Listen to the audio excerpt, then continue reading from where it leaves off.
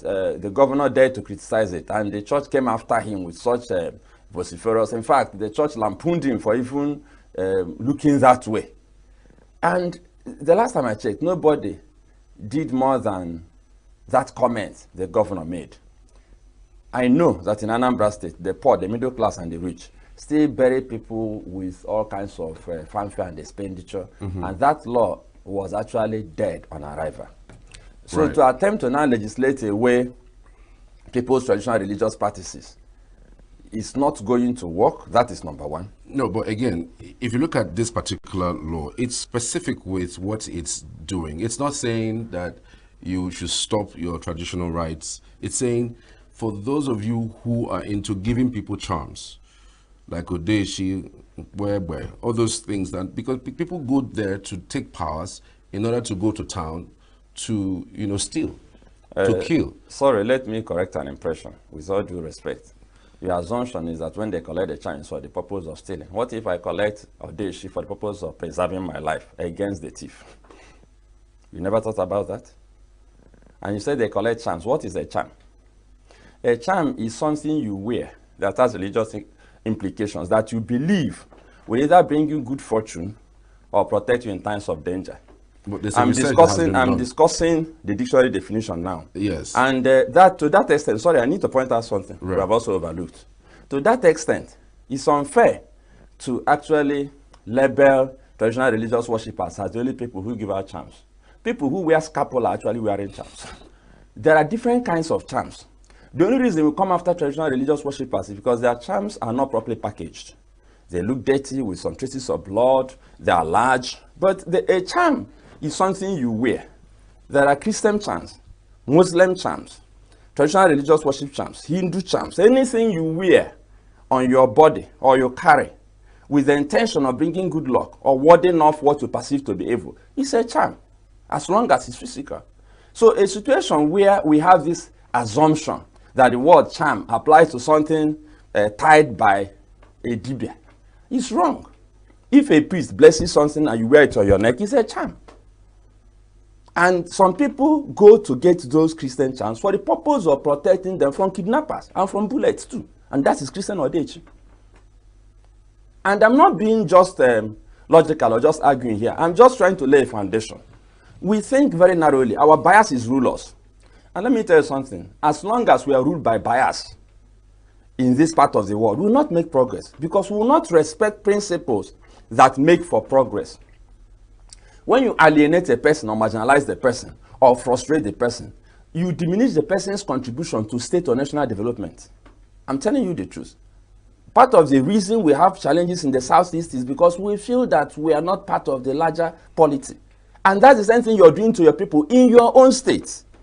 What you should have done would have been to legislate against practices without mentioning or isolating any religious practice because they have a right to practice their religion. The fact that there are a few miscreants who use the religious practice to deceive people or to perpetrate evil does not mean that there should be a blanket ban. There are pastors and priests, the last time I checked, who used to pray for fraudsters, anoint their phones. We have not called them out. We have somebody who sells miracle ATM card. We have not called them out. Why should you isolate traditional religious worshippers? The truth is this. Let me just tell you the truth. We have this mob mentality. And we like actually playing to the gallery because we think that if we attack traditional religious worship, most Christians will queue up and back us. Unfortunately for Professor Soludo, I'm a Christian, but on this occasion, I don't support him, and I think he has completely missed the point. He's misleading all of us to start having a conversation on something that will not solve the problem. Our problem in Anambra State and elsewhere is not Okite, nor Awele, nor Dibia. It's the tradition that was created and promoted by politicians that you can make money without working. If Okite is a charm for making money without working, the greatest Okite that exists in Nigeria is politics. Because that's where you make the most money without work. If you want to do Okite that will work for you, forget the Dibia, forget the church. Just go and join a politician. And then your life will be transformed. So they created the template that encourages young people to make money illegitimately and flaunt the wealth. Why should a governor be driving around with a convoy of 10 cars when the country doesn't make any car? We just assemble a few miserable cars in this country.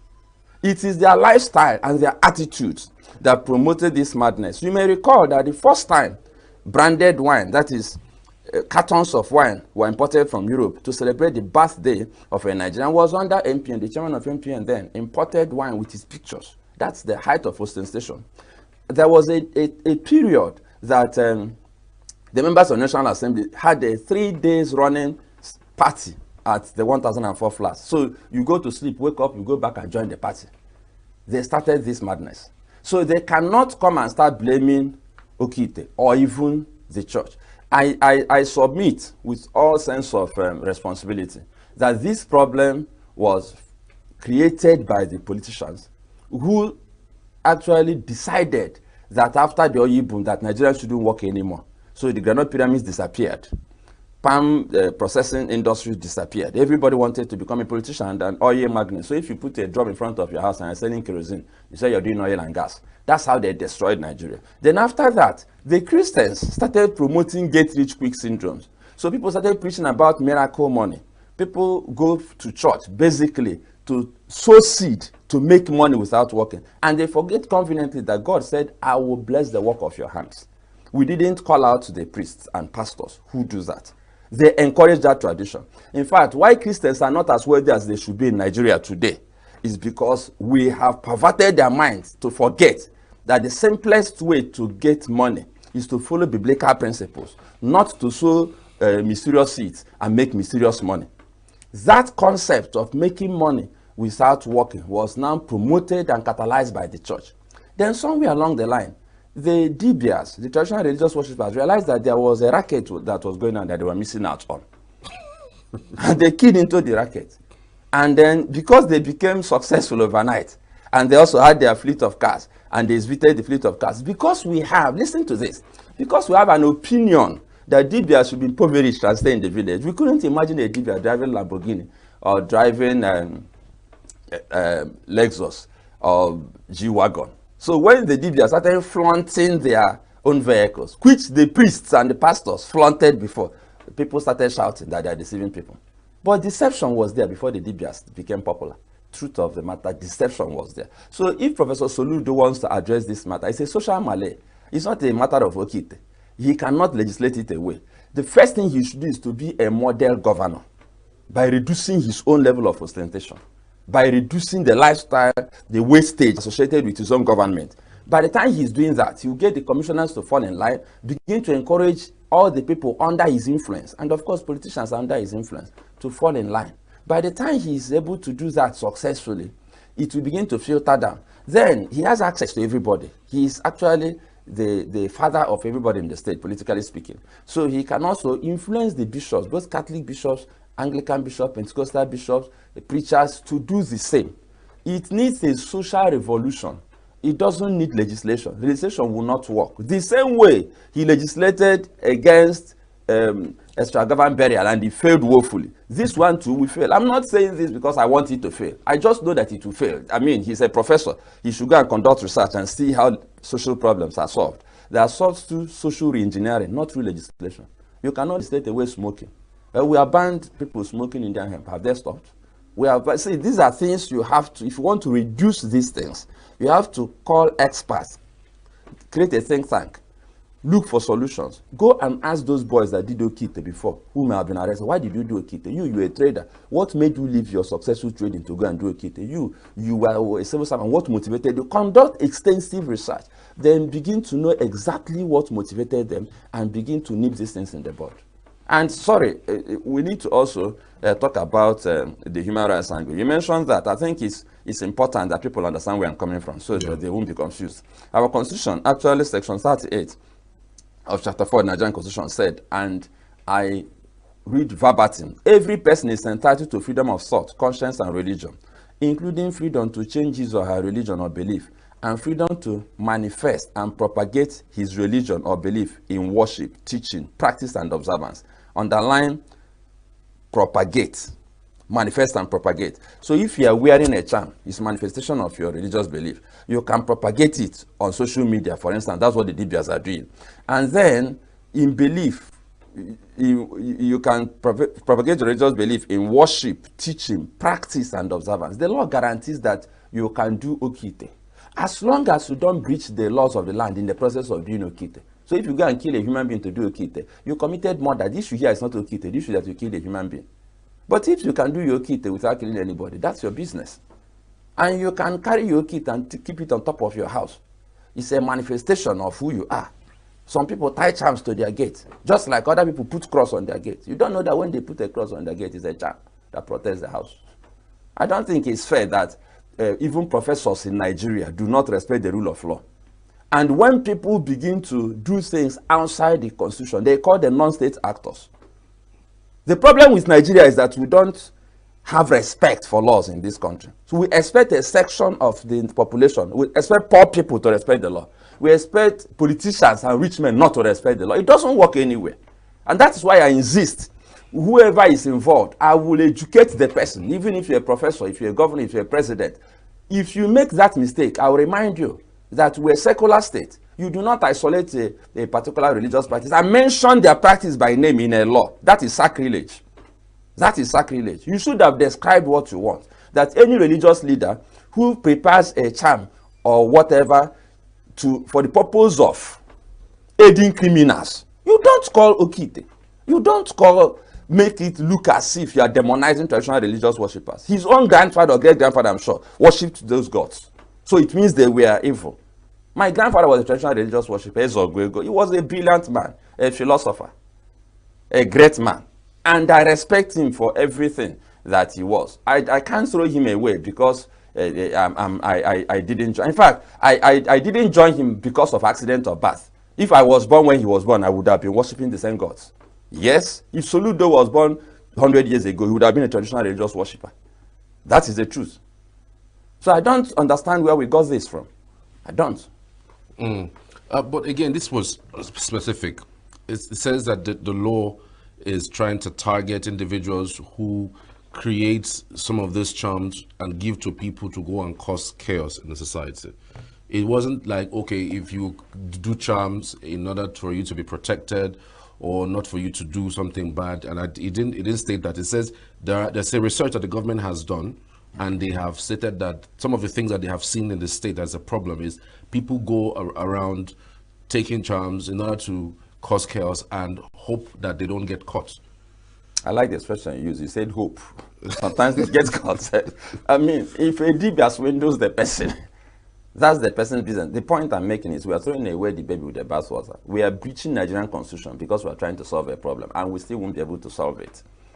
He did this because he felt that in most places where they saw kidnappers dance and bandits dance, they saw a shrine. But let me tell you the truth. The last time I checked, if you catch 100 robbers or kidnappers who were not involved in traditional religious practice, if you search them thoroughly, you will see an element of Christianity. Either a small cross, which he may not believe in, or a piece of Bible in his car. That doesn't mean that somebody necessarily gave it to him to go and rob someone. What I'm saying is that as an educated person who should be able to think dispassionately, he is actually firing at the wrong enemy. The focus should be on isolating people who commit crimes and people who aid crime. Now, who are those who aid crime? Anybody who makes any type of charm, whether he's Christian or not. You have forgotten that part. I'm not against the fact that he's trying to stop enablers of crime. But why isolate one enabler? A priest that preaches that you can make miracle money and sells miracle ATM is doing the same thing they did that is doing, by encouraging people to think that they can make money without working. The sin here is that he isolated a particular religion. Let us assume, without conceding, that a lot of people have been enabled to do crime because of Odesha and all of that. Have you ever thought about the fact that there are benevolent Dibias? Even as we speak in this studio, a lot of Christians go to Dibias. And you know. I don't know if some of these people who pass this bill into law, many of them may be going to DBS in the night. There are benevolent DBS. There are DBS who do fantastic work, good work. You can quote me. Some pastors may not like me after this. Some priests may not like me, but that is the truth. Because some of their church members go to those people. So why should you now demonize all of them? Because there are a few DBS that are not doing the right thing. That is, assuming there are DBS that do okay and do audition. One of the things you should do as a governor is to set up a machinery to educate young people that audition doesn't work. That if you go and do it, you may be shot and you'll die. And that even if it works, somebody can also do it for personal protection. But you have a job to do to enlighten them that the Okite is not a solution. That if you want to make money, look at the people who have made money in Anambra State and elsewhere. They didn't do Okite. Ekele was a driver for Saudume Ojukwu. And he became the biggest transporter in Africa. It wasn't Okite, it was hard work. If you list other successful Anambra businessmen and Igbo businessmen, they didn't do any Okite. So you need to educate them and change the way they think. You can't legislate away mindset. I'll say that again. You can't legislate away someone's mindset. You have a duty as a governor and as a leader to find solutions. And that's the advantage of education. But I noticed a pattern. When our politicians get into office, they're either confounded or confused. I don't know what happens to them. Because you cannot legislate away a lifestyle. You have to change the lifestyle. I will just use one anecdote, one story to illustrate this. When Donald Duke was governor, we were told that one day he was inspecting street lights in Calabar, and one of the lights was not working, one of the street lights. They called the commissioner in charge, and the commissioner drove there in a massive SUV. Meanwhile, the governor was on a bicycle. And the commissioner was so embarrassed because most people who were inspecting the governor were on bicycles because the governor liked riding bicycles. Everybody went and bought a bicycle, so our guy will be happy with it. That was the last day that commissioner came out with an SUV. He also bought a bicycle. So you don't just follow your leader, you mind the body language of your leader.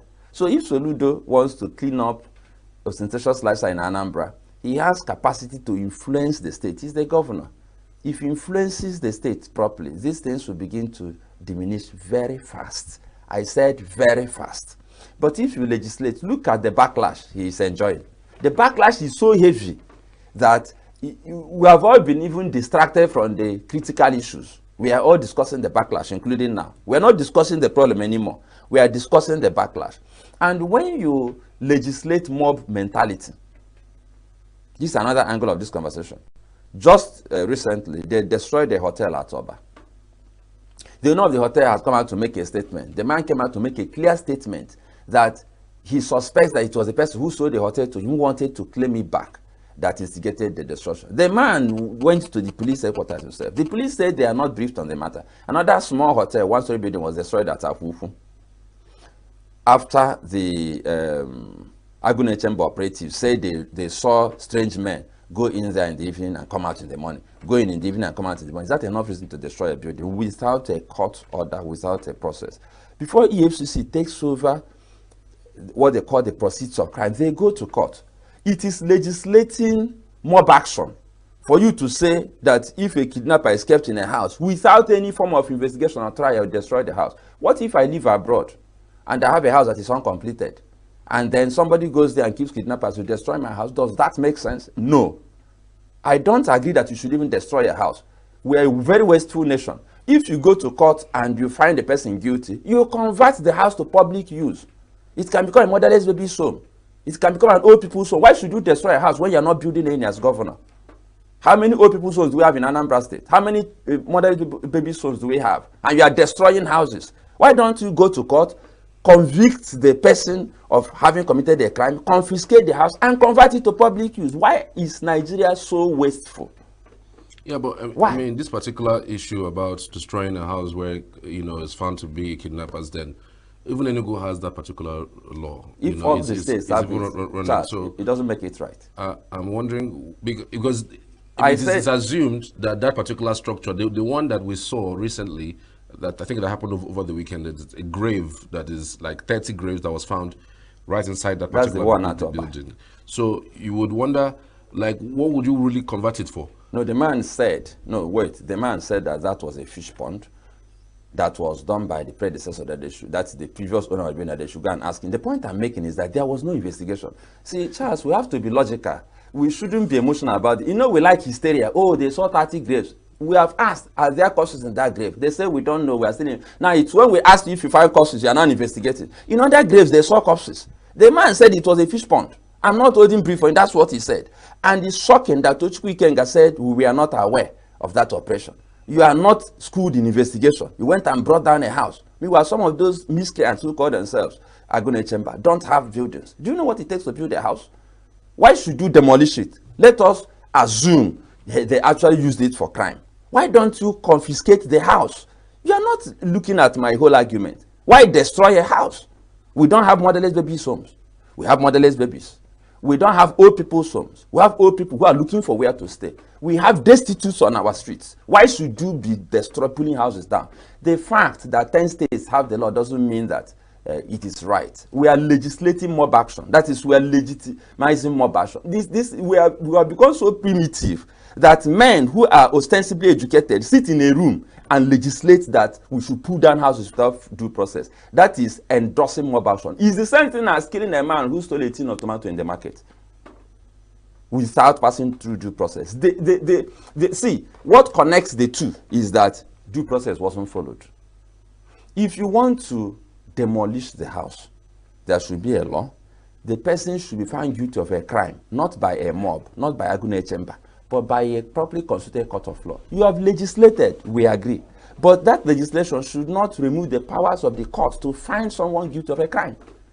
Agune Chamber is not qualified to try a person and pronounce the person guilty. That one doesn't need any argument. It's obvious. They are not qualified to take evidence, analyze evidence. You can't be a judge in your own case. That is, you saw somebody move into a house in the evening, come out in the morning, move in the evening, come out in the morning. You said yourself that you suspect that they are kidnappers. You have not confirmed. You put down a house. What if they are not kidnappers? Going to build the house again? What you now begin to do is to justify the action you have already taken. But let me also go to the next leg of my conversation, my argument. Assuming without conceding that these men are guilty, why destroy the house? Nobody is responding to that. A house is an asset that the state can use. Can use it as a computer center. You can use it as a youth development. Why should you pull down a house? The state is not giving us infrastructure in these areas I'm mentioning. And then you are pulling down houses. So imagine if EFCC decides to pull down houses belonging to fraudsters and people who committed the financial crime. Do you know Abuja will be a desolate land by now? Because you know how many fantastic houses they would have pulled down. Why not sell the house and give government the revenue? When they confiscate arms from bandits, do they burn the arms? They don't. When they confiscate arms from armed robbers, do they burn it? They don't. Why should you destroy houses? Some people say that the reason around destroying it is that it helps landlords try to find out what their properties are being used for every single time. Like, if you know that your house is going to be destroyed, if it is seen to be accommodating kidnappers or maybe being used for crime, you make sure that whoever you are you're giving your properties to, whoever is in charge of it, you are sure that it's not used for anything wrong or bad. They are not thinking straight. And with all due respect, they are not thinking straight. You're supposed to be asking the questions, but I wish I can ask you one. So you now, if you have a property in Aba, and you hire an estate surveyor and valuer, listen carefully, because you are busy here to manage your house. So every week you phone them or you go to Aba and check, is there a kidnapper? See, these people shouldn't use this. Okay. It means that building a house is now a liability. You see, we need to be logical and reasonable. That's why there is a court. And that's why laws should be couched in such a way that people should not become victims of things they don't know about. People should punish for their crimes. You can't punish a person for building a house. So a man, listen carefully, a man may work for 35 years, use his gratuity to build a house, then travel to his son's place in US to rest. And one stupid tenant brings a kidnapped victim into the... and you destroy his 35 years of service. Hello? We're not thinking. See, we need to make critical thinking compulsory in schools. In fact, we need to do training for politicians. 2 compulsory trainings. 1 is on appreciating the constitution and the laws of the land. 2 is critical thinking skills. Even our professors and lecturers and elder statesmen, with all due respect, most of them don't understand critical thinking processes, how you can think dispassionately. And most of them don't understand the constitution of this country. I think anybody who wins an election, they should be isolated for something like 1 month and open their brains and explain to them what it means to obey the rule of law. And then we should also teach them how to think dispassionately, how to think properly. Sorry, I'm not insulting anybody. I'm just saying that it is, for me, sacrilege that men who are presumably educated will sit down in the hallowed chambers of the House of Assembly and legislate against the rights of citizens. In other words, they are breaking the law while trying to create the law. If these laws are tried in court, they will actually fail the test. You see, unfortunately, we have DBS who are just talking on social media. They can challenge that particular law. Yeah, and the truth of the matter is that it will not stand the test. I was going to go there because, I mean, there are people who are also talking about trying to challenge it in court. I mean, to what extent, really, would they really get justice? That's on one hand. You said there are good and there are bad, DBS, and this kind of laws should be specific with, the bad ones. But no, sorry, really not the DBS. It should be about religious practice, not DBS.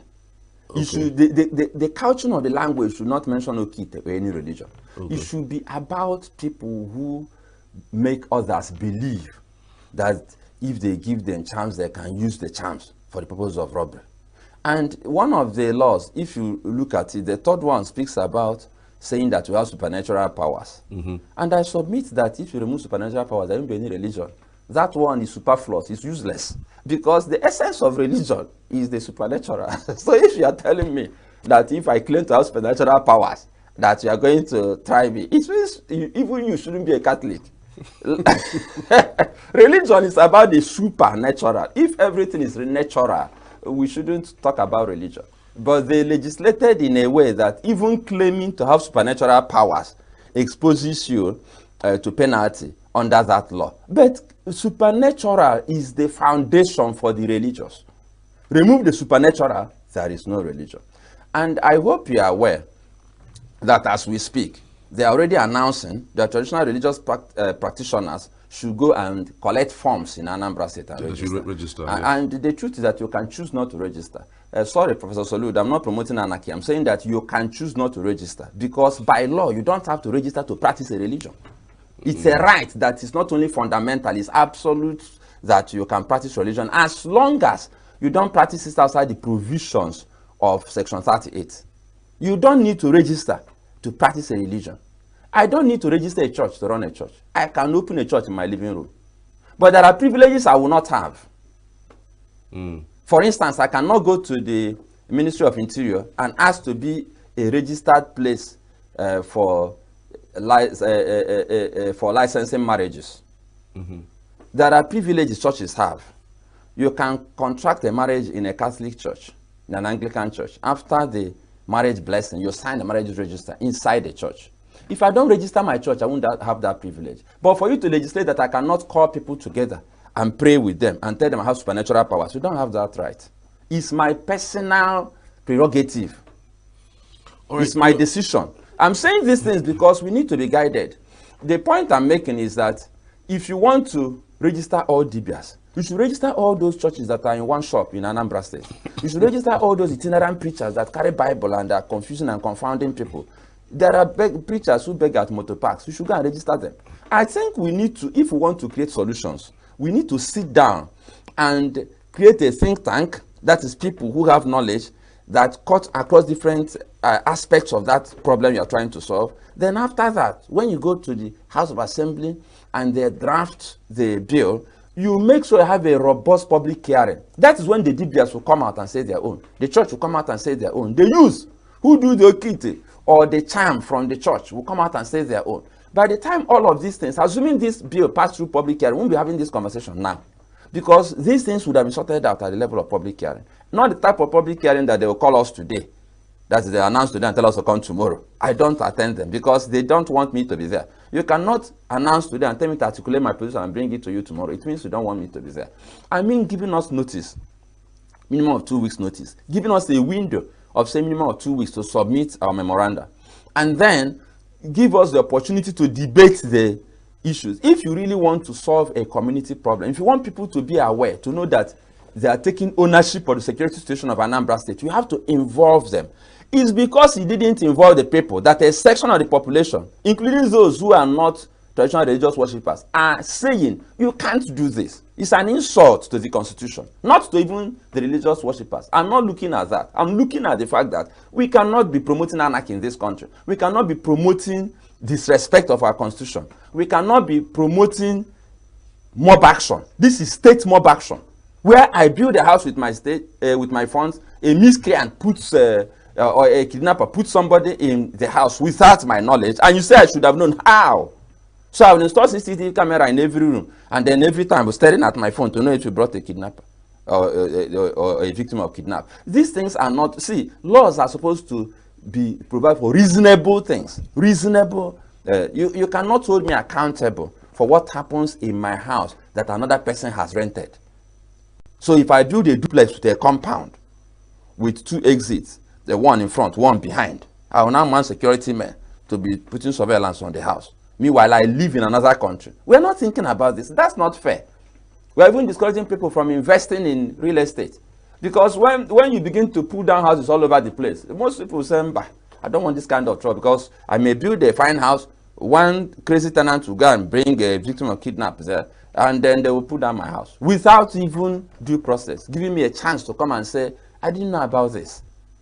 But if the landlord uses his house for the purpose of kidnapping, you can pull it down. But I still disagree with pull it down. I've said it 1,000,000 times. You don't destroy assets. In this same Nigeria, we confiscate houses when they are proceeds of crime. We confiscate weapons and hand them over to security agents. Why should we destroy houses used for kidnapping? Does it make sense? Before now, when they saw, they caught or they saw vessels used for bunkering, you remember they used to shoot them. That is, we will send to go and destroy the ship. We don't make missiles. We don't make planes. We procure them foreign exchange. Instead of using them on the enemy, you send a pilot to go and fire a missile at a ship that poses no threat, that has, listen carefully, that has 1,000, 10,000 cubic meters of crude oil, and the oil is spilled into the water. That is the kind of country we live in. When people like me started crying out that we are not only encouraging mob action, we're encouraging pollution, they stopped it. Those ships could have been sold after due process. You try them, they forfeit the ships, you sell the ships, and we earn revenue. But what are we doing? We are losing money. Missiles that we buy with hundreds of thousands of dollars, we use it to destroy a ship, pollute our waters, and then we give somebody contract to go and remove the wreckage. I mean, we should see, we need to reinvent this whole narrative. The fact that a person, with all due respect, went to school, is a professor or whatever, doesn't mean that the person will be able to sit down and look at all angles of the issues, especially when you're a Nigerian politician. You have all kinds of advisors. People will come from all manner of places to give you advice and tell you this is the only solution. Of course, deal with them. And then sometimes, to just satisfy or impress powerful political interests, you go and do the wrong thing. But when you make it open, broad-based, you get experts. If the person canvasses that opinion, tell the person, bring it to the table. We'll look at it. That's what I expected a professor to do. So, you know, there's a broader issue that gave rise to this. Anambra has been facing debilitating security issues lately, and it's unprecedented. There's virtually no week, sometimes even no day, you won't hear one kidnapping, one shooting, one killing, or another. And so, Anambra State Governor has gone ahead to, you know, create this security outfit that he knows that he could control. Like you mentioned. So, Don't you think that he is within the laws, doing that to make sure that Anambra people, live peacefully? There is nothing wrong with creating Agu in a chamber. The question is whether the Agu will protect the Mba or become part of the challenge the Mba has. A lion can protect you, but a lion can also consume you. So this Agu in a chamber, from the reports I'm getting, as the coordinator of Human Rights Volunteer, is already consuming some people. They may have also protected some. See, Agu nation by in itself is not a bad idea, but we need more fundamental solutions. Soludo started well. When he became governor, they raided the bushes. That's when they saw those shrines and dislodged a lot of the people living in those shrines. I saw a video made by a young man from Lilu who said that they don't live in their town anymore. That is a ghost town.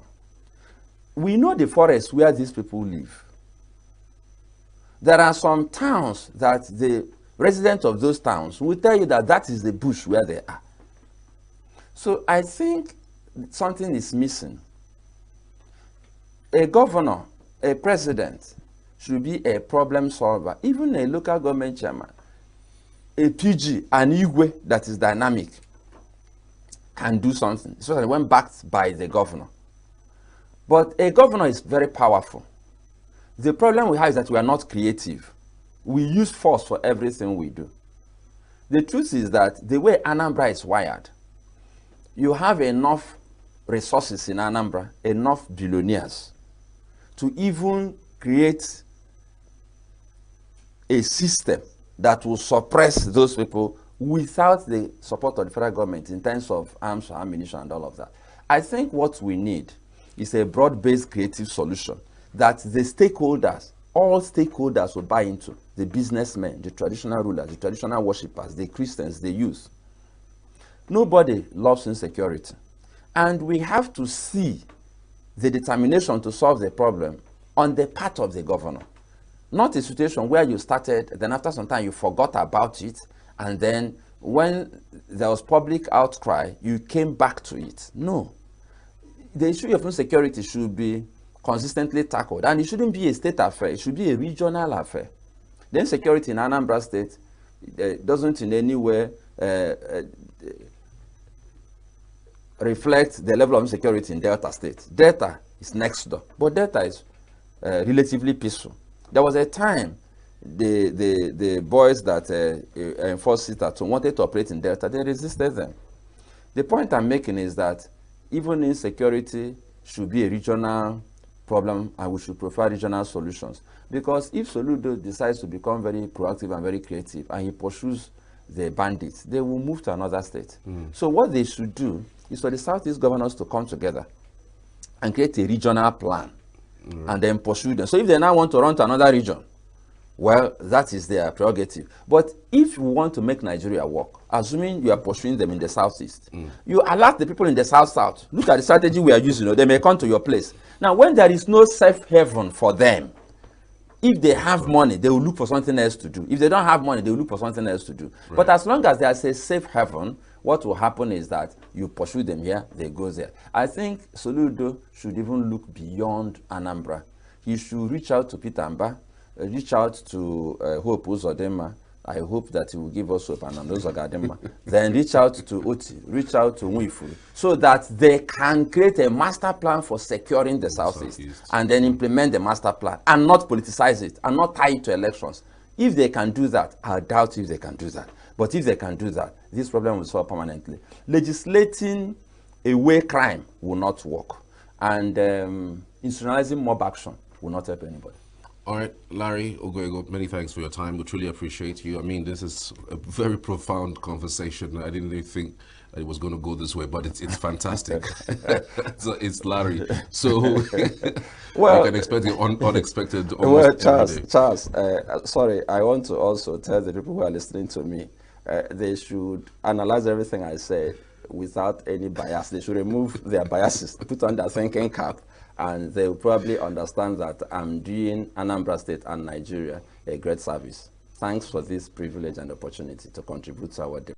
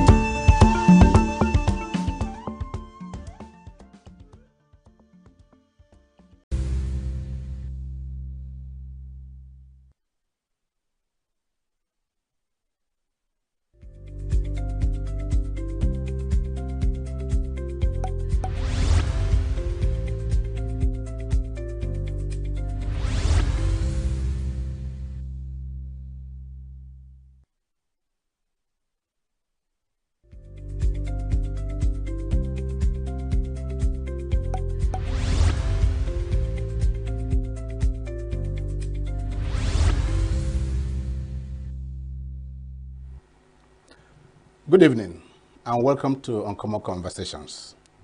On Signature Television, we're reaching you from our head office in ENUGU, Coal City State. Of course, the last time I checked, ENUGU State, the capital of the Southeast Nigeria. Sure.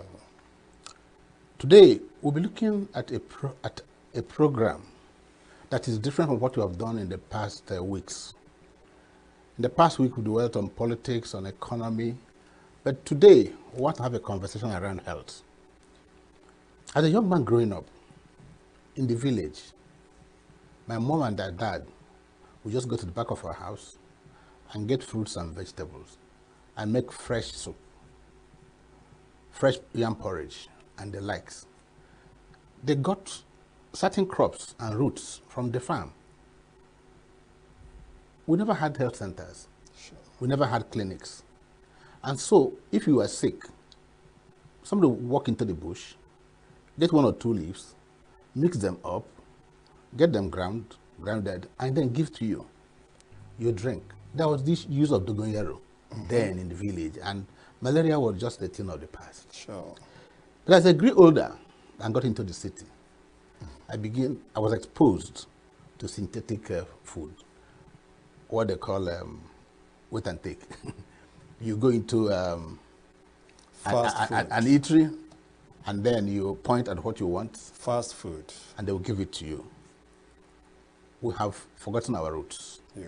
We've forgotten that in nature, we had so much health. In nature, we had wealth. And now, even at age 10, 11, people fall sick carelessly, endlessly. And that is why it is important that this evening, we have an uncommon conversation around the issue of basic diet requirements and rules for recovery and staying healthy. And to help us unravel this conversation is an expert himself. His name is Enugulu Hyacinth. He is a wellness practitioner and a coach. I would like to invite him to introduce himself the more and tell our viewing audience what exactly he does for a living. Enugulu. Thank you so very much. I count it all joy and privilege to be here today, to be able to unravel the mystery behind the frequency and the intensity of untimely death that is so much around us. To me, it is quite shocking because, just like you rightly pointed out, we have left our roots. So this program is designed to bring us back again to where we started, so that the common health that God has given to everybody, we can have access to it. So I want to take you back to my first question, which is Enugulu Hyacinth. Yeah. Who is he? What does he do? all right. And Enugulu Hyacinth, God's time, which means Oge Chineke, is a wellness practitioner for over 10 years in practice, and also a coach. By the special grace of God, I have authored quite some books. I am also a conference speaker, and I run an organization called Nature Way Dietetic Living Food. Nature Way Dietetic Living Food is an organization promoting and advocating healthy eating habits and disease-free life. Healthy living. Eating habits and disease-free life. Is it possible that we'll have a disease-free life? Scientifically, we know that every matter is assumed to be in a state of rest until external force is applied to it. This body of ours do not know on its own on how to become sick. Just like in Igbo parlance, we normally say, our body not even a single cell in the body is setting goal to have diabetes, arthritis. But our cells will respond precisely to the environment you have created for it. What I'm trying to say is this. The process and the function of our body is simply a response to a stimulus or a stimuli. Example, if malaria, before you have malaria, it is believed that mosquitoes should bite you. And when the plasmodium is released... That's a common belief. And when the plasmodium is released, if your immune system has not been actually turbocharged, the tendency is that the manifestation is malaria. For you also to have diabetes, it's either you have hypersugar or hyposugar. Okay. So that is just the way it is to every sickness that we go through. Yeah. Okay. When you say basic diet requirements, what do you mean? All right. That very phrase I like. I want to divide the phrase into two. Looking at basic diet requirement. We all know what basic is. We understand again what requirement is. But I think I have to dwell more on the word diet. Yeah. Anytime you hear the word diet, it's simple, suggests the food and the drinks one consumes on daily basis. By extension, we can say that diet could be well tailored, specific eating plan that one adopts or regimen in order to achieve a nutritional or healthy plan. For example, there are some people who don't like the way they look, and they have to do something to look better. So they have to design a particular diet plan.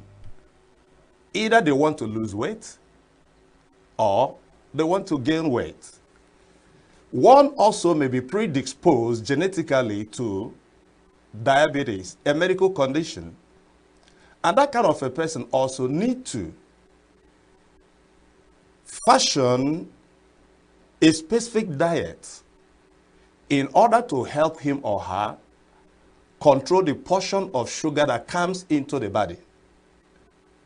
Also, somebody may want to tailor a particular eating habit in order to influence the overall health. Somebody also who is into sports may decide to come up with a particular diet that will continue to trigger up what we call the ATP. What would that mean? All right, when we talk about ATP, we are talking about a particular hormone called adenosine triphosphate. It is how do I describe it now? It is a block of energy. When it is released into you, you come up with such a strength that you could finish what you have already started without, getting weak. So a particular kind of diet could be tailored to guarantee such results. Apart from it, if we have a healthy diet, it therefore suggests that we also have unhealthy diet. But for the fact of what we want to achieve in this very program, let's look a little bit on healthy diet. Whenever we talk about healthy diet, where do we go and get it? When we talk about healthy diet, we must include, one, fruits. And you know that fruit is a wholesome stuff. It's not denatured. It is not devitalized. It is not demineralized. It is not processed. It didn't come with any additives that is not biological compatible. It is just the way God made it. Vegetable comes in there. It can as well be leafy vegetable. It can be tuber vegetables. Also, coming into it is what we call cereals. These cereals comes in form of rice. We understand what it means. Wheat, guinea corn, and the rest of them. So, also, good fats. You know, we have about 4 classes of fats. Yeah. One, the saturated, the unsaturated, the polyunsaturated, and also the monounsaturated. All of these fats are the same, but some tends to block, but some tends to maintain fluidity. Okay. Can you give an example of each so that our viewing audience may at least separate the saturated from the unsaturated? All right. And the other two. As we were growing right there in the village, there is a particular festival. I won't mention that festival because I have transited. Okay, go ahead. I have transited. So during that you are depriving festival, some people of knowledge. I've transited. You know, in those days, when they are doing festival called Odo. Okay. You know, I'm from ENUGU, you know. Okay, go ahead. Precisely Obase village. Yeah. We expect to have friends and where we shall come around, so it is a time to eat and to drink. And before long, each family has a way of putting money together to buy cow, goats, and all of that. So the night, the eve to the race celebration, that cow or whatever is being slaughtered. And I watch our fathers gather the blood and the fatty aspect of that very animal, keep boiling it, and we eat all of these things together. Ngongo. Ngongo. Now that I have grown up and I say, wow, It's called Ngongo. look at where God delivered us from. And today we understand that such fat is not good. It is saturated. It's still done in the village. It's still not in the village, but that is why. No, but when they do it, they go to the farm, they climb the hills, they trek a long distance.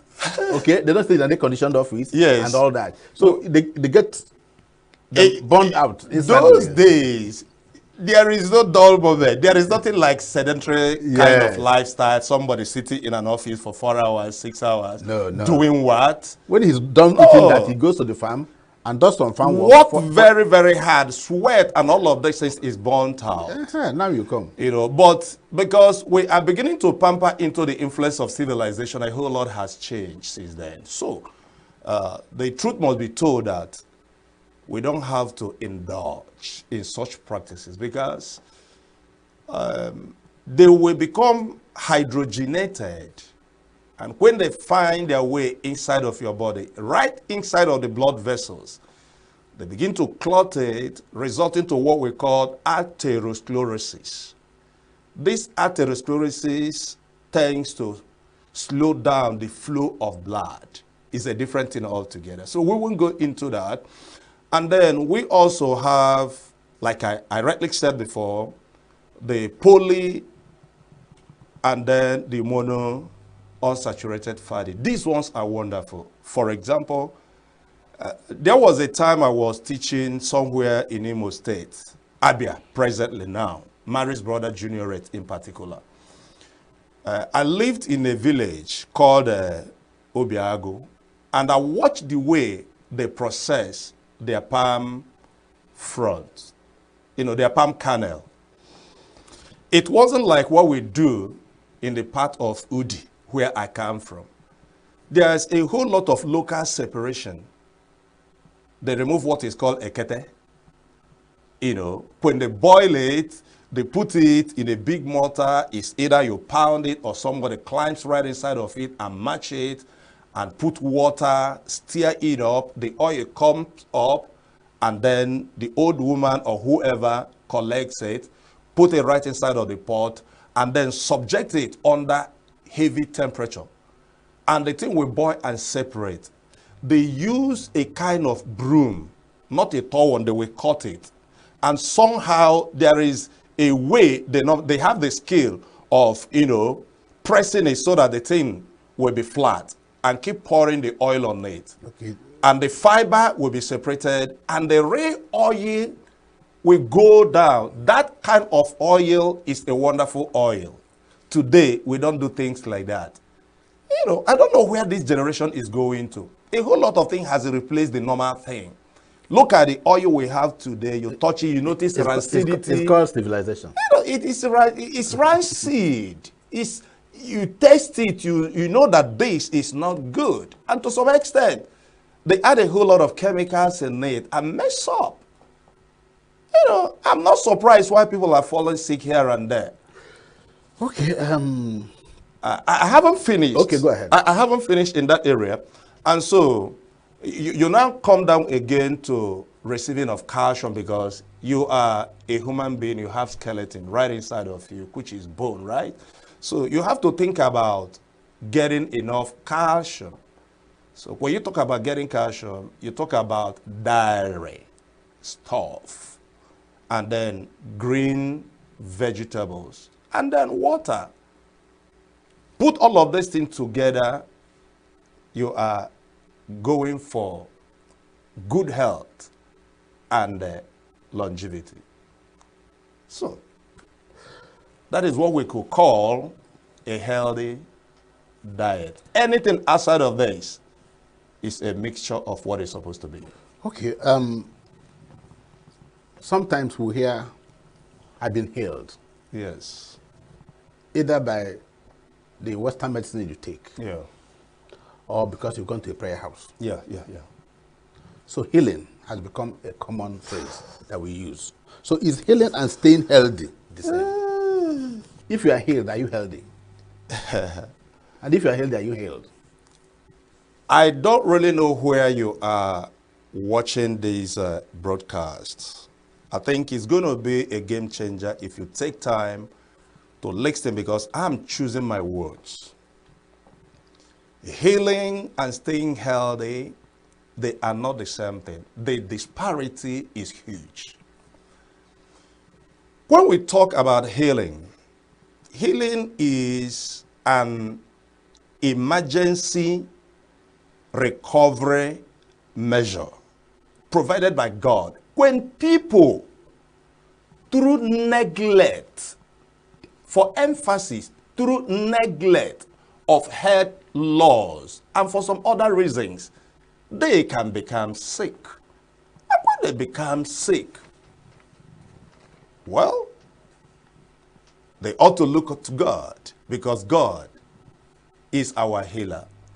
In fact, I am a Christian, and I don't mix words when I want to tell you that I'm a Christian, practical one by the special grace of God.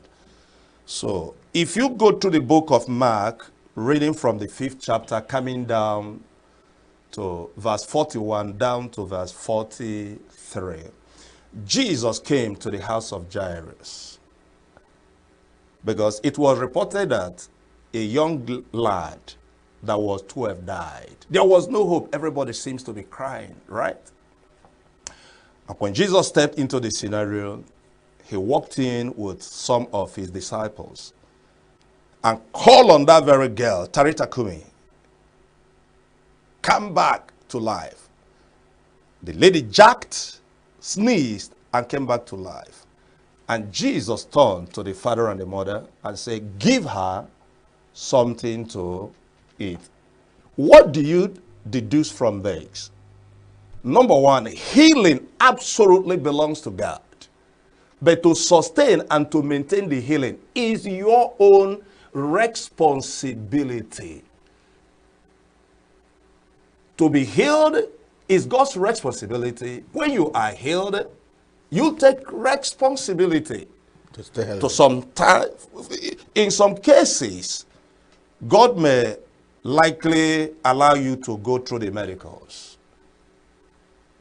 The sick should go to the doctors, and the doctor will treat you. And having been treated, you get well. So you now notice that health is superior to healing. Healing is a process that brings you to the place of what? Health. But do you know what? The amazing and the surprising thing is that you don't even need a doctor to stay healthy. You don't need a doctor to stay healthy. You don't even need prayer to stay healthy. You don't even need fasting to stay healthy. So what do you need to stay healthy? Right. The other day, Apostle Paul was traveling, going to Damascus, and the Lord stopped him on the road. He became blind. And the Lord spoke to Ananias, say, go to this man. By the time Ananias came and laid hands on him, scare went out of his eyes. Immediately he could see. The very first thing that happened is that there was a transfusion of hunger into his DNA that activated to his sensory perception that for 3 days I haven't eaten. He didn't realize he had not eaten. He realized he has not eaten. He was hungry. He was hungry. Immediately the Bible says he took food, and when he ate, he was strengthened. In other words, food carries anointing to give you strength. Food gives you energy. And so, when you come to the place of health, you know what to do? No. Because health is a conglomeration of several practices. Nobody can give you that. Your wife can't even give you that. Your children can't even give you that. If it is a conglomeration of several practices, not just the practice or the result of one thing you do, it brings in there proper dieting, exercise. Your doctor cannot exercise for you. Yeah. It's you who will do that. I can suggest to you, you should eat. But if you like to eat, you eat. If you don't like you. If you don't like, you stay. Yes, Doctor can help some you. people tell you they're hungry. Nobody can do that. But I don't want to eat. Then again, you need rest. Read Mark chapter 6 verse 31. Jesus, man and spirit. While he was doing his work, he said to the disciples, come, let's go to the other side. We need to rest. Listen to me. If you refuse to rest, you will be laid to rest. And people will come back and say, rest in peace. You need to rest, my brother. Rest is very important. The point of rest, your body takes over. Begin to repair, renew, and replace a whole lot of things that have gone bad. In fact, it is at this very time the adrenaline begin to come low. The cortisol begin to come low. And the entire system begin to get back again. Not only that, you need to understand when to stop work. A lot of people want to finish work, what they have started. If I didn't finish it today, there's no way you can finish it. That is why you must plan, pre-plan how to work so that you can manage stress. If you don't learn how to manage stress, stress per se is not a disease, but it can create an inroad for so many other things to come in. So you must learn to rest. Nobody can rest for you. Your doctor can't rest for you. It is you who will do it. So you don't need doctor. You don't need anybody if you really want to be healthy. Not only that, your relationship with human beings and God is very, very important. But do you know, in all of these things, food primarily determines how healthy you will become. Do you know why? No. The reason is that the sum total of our health is the function of what you eat and what you drink. And if you don't make conscious effort to understand your physical body relationship with the articles of what you buy and eat, you may be on your way to the grave. Now that we are pampering into the influence of civilization, you remember what you said when we started this program, how we go to the backyard, collect the greens and all of that. Nobody cook and eat it 2 times the next day. You cook and you finish it. The fridge is there. I have nothing against fridge, but we should understand what fridge is. Fridge is simply a preservative. Something that will help you to extend the shelf life of whatever you put in there, that all to decay if it is not put in such environment. But today, most people, before they take water, they have to touch it. If it is not cold, they won't take it. Which kind of lifestyle is this? Apart from that, we have a lot of eateries around us there. 5G life. That is where we are today. Microwave type of life. And it is showing. But this is like my way of sounding warning to whoever that cares. If this health and life is your own, you really have to rise up and take responsibility. Okay, we shouldn't take a short break, but before we do that, I just want you to speak to this issue. What happens to our health? What exactly happens to our health when our diet is faulty? When you have a faulty diet, what happens to our health? I'm becoming emotional now. It don't have to be. It don't have to be. Because I have seen people who ought to live just die. Not because God wants them to die. Not because of witch, not because of wizard. But we say whatever happens to him at any point it does, we'll give glory to God. Yeah, we have to give glory to God. But yes, but there is the Godward side and also the manward side. What God has given you the ability to do, He won't do that for you. What He takes ability from you is what He comes to do for you. Okay. Now look at the way this thing works. I'm choosing my word. When your diet is faulty, it is an insidious. I use the word insidious. Something that is secretly stealing from you and you don't know. Faulty nutrition is insidious and unrecognized. In fact, that word insidious is being described by the word,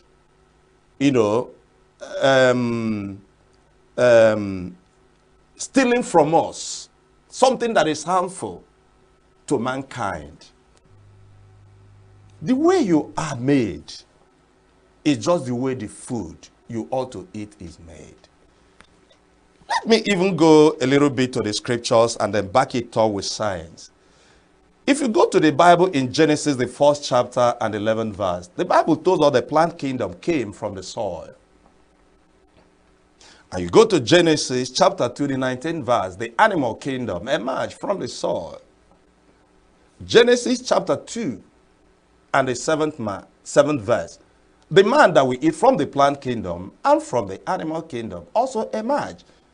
What does that suggest to you? That's life. That what man we eat is they just come from the same environment. And scientifically, when this thing is looked upon, we discover that man is just the food that he eats. If you take a single cell, cell, the tiny microscopic energy life-making machine, there is a place in it that is called the cell membrane. We have the nucleus where we have the DNA, deoxyribonucleic acid, that tells you about the things in the gene. And there is another segment that is called the protoplasm. Right in the protoplasm, we have 4 powerful elements. One is carbon, hydrogen, oxygen, and nitrogen. You see, remember, if you must know about a product, you ask the manufacturer. So if you don't get it from the manufacturer, you will make a lot of mistakes. Now, God, who knew that we are coming here, He understands the food that we eat. Number one, that will not be harmful, that will not distort the function of the organs, and we only deliver nutrients for ourselves to regenerate, repair itself. You know what He did? God now commanded us, say, carbon, go into the atmosphere. hydrogen go into the atmosphere, oxygen go into the atmosphere, sun begin to heat the plant. Through the process of photosynthesis, carbon, hydrogen, and oxygen come together. They become what is called carbohydrate. So God kept your food that will give you energy in the plant. So, so you see now that plant is like your filling station. When the one in your body finishes, where do you go? You go to the filling station, to the plant, and get enough of it. But today, somebody will turn a grain of maize to something else, to something that is yellowish, and little children will eat it and lick their fingers. When you give them one apple, they will not take. I will not mention names. You know what I'm talking about. They have denatured all of these things, added things that are not biologically compatible, which the body cannot use. And two things is happening to our physical body. Number one is deficiency, because you haven't provided the nutrient density that the body needs. Number two, you have brought in things that are foreign. The body do not recognize it. And if the body do not recognize it, they will trigger what is called free radicals, destructive active molecules. And it is implicated in over 80% of the chronic diseases that people are going through. Faulty nutrition. It is an insidious and an enemy of mankind. Okay, if you're watching us, we're still holding on common conversations. And our guest is still Nyagolo Hyacinth. But we're going to take a short break. When we come back, we'll continue the conversation. Don't go away.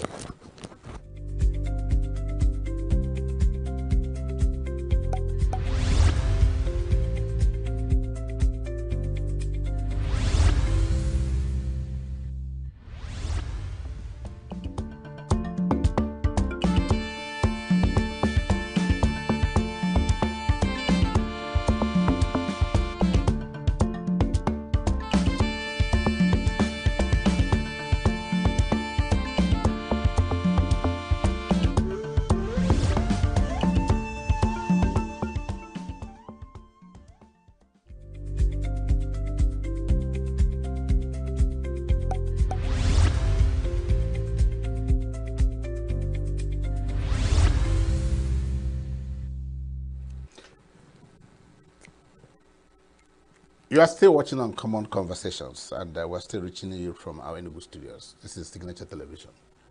Nyagolo Hyacinth, My brother. you put me in the spirit. Honestly, you put me in the spirit. You've gone biblical, and you've been quite scientific.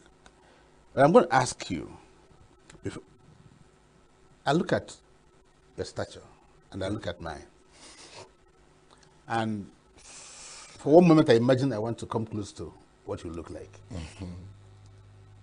What will I do exactly? Discipline. I'm very disciplined. In what aspects? It's discipline.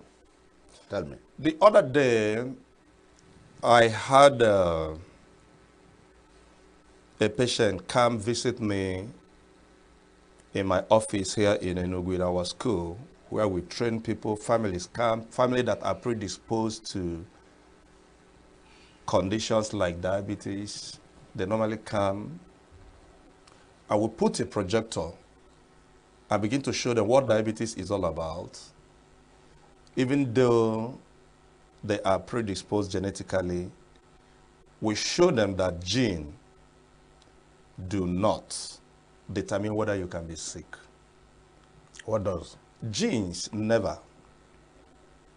Genes can only function simple by being activated. And nutrition is what plays a key role in determining which of the genes, either the good or the bad, that can give expression. For example, if you have a palm kernel, right, which is a potential seed, put it on top of this table for 20 years, it will not give expression. Take it outside there, plant it, give it 3 months, water it, manure it. What happens? It will grow. So, what's the difference? Because of environment. It takes discipline to create a healthy environment. So what you eat is very, very important. So when the young man stepped in, I told him, you'll be fine. He was even thinking he's somebody that poisons and all of that. I said, keep that aside. Let's deal with what we are seeing. We will get to that one later on. So I sat in them, I said, if you will ever practice what I'm going to teach you, you will infallibly recover. He said what? I say infallibly. Write it down somewhere. Because it is lifestyle related. It is not an inheritance. It is lifestyle related. Okay. And I told him, beginning from now, this is your regimen. Stay on this. And kept staying on that 1 month to 2 months. In fact, the result was awesome. Quite a good number of families with conditions that have defiled, so many things they have done, start coming. And when we change your thinking about eating, we have helped you 50%. You need discipline to implement it. So if I tell you what I do, that as I wake up in the morning, as I pray, I just want to see your daily diet, what it looks like. As I pray, I wake up, I try to dress bed. You know, the culture of waking up and dressing bed is gradually going. Yeah, but that is the very first. It's almost gone. Yeah, but that is the very first exercise you do. Because God even said, using Apostle Paul talking to Timothy, do physical exercise because it has profit in it. So you bend, you squat, you know, you dress your bed. The next thing is you brush your teeth. What you also use to brush your teeth is very, very important. Yes. I grew up in the village. I can still remember using dogoyaro stick. Yeah, it's very healthy. When we will be running down the hill going to fetch water, there are particular plants there. We just cut them, use our teeth, remove the other part, and clean. Nothing is wrong with our teeth. Oh. It's just that we have eaten. Yes. I don't understand what is happening with us. Even in the primary school, they taught us how to use charcoal to clean our teeth. But today, take up a tube of any paste you are using. What you will see will amaze you. I did a program for the former governor of Imo State, Rochas, when Dr. Bumi was the chaplain, person there. He invited me after listening to me. By the time I finished, the Imo State Speaker, by name, His Excellency Ihana Acho, asked me not to go. I was in a hotel for 4 days. And he took me back to his house. I said, that is where we're going to sort it. I did what is called kitchen cleansing. Bring everything you are using in the kitchen to prepare your food, ranging from your salt. We begin to look at the salt. And we discover that the salt we are using is lacking a lot of electrolytes. The salt in the market? Yes, the white salt in the market is lacking a whole lot of electrolytes. What I personally use is Himalayan natural sea salt. It has 92 electrolytes in it, and also a wonderful, substance that can alkalize your system. So I brush my teeth using an organic toothpaste. I've not come here to promote anyone. Don't promote anyone. So I don't mention anyone. You pay for it. But then you must know how to read label. There is something I found disturbing. There are things we use externally that we don't have to use internally, like sodium lauryl sulfate, SLS. It is a surfactant, something we use in producing soap, in making soap to foam. So of what use is it there? Sometimes we'll find it in our toothpaste. You do your due diligence. Okay. I'm not going to mention any of these things. The sorbitol are they're wonderful. The hydrated silica, they're wonderful. So many of them. But you need to find out what you are using if your life is very important to you. Reading label is very important. So I use an organic toothpaste. Shortly after that, I have to take my warm water in the morning. Why must I take warm water? I still remember my grandfather Early in the morning during the hammer time, he will wake us, all of us. And we will be there about the hour 3, 4. In the morning hours, he will be gathering palm front. And he set up the fire. And every one of us will be stretching ourselves. No, we did that. We'll be stretching ourselves. We feel very much good. In developed country today, they have fireplace in their parlors. Yes. Because we are warm-blooded, not cold-blooded. Some of them put firewood under the place they lie down to warm themselves. We sleep under air conditioner room. We use fan. In fact, I know of a family anytime because of this plan of band B. Band B and band B and band A.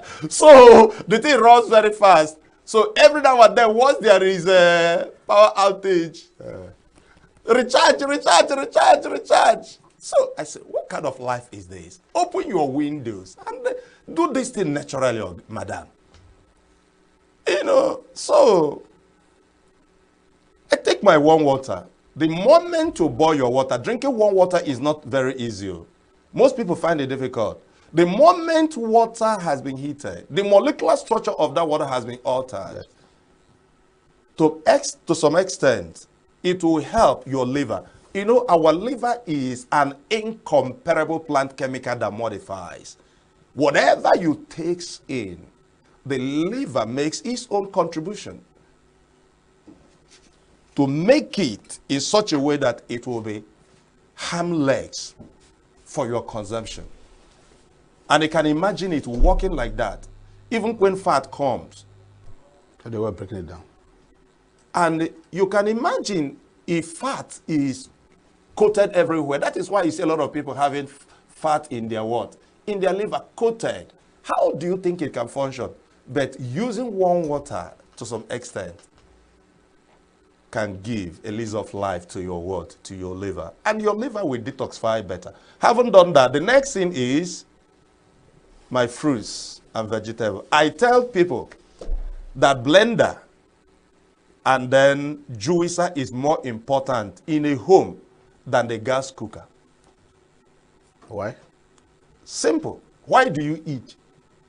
You are eating not because you want to feed your stomach. You want to feed the cells. You want to help your immune system.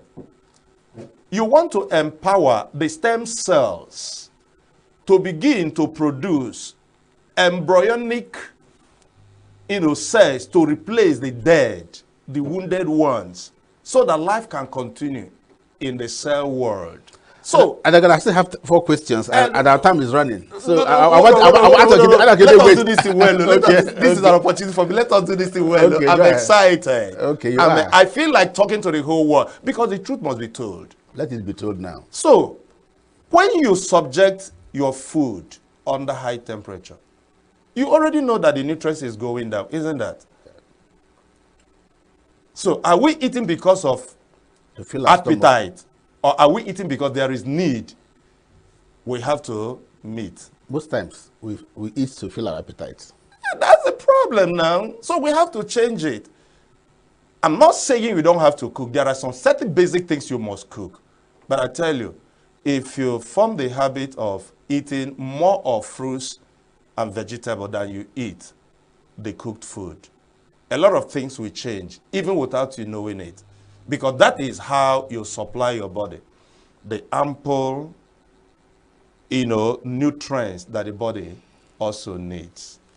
So when I have done that, then I relate with people. Because in Igbo, onye wiwe okali anjo. Anybody who triggers you is trying to steal your health. You must learn forgiveness whether you want it or not. Forgiveness is a virtue that God gave to us to begin our relationship again, to bring back our health status again. When you are angry, agitated, unforgiveness, you are carrying a load. An excess load. All you need to debunk, take away all of these things. You feel lighter, you'll be in a lighter mood. Even when you eat, you will enjoy what you are eating. That is why I say health is not what the doctor can give. You must make up your mind to be healthy. So I try to practice all of this. Sometimes I don't get 100%, but I live under the consciousness that I must do the right thing all the time. Okay, very briefly, after seeing a doctor, assuming I'm sick and I'm going to see a doctor, what do I do next? Listen to me. Don't become a doctor you are not. The doctors are trained. The moment you discover that you are sick, it's just like you're driving a car. You don't just have to become mechanic overnight. Yes, you will listen to the symptom of your car, because symptom is an internal mechanism planted inside of God, inside of us by God, to remind us that something is wrong. And when you check out the expert in that area, the expert will fix it. It is your right to know you are sick, but it is also your right to go and see a doctor. And doctor will do clinical examination, diagnose, find out exactly what the case is, and immediately commence treatment. And when you've been treated, because it's like an emergency, at this point you don't know what to do, so you needed them. The moment you go there and you're okay and you're out, take responsibility. You are personally responsible how good you can become at what is important to you. If your health is important to you, take responsibility. How do you take responsibility of your health? Do you know? Can I ask you a question? Even if you go to the best hospital in the whole world, Johns Hopkins, that is in Baltimore, United States of America, and you get yourself treated and you're back, and you start indulging again in practices that will lead to sickness and disease, what happens? You will fall sick again. Yeah. So what do you do after? So what you do at this time is this. You have to adopt a very good diet and lifestyle that is okay. Because when your diet and your lifestyle is right, you don't have need of taking so many petrochemical synthetic drugs. But do you know again, when your diet is wrong and your lifestyle also is wrong, even the drug you are taking is useless. It will not help you, because you are curing yourself and you are doing the same thing that is causing the sickness and diseases. So you need to take responsibility by personally understanding your physical body relationship with the articles of the food that you need to eat, and engage in eating that very food appropriately and at the right time. Okay. Supplements. By the word supplements, we should know what it means. Supplements have become a way of life in this country. Yes. There are too many of them everywhere. Yeah. Okay? Yeah. Actually, is the abuse when purpose is not known. Abuse becomes inevitable. Supplements suggest that something is missing and we need to make it up. Something you use to add to the deficiency. That is what is called supplement. Okay. Today, we have technology that has the ability to isolate these nutrients that we needed organically and package it. And these things are encapsulated. Some are in tablet form, some are in syrup form, some are in powdered in granule form. They are called supplements. The idea behind it is that you're supposed to take about 30 international units of tocopherol, which is vitamin E. You haven't gotten it. You need about 1,000 milligrams of ascorbic acid. You haven't gotten it. Then you can supplement so that aging will be graceful. But some people today carry it because they are not trained. If you take this one, it will cure this. It will even cure cancer. That is why doctors get mad at them. It's not because they are not good. They are wonderfully okay. The way we are eating, we need to supplement in order to make it up.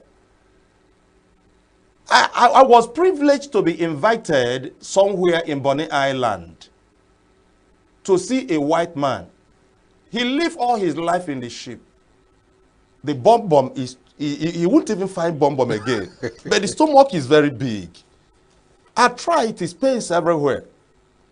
The only way I can help is to engage what I call masticator. There is a machine that is called masticator. It will preserve the enzyme, the biological catalysts that facilitate the biochemical reaction when it comes. And then add up, supplement to it in the area of his need. Amazingly, this man gradually returning back. Supplement is an integral part of how we can recover and stay healthy. There are families that are privileged to have people abroad. Yeah. And over time, you see them sending this thing, but the people that are bringing it to, they don't know what is it. They dump it because they are not trained. But gradually, people are beginning to know that supplementation is part of recovery and staying healthy. If you come to me, I will consider your sex, I will consider your age, I will consider your blood group and your gender, and recommend for you something that is beautiful and awesome. In fact, right as it is now, on my hand, I have what is called double stem cell stimulator. What does it do? Stem cell. Stem cell is the new biology. Stem cell is, I call it a recovery of life or longevity cell. This stem cell is not specific to any of our system. It doesn't know the cell that is in the nervous system. It doesn't know the cell that is in the cardiovascular, the gastrointestinal, the urinary genital, the musculoskeletal. It doesn't respect it. The job is, if you trigger it, it will produce embryonic cells, looking for where there is damaged cell and replace it. That is how I reverse diabetes. That is how I reverse high blood pressure and so many other, lifestyle-related cases. I use stem cell to do all of this. Very fast one, because our time is actually galloping. Yeah. It's galloping. Yeah. Now, a lot of people have watched you. Yeah. Our audience. Yeah. They'll be wondering, for all you've said, Yeah. what's the way forward? For me, I've said this, I want to look as thin The as way you I are. am. Yes, I want to cut myself to what you have. So I want to get off this chubby part of me. I thank God. Okay. You feel like breakdancing. So what's right. the way out and the way forward? Way forward is this. Very briefly. Number one, health education is very important. Alongside with medication. Where can we get the health education? That is why I am running a program. Is this the university? It's not that university. Like in ENUGU, if you are within ENUGU, there is a place in ENUGU that is called C2C Plaza, Block E20. C2C Plaza, Block E20. That is where we do training. And we are doing it free of charge for now, because this is an in thing. People that are predisposed genetically to diabetes, you come, we show you a way out. People that are having high blood pressure, be it primary or be it secondary, be it the ones that are caused by underlying factors. Maybe your kidney is not working very well and you do not even know. And the BP is high. You keep taking drugs for BP instead of dealing with what is causing it. Maybe you are somebody who stays on NSAID, non-steroidal anti-inflammatory drugs, so long a time. And some of these things can trigger high blood pressure. There are risk factors. So what we do is to sit you down and teach you. After teaching you, we empower you. We watch you in the next 6 months. After practicing what we teach, you just simply recover. We do it excellently well. I see people fly, stay in a hotel 4 days. So you do it with drugs, supplements, or what? No. I don't touch drug. I'm not a medical doctor. Okay, I have nothing to do with petrochemical synthetic drugs. No, I do it with simple food. Simple food and supplementation. But the primary is giving you an understanding, changing your mindset about how to stay healthy, and then putting it in your hand how to go about it, depending the condition that brought you. There is no health challenge you cannot walk out from if you are disciplined enough. There is no health challenge You cannot walk out from if you are disciplined enough. I want to pause you there and I want to stop you there. Yeah. Because that's the take home. Good.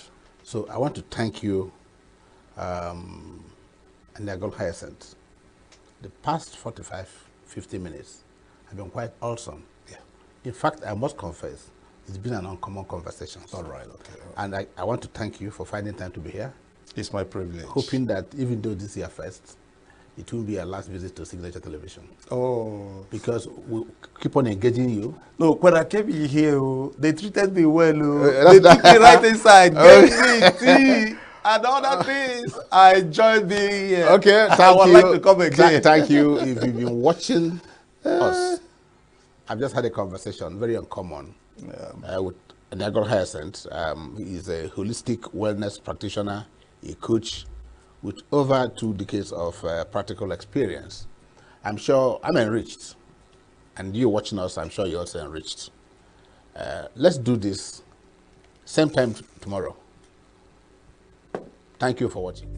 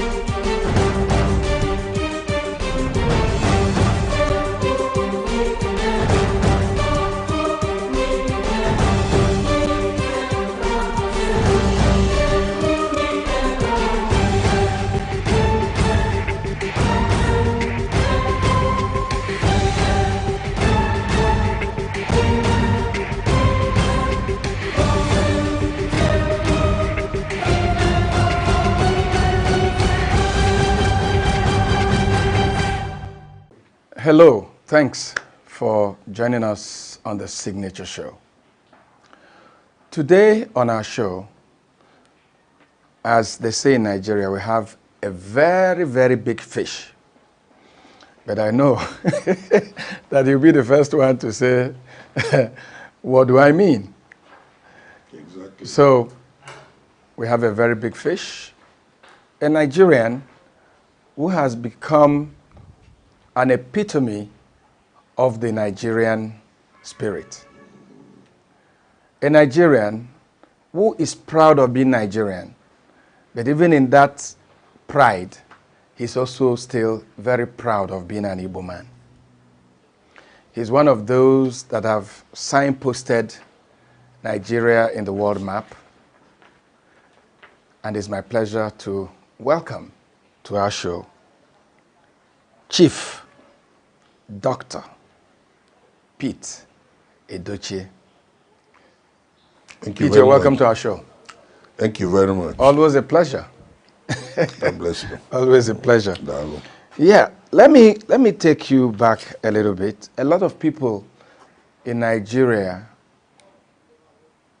when they think about Pete Edochie, they just see one big star who just fell from the skies. A lot of them didn't quite know where you started. Tell me about your broadcasting years. That was actually when you became a star, before you became the mega star. Yeah, thank you very much. I joined broadcasting in 1967 I ran away from the North during the crisis, and I was lucky to have returned with my life, and I joined broadcasting on the 14th of February, 1967. That's Valentine's Day. I don't forget it easily, you know. And I rose to be a director. I mean, it's to encapsulate my impressions along the line. So, and while I was the director, there were programs I created and immortalized, so to speak, like Instant Party,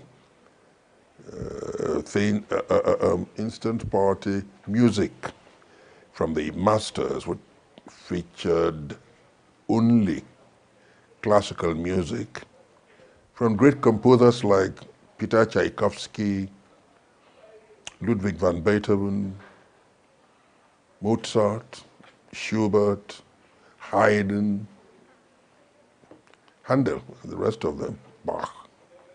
And even till this moment, people still phone me to request I go back to the program. And I said, no, it's almost 20 years or more since I left broadcasting, and I'm not likely to perhaps attract sponsorship for the program, you know.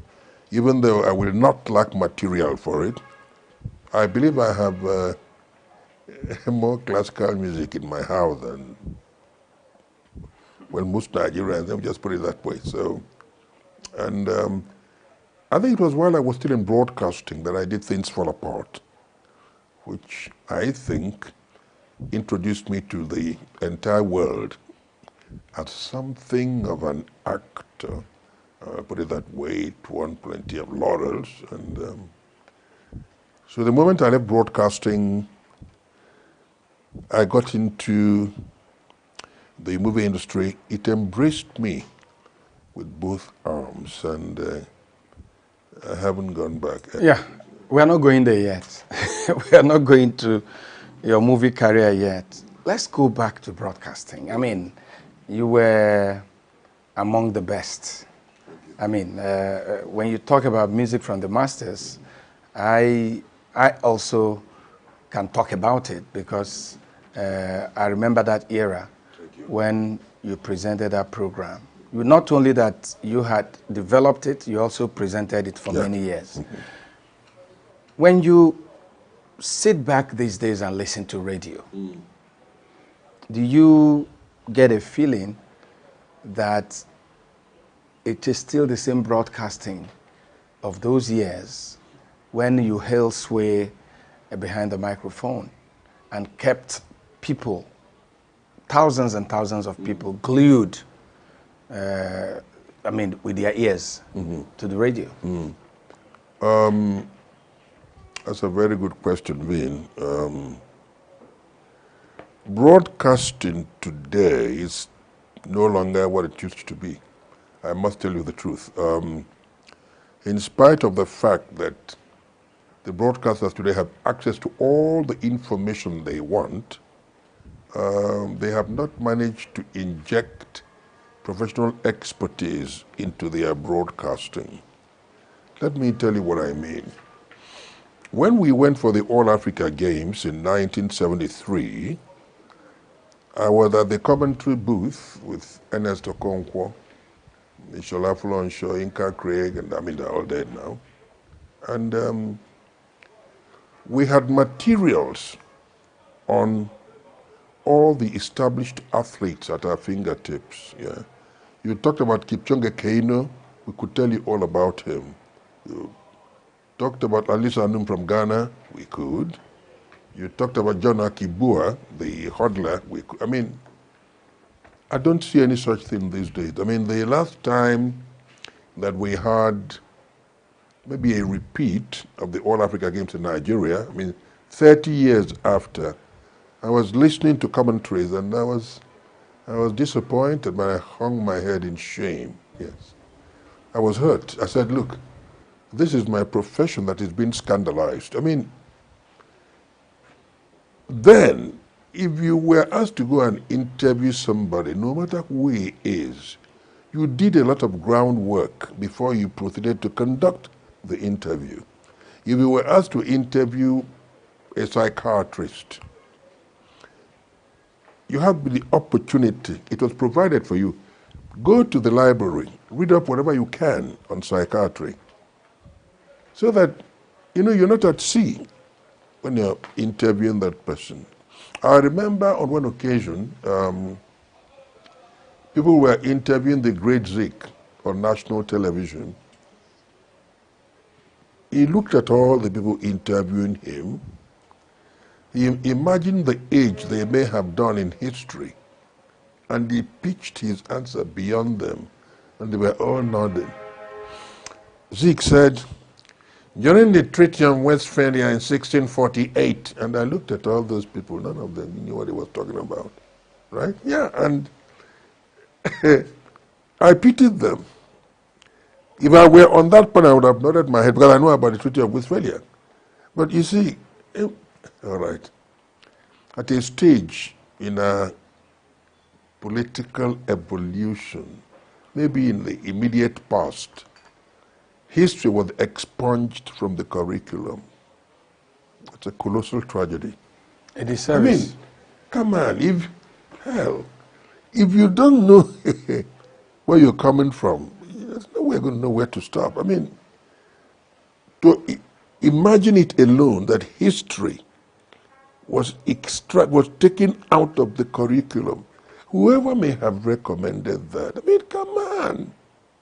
You want to extinguish a people, that's what it means, you know. And so you see, sometimes I don't blame the broadcasters today very much. I don't, because I don't know the kind of orientation they had. But in our own case, oh hell, you were grilled properly. Like I said, if you were going to interview a psychiatrist, you're going to interview a lawyer, a doctor, no matter the field of the person you're going to interview, right?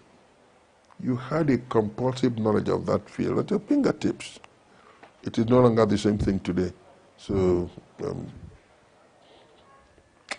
I'm not sure I still feel nostalgic when I listen to them. I don't. Things fall apart. Yes, for those of us in the southeast at then, we knew Pete Edochie, of course. We knew you had become director at ABS.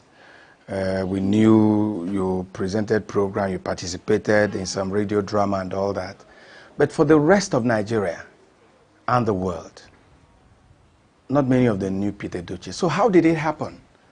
You know, I've heard stories, somebody called you and this happened. Tell us the story. How did you get involved in Things Fall Apart? There was an engineer who worked with us in broadcasting, and he's dead now, Engineer ENUGU. He was in charge of, I think, zone C or zone E or some one of these zones in the NTA. And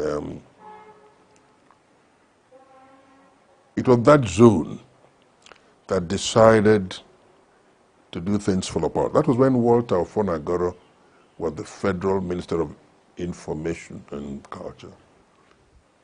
He bought the idea, and they proceeded to do the script. Emailanya, late now, and I think the director, Adiela Onyedibia, did the script, and a lot of people were invited for the role of Ebubedike Okonkwo in Things Fall Apart. I was invited to the audition. The audition was held at the, I think, one of the auditorium in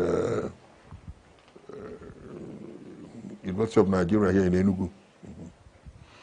I was invited. I actually was going to do my program on radio, so I had my records with me, and the moment I walked into the place, a lady called Dr. Mrs. Linda, who was lecturing at the University of Calabar, who was invited to handle locations and I think logistics, etc. The moment she looked at me, she said, if this man could act, that's the man we want. And I walked into the place. I had never read the book, nothing. And I saw a couple of people from Lagos. I remember Iria Benahimio was there.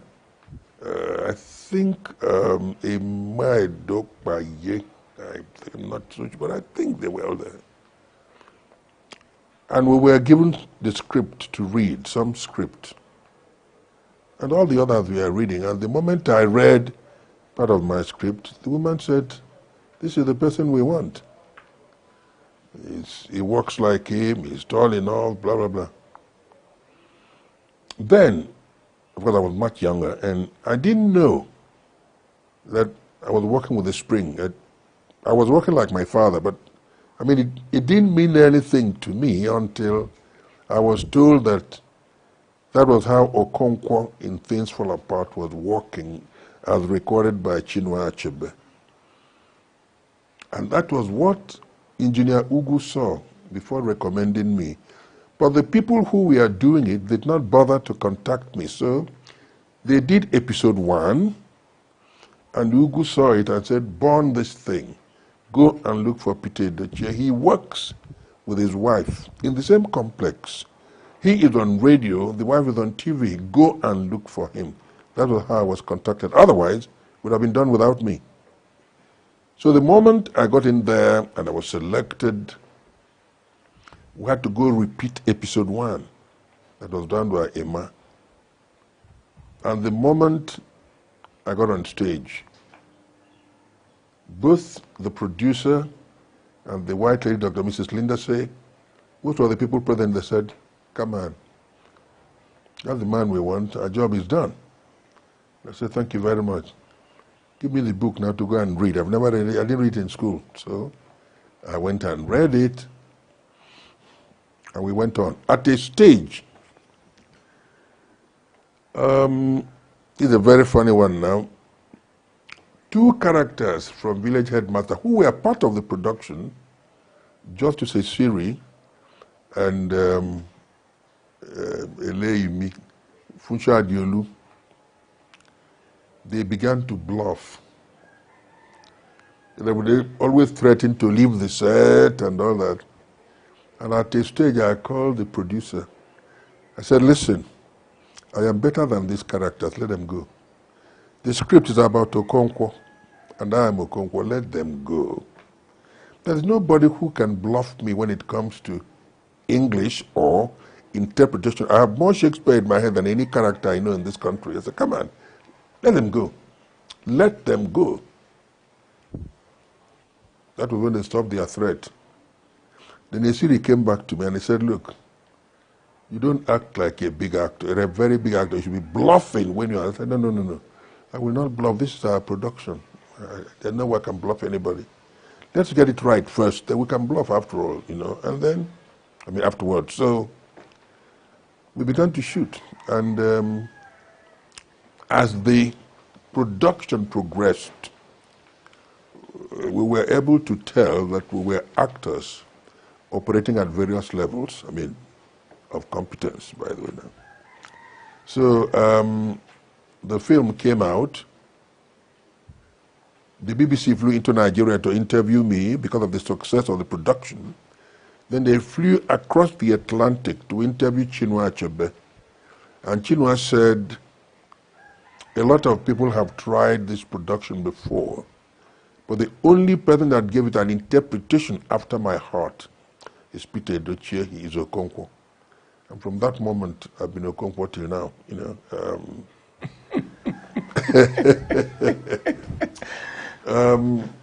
Well, the NTA, I signed a contract, which was not honored by the NTA, no. They said, each time we broadcast this thing, we're giving 15% of the proceeds, and nobody ever gave me a cover, but it's okay. Yes, I was going to, you know, because today, a lot of on-air people, a lot of actors and actresses, the first thing they talk about is money.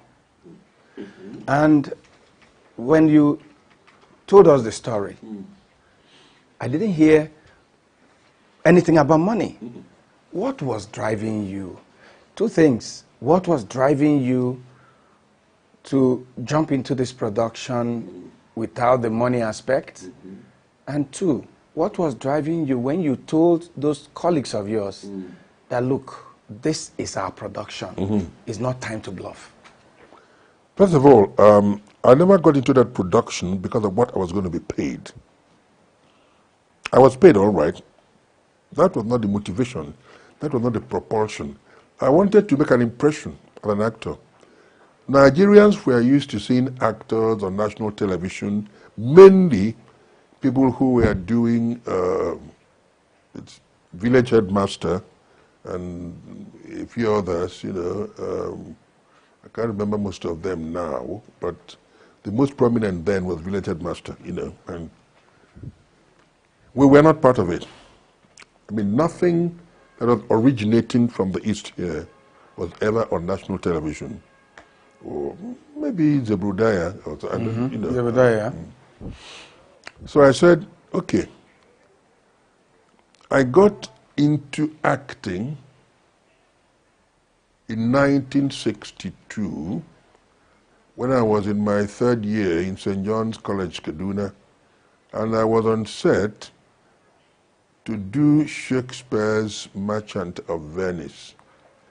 That was my introduction to Shakespeare, and after that I had to do Macbeth, I had to do Julius Caesar, I had to do Richard III, you know. But that was how I got into it. Now, there was nobody here then who knew that Peter J was this kind of person, right? If I had any theatrical competence, there was no way I could prove it until I went on set. I remember the Commissioner for Information then, Dr. Paul Mordum, he called me.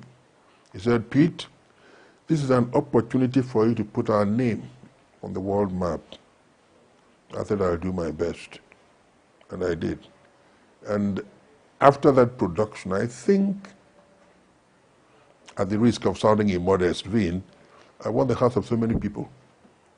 So when I left broadcasting, I was embraced by Nollywood. Even though, by the time we did Things Fall Apart, there was nothing like Nollywood, no. Nollywood came into existence with Living in Bondage. Living in Bondage, thank you very much, by Ken Nibwe. That was when Nollywood came into existence. And we had done Things for about 7 years before then, you know. So,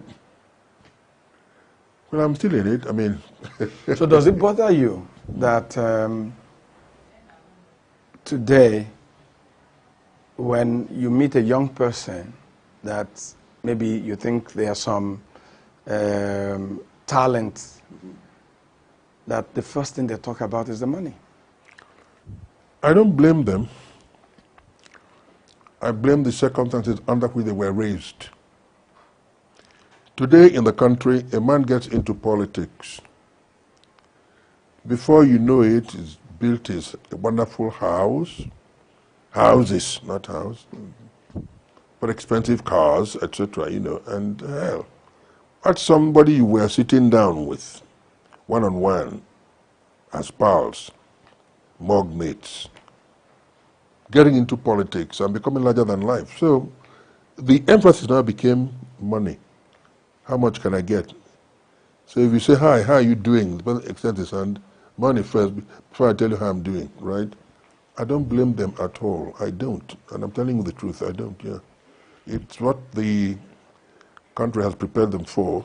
The country has misplaced emphasis. It has affected them, yeah. It's money, money, money now. You know, it was not like that in our own day. You know, I was going to talk about politics at some point in this conversation, but I think maybe we should start talking about it now. Good. In the past 8 years, if I'm wrong, please correct me, you've paid more attention to politics, not as a politician, but putting out your opinion about what you think, about who should lead and how we should be led. What brought you to that point? Because you've been Pete all these years, but and I'm sure I noticed this in the last couple of years, you are more outspoken about what is going on in the country. Why are you taking that position? You get to a stage in your life when people begin to look on you as a role model. Societal expectations compel moral rectitude. You want to tell it as it is because people accord you a lot of credence. And that's what it is. You know, during the past 8 years, I mean, we who belong to this part of the country, we received no attention at all. Buhari deliberately ignored us, right? He knows why he did it. I don't know. But I will tell you, he ignored us. I mean, I look at the man who was in charge of transport, the man from Rivers State, Amechi. Now you want to resuscitate the railways, you want to revive the railways, you cut off the southeast. Who are the people who travel most? Who are the busiest traders in the country? The southeasterners. You cut them off, right? And then you turn around to tell me that you are doing me some good by cutting me off. That doesn't make much sense. I mean, I am 77 now. If I can't tell the truth now, I mean, how many more years have I got on earth? I mean, I don't care who is the president. No. Wherever you come from is your business. I don't really give a damn. But for God's sake, take a good look at this thing, evaluate it, imagine your involvement with it, and then ask yourself, am I really doing what I ought to do? Yeah. Buhari ignored us completely. I mean, he was not sorry for it.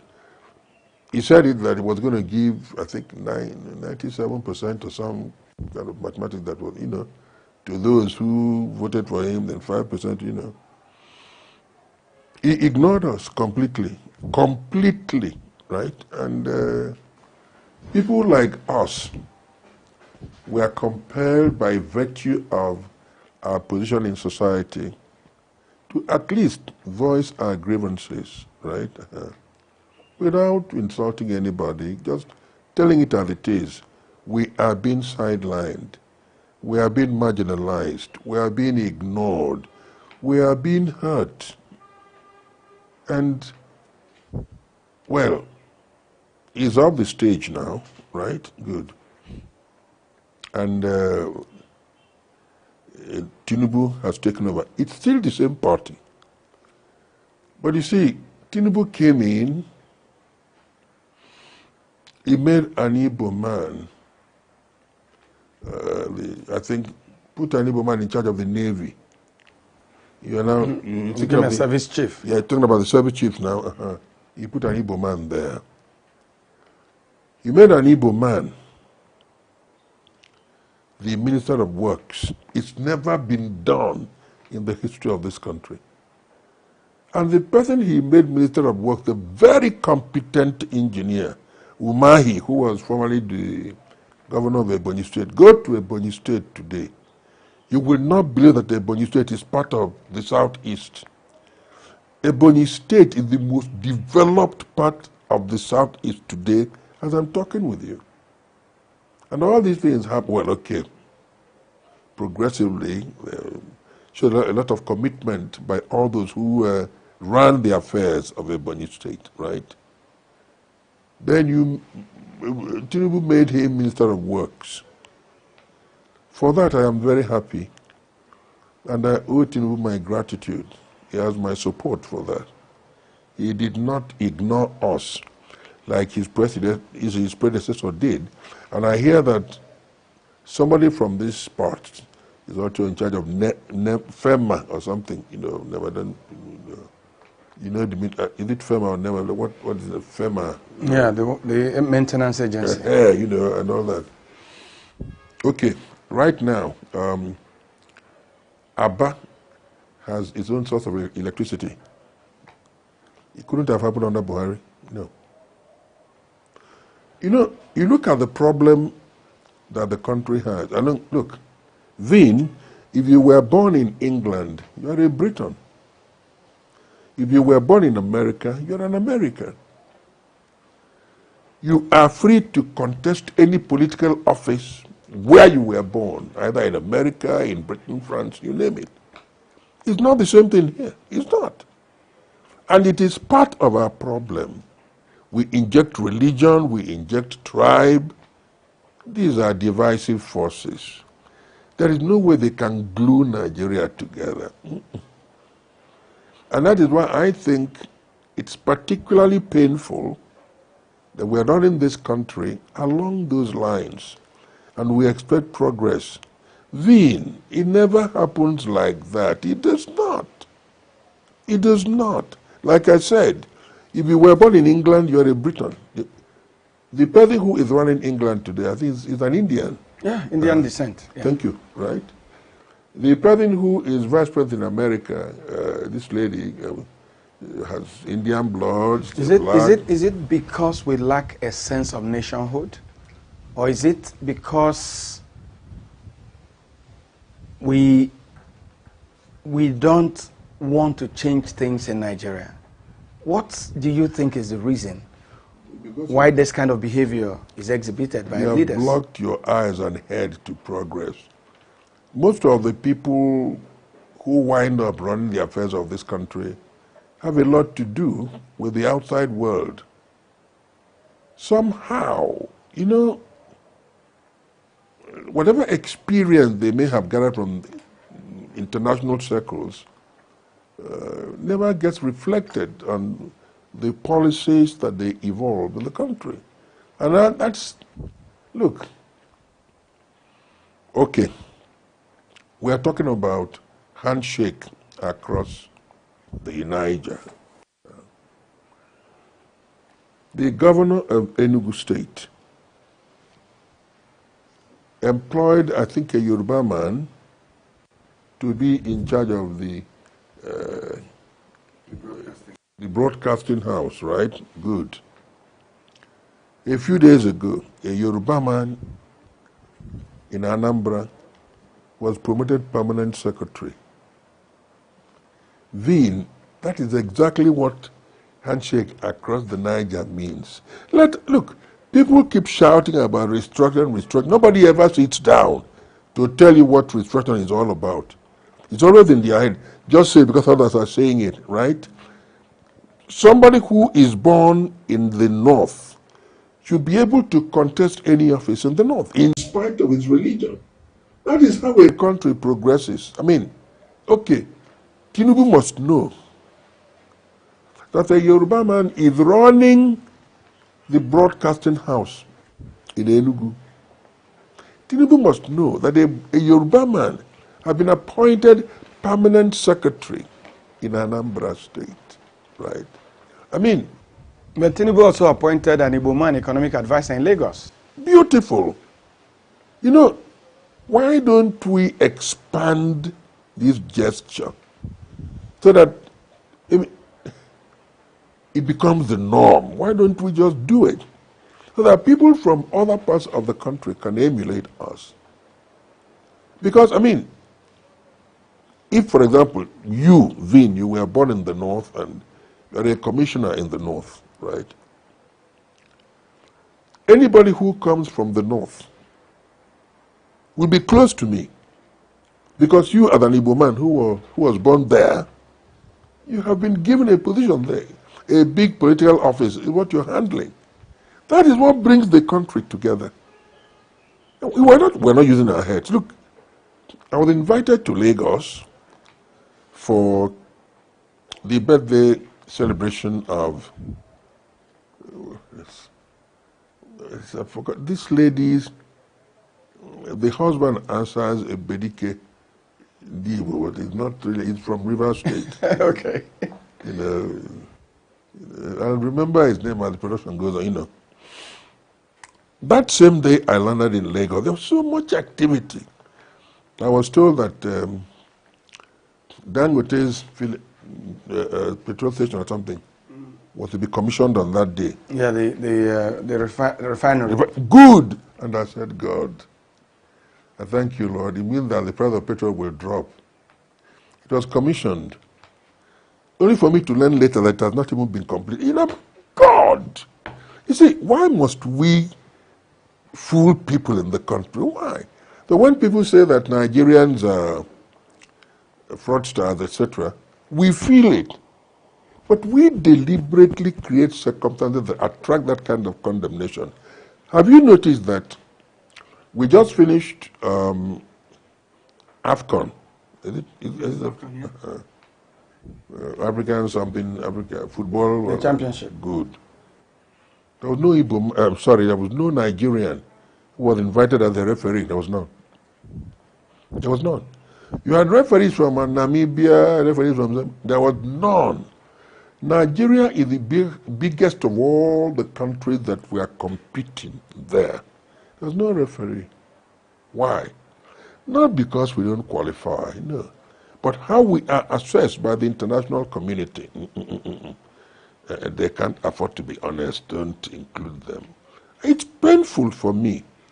When the issues matter and the need to know matters. The chief of staff of Nigeria couldn't go to his village because it was being occupied by Boko Haram. Politicians and political parties have massively used money to buy votes and to change the course of electoral direction. You will also remember the very APC itself set up a Rufai committee recommending restructuring doesn't mean anything. Go back to federalism. Or the fun and the fair to relieve everyday care. Life is a riddle, my son. The land bled when Uvorawen was put in shackles. Heaven wept when Saruwiwa was laid to rest.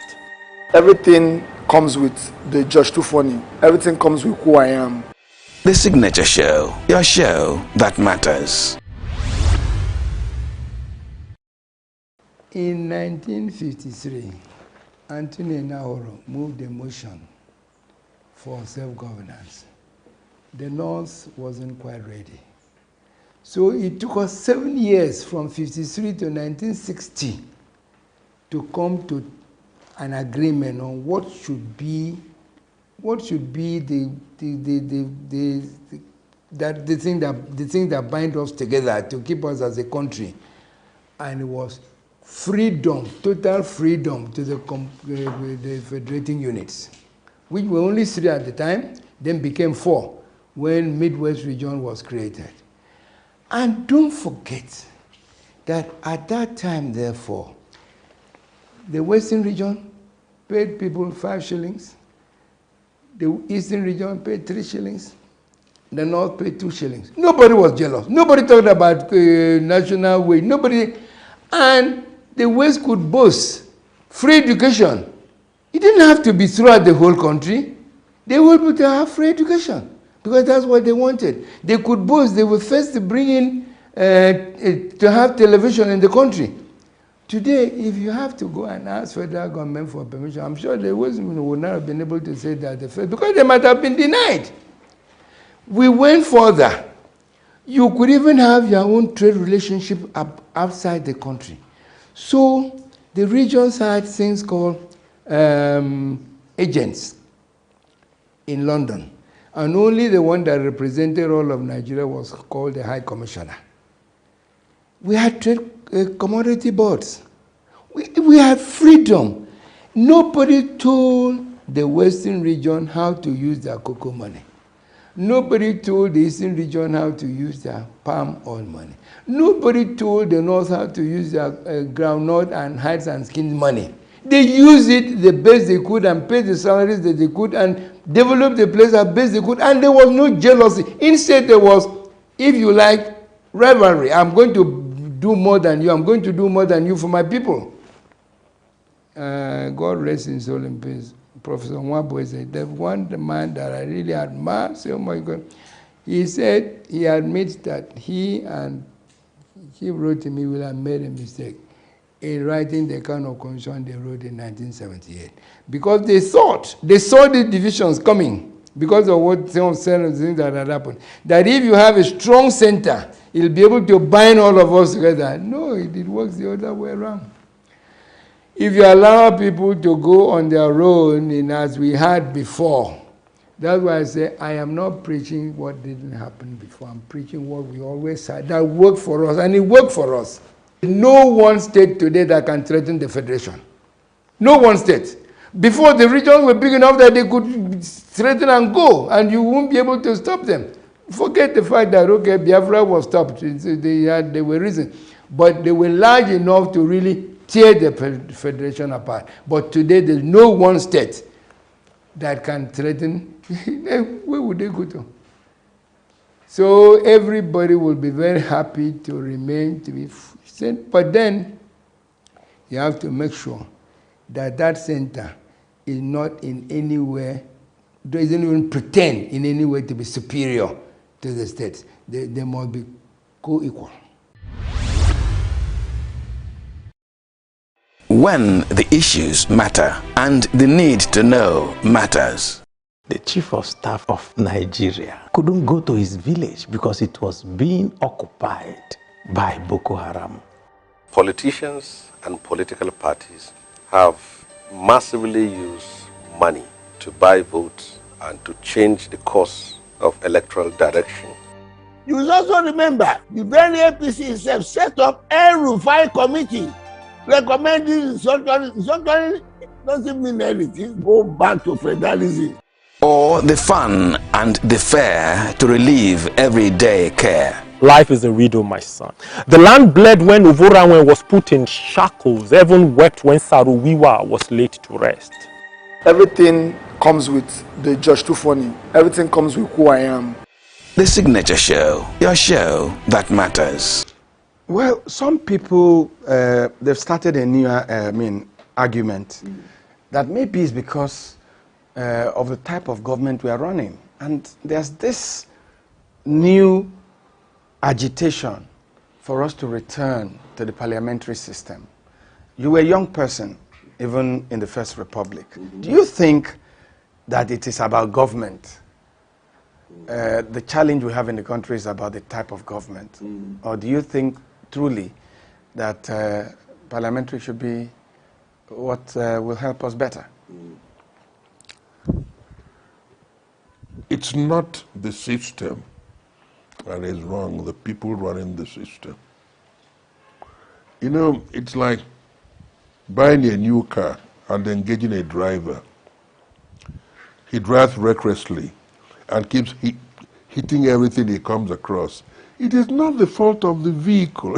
It's the fault of the driver, right? Good. I mean, if you engage another driver to handle the same car, he becomes very careful. You will now see the difference between that driver and the previous one.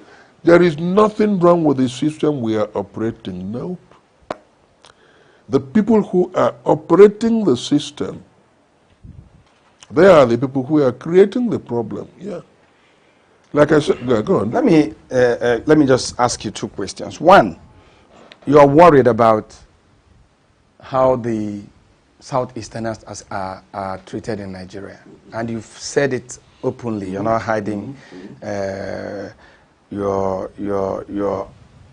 grouse. Your grouse. I don't want to say your anger. No, grouse. Then, two, you're also worried about how the country is being led. And I will ask you in very few sentences, what would be your suggestion for how the Igbos are treated in Nigeria and how the leadership is, forgive me, in quotes, messing up the growth of the country? I can talk with some measure of competence on the kind of treatment that the Igbos have been subjected to. Without provocation, I don't know why we're being, well, I don't know why we're being treated like that. I don't know. Subjected to all forms of inhuman treatment, all forms of tribulation. We are blessed. As a matter of fact, it's a common saying that if you go to any part of the world, you don't find an Igbo man come out. You know, there's no life there. I believe that. You know, we are being treated just like the Jews. And by the way, I hear that we have some affiliation with the Jews. That must be true, right? Because you look at the kind of punishment, the kind of treatment the Jews are subjected to, you ask yourself, what have these people done? Okay. They killed Christ, right? I want to feel that the origin, the genesis of their problems, you know. Otherwise, I mean, Hitler killed 6 million of them, right? I mean, we borrowed this thing from America, right? America has been operating this system for God knows how long, right? Good. They don't have the kind of problem we have, right? We are responsible for it. I mean, we always place religion and tribe first in whatever we do. And these are divisive factors. That's what I'm trying to make you understand, you know. The man who is running England today, I mean, Britain today, is of Indian descent, and you know. So the problem, from your point of view, is this politics of indigenship and citizenship. Yeah, that's right. That's the major. You see, it's a major plank of discontent. If you ask me, you know, a lot of people believe that for as long as these two factors determine whatever we do, there is no way we can progress in the country. There is no way. Okay. Before Buhari's team came in, Jonathan was in charge. Now, before Jonathan left, he convoked a confab. And people were drawn from all parts of the country. On the eve of his departure, they came out to their deliberations. Buhari took over, and those deliberations were spiked. You see, you know, I keep asking myself, what really is wrong with this country? Okay, no matter how bad a man is, he can always serve as a good example of a bad man. That's what I was taught when I was doing journalism. So that nobody is totally bad, nobody's completely bad.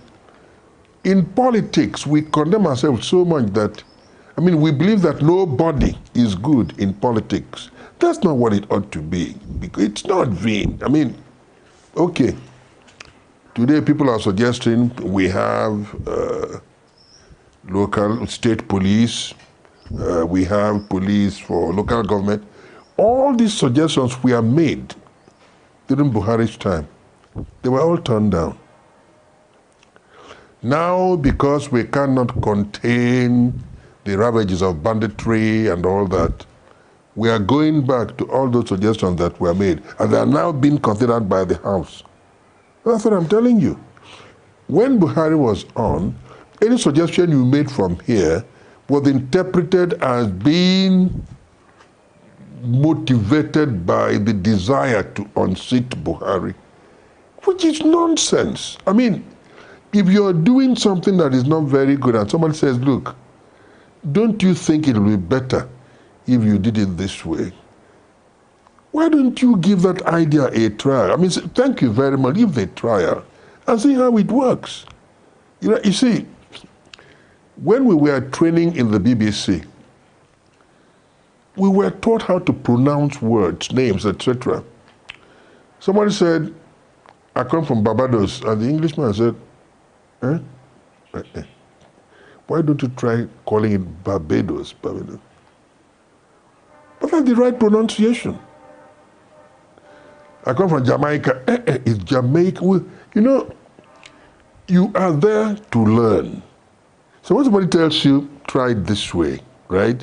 It's a very polite way of saying the one you did previously is not the right one, right? Okay. All the people, if you suggest from the Christian South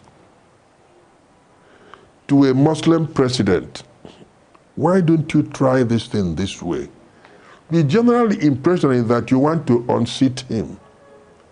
So how can we progress? How can, it is not the political system that we operate that. It's the people who run the system. The people we've recruited. That's right. The people we recruited to run the system, right? Okay. Well, I know how you feel about what is happening. But let's talk about what you do now, Nollywood, you know. Okay. Let me be a little personal. I know that a couple of years back, you, for instance, shot a lot of films in my residence. And one thing I noticed was that there was a lot of humility exhibited by you. There was a lot of patience, especially with recording timelines and what have you and all that and all that. And today I've seen conversations by people in your industry about the impatience of today's generation of actors and actresses. And you've talked about morality. Tell me about it. You see, I cannot accept 2 or 3 scripts at a time, no. I accept 1 script at a time.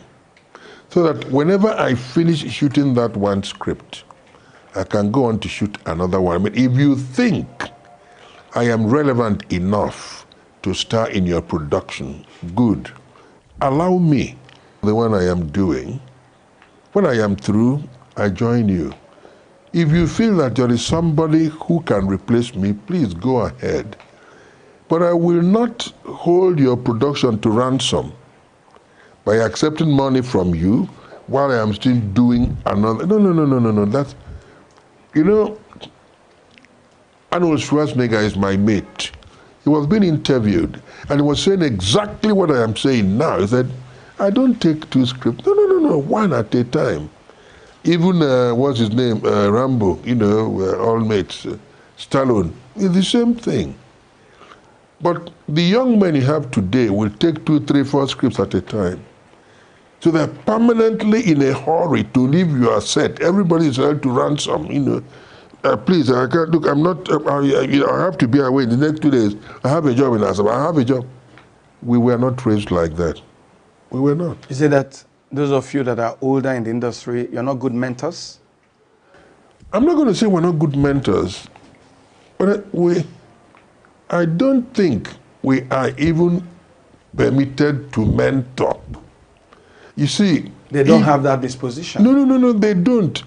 I'm not even sure they think contributions from us can be relevant or didactic. I don't think so. Otherwise, right, why wouldn't they emulate us? I've been on set with most youngsters and I've seen them hurry. Look, I have a job in Asaba. I have a job in Lagos. I mean, my plane has already... You know, Vin, at the risk of sounding immodest, take our names outside the country. The only actor people know in this internationally is Peter Edochie. They will tell you the bearded man with the red cap. You know, from the days of Okonkwo and up to I have been molded in some places. All right. Let me now talk about myself. There are places where I have been molded. You lean on me and you pay $8 or something. You take a photograph. There's a university where I am. Look, the last time that they had the Black American Month, about 2 months ago, a very big picture of Peter Edochie was. I don't know who does all this, but I'm telling you that internationally they don't know these people. But they bother so much. You know, they disturb us on set. There's a film I'm shooting in Lagos. A lot of people have flown in. They saw part of this thing. And they're beginning to ask questions. Who is this man? Now I'm beginning to branch off, talk about myself. Let's leave it. You see, most of these youngsters, they don't know what it means to be modest, to be patient. They don't. They don't. If you go to interview any one of them, he will tell you that he became an actor from the mother's womb. And anybody who is an actor or a footballer must have somebody who is a source of inspiration to him. You must. Peter Doche was inspired by Sir Laurence Olivier, who was regarded as the greatest actor ever. He went through Shakespeare single-handed. He inspired me. There's a man today called Anthony Hopkins. This is a man who will admit to you that he was inspired by Sir Laurence Olivier, right? Just like Denzel Washington was inspired by Sidney Poitier. You see, you cannot be a great person on your own. When I was playing football, I was playing with my right leg. And after some time, I saw somebody called Elkanah Onyali using his left. I decided to try, and I ended up playing with my left leg. I was being called Onyali. It is the same thing with everybody who is a good footballer today. He will tell you, this person inspired me. You interview most of the actors in the country. They will not give credit to anybody. No, no, no. They were so great from their mother's womb. They were so, fantastic. I mean, that's madness now, I mean.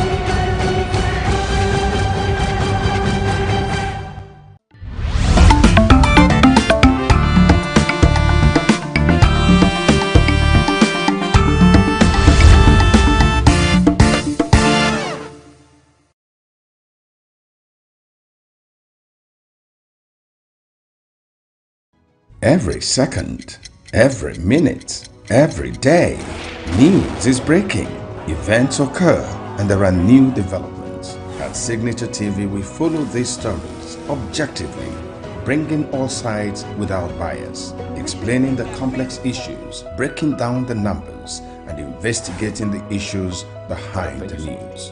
Anywhere and everywhere, near or far, wherever the news is, we will be there. Signature TV. News in your pocket.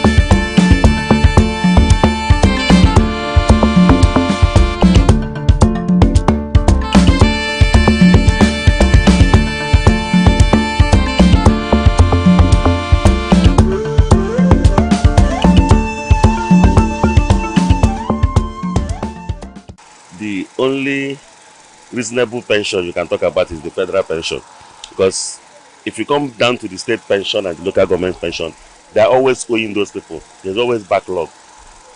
But even with the federal pension, I retired from Nigerian Navy, the way they are being paid is too poor, the pension is too low, and all the contributions people made with PENCOM and defense and stuff is not really being well attributed to them in the way it's supposed to be.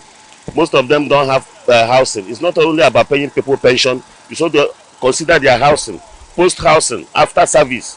Where do those people live? How do they survive? Do they have a farm? Is there any government intervention in helping them alleviate the pains of the current economic hardship?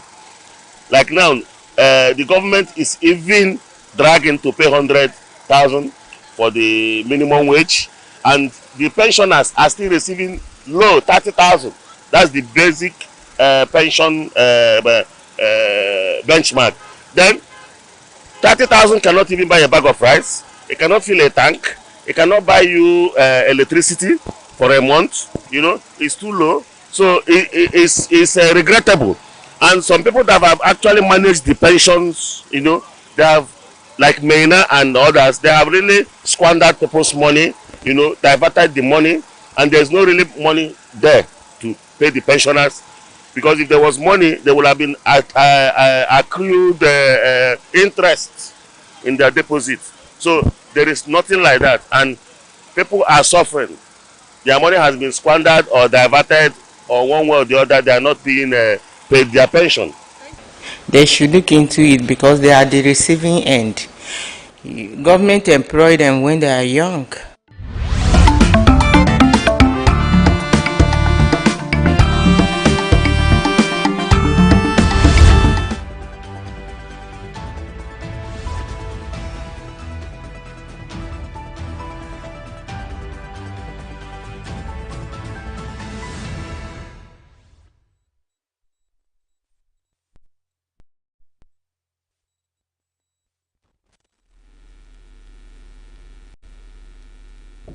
Welcome to Global News on Signature TV. Today is Thursday, January 30, 2025. I'm Charles Pius. In the headlines, APC expels Adegbeshola over alleged anti-party activities. Nigeria Labour Congress to hold nationwide rally against telecom tariff hike. Trump signs Laken Riley Act as part of migrant crackdown. And Israeli airstrike kills at least 10 Palestinians in West Bank. Details shortly.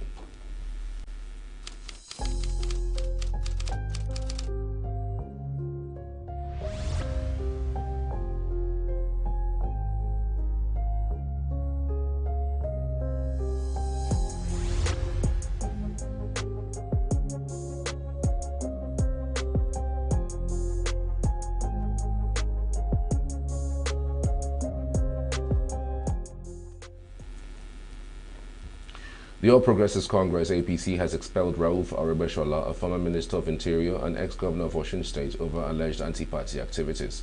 Aregbesola, who led Osun State for 2 terms, was accused of breaching Article 21 of the APC Constitution, which outlines disciplinary measures for members. His expulsion was confirmed in an official letter from the party leadership.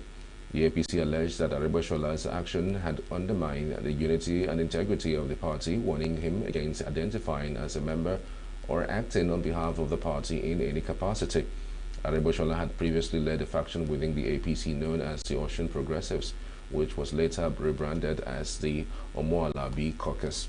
His expulsion followed the meeting of the Omoalabi Caucus on Sunday, during which, under his leadership, announced his decision to leave the APC. At the meeting, Aregbesola reportedly told supporters that their departure was necessary due to the party's declining influence in Osun State. Meanwhile, APC officials in Osun State have maintained that the disciplinary action was necessary to restore order within the party. The crisis of the People's Democratic Party, PDP, took a new twist on Wednesday as Samuel Anyanwu and Sunday Udeokoye clashed over the position of National Secretary of the party. Both men laid claim to the position at the ongoing PDP Board of Trustees BOT meeting at the party's national headquarters in Abuja. Udeokoye arrived at the venue of the meeting before Anyanwu and acting national chairman, Ambassador Iliya Damagum. But when Anyanwu arrived, Ude Okoye was forced out of the meeting by suspected thugs, a situation that led to an altercation. This led to Ude Okoye screaming and urging his supporters to prevent his rejection.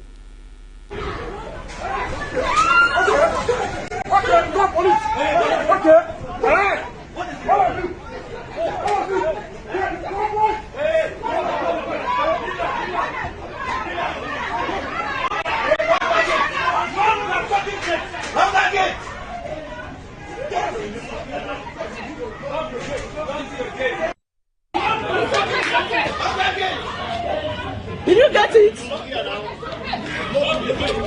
Hey, wait.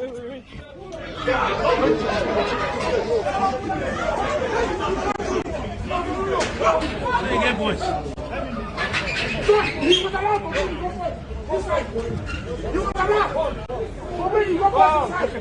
Why was my own boys coming on?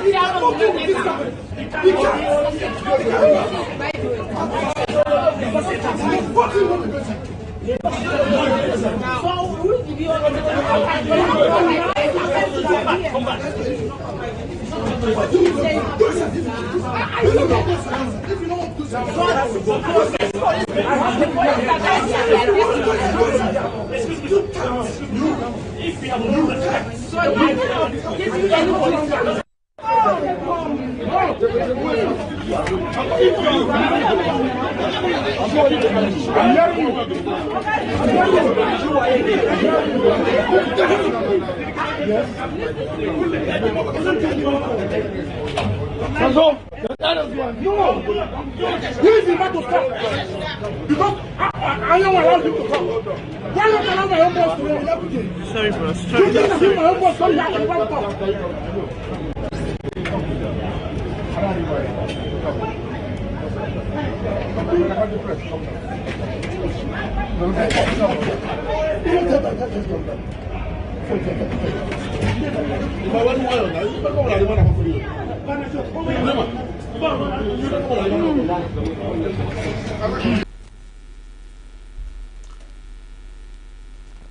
The position of the PDP National Secretary has been a contentious issue since Anyanwu left to contest the Imo governorship position, which he lost.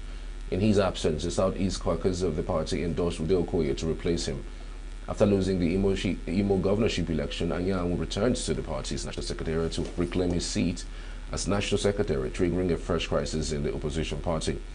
An appeal court sitting in ENUGU had on December 20, 2024 upheld an earlier decision of the High Court, removing Anyanwu as PDP National Secretary and affirmed Ude Okoye as the authentic holder of the position. Anyanwu had accused the party's former Southeast Zonal Vice Chairman, Ali Odefa, of plotting his removal from office. Former presidential aide and lawyer Okoye Bonobla has disclosed that there are powerful foreign interests colluding with traditional institutions, local communities, and influential individuals to perpetuate illegal mining in many communities in Yakur local government area of Cross River State.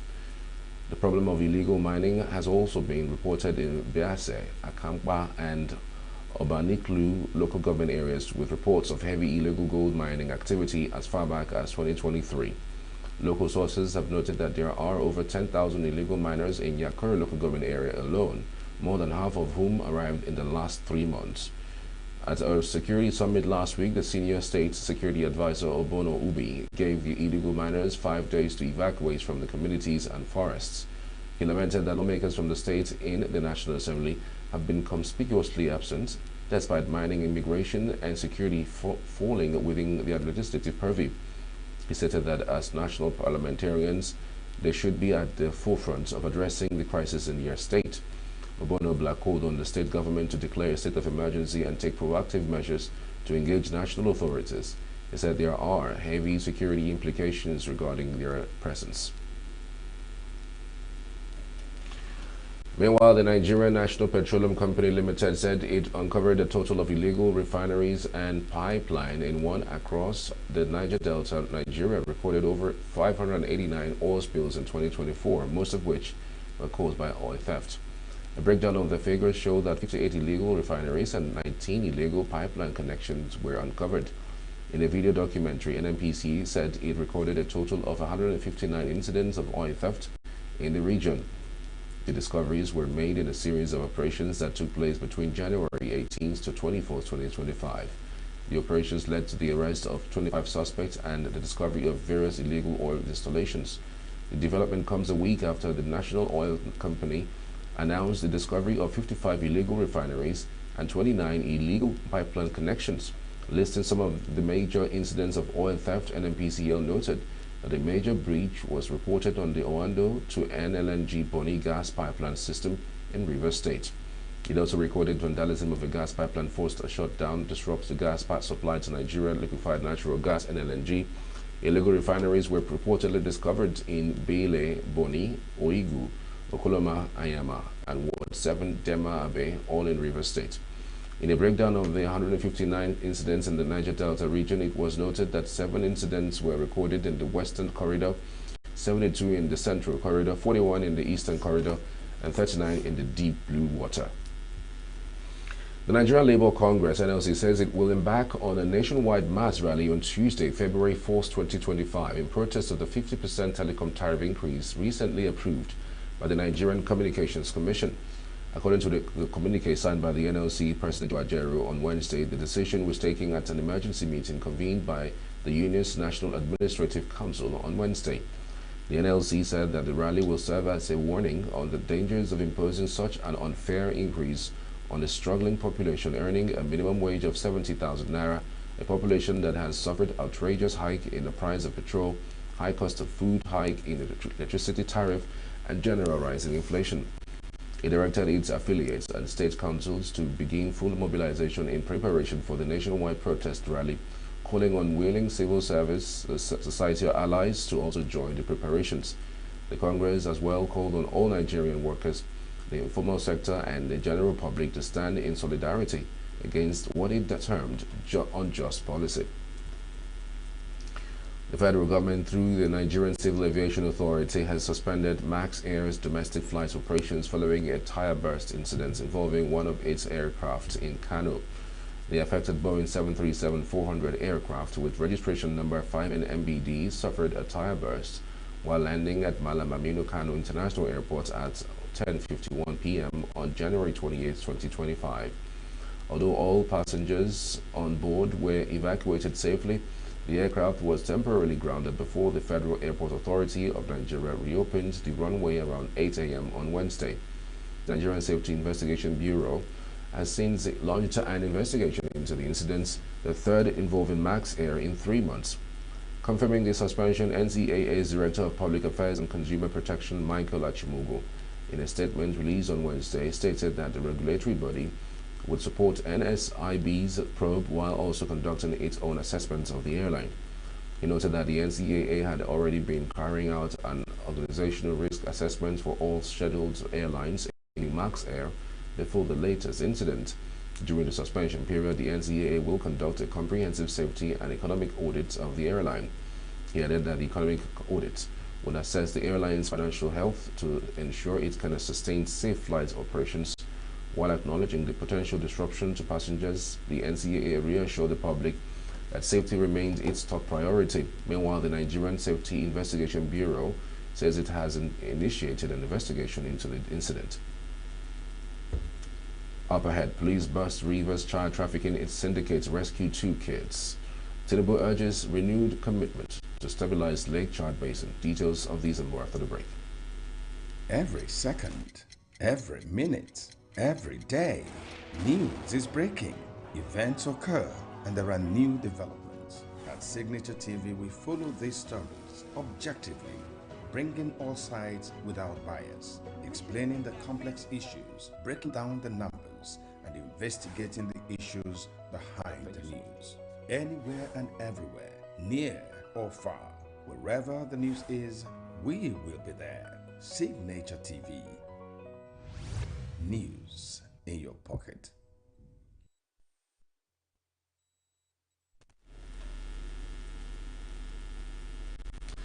The Rivers State Police Command has dismantled the child trafficking syndicate, arresting 2 female suspects and rescuing 2 children in the Chokocho area of Eche local government area. The suspects, identified as Ogochukwu Onyebuchi and Ogechi Nmezi, were accused of defrauding 2 women, Juliet Blossom and Esther Michael, under the pretense of facilitating baby adoptions. The command spokesman, Grace Irige Koko, confirmed the developments in a statement issued on Wednesday, noting that the suspects operated in collaboration with a local vigilante group, the Onelga Security Planning and Advisory Committee. According to Irige Koko, the suspects were apprehended at a checkpoint in Chokocho, where investigation revealed their links to OSPAC members who allegedly aided the crime. She added that these rescued children have been reunited with their families while investigations continue. Gender-based violence has become a major issue that is fast assuming an epidemic proportion in recent times. It has now grown from emotional or sexual abuse, beating, and physical assault to taking of lives, thereby raising growing concern among Nigerians. In the latest incident in Ibagwani in Nsukka local government area of Enugu State, a man identified as Sunday Echegi cut off one of his wife's hands, leaving her struggling for her life in a hospital facility in Enugu State. Correspondent Ugonewalo has been following the story. Domestic violence is violence or other forms of abuse that occurs in a domestic setting, such as in a marriage, cohabitation, or even intimate relationship between partners. In some cases, it involves violence against children, parents, or the elderly, which could take the form of sexual, physical, verbal, emotional, or economic abuse. It ranges from marital rape, violent physical abuse, such as choking, beating, pouring of acid, hot water, or other dangerous substances, resulting to victims being disfigured or even death. Domestic violence appears to be assuming a more alarming dimension, transcending all socio-economic boundaries and affecting individuals from all walks of life. The World Health Organization estimates that 1 in every 3 women are victims of domestic violence at some point in their life, and appears to be justified in some cultures, especially in cases of suspected infidelity on the part of the woman. There have been recent cases including that of a man in Eziezekwe village, Abagana, in Anambra State, identified as Wana, who set his wife Chioma ablaze over alleged infidelity. Kagbarane Ime took to Facebook to announce that her husband, Livinus, beat her up for taking their children to school wearing singlets. The most recent case happened at Ibagwani community in Nsukka local government area of Enugu State, where one Sunday Echege cut off the hand of his wife, Chinonso Echege, over alleged extramarital affairs. Chinonso may be said to be lucky to be alive and receiving treatment in a hospital facility in Enugu, when one recalls that several other victims are not alive to tell their own stories. The incident has sparked fears in the minds of some young people about marriage. If it continues, you see that even the younger generation will get scared of getting married, because if this is happening, people that have been married for years, been in love for years, what actually happened, you see that those ones will feel like, it's not better I just stay single instead of jumping into the marriage and jumping out, or jumping out in death. I think it's causing more harm. It's causing a whole lot of damages, and it's affecting both the youth, the upcoming people that are yet to get married. It's just disheartening and it's discouraging. That's what I have. I won't advise any woman to go into marriage when she doesn't have something she's doing, because if you don't have something you're doing, and is the one getting money into the home, obviously he will feel like I'm the one bringing money, you're not doing anything. So you have to have something doing as a lady. So in case things like this happen, you can easily live with your children. You don't have the excuse of what will I do, where will I go to? I think that domestic violence stems from distrust. Men not trusting their wives, wives not trusting their husbands. Why should I enter into a relationship where I don't trust the other person?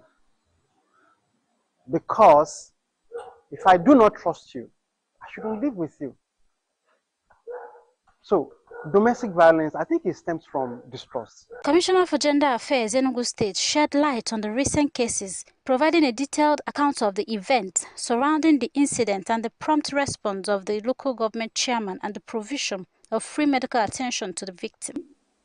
And immediately we arranged for a vehicle to convey the woman from the hospital, which is a private hospital, under the instruction of His Excellency Dr. Peter Ndubisimba, and his wife, Her Excellency Mrs. Nkechi Nyeremba, who has zero tolerance for any form of gender-based violence. The commissioner emphasized the need for couples to undergo proper counseling before marriage in order to help identify and address potential anger issues and reduce the risk of domestic violence. You know, when we take your partner through therapy, we will understand the bottom line or what causes him or her to behave in that way, the pattern that him or she or he is behaving. And that way, we'll be able to establish what the problem is. But please, if that partner is becoming abusive, seek help. Women should learn to talk. Women should learn to cry out. Some men also undergo abuse. It's not only women that goes through abuse. Men also do. So even if you're a man and you feel your partner is abusing you, the ministry door is wide open for you. The commissioner's comment underscores the need for continued support and awareness creation to address and combat domestic violence, which she said requires a collaborative approach. This is a call for more efforts by non-governmental organizations, human rights activists, legal practitioners, as well as voluntary agencies and individuals to get more involved in the campaign against domestic violence to reduce the growing cases of that form of man's inhumanity to man. Ugonne Owalo for Signature TV News. Former presidential candidate and activist Omoyele Sowore on Wednesday pleaded not guilty to the 17-count cybercrime charges brought against him by the Nigerian police force. Sowore was arrested by the police and detained at the Intelligence Response Team detention facility in Abuja after refusing to accept the administrative bail conditions granted to him by the police. He was invited to the Force Intelligence Headquarters in Abuja over allegations of resisting and obstructing public officers' disobedience to lawful orders, cyber-stalking, and actions allegedly aiming at preventing arrests. Sowore was, however, arraigned before Justice Musa Liman on Wednesday to take police plea. When the charges were read to him, Sowore pleaded not guilty to all 17 counts.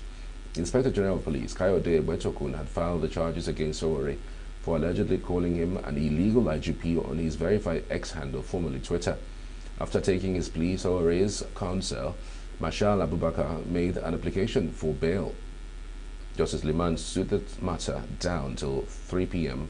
for ruling on the application. Nasir Idris of Kebbi has flagged off the reconstruction. Governor Nasir Idris of Kebbi State has flagged off the reconstruction of 87 kilometers Koko Dabai Road in Zuru Emirates at the cost of 64 billion naira.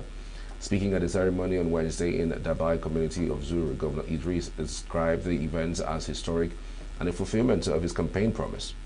Idris directed the State Ministry of Works to strictly monitor the projects to ensure compliance with specifications. He also warned truck drivers against overloading and announcing plans to set up a committee to enforce compliance. Idris emphasized the importance of the roads to the state's agrarian community, particularly in Zuru Emirates as a major agricultural hub of the state. The governor reaffirmed his administration's commitments to free education and the free distribution of fertilizers throughout his tenure. Earlier, the Commissioner for Works and Housing, Alhaji Abdullahi Umar Muslim, described the event as a landmark for Zuru Emirate and Kebbi State. He commended Governor Idris for his determination to secure the project, which had eluded previous administrations. According to the Commissioner, the 87 kilometers road costing 64 billion naira is expected to be completed within 18 months. President Bola Tinubu has urged regional leaders and international partners to demonstrate greater commitment to address security and social and economic challenges redeveloping the Lake Chad Basin. He said that this at the inauguration of the 5th Lake Chad Basin Governors Forum on Monday in Maiduguri. Represented by Vice President Kashim Shettima, the President stressed the need for sustained cooperation, effective governance and investments in development to ensure lasting peace and stability in the region. Tinubu, who highlighted the progress made through the implementation of the Regional Stabilization Strategy, Recovery and Resilience Initiatives, however, acknowledged nagging problems of insecurity, climate change, and mass displacements affecting the region. He underscored the importance of addressing the root causes of the conflict to bolster cross-border cooperation between the affected countries. Tinubu stressed the need for the implementation of the people-centered approach to stabilize the region and called for greater investments in youth and women. He charged the stakeholders to focus on rebuilding programs to restore livelihoods and strengthen inclusive and sustainable governance system. Burkina Faso, Mali, and Niger on Wednesday formally withdrew from the Economic Community of West African States ECOWAS regional bloc. The military-led governments in 3 West African nations decided to withdraw from the bloc and form their own security alliance, the Alliance of Sahel States, in September 2023. According to a statement by ECOWAS, this withdrawal has become effective today, but it has kept the doors open. It requested the members to continue to provide the 3 countries privileges of membership, including free movement within the region with ECOWAS, passports and trade benefits in the spirit of the regional solidarity and in interest of the people. With the withdrawal of the 3 states, ECOWAS now has 12 members. The Alliance of Sahel States recently agreed to deploy a joint force of 5,000 soldiers to combat terrorism and establish a regional investment bank. The states have also launched a common passport and have plans for a joint web television to fight in disinformation. Still to come, Texas National Guard conducts security training exercises at U.S. Niagara Falls freezes into a breathtaking spectacle with winter chill. Do stay with us. We are local. We are right now with the wife of the man that was... Why the main market is in chaos. People... We are national. Those in support of this motion as amended, say aye. Aye. We have taken this move by default. We are international. Israeli airstrikes. Donald Trump left us the worst unemployment.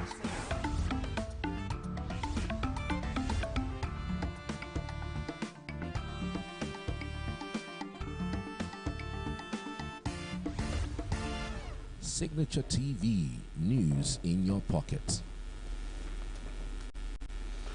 U.S. President Donald Trump on Wednesday signed the Larkin-Riley Act, named after a Georgia college student who was murdered last year by a Venezuelan man previously arrested for shoplifting. The act requires the federal government to detain migrants living in the country illegally who are suspected of crimes even if they are not charged. A range of studies by academics and think tanks have shown that immigrants do not commit crime at higher rates than native-born Americans. Jose Abira, 26, who entered the U.S. illegally, was found guilty of murder and other charges by Judge Patrick Haggard in Athens, Clark County Superior Court. Haggard heard the evidence and rendered the verdict after Ibarra waived his rights to a jury trial. Prosecutor said Ibarra encountered Riley, 22, on the Woodland Trail while she was out running on February 22nd and killed her after she resisted his efforts to rape her. She was a nursing student at Augusta University in Athens. Lakin was a brilliant and beautiful 22-year-old nursing student from Georgia. the best in her class. She was always the best. They would say, Lakin, how do you do this? And what do you do? They were always asking her questions. She was respected by everybody, even her teachers. They respected her so much. From the time she was in first grade, Lakin knew she wanted to spend her time caring for others. That's what she did. To her friends and classmates, she was a light of warmth and kindness in every single room. To her parents and family, she was everything in the world. They've had a miserable period of time. While on her run, Lakin was attacked, viciously assaulted, beaten, brutalized, and murdered by an illegal alien gang member who was set loose into our country by the last administration. With today's action, her name will also live forever in the laws of our country, and this is a very important law. This is something that has brought Democrats and Republicans together. That's not easy to do. Lakin did it. Lakin did it. America will never, ever forget Lakin Hope Riley. The vicious criminal who murdered Precious Lakin was an illegal alien member of the barbaric Venezuelan prison gang known as Tren de Aragua. Our family will forever be grateful for the prayers of the people across our nation and for helping to get this legislation into law. We also want to thank President Trump for the promises he made to us. He said he would secure our borders and that he would never forget about Lakin. And he hasn't. He's a man of his word. We trust that he will fight for the American people. Also, U.S. President Donald Trump on Wednesday said a temporary freeze on certain discretionary spending announced by his administration a day earlier was meant to give time to the government to identify instances of fraudulent, wasteful, and abusive spending. He said this pause froze $1.7 billion in payments to foreign organizations. In that process, we identified and stopped $50 million being sent to Gaza to buy condoms for Hamas. 50 million. And you know what's happened to them? They've used them as a method of making bombs. How about that? We stopped an attempt to make an illicit payment for illegal alien resettlement. We canceled $181 million in DEI training contracts. This is just for the training of people in DEI, which has been terminated and completely terminated. And we paused $1.7 billion in unauthorized payments to foreign organizations, including stopping more than $40 million that was on its way out the door to the very corrupt World Health Organization, which has not done its job and not done it properly. We also blocked $45 million for diversity scholarships in Burma. 45, that's a lot of money for diversity scholarships in Burma. You can imagine where that money went. These were the types of payments and many others. I could stand here all day and tell you things that we found, and we have to find them quickly because we want the money to flow to proper places. Meanwhile, protesters interrupted Robert Kennedy's Senate committee hearing on Wednesday as he faced a grilling from Senate Democrats and Republicans over his views on vaccines, abortion, and potential conflicts of interest. Republican-controlled Senate has not rejected any of Trump's nominees so far. His controversial Defense Secretary Pete Hegseth squeaked by in 51-50 votes after Vice President J.D. Vance was needed to break a tie on Friday, despite concerns that the nominee was not qualified for the position and allegations of sexual assault and alcohol abuse. Kennedy's nomination also will put Republican lawmakers' loyalty to the test, as the former Democrat holds a range of unorthodox positions that could alienate both conservatives and liberals. The environmental lawyer is seen as a controversial peak on both sides of the aisle, chiefly for having spread misinformation around the safety of vaccines in the past.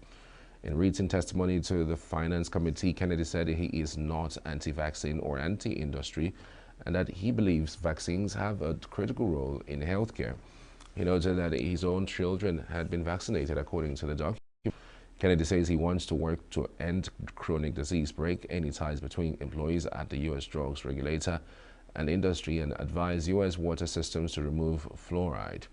He has decried the U.S. food industry for adding ingredients he says have made Americans less healthy.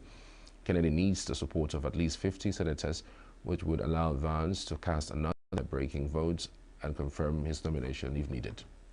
I am pro-safety. I worked for years to raise awareness about the mercury. A letter the committee received from Ambassador Carolyn Kennedy.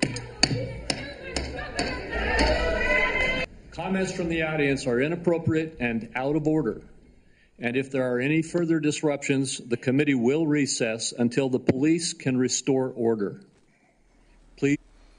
Health and humanitarian groups around the world were still uncertain on Wednesday even how they could resume work after the United States issued a waiver for life-saving assistance in President Donald Trump's freeze on U.S. foreign aid. Secretary of State Marco Rubio issued the waiver on Wednesday night after aid groups worldwide warned that the blanket ban on foreign aid funding and activity for 90 days had put millions of lives at risk. Trump imposed a freeze within hours of taking office on January 20, part of a larger-scale effort to align international aid with his America First agenda. The waiver excluded services like abortion, gender and diversity, transgender and non-life-saving work. UNAIDS, the United Nations agency leading the fight against HIV, said on Wednesday the waiver included HIV treatments and that it would lobby for other HIV services to be included too, including prevention. However, officials from the U.S. Agency for International Development, USAID, aid groups, and health workers in South Africa said they were unclear that the waiver meant for their work or if it was in effect a full reversal of previous orders telling them to stop work immediately. Now, I think it's important to clarify that doesn't necessarily mean that people won't have access to treatment. Certainly, people living with HIV should still be able to access treatment through government facilities.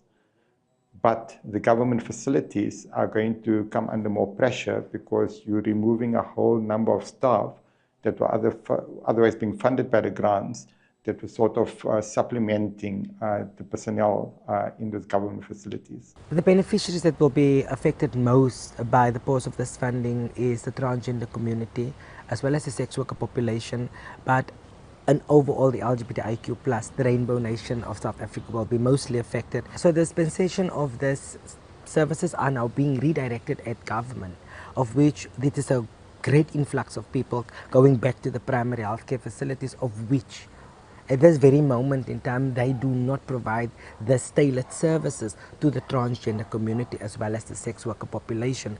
So we hope that with the Department of Health we will be able to have this discussion and say that the gender-affirming health will also be available, because this is the same services that trans individuals has been receiving at these facilities. I've been coming to this clinic for years now. I think it's been 8 years or something that I've been under their care, and now with Trump's ridiculous policies, that is all going to change. That is why I came here today, because they're closing for the next 90 days.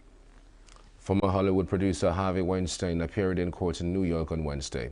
Harvey Weinstein is set to face a new trial on sexual assault charges in New York on April 15 as the disgraced Hollywood mogul and convicted rapist faces new charges for allegedly assaulting an unnamed woman in 2006. According to ABC News, Weinstein and his attorneys were in court to ask the judge to move his trial date forward, which Judge Curtis Faber denied. A New York jury convicted Weinstein of sexual assault and rape in 2020, but an appeals court threw out the conviction and ordered a new trial in 2024.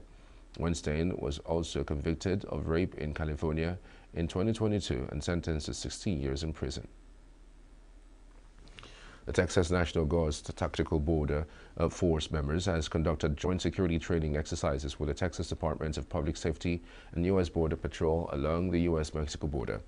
The operation deployed 400 Tactical Border Force troops at Anzadol's Park in Mission, Texas, showcasing coordinated security measures between state and federal agencies. Chinook helicopters and other aircraft were prominently featured in the exercises. The training demonstrations highlighted the increased military presence in the region following President Donald Trump came to power. Trump, on his first day in office, declared undocumented immigration a national emergency, tasking the U.S. military with aiding border security, issuing a broad ban on asylum, and taking steps to restrict citizenship for children born on American soil. Today's event here at the Ansaluas Park showcased our close working relationships through the Department of Defense, our state, and our federal partners. It also shows our forces that arrived at our border yesterday, the 400 soldiers that are part of the Texas Tactical Border Force. First off, our main priority is always ensuring that our communities are safe, which is why we work in close collaboration with our partners. Another thing being that Title VIII sanctions are in effect, which means anybody who is illegally crossing into the United States will be apprehended, detained, and removed. We're excited to work alongside them. We're excited to have the extra boots on the ground. They will serve in security roles, like I mentioned earlier, across all of our 9 stations that are a part of the Rio Grande Valley. An Israeli airstrike on Wednesday killed at least 10 Palestinians in the occupied West Bank. The Palestinian Health Ministry said in an attack which the Israeli military said targeted armed militants. The airstrike was in the area of Tubas in the northern West Bank, the Palestinian Red Crescent said. Violence in the West Bank has surged since the start of the war in Gaza. Hundreds of Palestinians have been killed, many of them armed gunmen, but also including stone-throwing youths or uninvolved civilians, and thousands have been arrested by Israeli forces. Palestinians' attacks in the West Bank and Israeli have also killed dozens of Israelis. The West Bank, a kidney-shaped stretch of the land about 100 kilometers long, was seized by Israel in the 1967 Middle East War and is seen by Palestinians as the core of a future independent state along with Gaza. Israel has stepped up operations in the West Bank since a ceasefire in Gaza came into effect on January 19th. The director of the United Nations Agency for Palestinian Refugees in Lebanon said on Wednesday that the agency had not been affected by U.S. President Donald Trump's halt to U.S. foreign aid funding or by an Israeli ban on its operations. U.S. funding to UNRWA was suspended last year until March 2025 and under a deal reached by U.S. lawmakers, and after Israel accused 12 of the agency's 13,000 employees in Gaza of participating in the deadly October 7, 2023 Hamas attack that triggered the war. The UN has said it had fired the 9 UNRWA staff who may have been involved and said it would investigate all accusations made. One UNRWA teacher had already been suspended last year, and a Hamas commander in Lebanon killed in September in an Israeli strike was found to have had an UNRWA job. Maybe I would also briefly like to update you on some of the ongoing programs apart from the regular services that we deliver.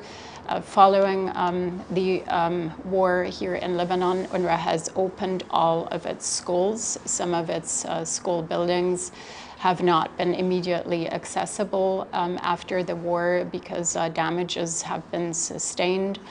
We have, however, ensured that all students are placed in nearby schools, some in double shift, and we're quite proud to having been able to continue the education services.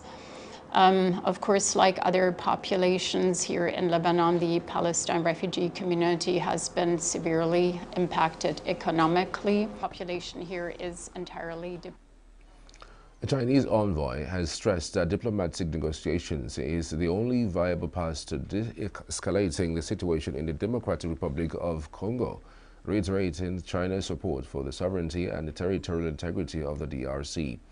The United Nations Security Council convened an emergency meeting to address the escalating crisis in the DRC, the second meeting in 3 days after the previous session on Sunday. Vivian van der Per, Deputy Special Representative for Protection and Operation in the U.S. Stabilization Mission in the Democratic Republic of Congo, warned the deteriorating security situation in Goma and surrounding areas where armed conflicts was triggered, mass displacements, infrastructure collapse, and a deepening humanitarian disaster. Per noted that MONUSCO, the UN's peacekeeping mission, is operating at its limits, to protect civilians and deliver essential services. She called for an immediate ceasefire, the establishment of humanitarian corridors, and a return to political dialogue, stressing that military solutions are unsustainable.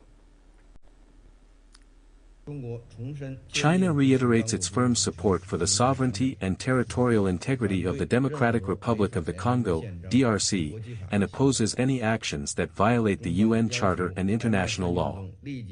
Demand that the M23 immediately cease all hostile actions and withdraw from occupied areas, including Goma. We call on all parties to the conflict to abide by international humanitarian law, ensure the safety of civilians and civilian infrastructure, and guarantee the protection of foreign nationals and institutions in the DRC. What needs to be emphasized is that there is no military solution to the issues in East DRC. Diplomatic negotiation is the only viable path forward. China supports the urgent communication efforts by leaders of Angola, South Africa, Kenya, and other countries with the parties involved, and welcomes the upcoming emergency meeting of the East African Community. We urge Rwanda and the DRC to swiftly return to the path of diplomatic dialogue, fulfill their mutual commitments under the Luanda process, including addressing the threat posed by the Democratic Forces for the Liberation of Rwanda, FDLR. It is our hope that both countries will actively respond to the mediation efforts of the international community and regional states, and remain committed to resolving existing concern through dialogue and negotiation. Speaking at the meeting, China's permanent representative to the UN, Feng Kong, expressed grave concern over the M23, a recent capture of Goma, which has forced thousands to flee their homes. China urges Rwanda to heed the appeals of Secretary General to halt its military support for the M23 and to promptly withdraw all its military forces from DRC territory. Fu strongly condemned the M23's attacks on UN peacekeepers, praising MONUSCO for its efforts under extreme conditions. He urged all parties to avoid actions that could endanger peacekeeping personnel and camps. Indian authorities stepped up security in the northern city of Prayagraj on Wednesday after a stampede at the Mahakumbh Mela, or Pitcher Festival. At least 7 people were killed and several others injured, one official said. The incident occurred near the arena of the aesthetics, where barricades had been put up to manage crowds during their only dip, said Yogi Adityanath, the chief minister of Uttar Pradesh state where Prayagraj is located. Nearly 40 bodies were brought to the hospital morgue near the site of the stampede, 3 police sources say. Meanwhile, the chief minister of Uttar Pradesh state in northern India, where the Mahakumbh Mela religious festival is taking place, said on Wednesday that the situation was under control after at least 7 people were killed and around 10 injured in a stampede. Proper treatment facilities have been ensured for victims with serious injuries, said Chief Minister Yogi Adityanath. Tens of millions had gathered to take a holy dip on the most auspicious day of the 6-week Hindu festival at Uttar Pradesh city of Prayagraj. Witnesses spoke on a huge push near the confluence of 3 holy rivers, where a dip is considered particularly sacred that caused devotees to fall on each other. Devout Hindus believe taking a dip at the confluence of 3 sacred rivers, the Ganga, the Yamuna, and the mythical invisible Saraswati, absolves the people of sins, and during the Kumbh, it also brings salvation from the cycle of life and death. Britain's Labour government will back plans for a 3rd runway at London's Heathrow Airport. Finance Minister Raquel Reeves announced on Wednesday, saying the project could create over 100,000 jobs in the economy. Reeves said in a speech in Oxfordshire, England, that the case for a 3rd runway at Heathrow Airport, Britain and Europe's busiest hub, was stronger than ever and that it would help boost economic growth. So I can confirm today that this government supports a 3rd runway at Heathrow and is inviting proposals to be brought forward by the summer. We will then take forward a full assessment through the Airport National Policy Statement.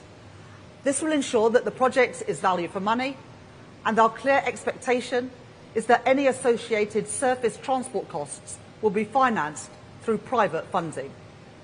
And it will ensure that a 3rd runway is delivered in line with our legal, environmental and climate objectives. Heathrow themselves are clear that their proposal for expansion will meet strict rules on noise, air quality and carbon emissions. and we are already making great strides in transitioning to cleaner and greener aviation. And a third runway could create over 100,000 jobs. For international investors, persistent delays have cast doubt about our seriousness towards improving our economic prospects. She said that the persistent delays on the decision on the third runway have cast doubt among international investors about Britain's seriousness towards improving the economic prospect.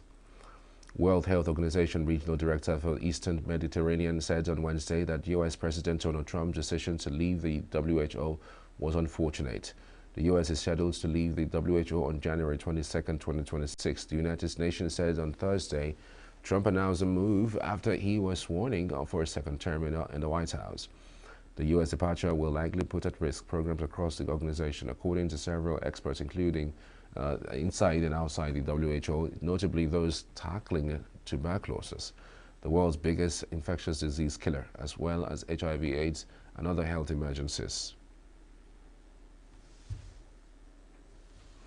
The withdrawal order signed by Trump said the administration would cease negotiations on the WHO pandemic treaty while the withdrawal is in progress. U.S. government's personnel working with the WHO will be recalled and reassigned, and government will look for partners to take over necessary WHO activities, according to the order.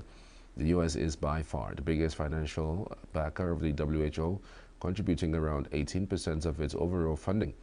The WHO's most recent two-year budget for 2024-2025 was $6.8 billion. The Kremlin said on Wednesday that Russia was working to build dialogue with the new administration in Syria as Moscow seeks to secure the future of its military bases there. Russian Deputy Foreign Minister Mikhail Bogdanov traveled to Damascus this week for the first talks with Syria's new leaders since Moscow's ally, President Bashar al-Assad, was toppled late last year. Assad and members of his family fled to Moscow. Separately, a Syrian source familiar with the talks with Moscow told Reuters that Syria's de facto leader Ahmed al-Shara had requested that Russia hand over Assad and his close aides during the discussions with Bogdanov. And that's the news this hour. Many thanks for watching. Join me in another 7 minutes for the morning show. Just stay with us.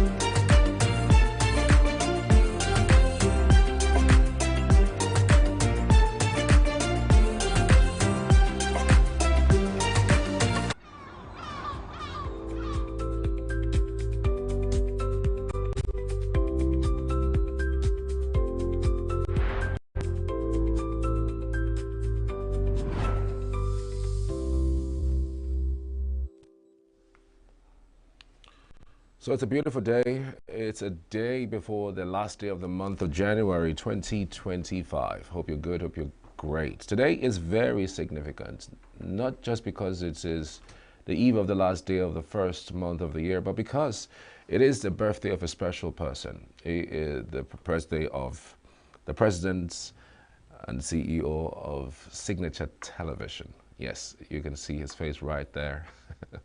Vin Martins Obiorailu is the president of this channel, and we want to wish him a very happy birthday. We know that today is going to be a very bright day for us in ENUGU and for the other station in the offsite studios in Abuja.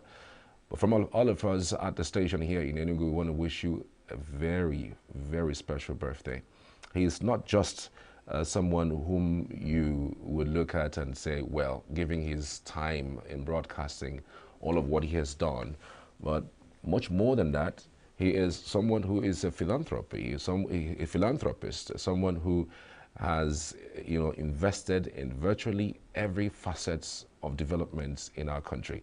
From time to time, we're going to be speaking a little bit about him, because it's going to be really a great day. We want to appreciate him for all of what he has done, his influence on the younger broadcasters across board, not just on this channel, but across board. I mean, some 11 years ago, there was this partnership that his organization, his foundation, and the Center for Investigative Journalism, did. They were giving $3,000 to young broadcasters who were bringing out reports about the developments in politics and social welfare and all of those. And he has done that over the years. I mean, this is a man that you would look up to and want to be like at his age.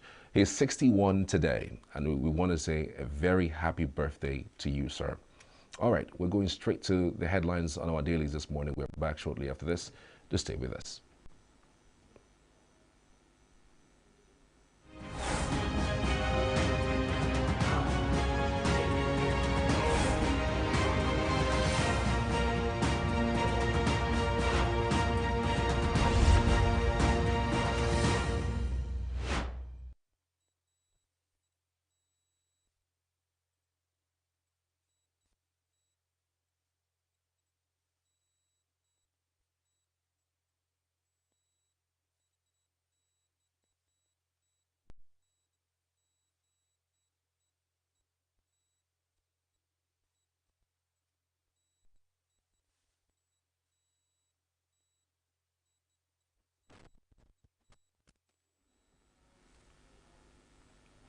We'll begin on the Punch newspaper this morning, and right on the Punch this lovely 30th day in the month of January 2025. Tariff hike, Labour plans telecoms boycotts, February 4th protests. And still on the Punch, PDP governors plan summits as leaders exchange blows at BOT meeting with the rider. Party restrains warring factional secretaries from performing duties. APC marks opposition party. Expulsion. NNPP woos Aribashola. APC disowns Yewetola's governors posters. Max Air. Federal government suspends airlines. Plans to audit others. Gani Adams faults Sultan's backing for Sharia in Southwest. Police kill 5 kidnappers, recover 5.2 million naira in Ogun. JAM suspends law admission in Kwasu, Redeemers Varsity, and 6 others. All the details you can find on the Punch newspaper. On the Daily Trust newspaper this morning, it has a screaming headlines. PDP, Wabara insists on neck meeting as violence mars BOT gathering. Weather rider Anyanwu's aide forcefully ejects Ude Okoye. Demagon blames leaders for crisis. All right, that's all on the Daily Trust. And on the Daily Times newspaper, thugs invade PDP National Secretariat over Anyanwu and Ude Okoye fights. And there is also other headlines here. Plateau renews call for ranching to end farmer headers conflicts. That is still on the Daily Times newspaper. FCT IRS seeks FCC's partnership to enhance tax compliance. Tunji Ojo advocates technical skill acquisition in tertiary institutions. NLC to embark on nationwide protests over 50% telecom tariff hike. Instant transfers hit 1.07 as bank accounts surged to 311.6 million. We're moving over to the Nation newspaper. On the Nation, fracas at PDP national headquarters. GHL with floored First Bank in court. All the details on the Nation's newspaper. On the blueprint this morning, UK invests £60 million to promote innovative learning solutions in Nigeria. Senator Katung decries renewed attacks in southern Kaduna. 2026 World Cup qualifiers. Super Eagles will go for title in Morocco, says Chair. Chad-based Tinubu demands multifaceted response to security threats. With the rider task states on poverty alleviation, other root causes. Ayahu Okoye supporters clash as Damagum blames leaders for PDP crisis. With the rider, our failure to reach truce undermining party strength, says Wabara. We are excited opposition parties in disarray, says APC. Cash scarcity pushes e-payments to 15.1 trillion naira in December of 2024. Cash scarcity pushes e-payments to 115.1 trillion naira in December of 2024. Equip military to flush out criminals. Tall thief charges federal government. Niger partners firms on 150 billion naira Mina Paiko Suleja water project. Tire bust. Max Air suspends operations as NSIB commences investigations. All the details on the Blueprints newspaper. On the Guardian, selected or neglected tropical disease day. Spike in ailments pushes Nigerians' care funding gap to 8.6 trillion naira. Neglected tropical disease day. Spike in ailments pushes Nigerians' care funding gap to 8.6 trillion naira. NLC to protest against 50% telecoms hike on Tuesday. Tinubu blurring line between state power, personal ambition, says Atiku. Tinubu blurring the lines between state power and personal ambition, says Atiku. Sultan backs Sharia law in Oyo and Ekiti. Reps did dismiss 400 million naira bribery allegations, blame varsity heads. 5 kidnappers killed in gun duel with police along Lagos-Ibadan Expressway. NCAA suspends Max Air over Kano near crash incidents. Security, economy concerns as ECOWAS confirms Niger, Burkina Faso, Mali's withdrawal. It could have been Niger Republic. Security concerns or security, economy concerns as ECOWAS confirms Niger, Burkina Faso, and Mali's withdrawal. Well, according to court injunction, orders against Obaibena, GHL, others stay. The Nigerian Tribune this morning, let's see what we have here. According to court, injunctive orders against Obaibena, GHL, others stay. Okay, that's just about it on the Nigerian Tribune, and by extension, all of the headlines on the dailies this morning were headed to the discussion table. We'll have Chris Monica live in the studio. Chris, good morning. Good to have you. Good morning, Charles. Good morning, the world. I'm happy to be here again. And let's talk about issues on our headlines across Nigeria as a nation and evidently the globe in general. Indeed, so much has happened. PDP is in disarray. I don't know if you saw the fracas yesterday. Udo Okoye versus Anyanwu fighting over who becomes the secretary. I mean, it's just so funny. You know, it's funny when you feel the books, even bookmakers said that Charles will fight Chris and that the center for two of us cannot hold. And we eventually fulfilled the book. El Rufai said they accused the ruling party that they are funding the stabilization of opposition, which is quite political. I mean, nobody wants his opposition to gain ground so much as to, I mean, you know, it's politics. Who is in control?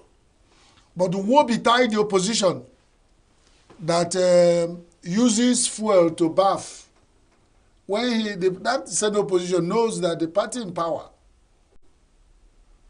never wish you well, and you know, is planning to burn you, and you go and use inflammables as your delight. You rub it, you cook with it, you drink it, you even wear it. So you are as good as gone. I am sure that fear of having one party system in Nigeria is being fulfilled, and the PDP in all instances are helping it along. In fact, all of them now that are there sitting up on the NWC, BOT or PDP, I suspect them. Just like I never trusted any Nigerian politician. They are all suspect for whatever is happening to PDP. Just ask me a simple fact, why their center cannot hold when they know the war ahead. There is a saying in Igbo land that Ebodi can Oguno. If you kill the strong man in the home war, a home battle, home front, when you go to a external war, who are you going? Who's going to fight for you? So why are the PDP finishing themselves in internal battles? When they have a external big battle waiting for them, is that not a very clear way of telling us that we can't even trust them to wrestle power? They are wrestling themselves. So we will look for another way. You know, in the Bible, there was this portion where they were asking, is it John the Baptist or Jesus? They asked, are you the one to come and we do to look for another? Mm-hmm. We better look for another, because PDP is now getting it clear to Nigerians that they are not ready. They're not even seeking support. They're fighting. By now, they should be seeking support, building bridges, looking for mega mergers to. But it's very obvious that they have this juju of self-destruction invoked upon them, and it's working very well that they don't even have another native doctor among them. Who would have seen the invocation of self-destruction among PDP? I wish they were.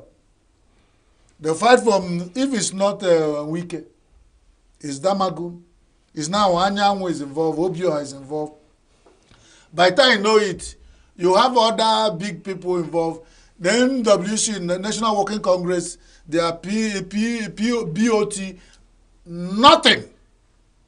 He's saying, speaking with any reasonable voice you can listen. They're just in disarray. And I stop to ask myself, who did this to PDP? You remember the days of PDP? Well, that may be natural. They are on their path of extinction. And what pains is that they are helping their own extinction. I don't know what they have in mind. But let's watch them.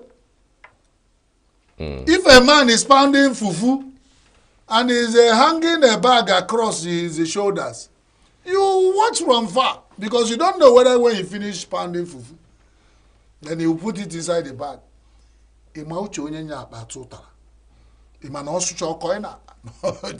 So the PDP are hanging the bag across them and they are pounding fufu. We are watching. All these things have a root cause. I mean, from the days and the period of the so-called Atiku, I mean, wanting to become the presidential candidate, given that power has shifted and it needs to come to the South. You know, one would have thought that they would have found a way around speaking to each other, say, between Wike and Atiku, because we all know what the source of this particular chaos is. The reason why Wike is doing what he's doing was because of the fact that he claims that power is supposed to come to the South. And so because he doesn't want to be part of anything to support a northerner take power again in 2023, he decided to do what he is doing. And even if it means dragging the party to the mud, he would do it. Self-destruction can start from any point. But if you notice it, any of what they call any of the errors known is half solved. If you know there was this issue of self-destruction that comes from greed, that comes from breaking covenant, that comes from not keeping to agreement, and you saw it coming, and it happened. What stops that when you have finished eating, eating fish, we didn't remember Charles? What stops us that now we want to eat meat to remember you? It's still self-destruction when it pushes. When somebody want to destroy you, push a crisis to you. At the end of it, you say it's Satan. So if it's Satan, it's real. It is manifesting itself in the life of PDP. They don't want to look at themselves again in the eyes and say, you offended me last time, but because of friendship and brotherhood, let us sort it out. That's the party we know for what you call zoning. That's the party we know of. He tried to be around them as politicians. They will say whatever is their problem is, now if you take and take again, that's where crisis come. But if you take and stay off, let them on take turn by turn. A Woloko, a Miloko. PDP actually, started it. It's saying things are done turn by turn. If it's the turn of the South to produce president, they should.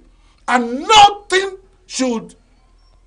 But now that they have managed to circumvent that, and they find themselves on the restricted run forever, that means that they will say, if I see Kaijin and more, then starting from the beginning and doing things right is better than going to consult the oracle and the Ifa. So let them go back to the beginning and straighten their books.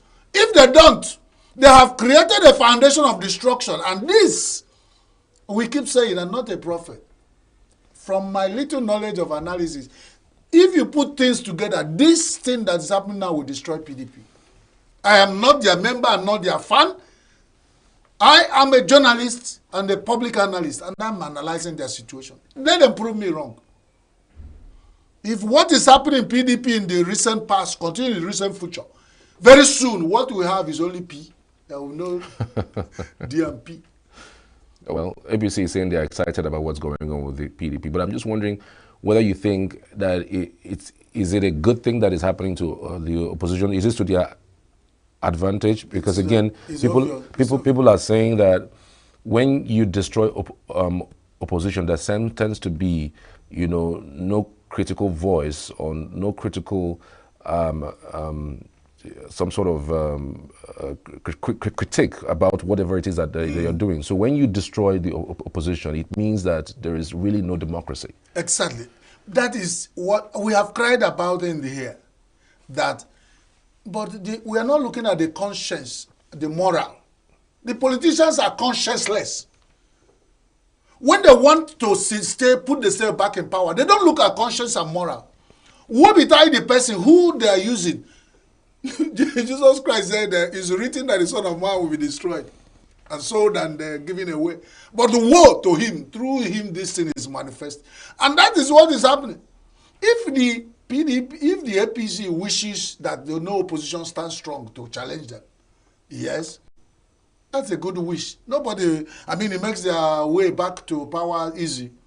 But woe to all those, because that's their hope for Nigerians. We are hoping that if you think that's the essence of democracy. If you are there in power and you are not doing very well, all the oppositions are running around the people saying, you can see Charles is not doing very well. If you put me there, I will do very well. This is this is my plans to rectify things. But then when it's like, that's no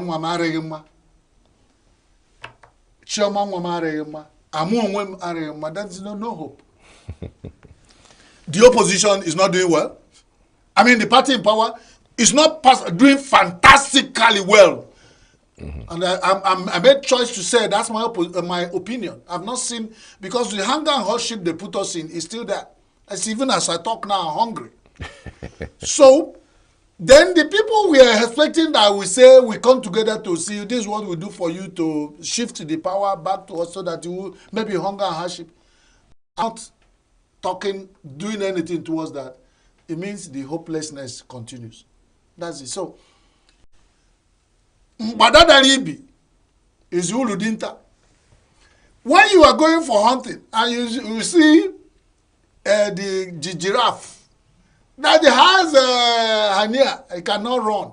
It is a good advantage of the Dinta. That's the proverb of bone and silence. So if PDP Daibi, it is Todulu of APC. And not just APC, PDP. If a Labour Party, Dakwebi, which I see them going there, then I go here and you are carrying somebody who's swelling stomach, and the person is getting a hernia. That's two major sicknesses that might not make the person to be active. So if we are talking about PDP, Kafoneto, then LP, not DIP. What's the hope? All right, NLC is going hard on the tariff hike, especially for the ones for telecom, and they're saying they're going for a warning protest that would be done for forth. LLC, I don't know who gave people an opportunity to think that NLC, because they have weakened them so much, that when they say we don't like this, you can cajole them without negotiating with them. They gave warning to federal government about strike, they fulfilled it. And they think that when they gave warning about a tariff hike, that they will not fulfill it. Once you begin a discussion and you remove the strong person, in this case, who are the people who are, the labor represent almost 80% of Nigerians. And you hike price for 240 million Nigerians, which out of them, 80% of them are represented by labor. And labor said, hey, we are not accepting this. You keep quiet. You are daring them. And it's not going to end well. By now, we expect that they should have called them for meetings. Maybe they've meeting, I don't know, because I'm not a member of Labour. But Labour speaks for me because I am one of the wretched of the earth. So anything they say, I listen. If they say this hike, I say, yes, Labour, fire. So if the people that are talking do not listen to them, the people I support is obvious. Even as I stand here, it means I'm supporting Labour.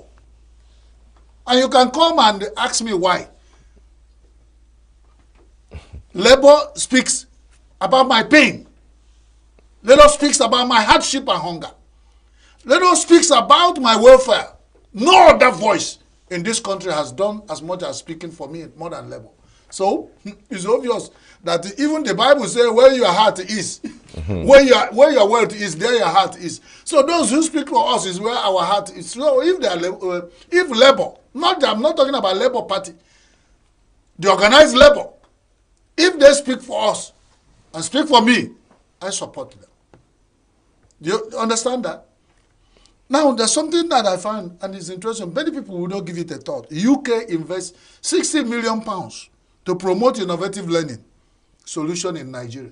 And I want to say, how much has Nigeria, as a country, invested in promoting innovative learning solution in Nigeria? You know, this idea of, I keep saying, what can you do for your girlfriend's son to call you Papa? If you leave your mouth, you do not lick it, Hamatan will lick it real good for you. And you leave a mark of all those cracks and bloody mouth. That's what Hamatan does. For this developed country that call themselves developed countries, that they look about developed nations, I don't want them to take care of themselves. When they say innovative, why not give us consultation and guide us through Judy? They will invest and train people in innovative learning and encourage them to jump back to the country to work for them. So Nigeria has produced a breeding ground. When they put small money, it's like what Trump is fighting with China. He said China will go to China, manufacture, and come back to sell in. So because there's cheap labor. There is cheap environment to nurture innovative learning and all in Africa, and all of them will jump up to. Because if you go to UK cannot spend 60 million pounds to support innovative. They would be spending £1 trillion there. But in Nigeria, once you drop all those tokens, you will find out, and all of them will jump back to UK or America. So in Alwana, if you use fake dollar to do Christmas, to celebrate Christmas with your mother-in-law, it's what you give her, you take it back. Because a goat lying on the ground is lying on his skin. I am ashamed. If there's anything good to be promoted by them, it's foreign nations. And you think there's free lunch even in Freetown? In 2025, Nigerian establishment have not realized this. And you give them so much power, they come back and doing this to you. That's why, because he who pays the piper dictates the tune. Innovative learning solutions in this era is what every country will promote. In fact, the ones who need to promote it are most of developing nations. A non-tropical disease, a 8.6 trillion naira gap emerged in treatment. That was Guardian. Yeah. 8.6 trillion naira because of neglected tropical diseases. Tropical diseases are those diseases that are all known in the tropics. And Africa is the center of tropics. Of course, that's the only way you have tropical region of the world. There are diseases that breed more in the tropical region. Because of neglect, we now need a backlog of 8.6 trillion naira to treat those diseases. Is it not double wahala for dead body, Charles? It is, actually. So where are we going to? You know, it's not the same thing that why do we allow this gap to pad up? When the water is only on your leg, near the ankle, you have not stopped the flood. Is it when it gets to here? When it gets to your throat? Is that where you're going to? Is it? So everything keep pushing us towards the point of seeing, are we the cause or are we the cause? God help Nigeria. It's sad. Indeed. Federal government is suspending Max Air over, the issue that they had. I think it was 2 days ago. Max Air had was, burst I think, tire. it was either taking off a landing and they had burst tire. Burst tire, yeah. You were suspending the one that had developed fault mid-air and returned to safety, managed to land back, and then what have you done with that? And you see, most of the times we give so much emphasis, for whatever that has happened in aviation industry. I'm not an expert there. We had an expert who talked aviation. You asked the person so many questions. I was monitoring. He said so many things about us, how these things are done. And they gave level of guarantee you can't. Is it that this Max Air was going with faulty tire? Over time, you did not see it. Until you either take off, the tire burst. That's when you now invoke all the law. I don't know. I'm confused. Somebody need to guide me through. Somebody could have seen this tire before it busted. But it's an accident. Nobody ever plans anything. No, but because a aviation tire, when you ask the experts, they tell you, it's like you use overworn tire. Overworn tires, it's only when it's overworn, it can get burst in that stance. I mean, we've seen people who have new engines, That one is different. No, but for aviation tires, even to burst by either takeoff shows that the life of that tire is suspect. And nobody did it. So most of the time in Nigeria, some people just bring out their ignorance and stupidity over little. They should have hide their shame and say, hey, thank God. And then go back and start inspecting all the tires of in the aviation industry now and say, because there was a time in road safety when they say your tire is expired, even if it's a brand new tire. Meaning you are sitting on a keg of gunpowder. Suddenly, I don't see road safety doing that. But in aviation industry, where it is more critical, God saved the life of people, and people are making mess of God's grace. Instead of going back to reorganize themselves and say, we should have seen this tire burst coming. No brand new tire. It has 90% chances of busting. Ask the experts. I can speak as a layman. But now that they are busted, that's where people now begin to use their useless power they never saw to use, and now use the Max Air.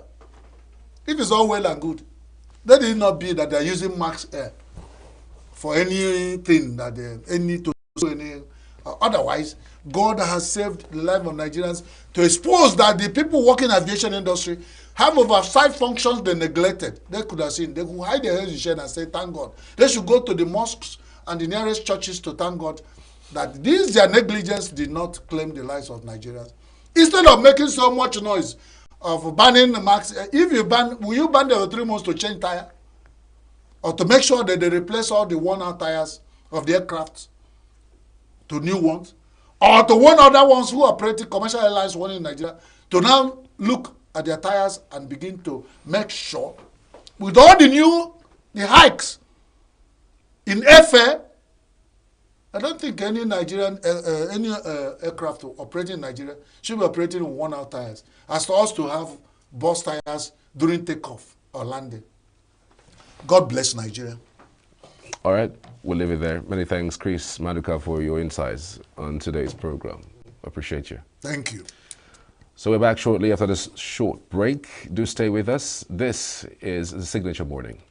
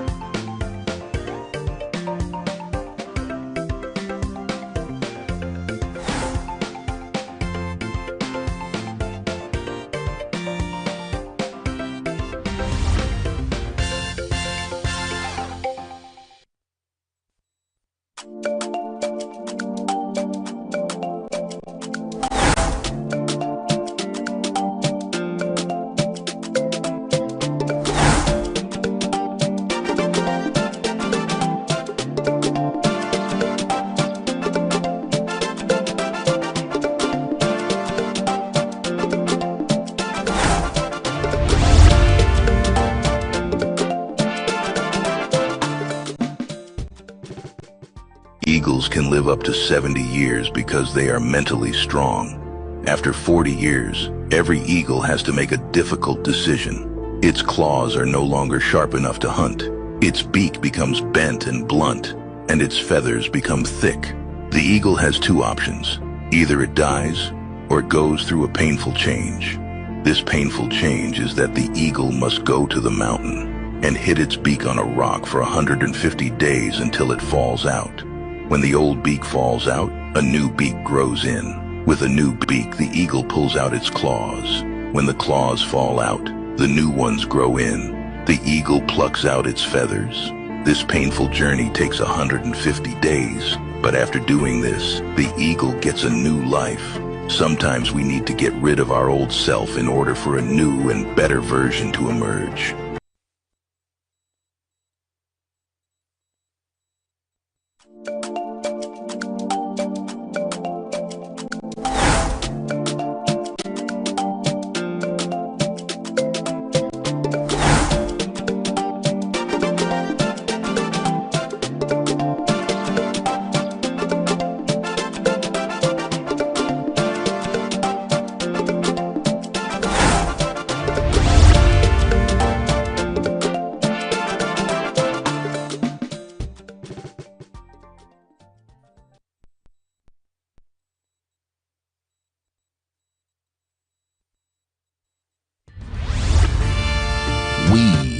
local.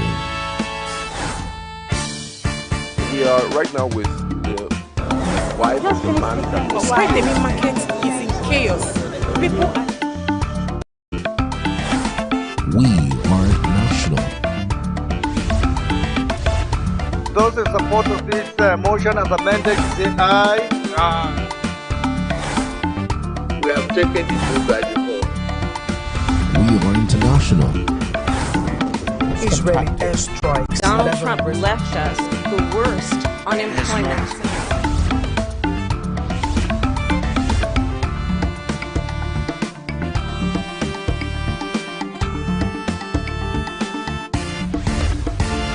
Signature TV, news in your pocket.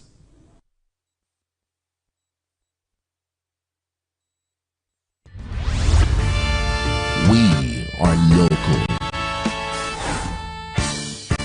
We are right now with the wife of the man that was Why the main market is in chaos.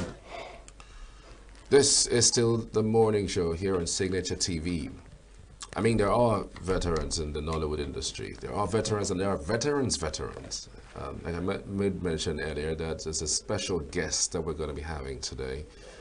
And he is someone who you would love to see, especially for those who are very familiar with the TV reality show or the TV series, The New Masquerade.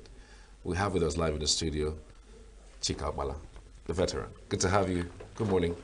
Good morning and welcome. Yeah, good morning. How are you today? I'm fine. We're fine. Yeah, Greatly. I'm happy to be in your studio. Definitely. I almost thought you were going to act when there was a pause before you answered that. Okay, you wanted an act? No, I thought you were acting. Just keep your cool. If you wanted act, I will be acted. Okay, fair enough. How do you feel, sir? I feel fine today, by the grace of God. Indeed. Indeed, by the grace of God, not many people make it to this age that you are in. Right. There are several persons, especially in the Nollywood industry, who have passed on, either through one or two ailments. They're not where you are. But today, you're practically alive, strong, and well. And I just wanted to ask you, what is the secret of your longevity? I wouldn't tell, but I know it is by the grace of God.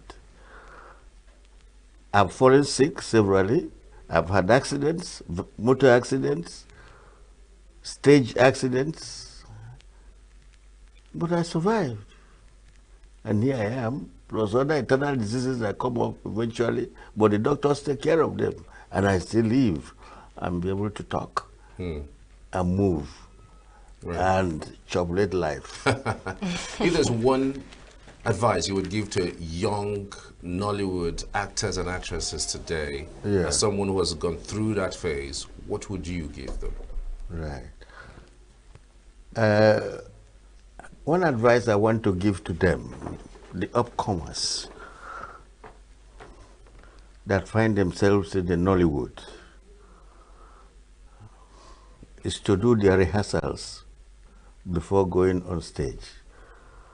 These days, most of the producers say, no, Josh, you look good. We want you like that. Come like that. They never rehearse their lines nor their movements. And so it doesn't look interesting.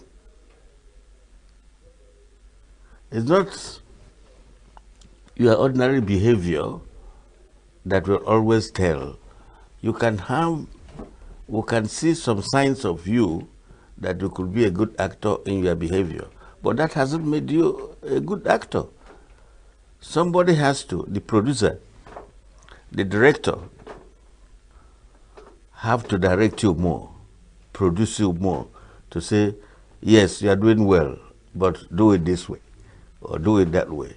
And in that place, that case, you outshine and you come into the shoes of entertainment proper.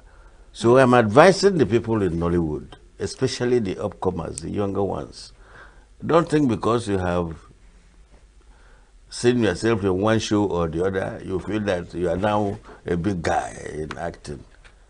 And you're not making an impact. Nobody's talking about you positively. Sorry, I'm using this language. I'm not supposed to. It's a borrowed language. What I am talking about as Chief Israel Pawine Powerless. You see, all of you were bamboozled. No, I can get the Zebrodaya himself. Chief Zebrodaya went to school, the time at Slomi Primary School in those days. You know what is Slomi? I don't know. Salvation Army. Oh, okay. That's what they call Slomi Primary School in those days. And that's where he learned his language, his grammar, and grew up with it. And was entertaining the 10 people of his village. Even when he came back from World War II, he was an army veteran. I mean, Chief Zebrodaya Okorigwe Nwobo alias 430. So, sorry, I shifted to Chikokbala. Now that I'm coming back to Chief Zebrodaya, which is what I'm thinking, this is what you want. You know Chikokbala, you know him here and there, you know the school he attended and all this and all that, the university. But this time, let us talk about Chief His Royal Pawine Powerless. Chief the Honorable Zebrodaya Okorigwe Nwobo alias 430. I think that's what you really want today to see of Absolutely. me. Okay. So, my advice to the damn people, these young boys or young girls, those people who are finding themselves today in the acting industry we call Nollywood, should be patient enough to learn and also go for training. For me, I know how much training I have undergone when I was in NTA, where I was formed. You don't just go because you have an aptitude, you know, to do something. Then you become, no, you have to be fashioned. Somebody to direct you properly. Somebody to mold you properly. So that when you talk, if it is language, like Chief Israel Pawine Powerless, I have language of his own. Somebody I have to encourage you onto that language. Just like your teacher in the school, when you write wrong one, he says, no, this is not, we cannot accept this here. This is the way you should write.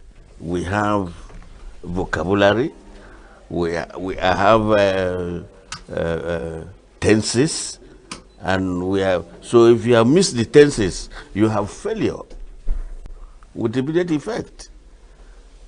You know, so what I'm advising them here is to take tutelage, to learn from the elders or from some actors they cherish. They say, yes, this man is my man. Anytime I see him, I'm okay. I want to see him. I want to continue seeing him.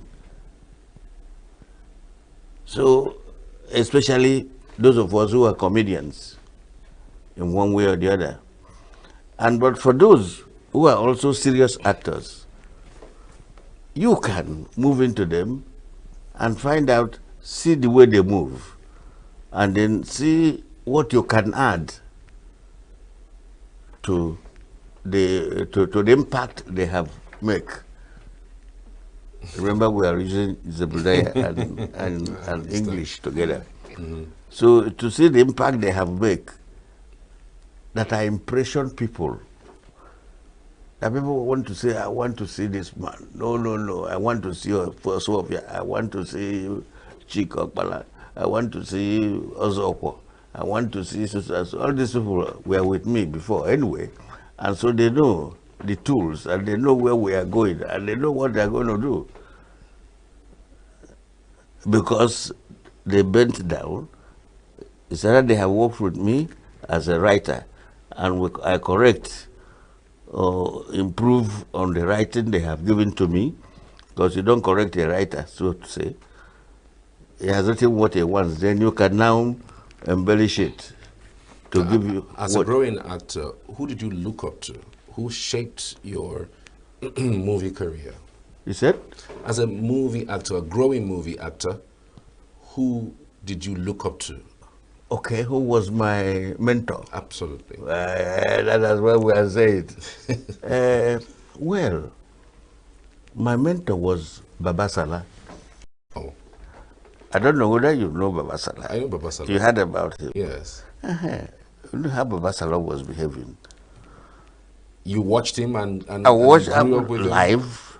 Him? I stayed with him on stage, played together with him on stage at National Theatre. Wow. In Abuja, when Abuja was on the formative stage, we worked together, we stayed together, we moved together. So what is that thing about him that attracted you? You said? What is that thing about him that attracted you to make about him a him? mentor? Yeah. Yes, it was the way he behaved and the way he put out his spoken language. His behaviors and movements on stage. And his outspoken words that really attracted me. And I said, this Baba Salah, I will act more than him. Right. So, but with acting more than him, I should first of all know about him. That was how what happened. And I started working on that. This was in the early, remember when we have the, what is it called? The Festival of Arts and Culture in Nigeria. We all were camped in the same place and we stayed together. But before then, they were coming to where we lived in Aba. Baba Salah will come with his boss and his theater group, his moving theater, to perform for us in Aba. And as I was small then, but I will have to run to him and see what he was doing, and said, "You see this man, I must follow his footsteps." That was what made me. So I tilted towards comedy more than serious acting. Because of him. Yeah. But when it comes to make serious statements, Chief Zebrodaya do it. Right. So can you share a memorable experience of or a role that shaped your career, as an actor? Okay, a role that shaped it. Yeah. You see, when I met James Iroha in the 70s, when the war ended, met him at the British Council.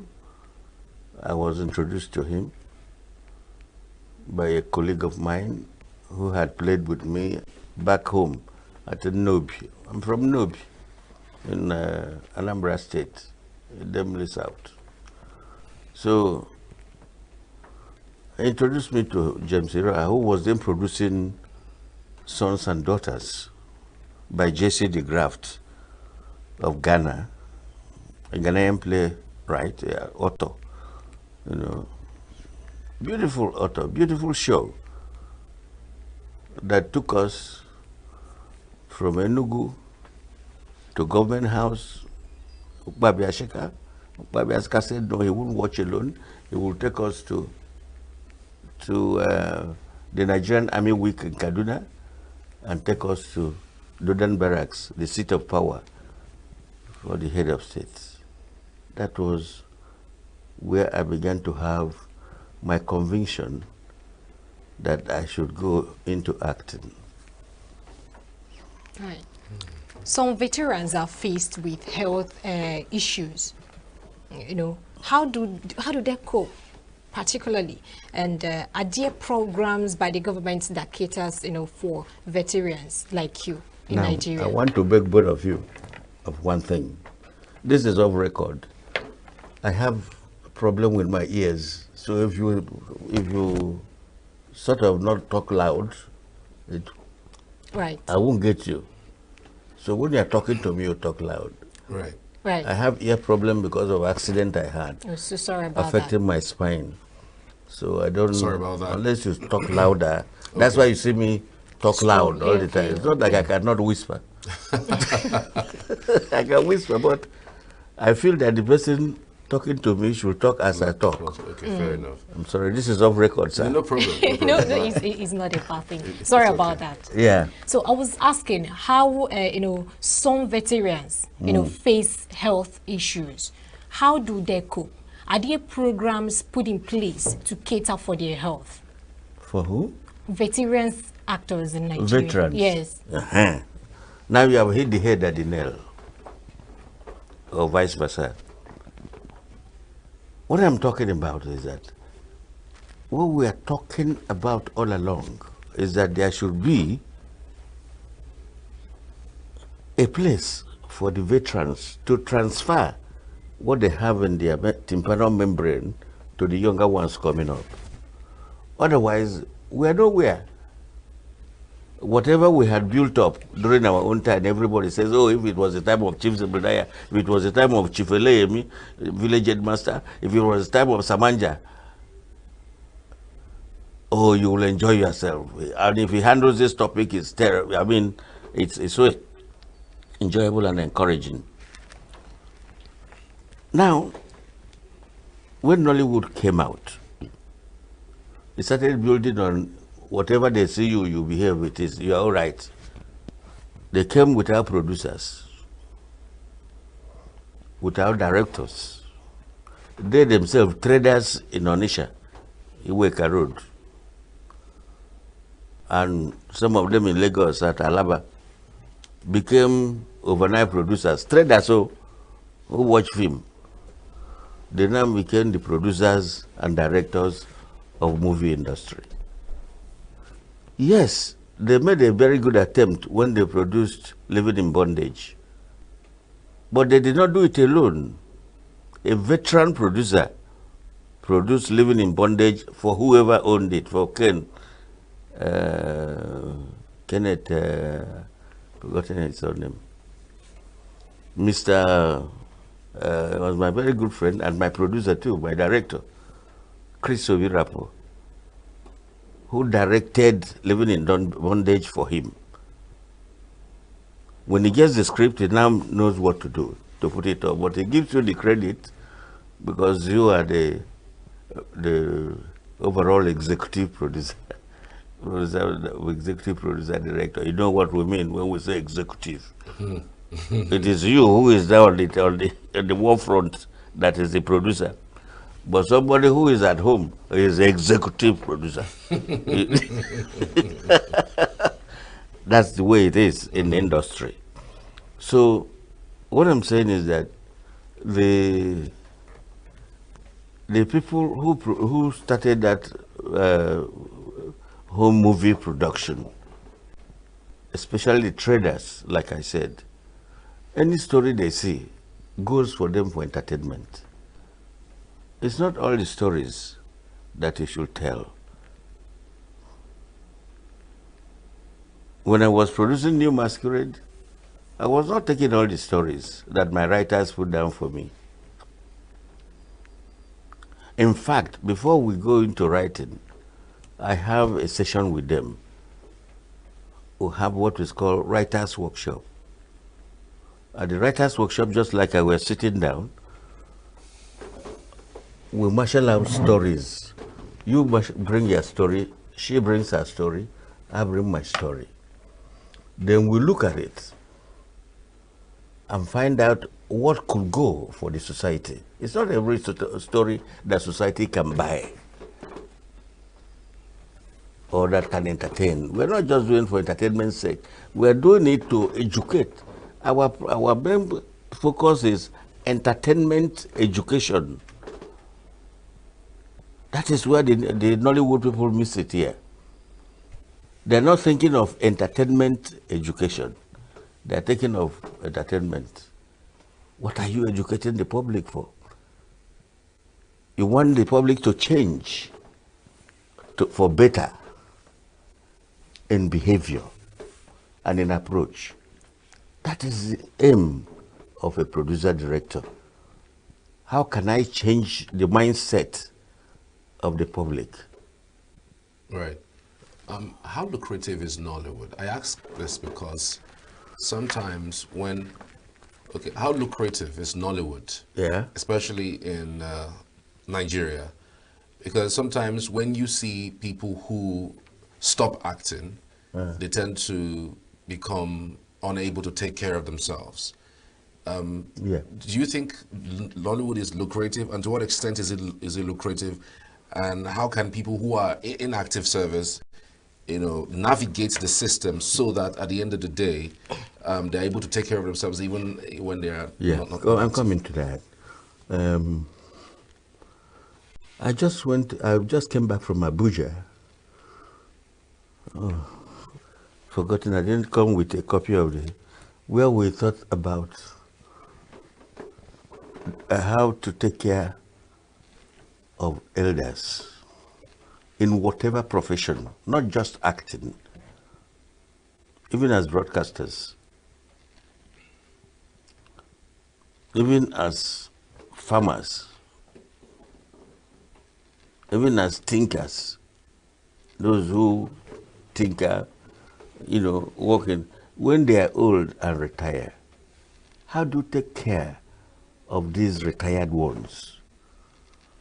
Or do we just allow them to go and die off? Everyday things swell up. I mean, the prices of things swell up. They can't afford it. They can't go to hospital when they are sick because they don't have the money. No doctor looks at them. Doctor must pay his own bills too. So we're thinking about what can we do? What can the society do? What can the government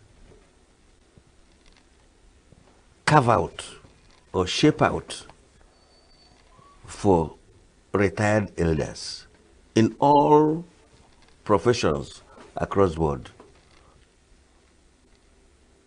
Even if it's somebody who ties hair, at a time he gets old and can no longer see well to see the needle and all that to tie, or tailors and all that. How do we make sure they still survive and eat on their own, not depending on whether they have children or not? Your child is struggling to live, to make money, to marry, to have children and train his children. I don't know both of you. If you are all married, your headache now is how do I bring up my children with the present cost of things? Absolutely. Eh? How do I bring them up? Then before you think of your father at home and your mommy and your uncle, okay, you have not taken care of yourself. You have not paid your house rent.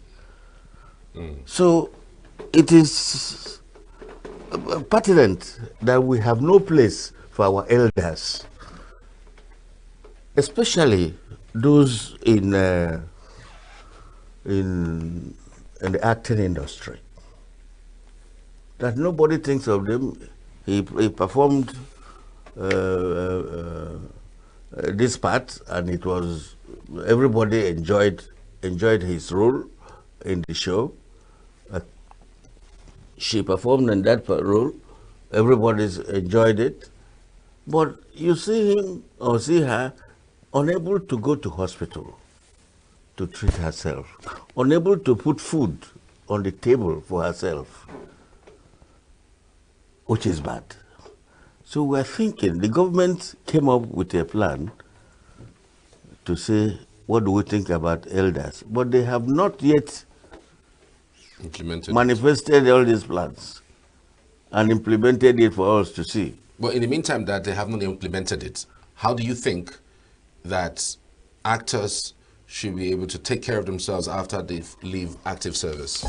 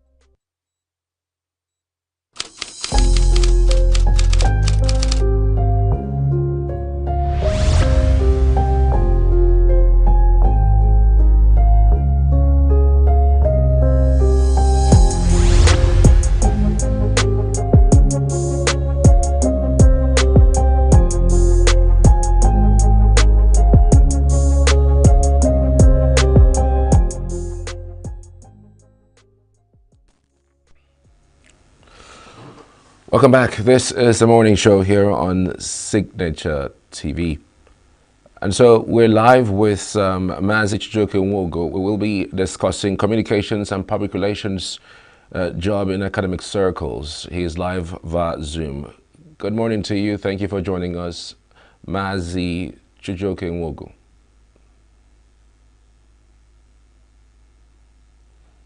Mazi, can you hear me?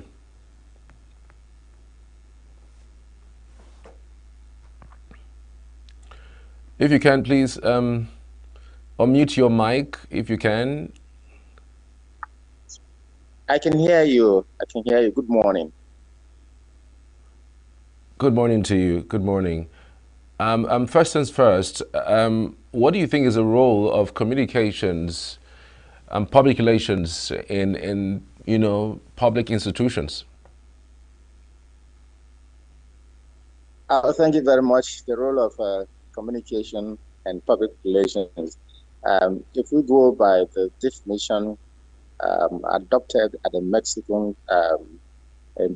statement of public relations, which was adopted by most public relations practitioners, it defined public relation as the social science of analyzing trends, predicting the consequences, counseling organization leaders, and implementing planned programs and actions for the benefit of the organization and the public interest.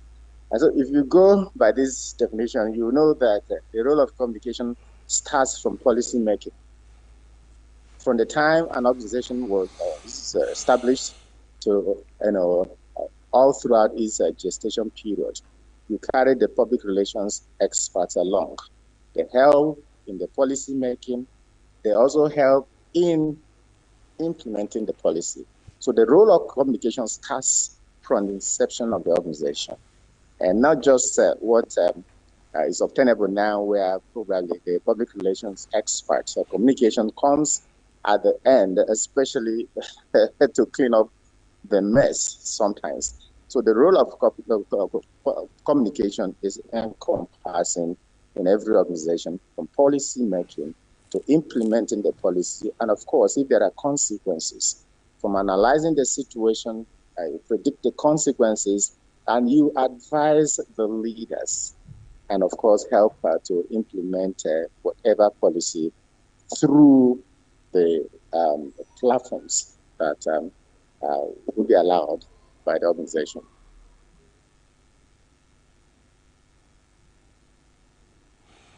Okay, Mr. ENUGU, if you can hear me, can you indicate? Yes.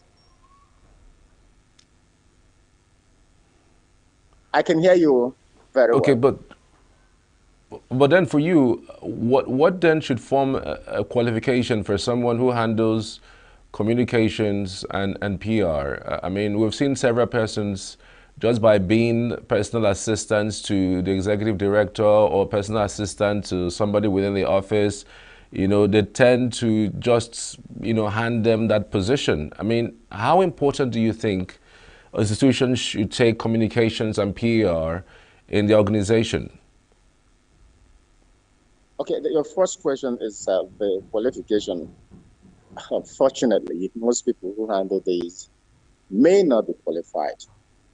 Some who are qualified by, academically, having degrees in mass communication or communication arts, okay, fine. But also, that is not enough to qualify. I think, in addition, the passion. Communication is something that, burns in you. It's not just that you studied mass communication or you studied public relations or other disciplines alike, but you have the desire at all points, that burning desire to be able to smell news, to be able to carry the organization along, to have that passion at all times, to be part of what the organization is doing. It's much more like in civil service, where you have information officers. You just go to work, sign, and they probably only do that job when there is a release. information officers. Some of them are well-grounded and qualified for that job, but they don't give them enough responsibility to do. They don't carry them along in the establishment where they work. So qualification includes academic qualification, experience, and if I may add, passion for the job.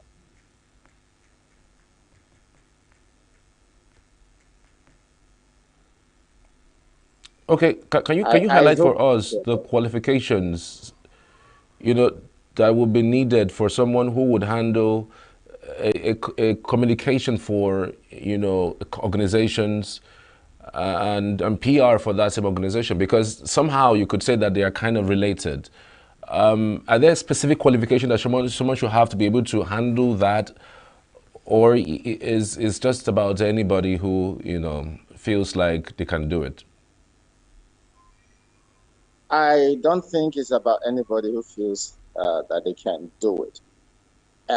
Even though there are people who have academic qualifications in the arts, mass communication, or some other disciplines outside mass communication, but just somewhere along the line, by the reason of the appointment somewhere, they went ahead to acquire other degrees in the arts.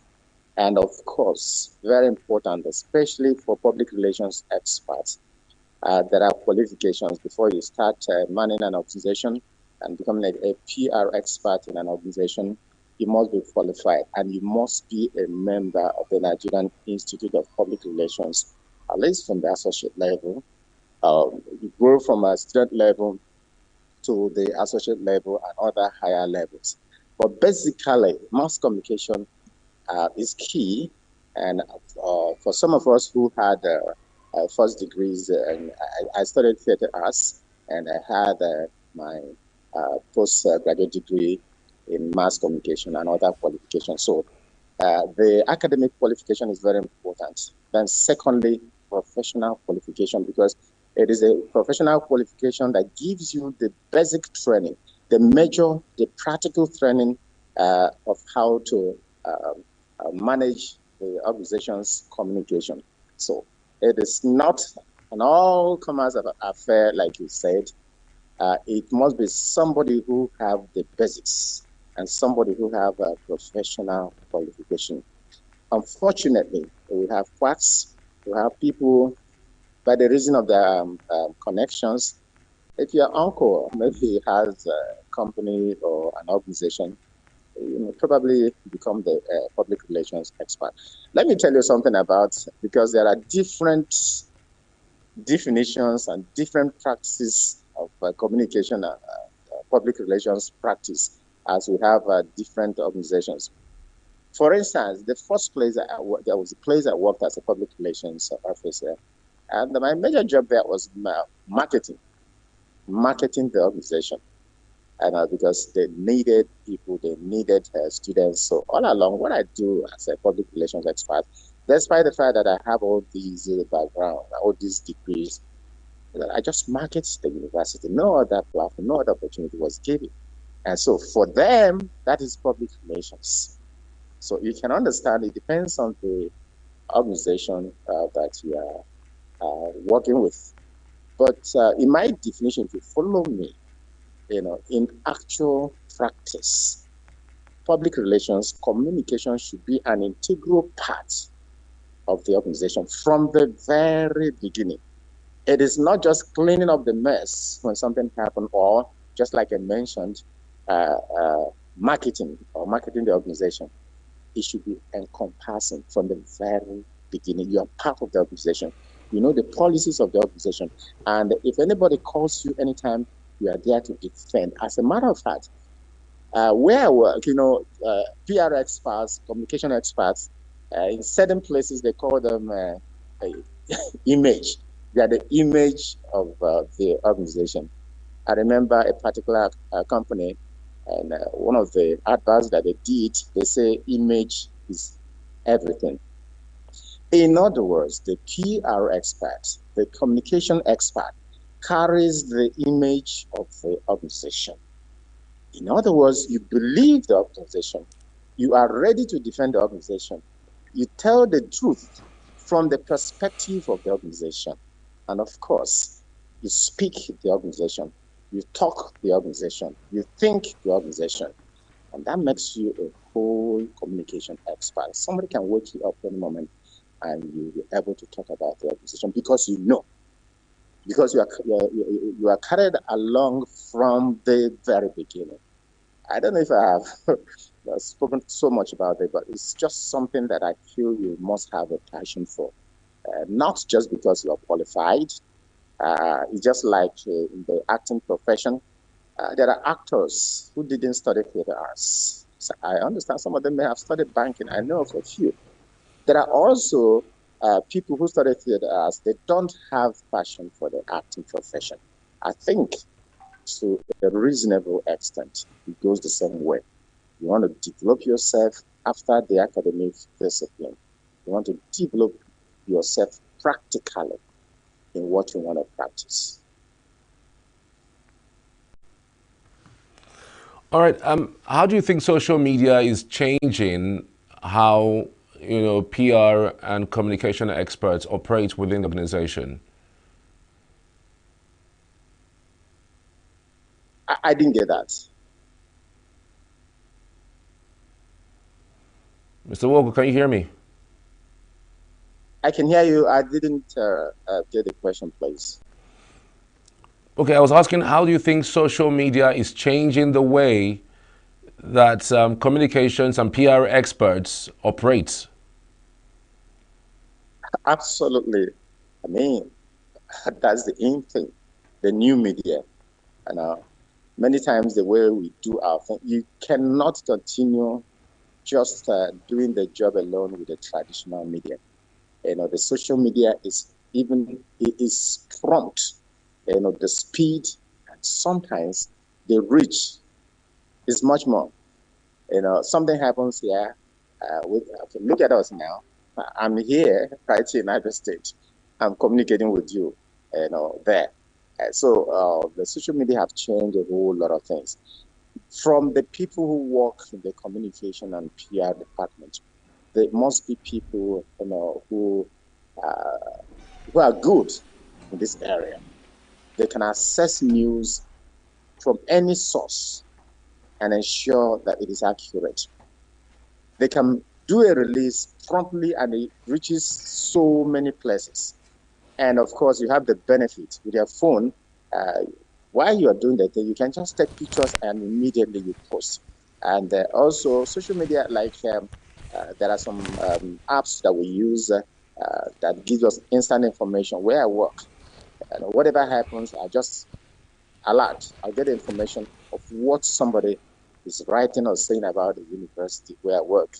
And also some other social media has changed the landscape of public relations practice. It is helping a lot.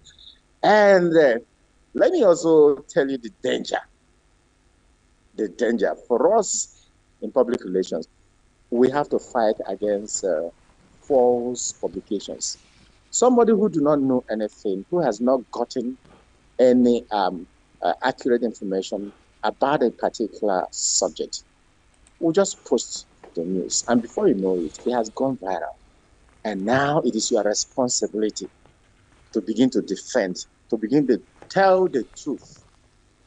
Just a picture away, we have bloggers, different bloggers that can just for content creation, don't just post anything, particularly negative news. Remember, negative news sells much more.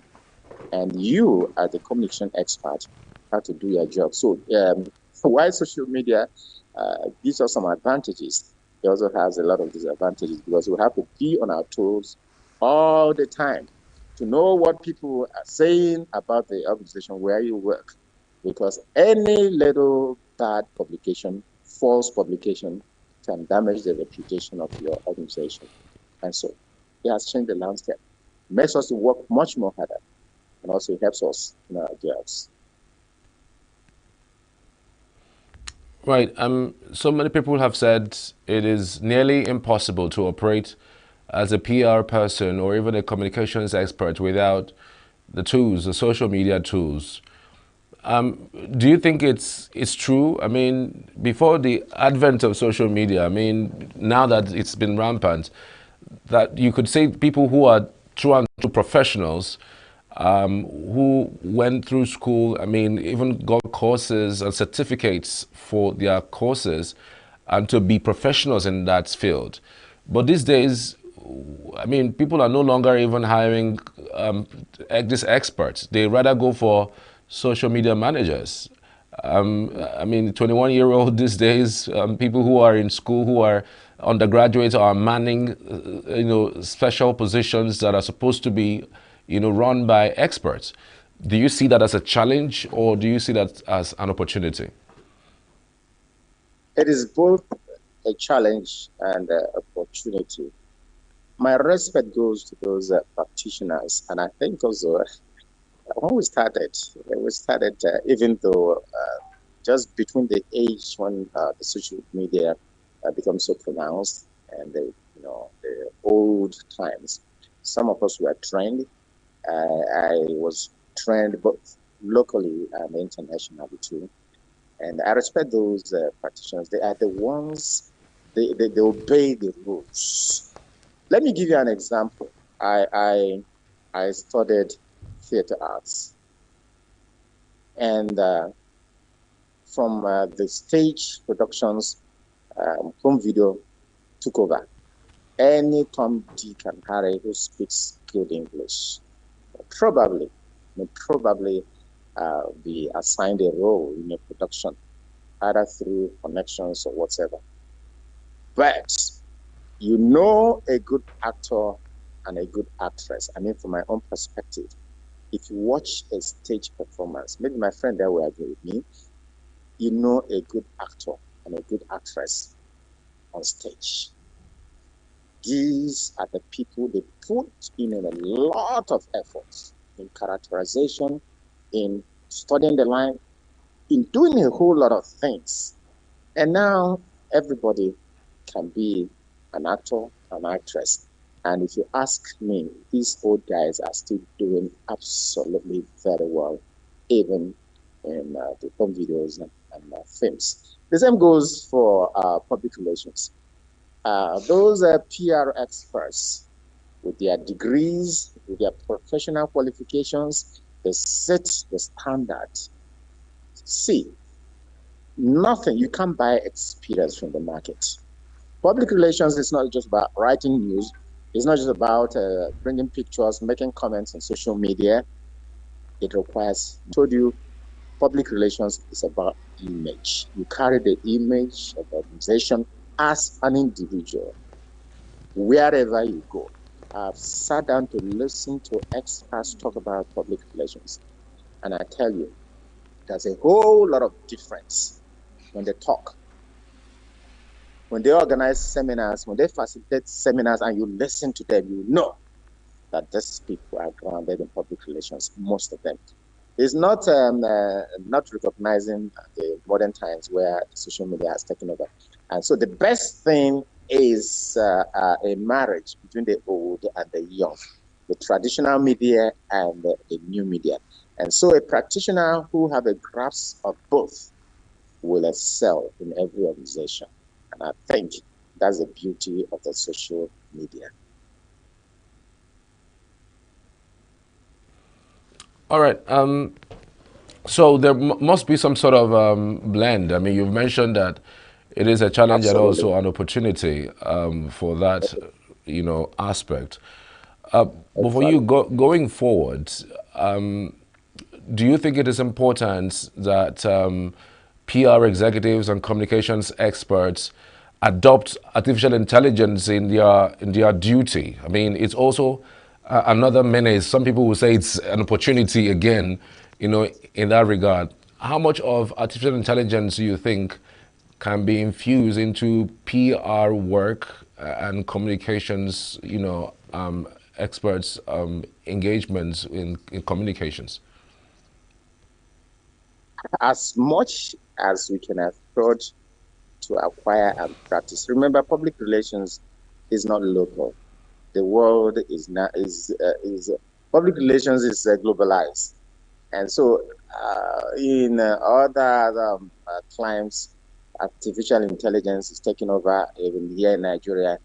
So public relations should as well, follow the trend. Learn as much as we can about artificial intelligence and also how to put it into practice, use it in the practice of public relations. But I guess probably the problem is most times, except the experts, the PR practitioner in his or her organization, decides to take extra steps to be ahead. If organizations could give the opportunity to train public relation experts as well as others in the use of these modern trends, artificial intelligence, for instance, I mean, it would be so much helpful. Like I said, we are not just fighting against ourselves. We are not working again for ourselves. PR is global. And so if we want to also be recognized in the committee of global public relations practitioners, we must be able also to up our game and learn a lot and use artificial intelligence. All right. How do you think that PR executive can adopt AI into their work? I mean, they say the use of AI, is faster than using your mind to create something.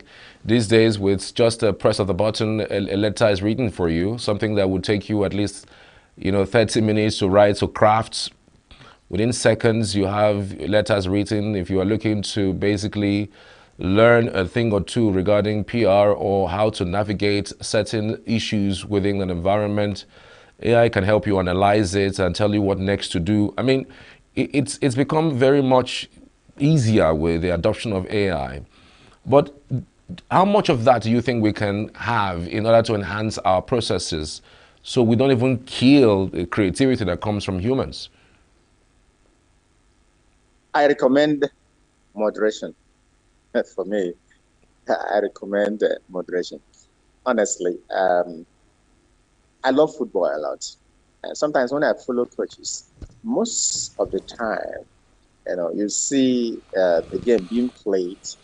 I don't know, just already you see how these things work. Somebody manipulates, this person will pass to this person, before the actual game. And you think it's how exactly it's going to be. It might not be so.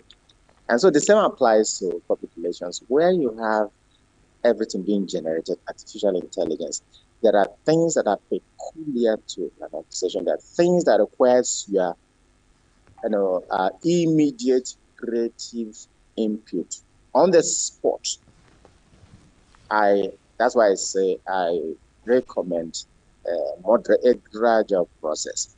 And of course, do remember too, if you get to a point where if AI is being used in everything, in public relations, in communication, a lot of people will also be out of jobs. So we need our jobs as well, while AI will be used moderately.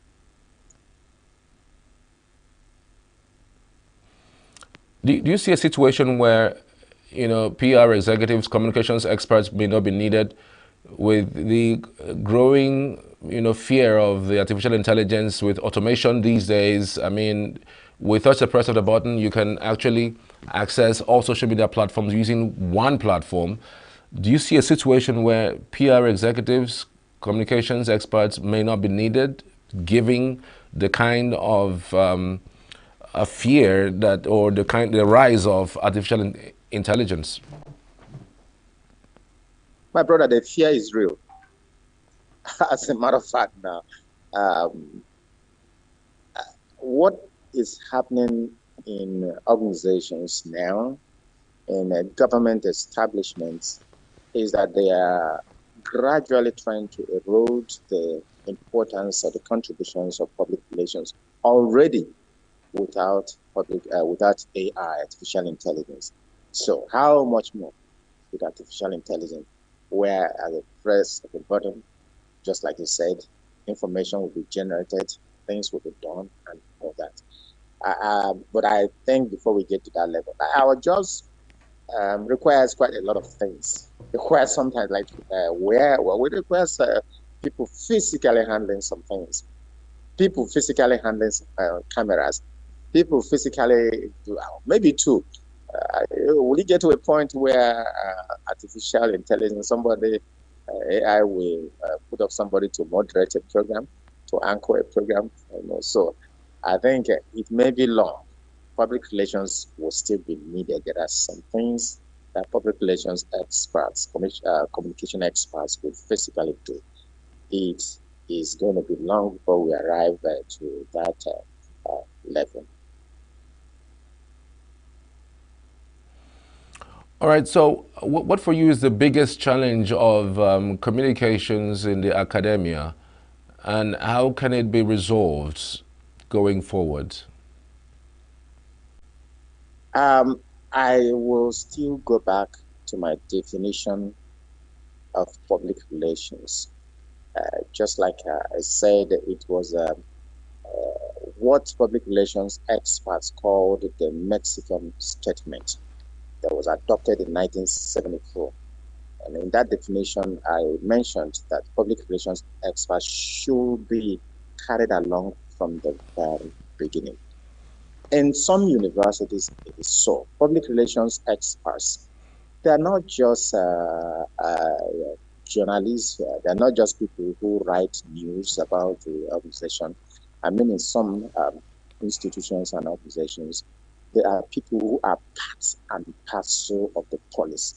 Because when you know a policy, when you know a thing, it will be easier for you, to be able to design programs, to design content that we promote that policy. And so one of the challenges is that in some institutions, public relations practitioners are relegated. In fact, in some institutions, the department or the unit or the directorate of public relations, some may not even have a public relations unit or public relations department. They think that anybody can do the public relations. Some are merged with some offices in the university. That's also the problem. The second problem, I think, is that of funding, because we do quite a lot. We do quite a lot. Use money to do. You need to monitor news. You need to write news. You need to do this. You need to see people from the very beginning. So sometimes you need that department, wherever it is in any university, should be funded as well. And public relations, the challenge of communication, challenge of public relations should not just be for the public relations unit. I always say, in an organization, public relations, we have different publics. Public relations starts even from the gates. You are entering an organization where you have the security personnel. It starts from there. So we require training for different units, different stakeholders. Let them know that they are also the image of the organization. It is not when maybe a receptionist in an organization does bad, and now the public relations expert is expected to, defend what he or she did. And so these units should be trained to know that they are also the image of the organization. And I think that's one of the biggest challenges. For instance, I'm not mentioning any institution as well. You see in an organization where from the gate, the security men are not the way they relate to people who come to the organization. They harass the people who come, but they may even take money from them. You go to a particular unit, they demand so and so for an institution, for instance. Some institutions have bad records about victimization, harassment, and all that. And at the end of the day, it is for the public relations unit to clean up the mess. So if these people can be able to carry the image of the organization, do what is right, the job of the PR experts becomes very easy. And of course, maybe in the government sector, there are PR experts and communication experts If your principal is doing very, very well, honestly speaking, you enjoy doing the job. In fact, you just promote the policy. You will be, so proud wherever you are. And not when a lot of issues are at stake. Some things have gone sour. These are things, decisions and policies should be made. Remember, it is about the public. It is all about the public. Governance is about the public. Institutions work for the public. The services they provide, they are for the public. And so if these things are taken ahead from the planning, policy making, designed towards that, it becomes easier. So these are multifaceted challenges for the public relations expert that he or she have to contend with. Again, wherever you are, you need the support of your organization, the recognition by your organization, and of course, a little freedom to do your job. All right, I want to appreciate you for your time. A public affairs analyst and, of course, public relations and communications expert, Mazi Chijoke Nwogu. Many thanks for your time and your insight. We truly appreciate it. Thank you very much. More blessings. God bless you too. It's January 30, 2025. It's the Thursday. I mean, it means that Friday will be the last day of the month, 2025. I'm talking about January. Hope you're prepared for what's coming. We are back right after this short break. Do stay with us.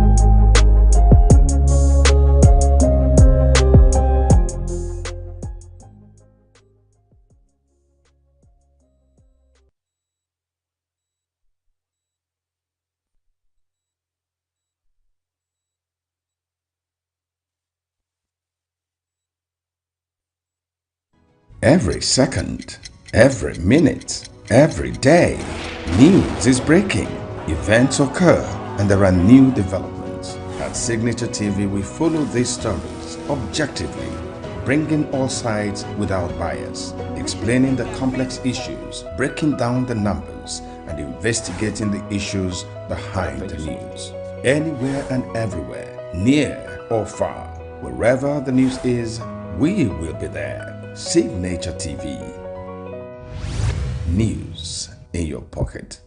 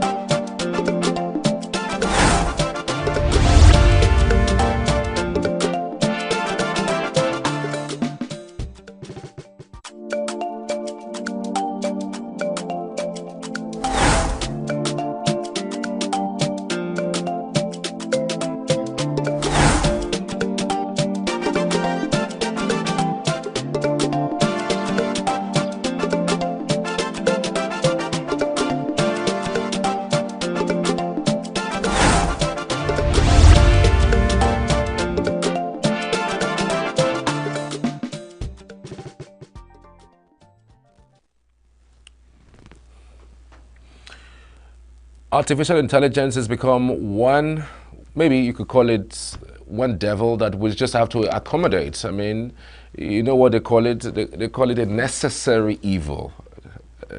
I wonder what is necessary about this particular evil. These days, you just have to inculcate it in some of the works that you do in order to make it a little more easier for you. And I really don't know if you think through it, how is artificial intelligence being applied in the media today? And how would it affect how we relate with people 5, 10, or 15 years? People who are scared about the artificial intelligence, are they justified to be scared about it? Those who are welcoming it and applying it with their duty, are they justified with what they're doing? Would it in any way help us lose jobs, gain more, or maybe practically destroy whatever it is that we have built?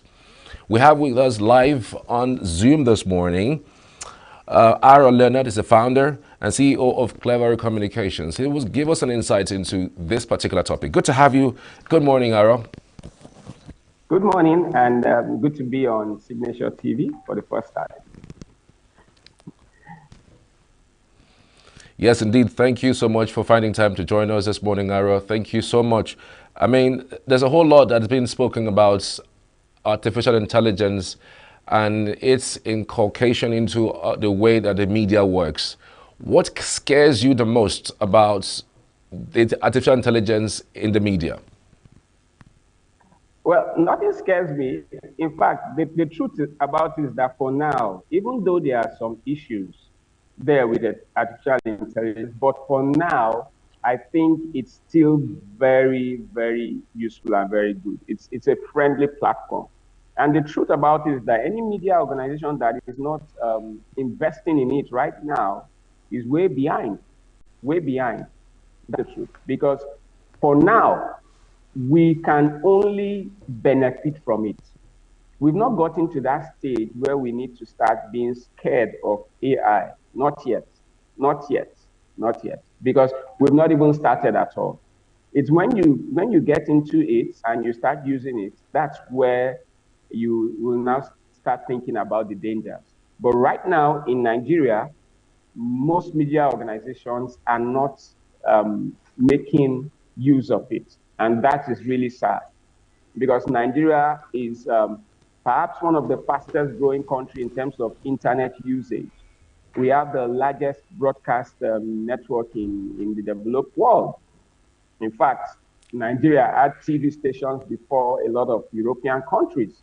So you see our new digital economy and what it's doing in the country. A lot of young people making millions by applying AI and all that. But the broadcast sector that is supposed to be leading in this is currently behind. And that's a sad one. So that's something we should look about. So there's no danger there right now. We need to get in first before we start talking about danger.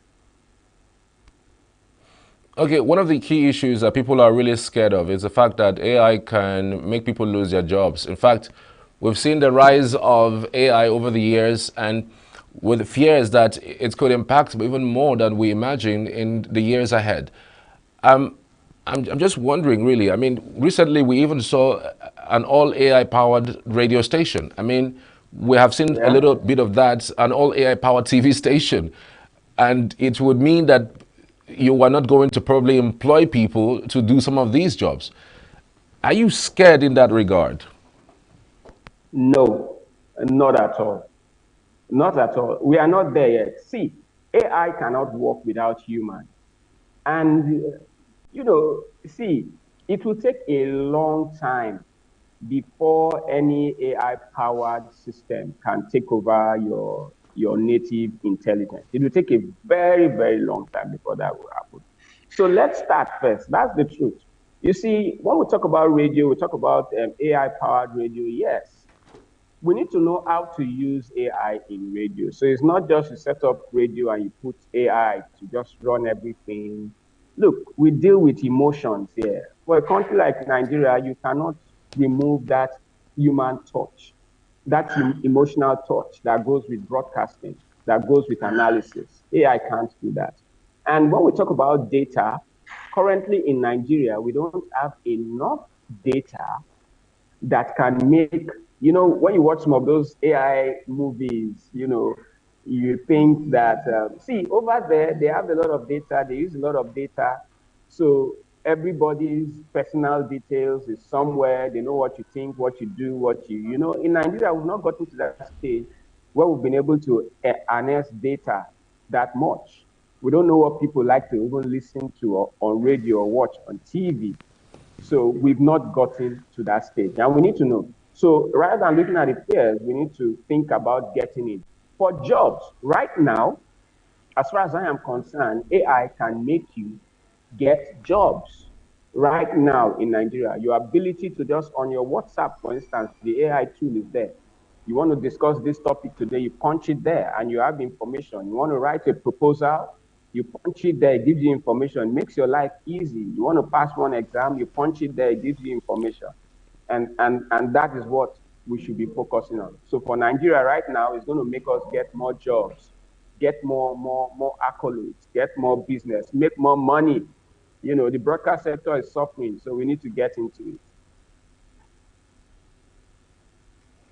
I mean, we've also seen the rise of the usage of AI to develop deep fakes. We've seen AI being used to, do bad things. Some persons trying to put out contents that are manipulative, that are practically fake. So it's something that even though you say it's an advantageous thing to inculcate, but it also has its side that is quite, demoralizing if you look at it from that angle. Yes, yes, and that is where you see media. Media is a very sensitive organization. A lot of people set up media outfits here and there. License schemes given to politicians, businessmen, and things like that. Only few media people have licenses. Now, when we talk about deep fakes, see, in the past couple of years, I am a trainer. We've been training a lot of stations, a lot of youth, government organizations on fact checking. And lots of tools have been developed that you could use for fact checking. And that is where I talk about that human part. So AI can pick up something it sees, and unless it's the AI that also has the fact checking tool, the AI can put it out there. But the human will use his native intelligence and say, wait, I think I need to cross-check this again before I put it out there. Okay, so that is a danger. Fake news and deep fakes now, where like now, as I'm talking now, someone can just crop my face, and before you know, you'll see a video out there that I'm saying something nasty. People use it for political gains and things like that. That is the bad part. But right now, it is the same AI technology that you can use to cop that. So for instance, when you see a video and you apply it into AI, for instance, any of the AI software, it could tell you if that video was used somewhere else in the past. And you could know when that video was released. In fact, some advanced technology can even give you other details, who did the video and things like that. So you could use the same AI to prevent these deepfakes. But if we don't get into it, then we'll be consuming a lot of deepfakes, and it's going to be affecting us, and we will not have anything to counter it. How can media organizations ensure transparency when using AI in production of news? Because again, these days, nobody really tries to get the news. They just sit behind the tabs and then pop out something and ask AI to write a story about a boy who just left school. And then you just create something and then you put out that. How do you think media organization can be really transparent when applying AI in news production?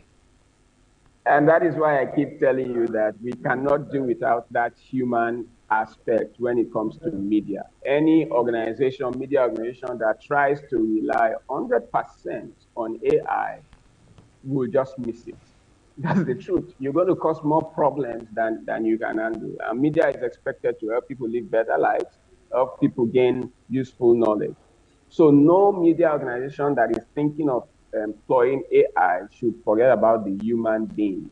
And that is where our job is protected. Now, but we as media people, we are the ones that have to speak up and let the world know that AI cannot work on its own without us in the media space. So what you have to do as a media organization, one, training has to be key. Training has to be key. I thank God for your station that you have people behind you that believe in training, and that is key. So media organizations must enhance their level of training, bring in experts, invite us, I'm available. And you must keep on training your staff continuously. That's one. Two, like I said, you have to apply this same AI technology. You have to apply this AI technology. A media boss just walked past now, and is one boss that is applying AI technology in what he does, and I'm proud of him. So you must be able to apply those same technology, make your staff get used to it. Right now, there is what is called virtual reality and augmented reality. And I'm sure you know about it. Not many stations in Nigeria are applying it. We are currently trying to help stations employ this technology. It makes your life easier. It makes your shots cleaner. It makes everything goofy. And you can detect fake news and things like that using the same tools that are used to produce this fake news. So the key thing is no media station should rely on AI. The human beings, you presenting this show, your backroom staff, they are very important. So our job is secured so long as we know our relevance and we keep talking about it. Okay, so many persons have spoken about AI bias, you know, and it cuts across really. The kinds of things that you use AI to do, say for instance in places like the United Kingdom, when you ask that questions here in Nigeria, you rarely have the same kind of questions, you know, or kind of answers, you know, when you prompt it. How do you identify AI biases so that you are sure that you are not being misled by AI? Because again, AI is not 100% correct or, you know, perfect with its dishing out of information. Yes, that is where there are tools, fact-checking tools that you have to use. That's why I talk about training. So every station is supposed to set up a fact-checking desk. You must have a fact-checking desk with a fact-checking officer who is trained on how to use the various fact-checking tools that are available. And there are so many of them. From your regular, and it will shock you, it starts from your normal Google search. That's where it starts from, and you'll be shocked. And before you go into things like your Yandel, reverse image, and so on, and you have, there's the one called Big Invid. There are so many that can track if a video is fake or not.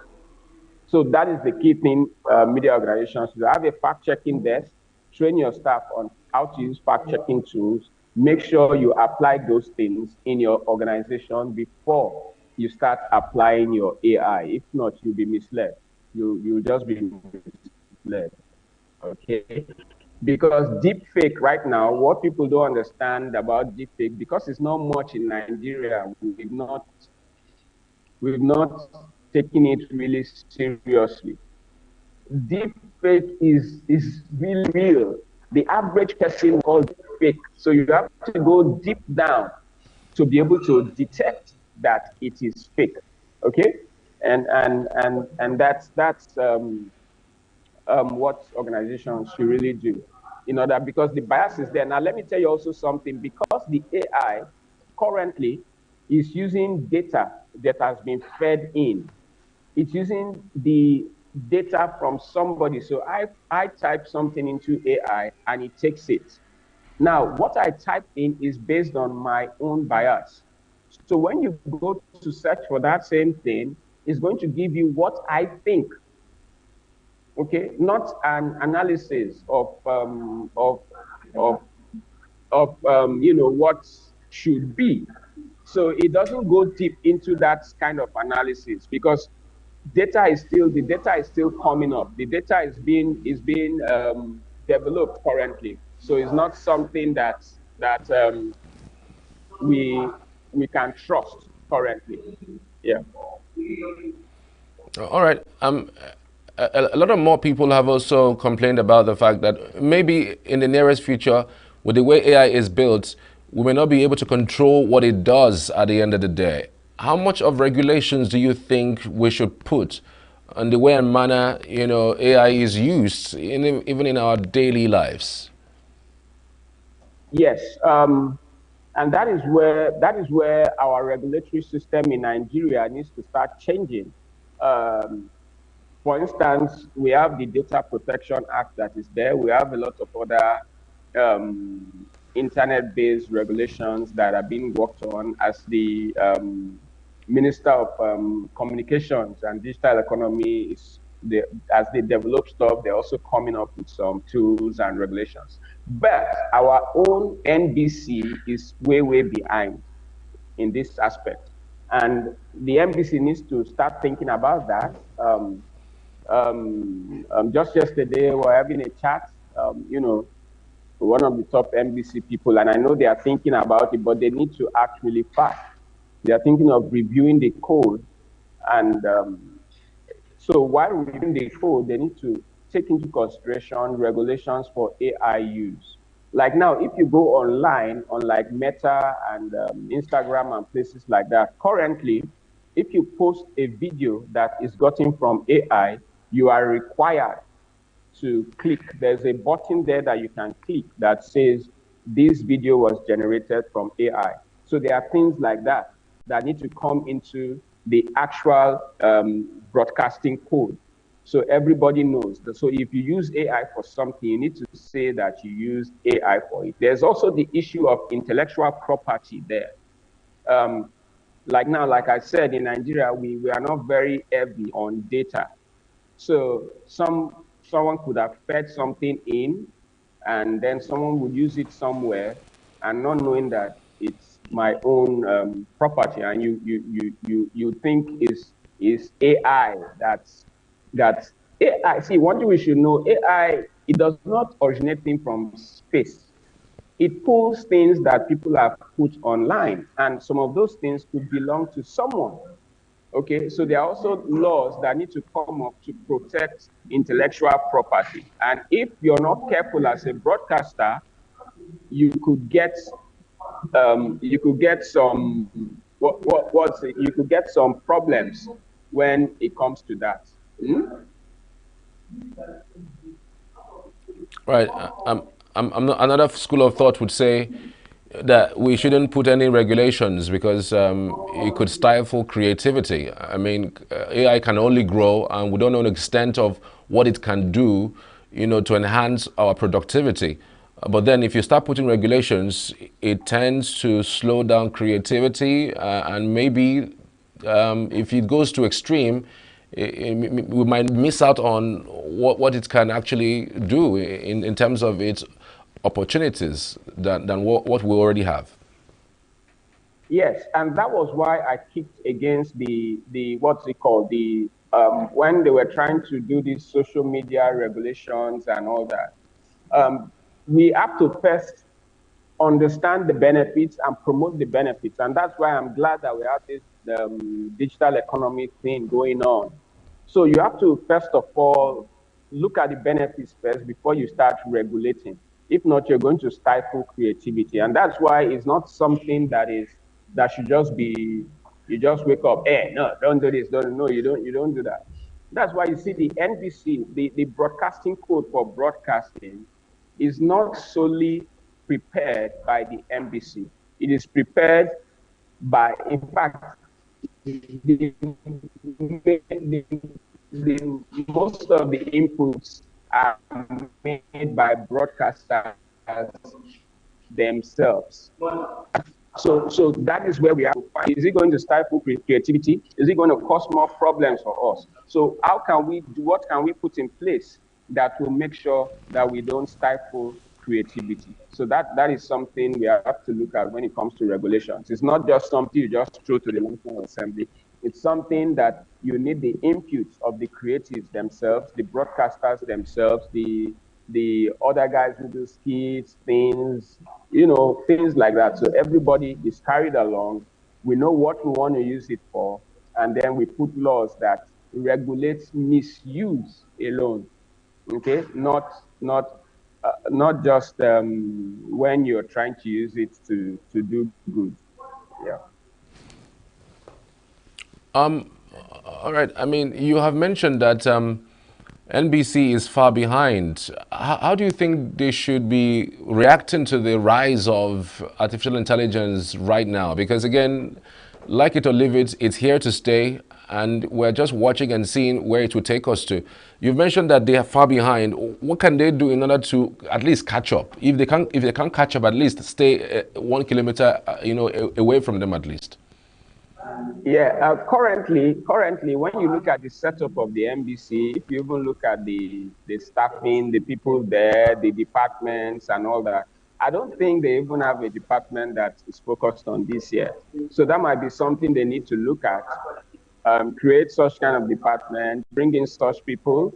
They know how to organize workshops very well. So I think immediately, if any NBC person top shot is watching this right now, like tomorrow, next week, we need to call a conference of experts and use this very same topic you just put up now, media and artificial intelligence, or the broadcasting industry and artificial intelligence, and let's discuss what are the issues, what are the benefits, how can we work around this, because the sole aim, many broadcast organizations remember the NBC because of things like when they give fines and all that, but that's not the role of the NBC.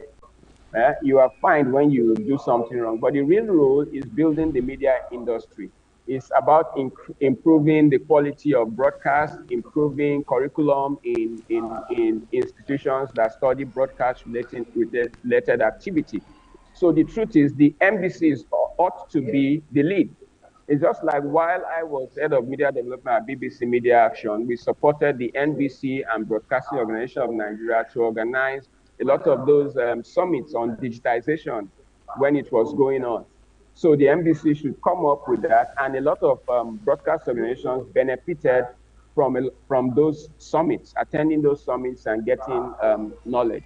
So that is what the NBC should do right now. Look for relevant experts, relevant individuals, also interact with the Ministry of Communications and Digital Economy, and even with the NCC, and see how we could work together and bring artificial intelligence into broadcasting for our benefit. All right. I mean, before the boom of social media, we've seen how traditional media fared. I mean, you would say that sometimes traditional media is scared of social media, and social media came and decentralized the way information is shared. These days, people can just be in their homes and do a live broadcast and go live to the world. And now we have artificial intelligence, and then we also have virtual reality. And so one wonders really whether you feel that the traditional media is being threatened by all of these, tools, or do you think traditional media is more enhanced with some of these tools that has, cropped up in the last 2 to 3 decades?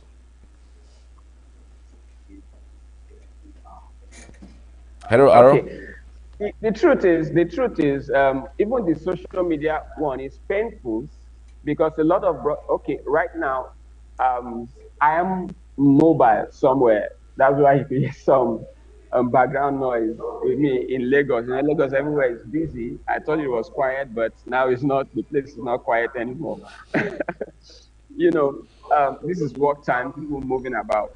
And because costly of that technology of social media and all that, you are able to have me on air. I didn't have to travel to the station. Now, a lot of broadcast organizations have not really taken advantage of this. One thing we should know is that radio and TV today lives inside broadcast media. I mean, lives inside social media right now. Radio and TV lives inside social media. That's where your audience is. People don't wait till 9 p.m. or whatever time to say, oh, okay, we are waiting to know what happened today. Already know on social media, once you log in, news is there already. And so we need to tap into it. Now, there's this complaint that fake news, all those things are, transmitted on social media and all that, and, things like that. But the truth is, the truth is, if you want to reduce fake news on social media, the traditional media needs to occupy that space. And one thing I can commend the traditional media in Nigeria about is that we are still upright. We are very ethical. Traditional media in Nigeria does not do things that we've seen happen in some countries. We self-regulate a lot. We self-censor. So if we don't occupy that space where you have people who are not trained to self-censor, then there's really going to be a problem. And that was what led to all the uproar about social media regulations, just because the traditional media is not occupying that space. And even the government is laid back. Government is always reactive. The government should occupy that space, put information out early enough before people start speculating and posting a lot of things. Once you post one speculation, it starts to spread. So rumors are not about celebrities alone. It happens with government policies. It happens with so many things, and it affects a lot of lives. We've seen problems come up, crisis here and there, just because someone posted something that is not verified on social media. So what we need to do is occupy that space. This program, for instance, should have started on social media even before coming live. And then after here, it continues. The discussion on social media never ends. So we need to occupy that space. Cleverest Communications, CEO, Cleverest Communications, Aro Leonard, many thanks for your time. We truly appreciate your insights on the program this morning. Thank you. I salute you, boss. I'll talk to you later. Thank you so much for being part of the program this morning. We are connecting to our colleagues in Abuja. They're waiting and standing by for the rest of the morning show. My name is Charles Pius. See you later.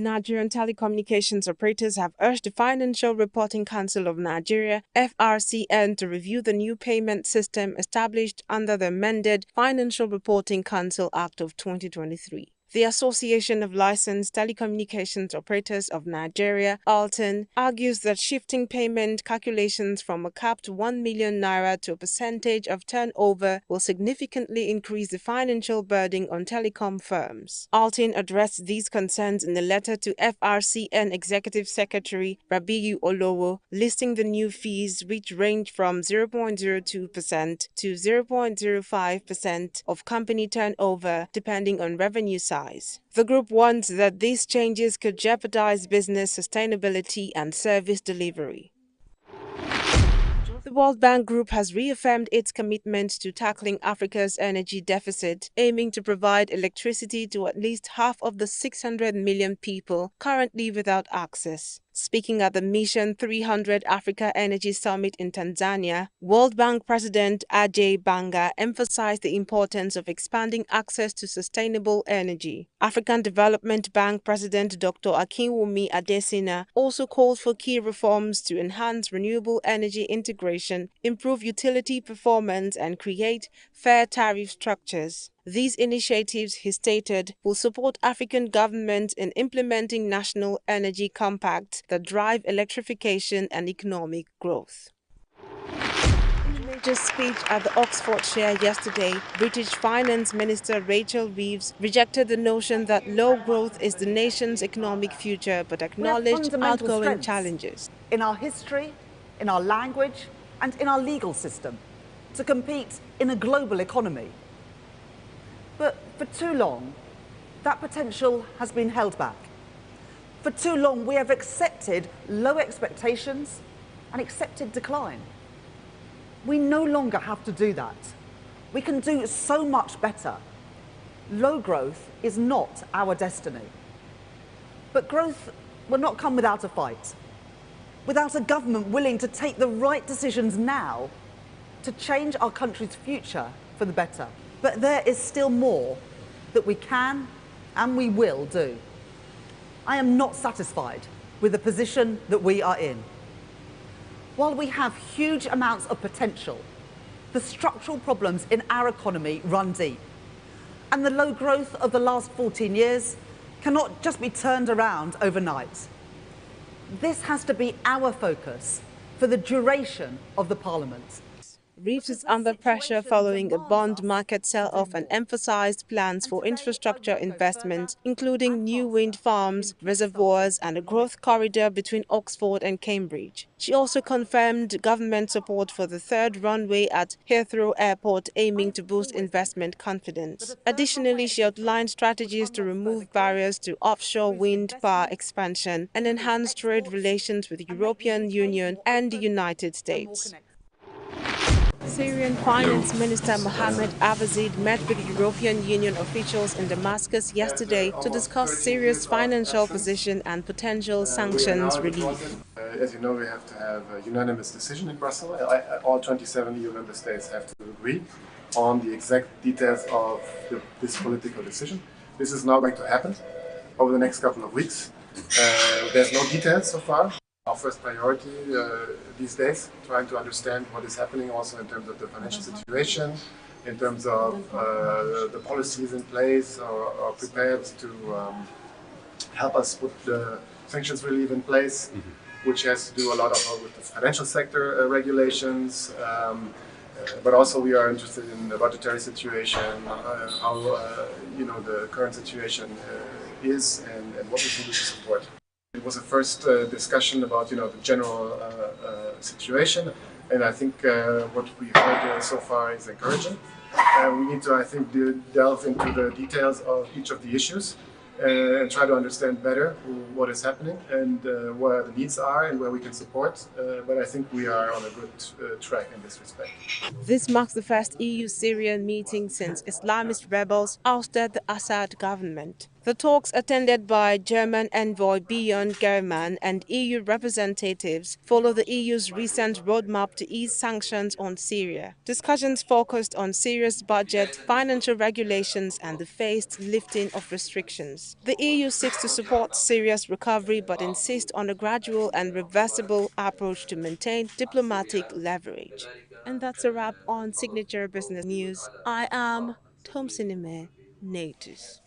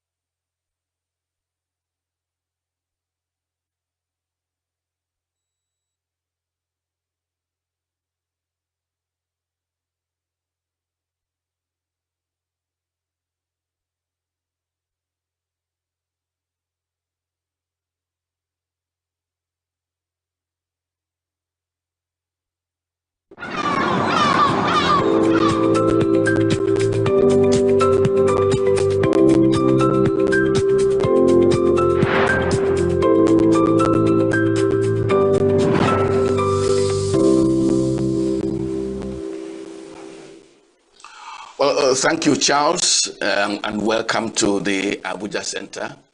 My name is Mwabo Zenjok. Now, political parties as organs for the recruitment of political leadership and governance operators, when they become unhealthy, they undermine both democracy and stability of the polity. They also give a clue to the governance vision of emerging governments and, of course, how the national development will progress. Now, when these parties become unhealthy, the entire national framework, the entire governance framework is threatened. Nigeria's main opposition party, the People's Democratic Party, is unhealthy. How comfortable can our polity be? And how does PDP's ill health threaten the stability of the country and its democracy? This is the issue in focus from Abuja Center this morning. Now, before I introduce my guest this morning, let us set the stage. Many Nigerians, except those in the business of political long knives, stabbing in all directions, are confused on what are the legal issues, the number of court cases, and the effect of the many court rulings on the main opposition party, the People's Democratic Party, PDP. One thing, however, is indisputable. The political health of PDP is in danger. Its capacity to gather strength and launch a major contest for power in 2027 is becoming doubtful. For incurable optimists, I don't understand how these things work, they say. Overnight, PDP can reinvent itself, spring a surprise, regain its appeal, and claim Nigeria's highest political prize, power. But before that happens, this Monday, a major hearing opens at the Supreme Court to resolve what looks like the many legal and justice contradictions on the many PDP court cases coming from our different courts. The first is by the principle of rotation, enshrined in the PDP constitution. The North Central Zone should be holding the position of the national chairman of the party. That principle was the basis on which Iyorchia Ayu from Benue State became the national chairman of the party on October the 31st, 2021. When elections were on the horizon and Iyorchia Ayu was said to be close to Atiku Abubakar, one of the contestants, interest groups led by a former governor of Rivers State, Nyesom Wike, protested the emergence of Iyorchia Ayu and raised all myriad of accusations against him and effectively got him out of office. Umar Damagu from Northeast, who was then deputy national chairman of the party, stepped in as acting national chairman. In other words, the North Central Zone was shortchanged. It has not served out the tenure due to it, according to the constitution of the PDP. And if this is as simple as it looks, why has it become contentious, needing the intervention of the judiciary? Now, the second issue also flows from the constitution of the PDP. Senator Samuel Anyanwu is the national secretary of PDP, or should I really say, was national secretary of the party.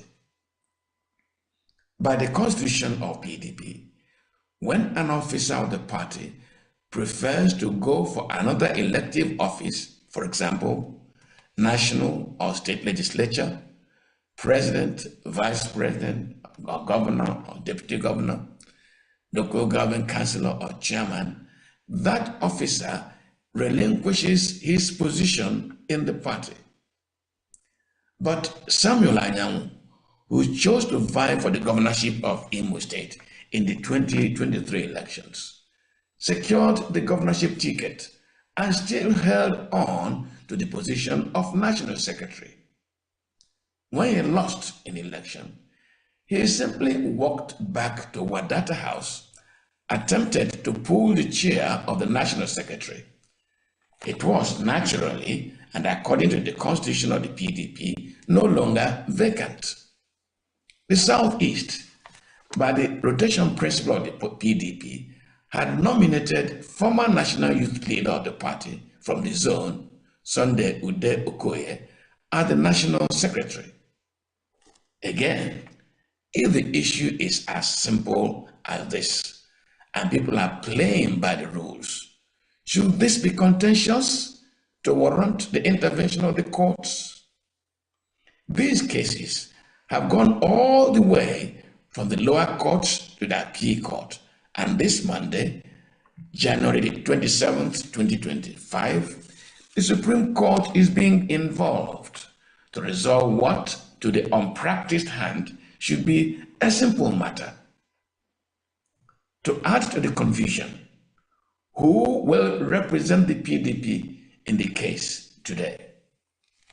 Acting National Chairman Omar Adamagu, who is alleged to be Jacob Wike with the hand of Esau Damagu in the whole confusion, has hired J.Y. Musa, Senior Advocate of Nigeria, to represent PDP. He said that the decision to that effect was authorized by the National Working Committee of the party. However, 11 members of the Working National Committee of PDP on January the 21st wrote a letter to the Registrar of the Supreme Court and the President of the Court of Appeal, stating that the National Working Committee never authorized Damagu to appoint an external lawyer to represent the PDP. They stated that by the provisions of the constitution of the party, only the National Legal Advisor has such powers. Again, if that is the rule, why should this become contentious? As the courts get involved, the courts get sucked in. The ENUGU division of the Court of Appeal has affirmed Sunday Ude Okoye as the National Secretary of the party. And the Abuja division of the same Court of Appeal says Samuel Anyangu remains National Secretary. Is the PDP crisis a case of PDP versus PDP, or the courts versus the courts?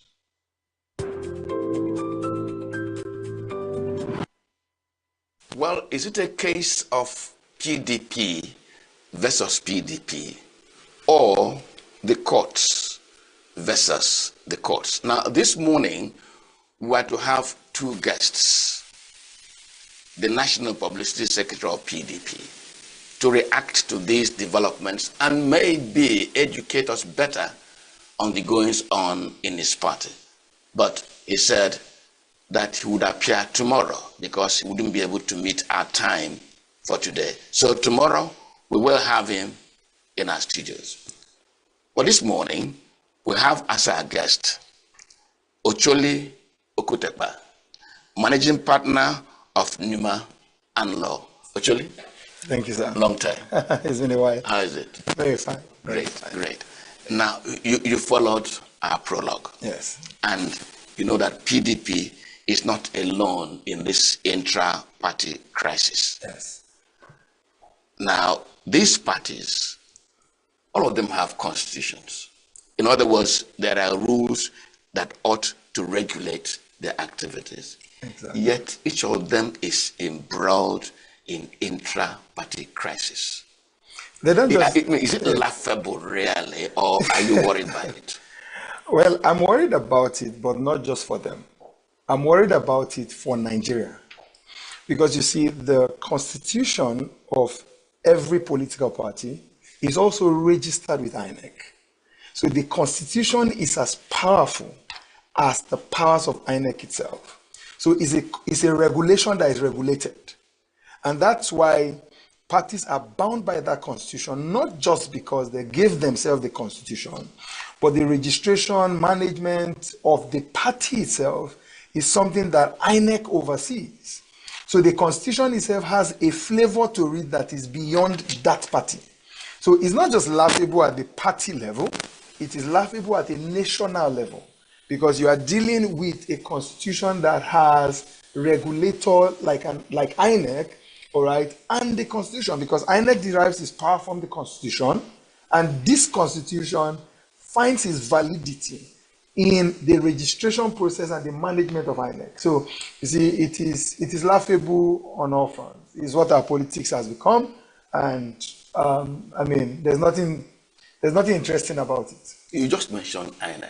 Yes. You said the constitutions of the parties are in fact registered with INEC. And by the law establishing INEC, INEC regulates the parties.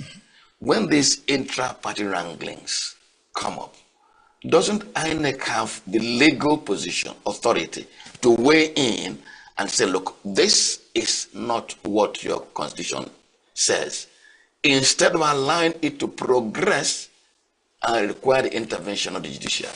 Well, unfortunately, INEC cannot run the party for the party. So what should happen is, the reason court cases are, brewing everywhere is based on the right that derives from that constitution. It is a party member or the aggrieved member of the party who can approach the courts. Because if you toe the line you just mentioned, INEC would lose its independence. Then if INEC takes certain steps, it will appear like they are being used by maybe the ruling party, which in this case, PDP is the opposition party in Nigeria today. So you see, there are steps that INEC can take without the court stepping in certain ways. For instance, the power to deregister political parties for certain reasons as spelled out in the law, INEC can deregister simpliciter. So that if you are now agree with that conduct of INEC or that action by INEC, you can go to court. But in some of the crises, you are dealing with issues relating to who is chairman, who holds this position, and all of that. INEC plays a role. And for example, during party primaries, you must inform INEC. In fact, the law regulates as to how many days notice you give to INEC, because INEC has to monitor and observe those elections and see that our politics flows in the right stream, all through, from the primary and all of that. You see, but when it comes to the grievance from those processes, you see, if INEC gives a go-ahead, then INEC can even be a party, or documents from INEC, like, yes, we observed this election, yeah, we gave approval and all of that, can even be put in evidence. So at that point, that's not an INEC issue. So it's a very complex web. There is what INEC can do, there is where INEC can stop, there is what an aggrieved party can do. So you see these court cases because people are aggrieved and want to exercise their right, all right, to take out action where they believe they have a cause of action. Actually, look at PDP. Yes. As at this morning. Yes. PDP is bleeding profusely from several stabs and injuries, all because of wranglings and intra-party interests. But they are still alive. The bleeding has not killed them. Let us maybe until you get into the throes of death, then we start express concern. Now, all manner of frivolous. Pardon I'm not an authority to determine whether an issue is frivolous or not. But looking at the party's constitution, things that to me, an ordinary person, appear simple, get as briefs to lawyers to say, look, take this matter to court on my behalf and all that. First of all, just a minute. You're a lawyer. Is there no limit to the brief a lawyer can accept, even after looking at that brief and knowing that it's totally frivolous? Well, let us start from your conclusion. Your conclusion may be completely flawed. I agree. Because what you see in the news may just be another person's summary of the real issue. You see, a lawyer can exercise, his professional discretion to accept or reject a brief. But you see, when cases are reported in the public space, there is a likelihood. I have been in cases that when I read the report, I wonder if we're talking about the same case. So the likelihood is the issues are watered down. So your opinion is expressed from outside of the facts of the lawyer may have, considered to take the brief. Then on a lighter note, country is hard. People need to eat. So if PDP wants to fight, lawyers will make money. I mean, in the prologue that was, playing earlier, you will see that the focus on the Supreme Court, you had so many lawyers, you had senior advocates, you had other lawyers. I mean, this is how the economy of the practice of law runs when it comes to litigation. So what you may term frivolous may just be the prayer answered for a lawyer somewhere. So it is not as frivolous as you feel.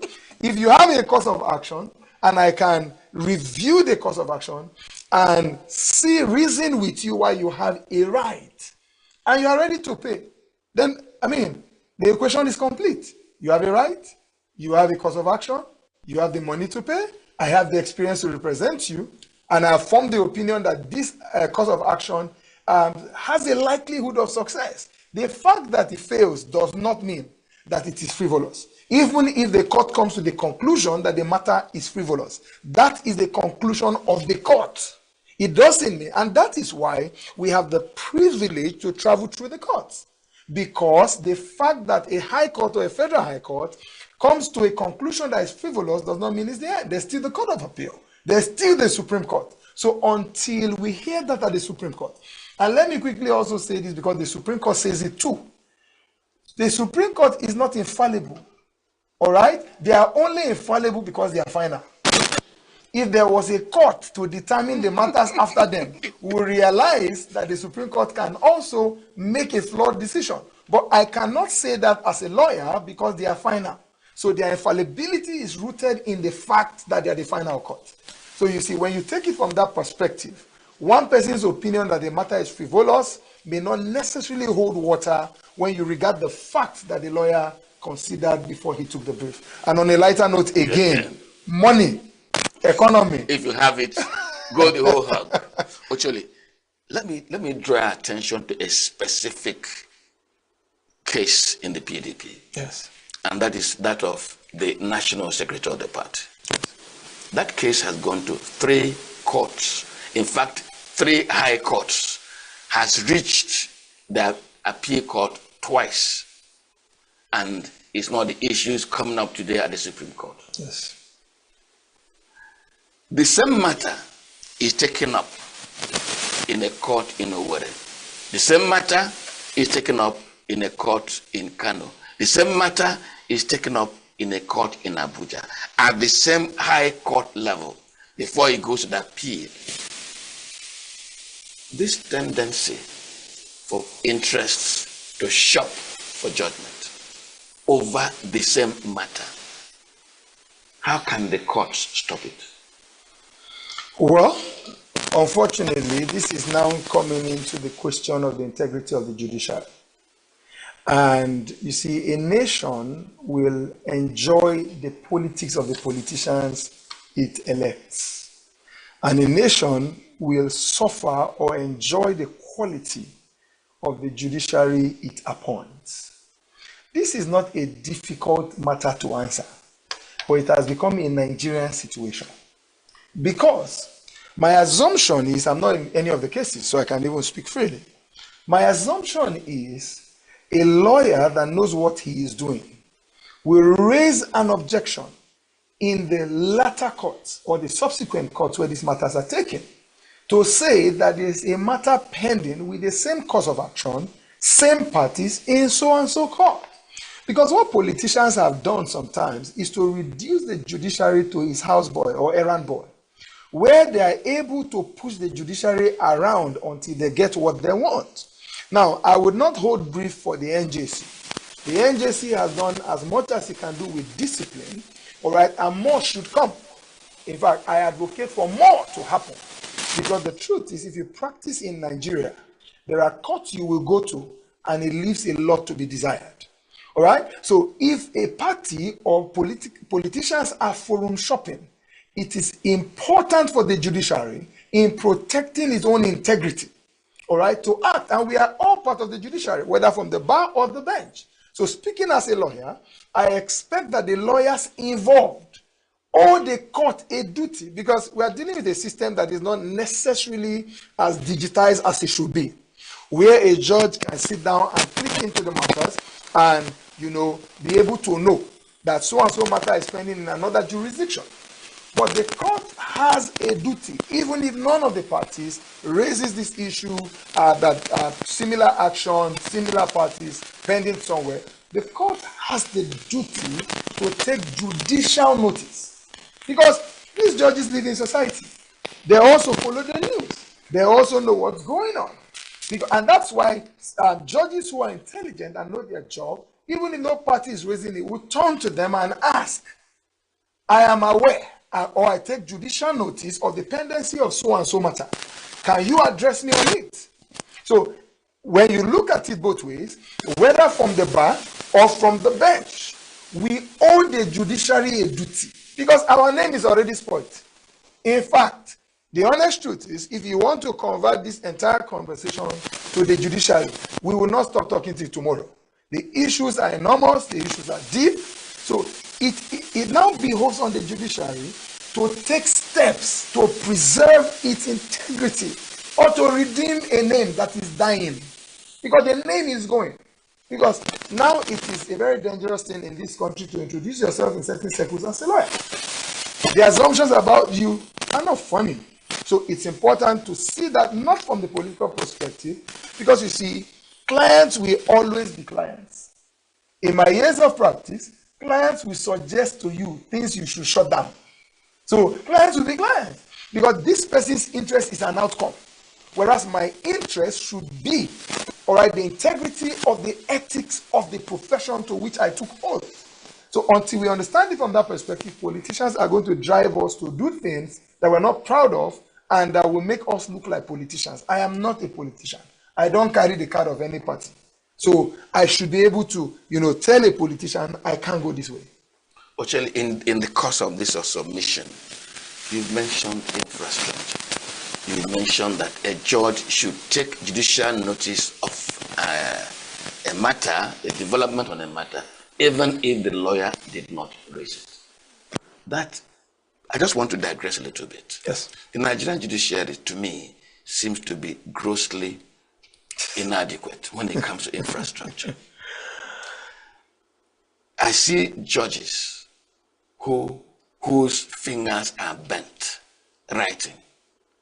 They are perpetually looking this way because they are perpetually writing. And they want to cite 2, 3, 4, 5 precedences, and they have to go through and go through manually. Is our judiciary under-provisioned? Is our judiciary and its development neglected? Do they lack infrastructure? In administering justice? I think in the 21st century, we are grossly behind when it comes to infrastructure. You see, we don't even need to talk about digitization or some levels of sophistication. You go to certain courts, you're actually ashamed to be a lawyer. You're ashamed. We still sit on benches in a lot of places. We still sit in buildings that are being held by the grace of God and His pillars in the name of going to court. I mean, you see, if you practice in Abuja like I do, or out of Abuja because we go to other jurisdiction, you may not necessarily experience a lot of what we're saying. You see, but you still experience it. Within the FCT, you still, I mean, how many times have we been in court and there's no light? Yes, and the judge and counsel are all sweating and yes. In fact, I was in a court and the judge had to send to the registrar to find out from the administrative office what's going on. And they said the gen was down and that they have been working on it. So the entire complex was without light. And we're conducting proceedings. So let's assume he's digitized and has a computer in front of him. How is he going to operate the computer in front of him? In fact, air conditioners in most of our courts are like artifacts, like pieces of decoration on the wall. So where do you start from? And how much is the judicial officer earning? So should the judicial officer buy a generator for the court? So when you look into these things, you are dealing beyond. You see, saying digital is going far. So yeah, if you appear in the Court of Appeal in the Supreme Court, yes, you can see some facelift, what should appear like, what is the standard. All right, the microphones working and all of that. But you see, how many courts enjoy such privilege? And these are the appellate courts. This is not where the main battle happens. This is where appeals are determined when the battle is over. At this point, the real fight has been fought. So you see, by the time, don't even go to the lower court like the magistrate court. You will just weep. Then don't even leave the FCT and go to the states, where I practiced in some states before I ended up here. It is a sorry tale.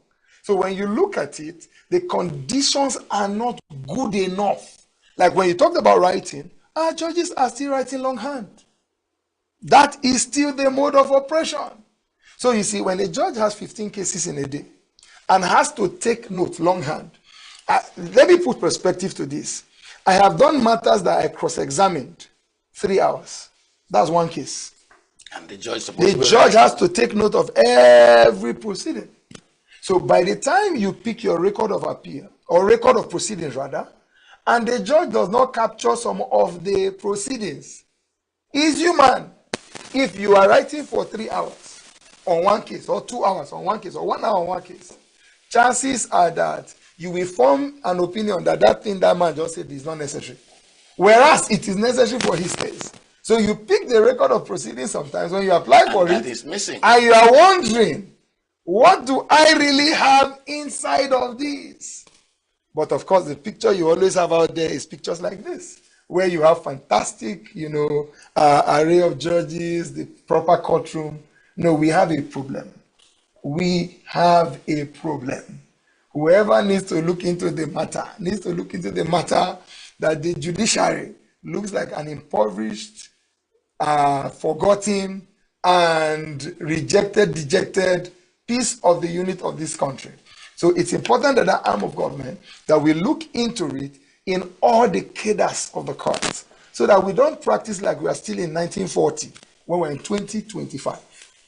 Now, actually, just let us put a cap on that one. Can such a demeaned arm of government, such abused arm of government, don't it have angry or unhappy operatives, and with such angry operatives give justice? You are being modest. It's not about being angry operative. It is that when your condition is so weak, anybody can offer you stuff and it will appeal to you. I didn't hear you. Yes. Let us go to the next opportunity. You appear to be a judicial officer. I want to look at the courts. Yeah. Please educate me here. The state high court, the federal high courts, is the state high court one court? Is the federal high court one court? And is the appeal court one court? Just educate me. Very good question.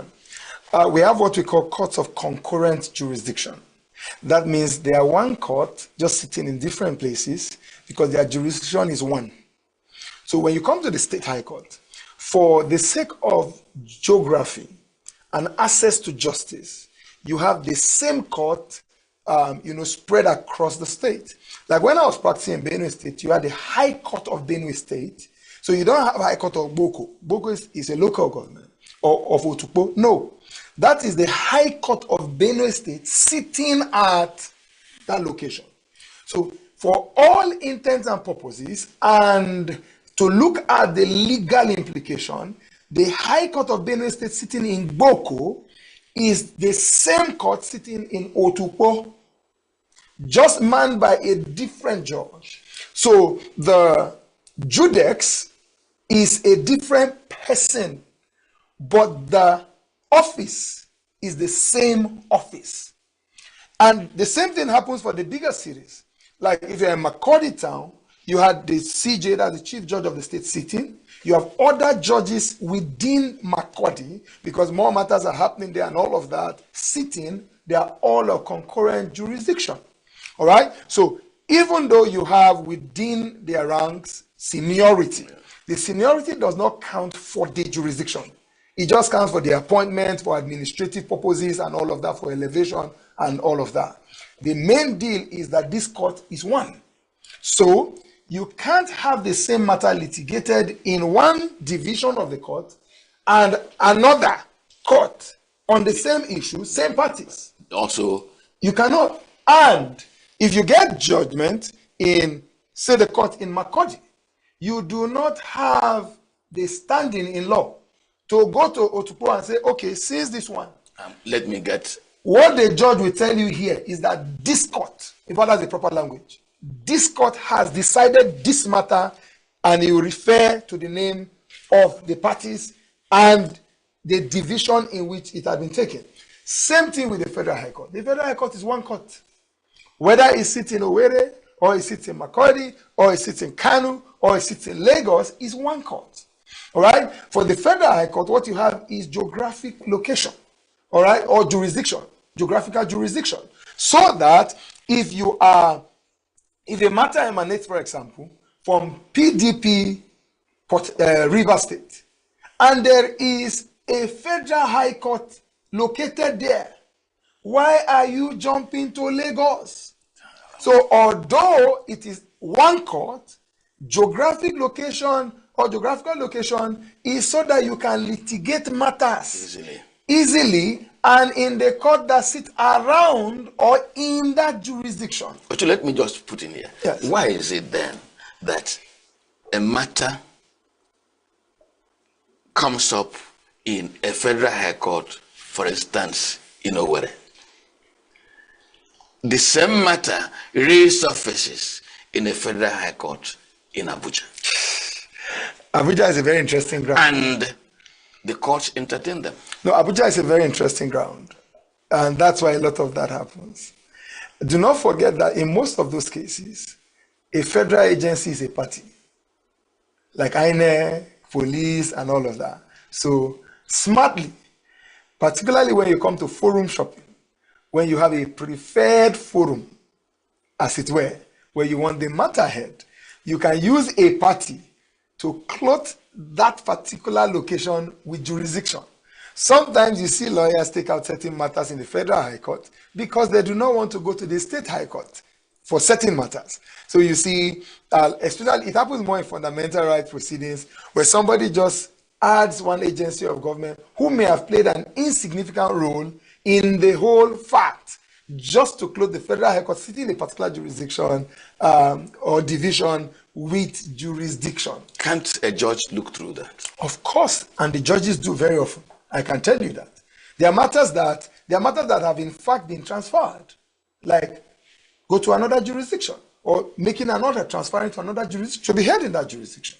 You see, so the truth is, it is not what we are proud to admit, is that lawyers will also use any tactic, of course, governed by ethics. But a lawyer's ethical consideration from another lawyer's ethical consideration will not be the same.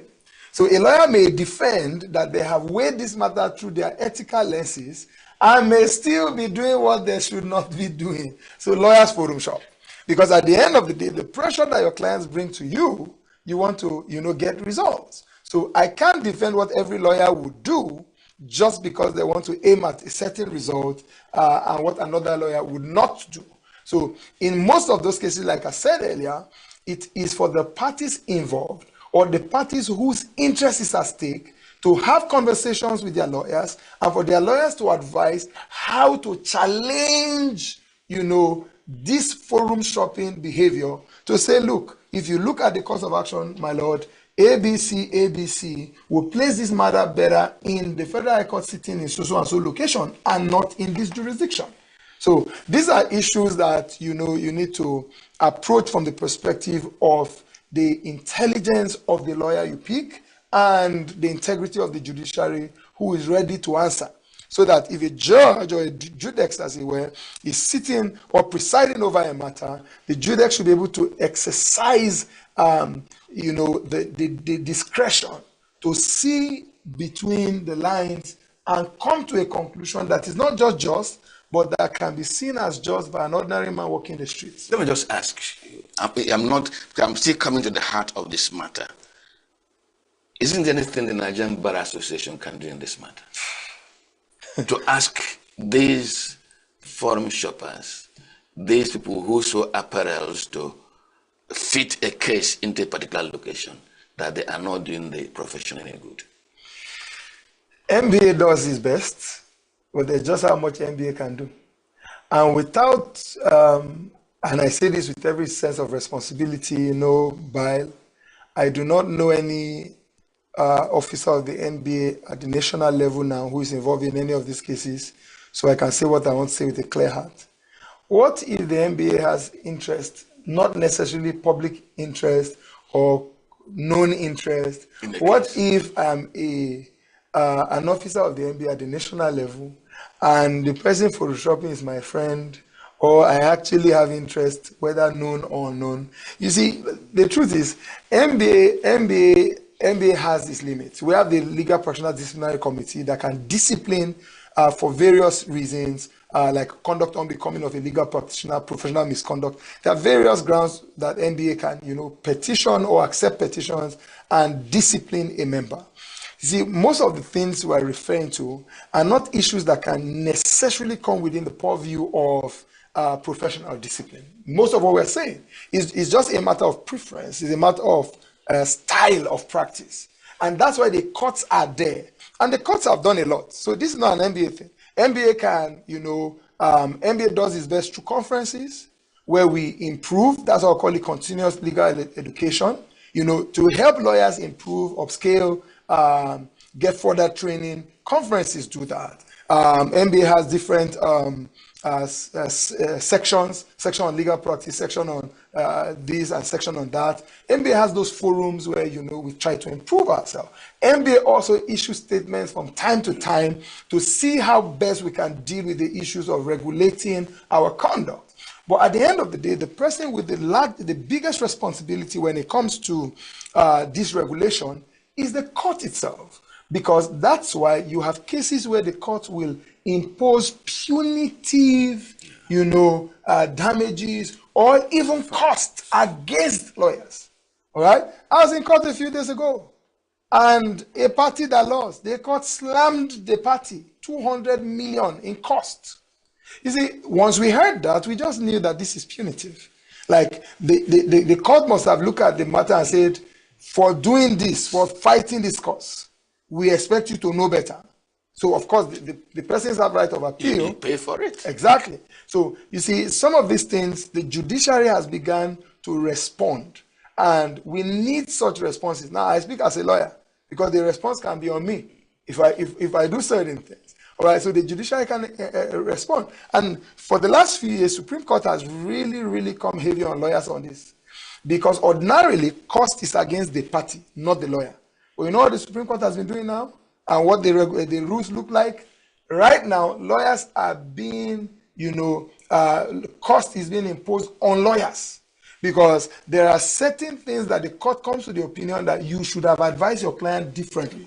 So for bringing this matter at this time, the way you have done, heavy costs. Oh, well, this is not the core issue. We just digressed. Well, you are watching Signature Morning this Monday morning from our Abuja studios. Been examining the crisis in the PDP. How healthy is it for Nigerian polity and governance? We take a short break and return. Please stay with us.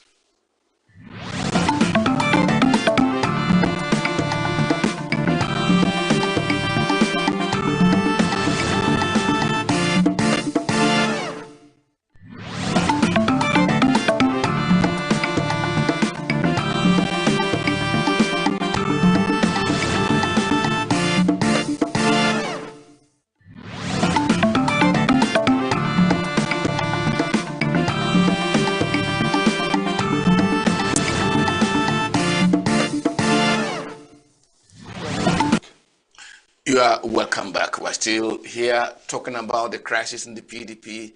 My guest is still in the studio, Ocholi Okutepa, an Abuja-based lawyer.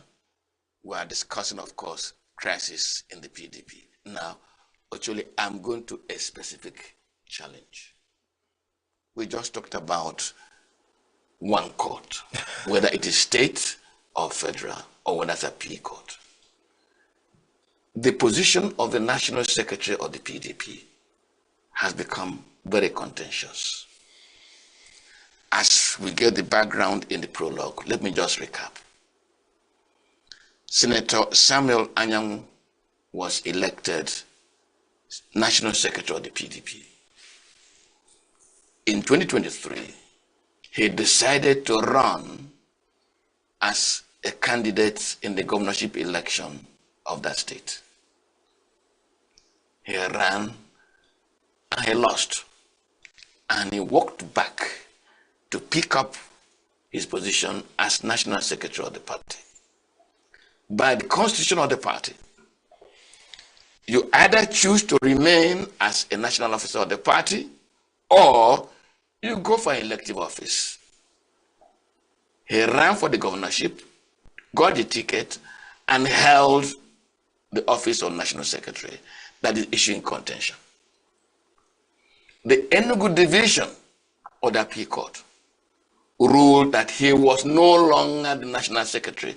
The person appointed while he was away on the campaign trail was now the legitimate National Secretary by virtue of the constitution of the party. That was what the Appeal Court in ENUGU ruled. The same Appeal Court in Abuja ruled that he remains the National Secretary of the party. Are we not in confusion? Well, I wish I had the privilege to read the decisions in question, but I'm even restrained to talk about it in certain ways because it's still subject. It is. Still before the court. What would be of interest from a legal standpoint is what course of action led to the appeal in ENUGU and what course of action led to the appeal in Abuja, and what was the ground of appeal in Abuja and what was the ground of appeal in ENUGU. Because the tendencies are that when you come to the media summarizes it as the same thing. Jody, we are summarizing. Exactly. So you see, I wish I have had the privilege to read the judgments in question.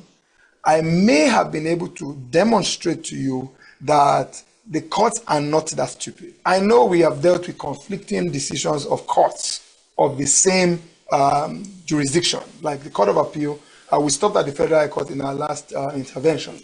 The Court of Appeal is actually one court as well. It just sits for the purpose of convenience and access to justice in different divisions. All right? So when you look at it, what is of interest is the course of action that led to the appeal, the grounds of the appeal before the court. But having said that, even without reading the judgments involved, there's the Supreme Court.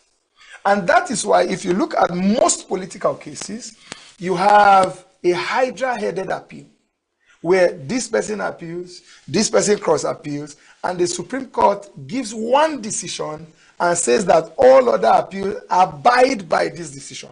So it is not new to our jurisprudence. It's not the first time it will happen, even if it is worst case scenario, which I will say it is not. Why would I say casually that it is not? You couldn't appeal, or you cannot appeal from an appellate decision of the same court.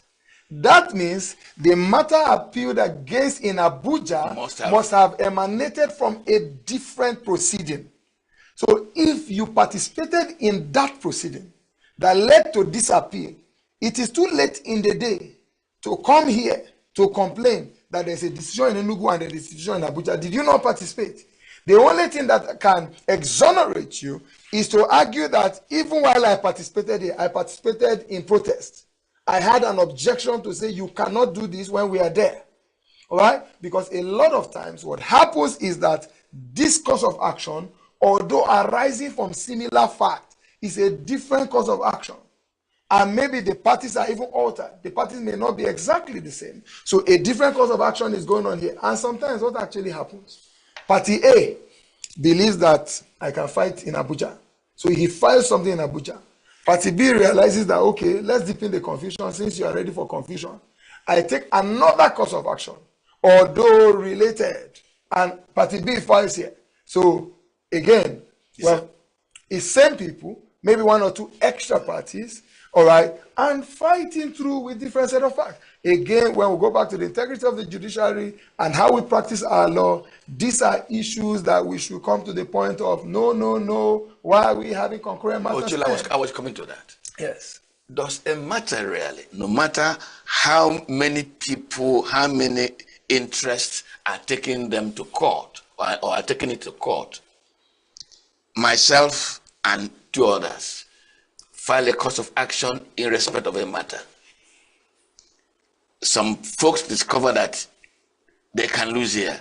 They raise another set of people to file the same matter in a different court, not the same litigants. Is there no single substance to the matter?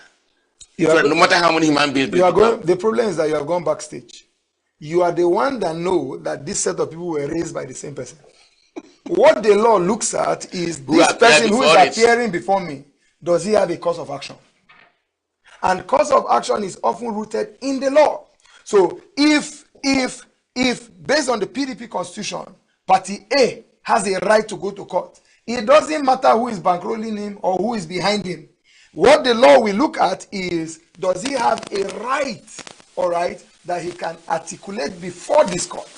So you see, that is where the law comes in. And unfortunately, if you look at decisions of court, this is why the court has made several pronouncements on what we call abuse of court process. So it is not new to our jurisprudence. What happens is when these cases travel, you will see various instances where the court comes to the conclusion that you have simply abused, and you see some of the definitions of abuse of court process is like...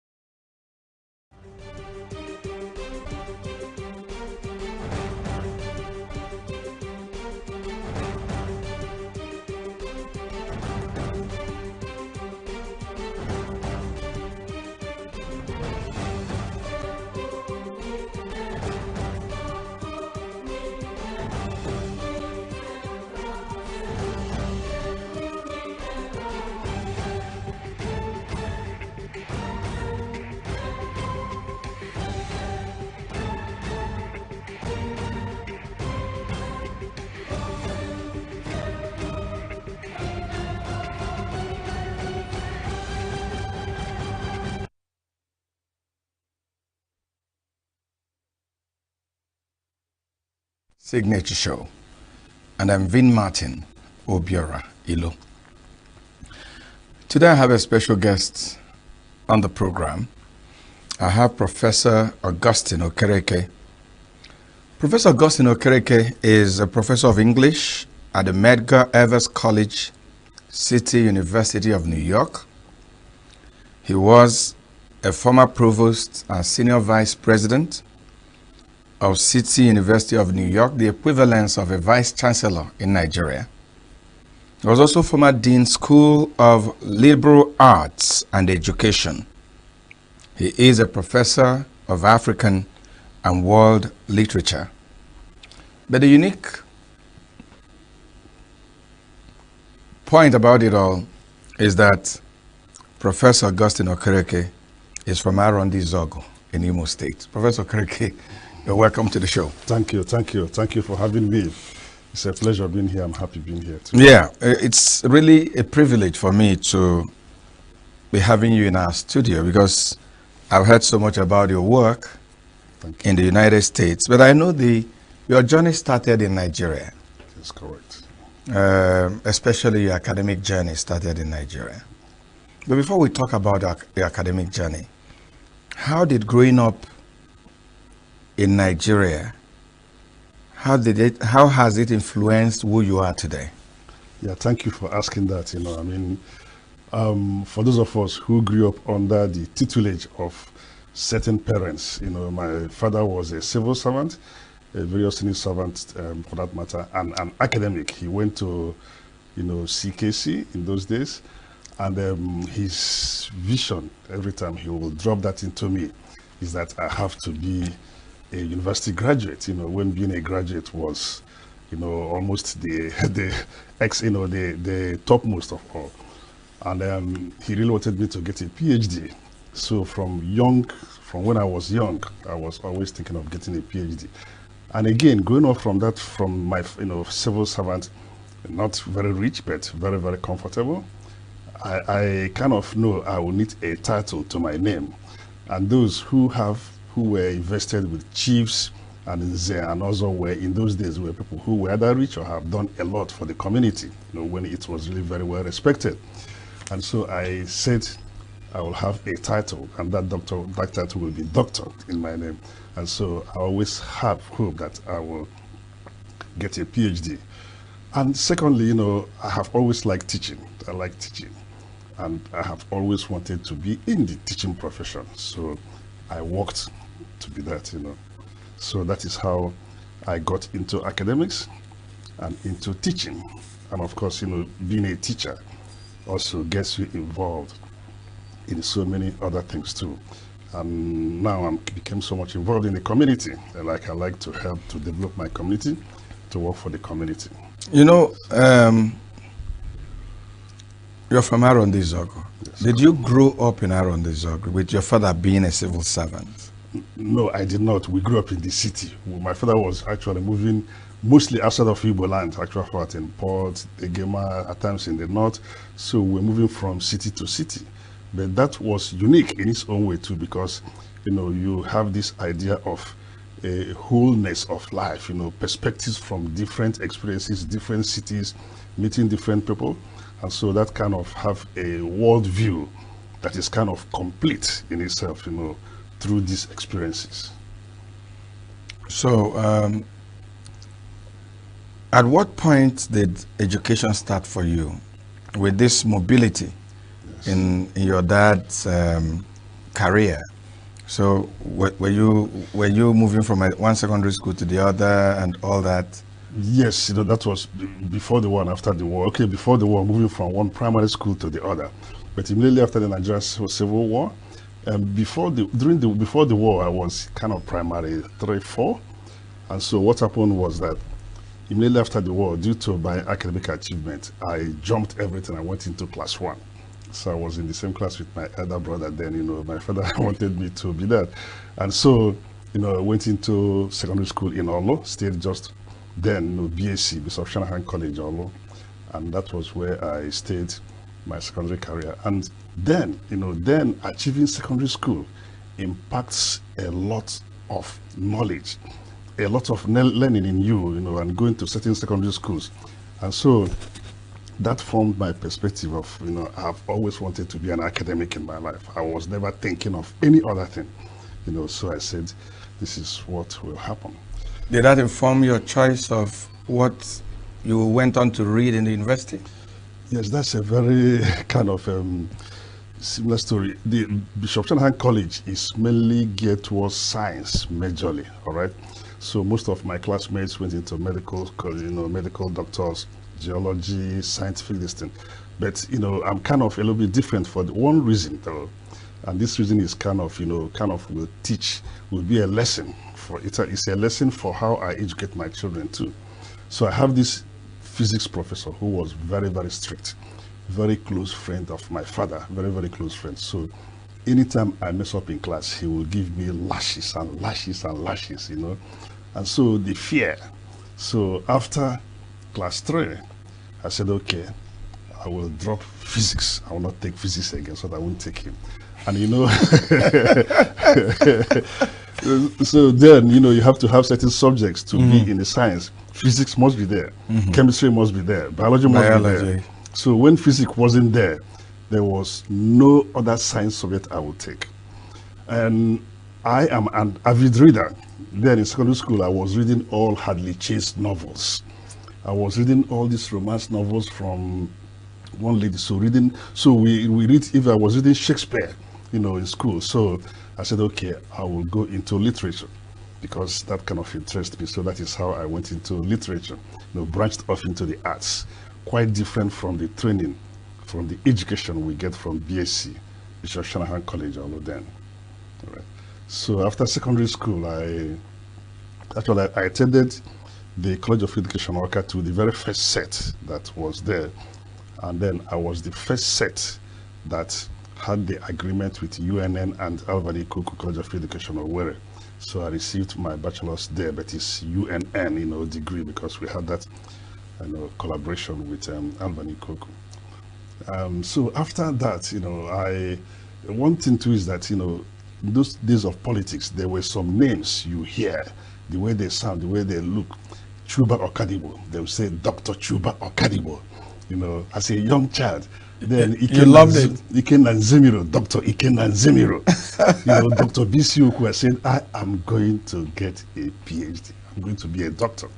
That's just that, it's written doctor. Those. So those role models, you were like, you had role models. Yes, exactly. Even as a young boy. Exactly. People you wanted to be like. Yes, exactly. Which, unfortunately, we hear is so absent these days. Yes. And I can tell you, I have 2 boys, 33, 31, and I know what it means to have role models. I know what it means to be friends, in a way, to work with them, to also, let them respect you too, and look up to you.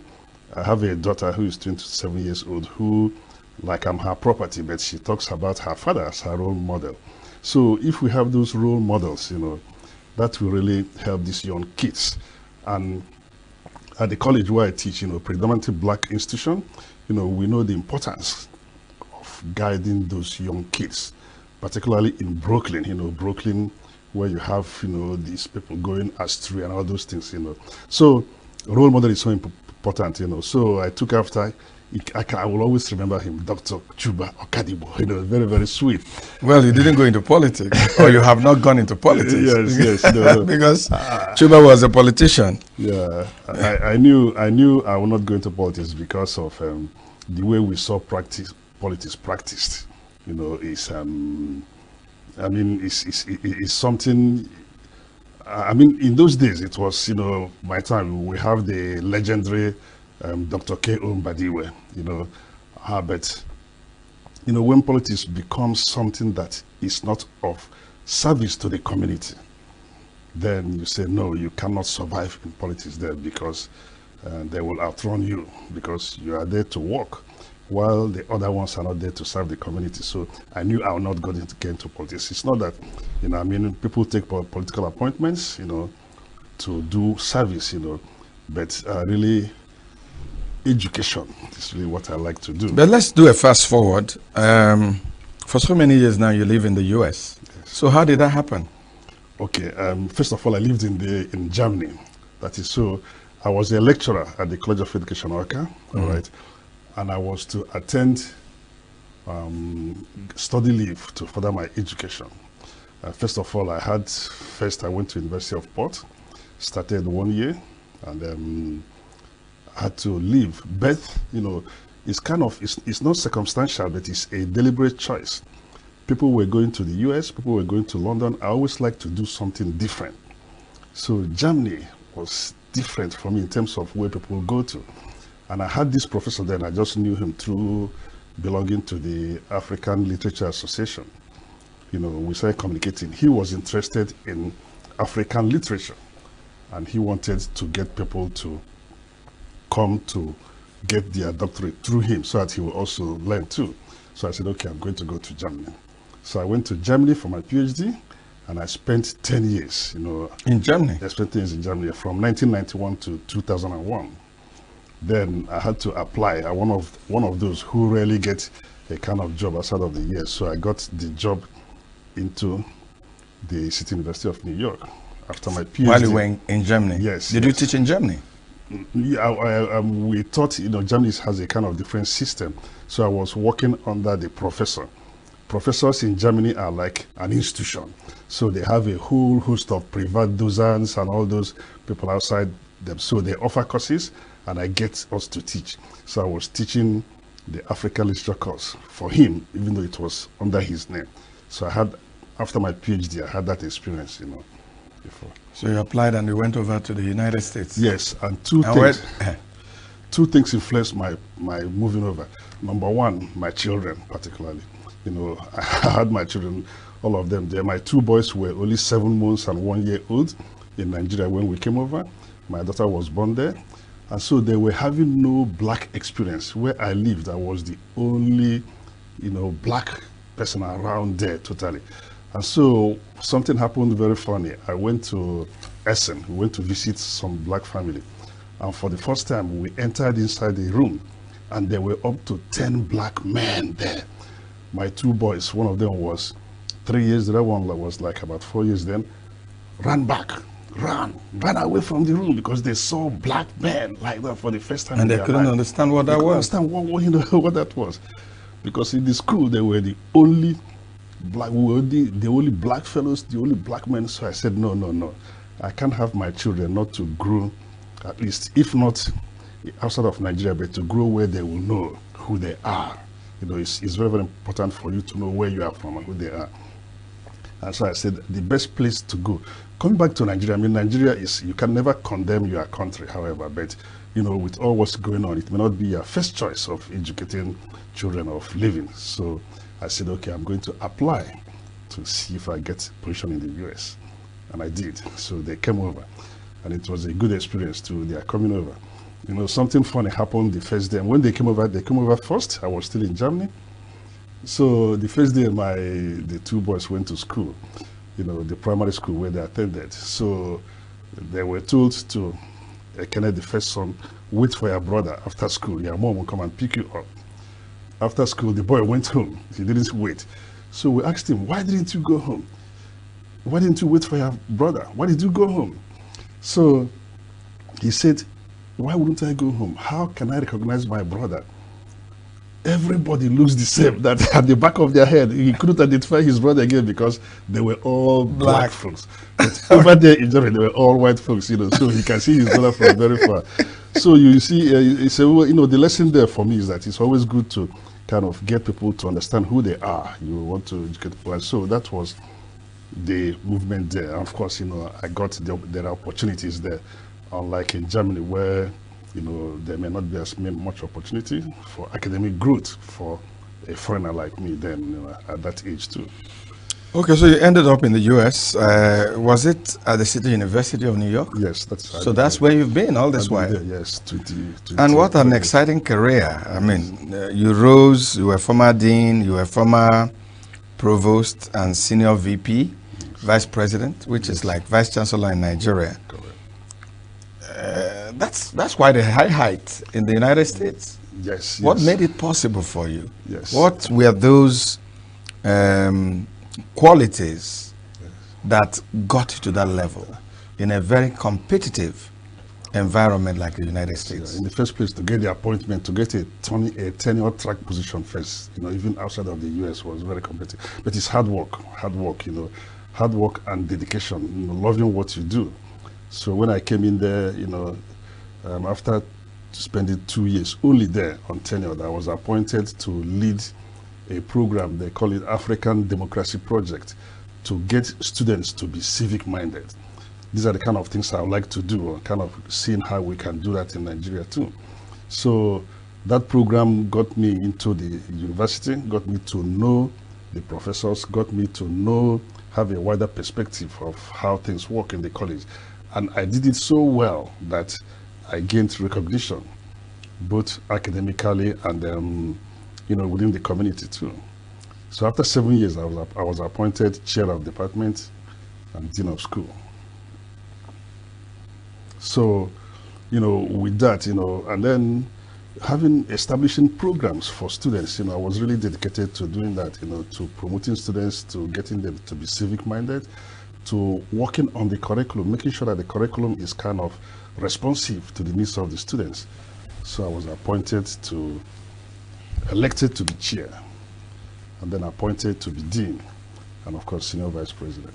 But it's hard work totally.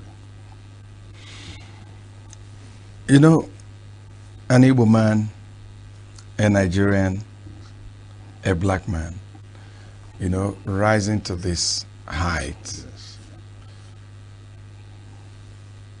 How do you relate it with a lot of our people, Nigerians, going or getting to the wrong side of the law? What do you think makes that possible? You know, one thing I will have to say is that, you know, most Nigerians, almost about 99.9% of Nigerians do not get on the right side of law because they know their purpose, they know their, you know, their reason for being there.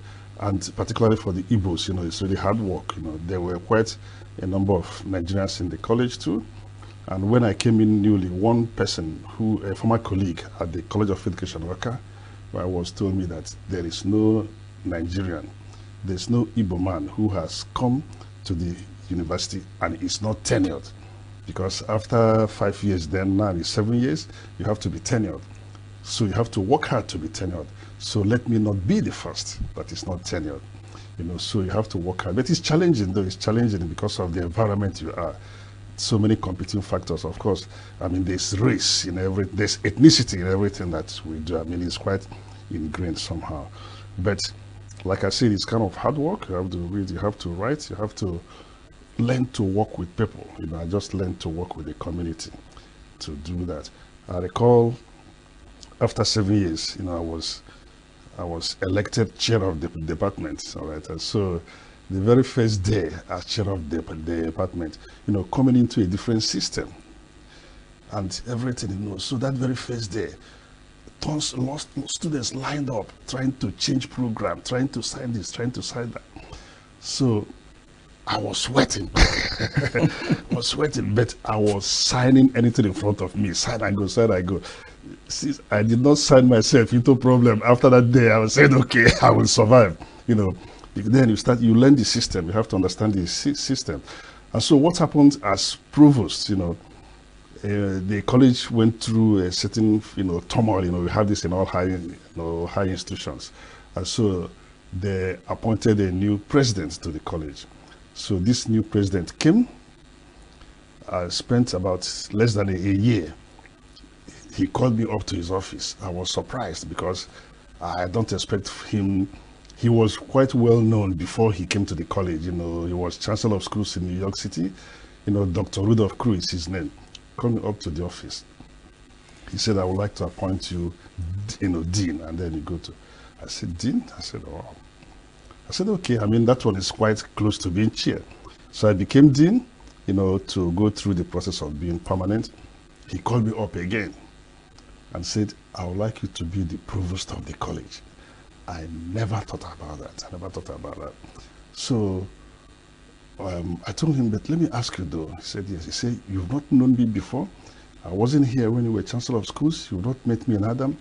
What made you think that I can do this work? Then he looked at me. He said, look, Augustine, can I call you Augustine, not Dr. I said, call me Augustine, yeah. He said, people's work speak for themselves. That I've heard about you. That's great. Yes. People's work speak for themselves. Yes. People's work. That I heard about what you did with the Democracy Project. I heard what you did with the chair of the department, you know, as a chair of the department. So you'll be dean. So I was dean for less than a year. And then I became provost and went through the interview. So I told him, look, let me tell you, Dr. Crew, since you have invested this trust in me, I'm not going to disappoint you. And we didn't, because we did a lot of work, both locally and internationally. We even came to Nigeria to establish joint relationships with the Avani Kuku, and then went to Abuja too to do that. He came with me to Nigeria, and he loved that. He loved coming to Nigeria, coming to Africa for the first time. And he saw the potential of being in, you know, Nigeria has. And he also saw the challenges too we have in Nigeria. And it was sad for him with the challenges, because he said the black man can do it if the black man wants to do it. So You know, I recall, we flew into Abuja, you know. Sorry, we flew from Abuja to Port Harcourt. And when we landed in Port Harcourt, that time, their receiving area was like a tent. Can you imagine that international flight with Air France, like a tent? So we landed into port, and he saw the tent, you know, and we moved from Port Harcourt to Were. We had the programs with the Bad Road. After 4 days, we flew down to Abuja. So when we landed at Abuja and drove out of the airport, he called me. He said, Provost, do you see how Abuja is? Do you see the roads here? He said, a black man can do it if they want to do it. You see? So he had seen the other places you guys were. Yes. And suddenly he sees this. So, and he thinks that the potential is there. Yes. It's just that we don't want to do it. Yes. Why can't you do it? We just don't want to do it, but we can do it. It's not rocket science. He just touched me. He said, Provost, look at the beauty, look at the flowers, look at the beauty. I don't know if they sustained it though, but he said, this was in 2018. He said, a black man can do it if they want to do it. And that is it with Africa. That is it with Nigeria. We can do it. It's there, no rocket science. So how long did you serve as the Vice Chancellor or the Provost? For 8 years, 8 good years. You know, when I attended the orientation for being a Provost, I went, 3 places in the country. And they said the average life of a Provost is 4 to 5 years. That is, you serve. That is when they serve the most. Because being a Provost is a very, very tough job. You are in charge of faculty, curriculum, students, affairs, managing the budget, internally, because the president goes out to seek for funding for us to spend. So it's a very tough job, And so mostly 4 to 5 years.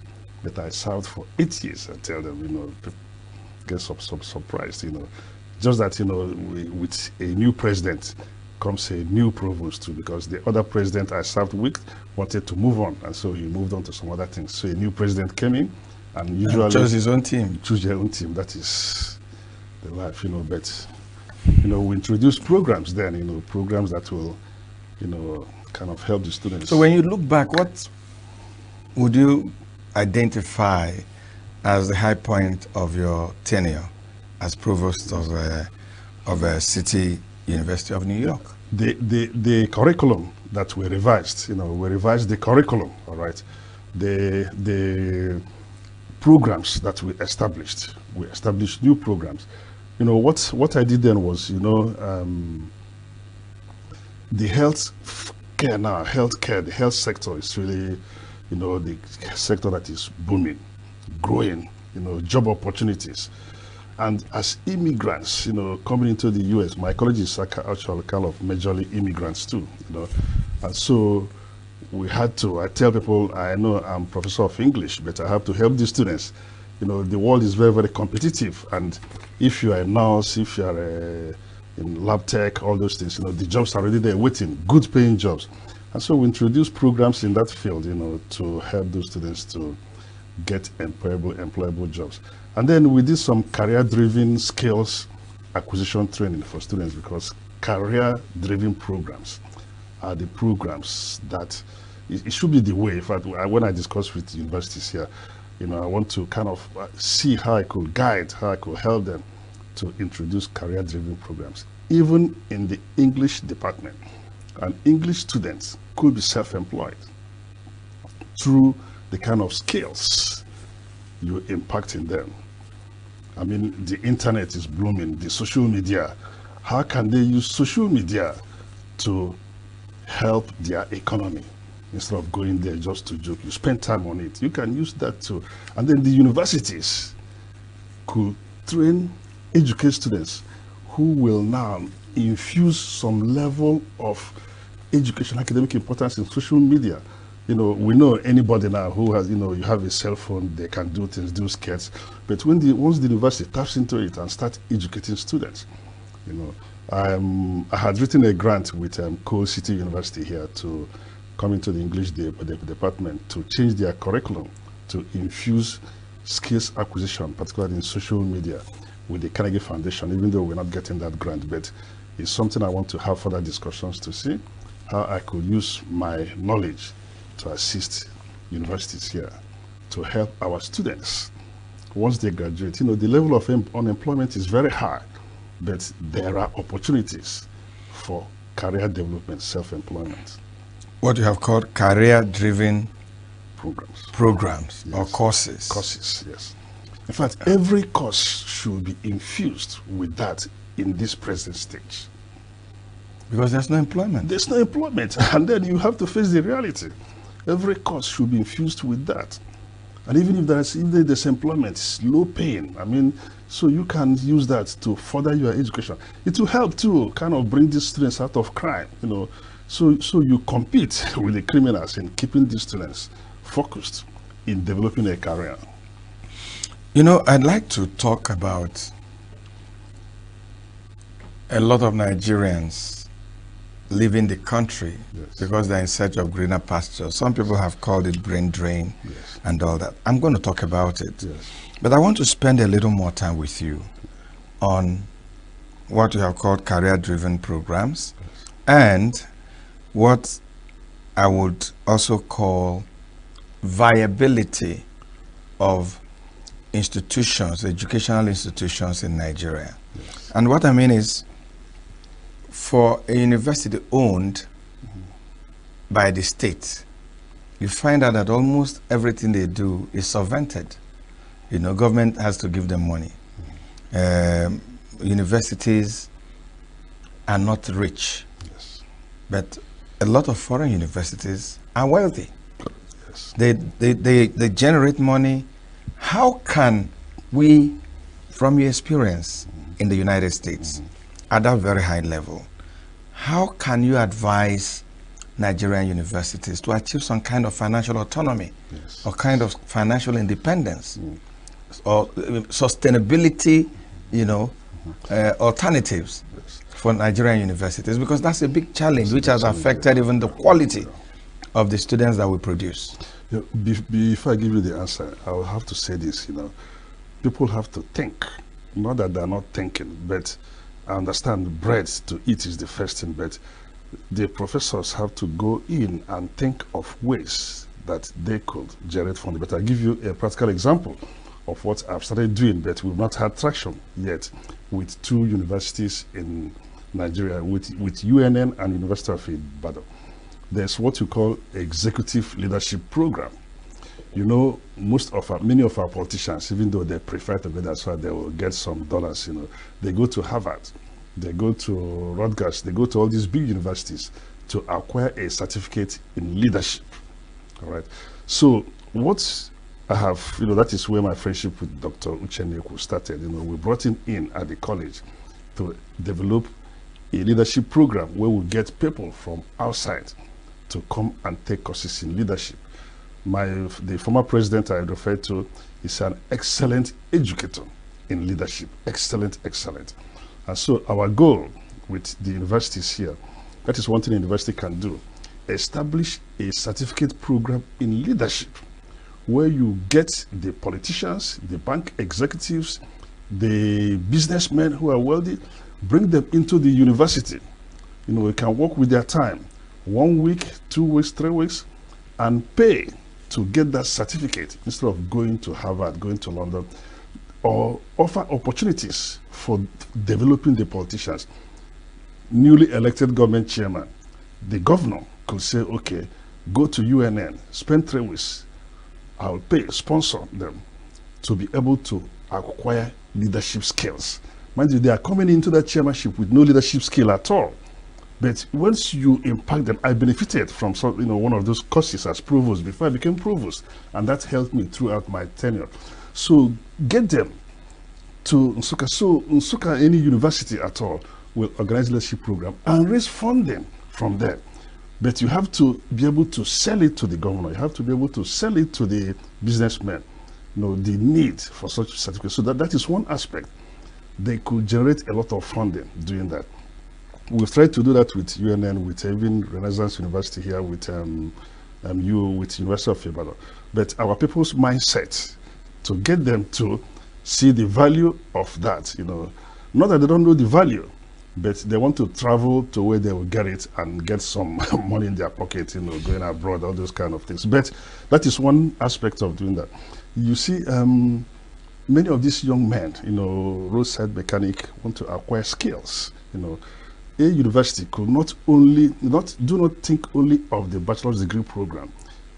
If you get to a market, many of those businessmen, many of those traders there may want to acquire skills that will help them to become better traders, better communicators. So create more courses. Create courses for them to weeks, months. You can even bring it to them. Establish a center in ENUGU here, where they will come and get a certificate, a career-driven certificate to expansion, how to expand your business. The thing is that we have skilled businessmen, but with education, you could develop. And how will that help the society? The more education you acquire, the more you live happily in the society. So the unestablished trader will now have a modicum of behavior, all right? When he is driving, when he so all those things will have an effect on the society. That's education. And then there's the pride that I got this certificate from this college. So the universities should be thinking about that. Even particularly, I understand the private universities here are struggling. But for them, it's even easier in the sense that the bureaucracy is less in private universities to establish such kind of programs, to help people to develop their community too, to educate the community too. So in essence, what you're saying is that a university could look at almost all aspects, because I had the opportunity of doing a fellowship at Harvard. Yes. And one of the things I used to tell my friend when we walked to school is that I pass doors and see courses I've never heard about. Exactly. You understand what I mean? Exactly. And when I made inquiries, these were people's developed programs. Yes.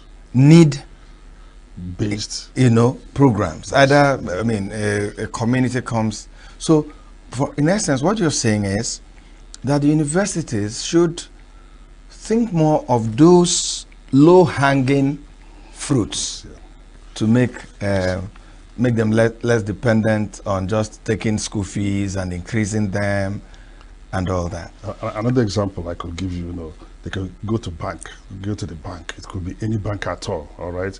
Speak with the MD, develop need-based courses so that every 3 quarters, every 3 months, every 6 months. And also, this is from doing this, you can get endowments. Somebody might come to say, okay, I want to endow this chair so that you'll be able to train. That is actually an area I'd like you to talk about. Yes. How could the universities change the mindset of rich Nigerians to be able to support the universities through this kind of endowments? Because I learned that most professorial chairs are created by endowment, by families, by organizations. What would be your advice to the universities in Nigeria to tap into this? My advice first is that you have to have a track record. You have to start doing things in an area that might interest that rich businessman, that rich person. So if you are developing community youth, offering some courses, impacting skills in them, and then you go to this person. We have very benevolent, rich Nigerian businessmen. We have very many of them. So when they see things that you are doing, when they see that track record, they will say, okay, I will invest $100 million this year for you to train youths in my community. It could be targeted to a particular community. So establish a track record. Do something that you used to sell, to say, look, we are doing this, but we want to expand. So if you can help us to endow a chair, a professor, whose job will be now to do this. So do something first, establish a track record, and then sell it to the businessmen. One thing is that our mindset is not we think that those things are not that necessary because it is not impactful in the community. But show the areas that you have impacted the community and go to the businessman and tell him to redirect your thinking, your funding towards what we are doing. And so you might endow a particular chair in this field, and that chair, that person, that professor will now undertake it on himself to develop the area that you want him to develop. You know, it won't be easy though, because our mindset, the way we think. But once you do things, you go to the businessman, you go to the bank executives, you go to governments, you go to corporations, I think, achieve some measure of success in doing that. I know that there are a lot of universities in the United States in technology, engineering. They come with patents for inventions. Yes. Is it not something that can be done here too? It can be. That's what I'm saying. You have to establish the fact that you can do it. You have to prove that you can do it. As provost of Medgar Evers College, the State University of New York, most of the money, discretionary money that I can spend, comes from that kind of funding. So you show that, the community is in need of students who drop out a lot, or in need of, some kind of civic duties. And so we get money, we apply, we write a grant, and say, okay, this is what we want to do. And you demonstrate that you can do it. All right. And so that is something that the universities are not tapping into. We tried to run this program over there with Dr. Oku at Ibadan, if I outreach to the speaker, if somebody went to the vice president, you have the House of Assembly, a whole House of Assembly. These people come in with no leadership skill whatsoever. At times, it's the much they know. I say, come, in just 1 week, we'll offer some leadership skills, impact it in them. But of course, you have to pay, which is peanuts to what they can do. But it's kind of difficult to get traction to do that. Because sometimes I look at this Igbo boy system. Yes. And I'm wondering if a university would create a program because most of them would have done secondary school. Yes. To do that, and create a program where they can be certificated for 6 months or 3 months, and fine-tune the practical thing they have done. That kind of program would be, will bring a lot of money for universities. When you talked about need-based courses, need-based programs, that is what the community has been doing. All right. So one thing with our development is that it just stagnates, just there. But the university could take that in, as you just said, then infuse some academic, some learning, some practical things into it, and elevate it, and it grows. So that is what a course that could be brought into the university to develop, and then look at other areas, to other things that we do in the community, bring it into the university. That is actually what the university should be doing for the community. Bring it in, and then get that not only for those ones there, even for your graduates. There's a program we established at the university there, where any student who graduates from this college must get a certified job-seeking program, a certified career-driven program.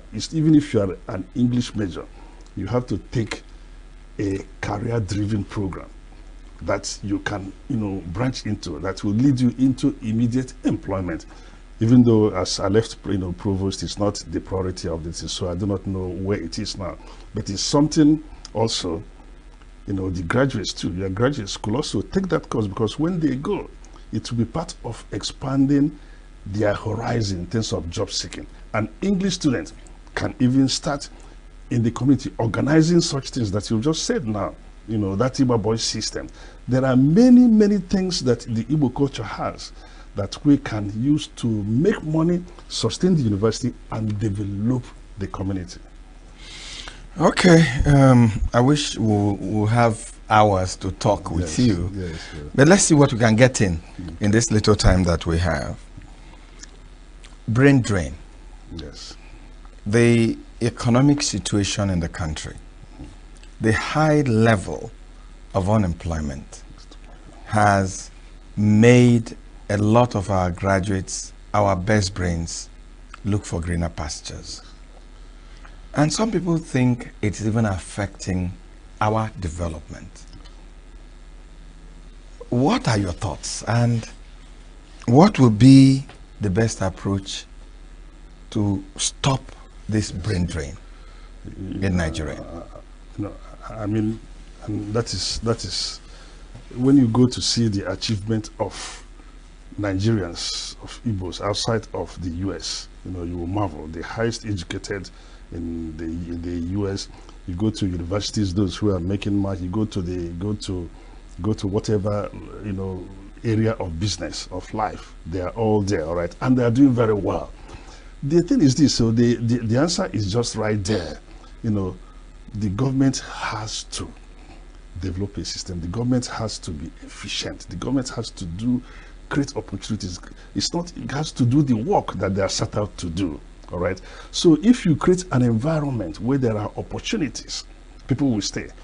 I wouldn't have left bet for the opportunity, and nobody will want to not go where there are opportunities. All right. And so government has to create an enabling environment for people to stay and to work and to earn a decent living.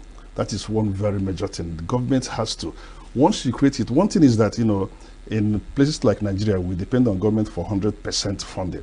I'm not saying that government has to fund everything. Create an enabling environment. What can people like you do to point most of these brains outside back to Nigeria? Like a solution-based initiative. Yes, Nigeria has its challenges. Yes, Nigeria does not have the good environment. Yes. How can people like you, with the kind of expertise and experience you have, how can you start pointing our people back to direction? I mean, in that direction of we need to help our country. Yes. They know this, and I can tell you they want to come back home. Because a lot of them have made all the money they need to make. Yes, but the environment, that's what I said, you have to create an enabling environment, an environment that will enable them. Give me an idea. So many of them have... Give me an idea of what for example, within the universities or within the area. In fact, one example is right there, insecurity. Let's just play that. Somebody wants to establish a business in Nigeria, in Igbo land, in my hometown. How can he? I mean, that is basic. How can he? It's quite impossible. Came home for a burial ceremony. I can barely stay. I hide. So how can you invest in that? So that environment. If you create it, some of them have come back home, but after 3, 4, 5 years, they'll be so frustrated they will rush back again. So that environment is not. People really want to come. I want to. Part of my outreach now is to see the universities I can work with. I want to come and stay for 1 year sabbatical leave, and that will be a precursor for me to want to start coming back home. All right. And so if the environment is there, if there is insecurity, if there is the opportunity, for them to come back, you give people the free hand to be able to help to advance the cause of a society. They will come. They will come. I can assure you that. And creating that strategic partnership, like the one we created with Alvan, but it's not sustained. Alvan University of Education, so it's not sustained. It's one way of doing that. And part of what I want to do is I would like to do that. Sabbatical here, creating partnerships with all those, with the universities and with Nigerians in the diaspora, so that they can come back home to be able to, invest. And once you create it, they will come. They will come. If you create that environment, create strategic partnerships for them to come home and to do work, they will do that. But like you said, practical solution. Yes, what is practical? What is practical? I mean, is there way high-end people like you forgive me, but Yes. what I mean it's people that have achieved the level of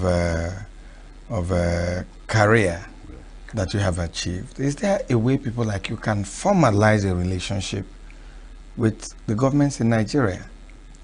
Do you have like a body that it's trying to, you know, partner with government to share some of these ideas? Yes, there are some bodies, but like I said, that is really one of the goals. That is really one of the reasons why I come home very often now, to be able to, you know, have that inroad into governorship. It's not easy in Nigeria to I do not know something that is so easy. You know, it's made difficult.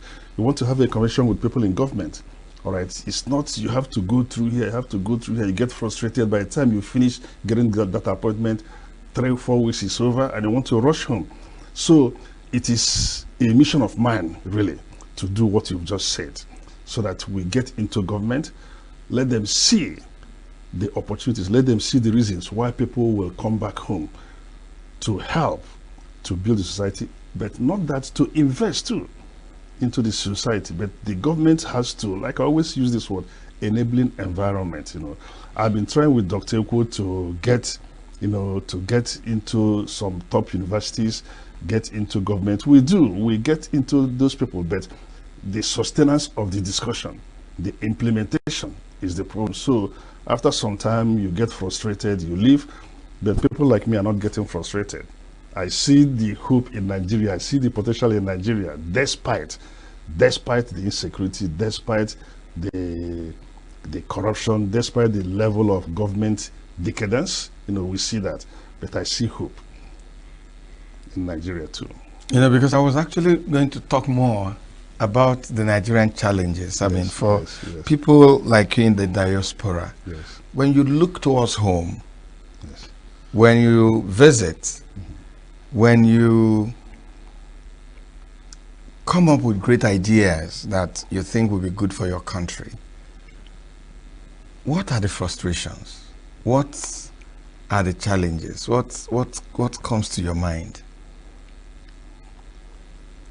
Number one, the takers, the buyers of these ideas, as they think about your ideas, they are thinking of how will this idea generate money for my pocket.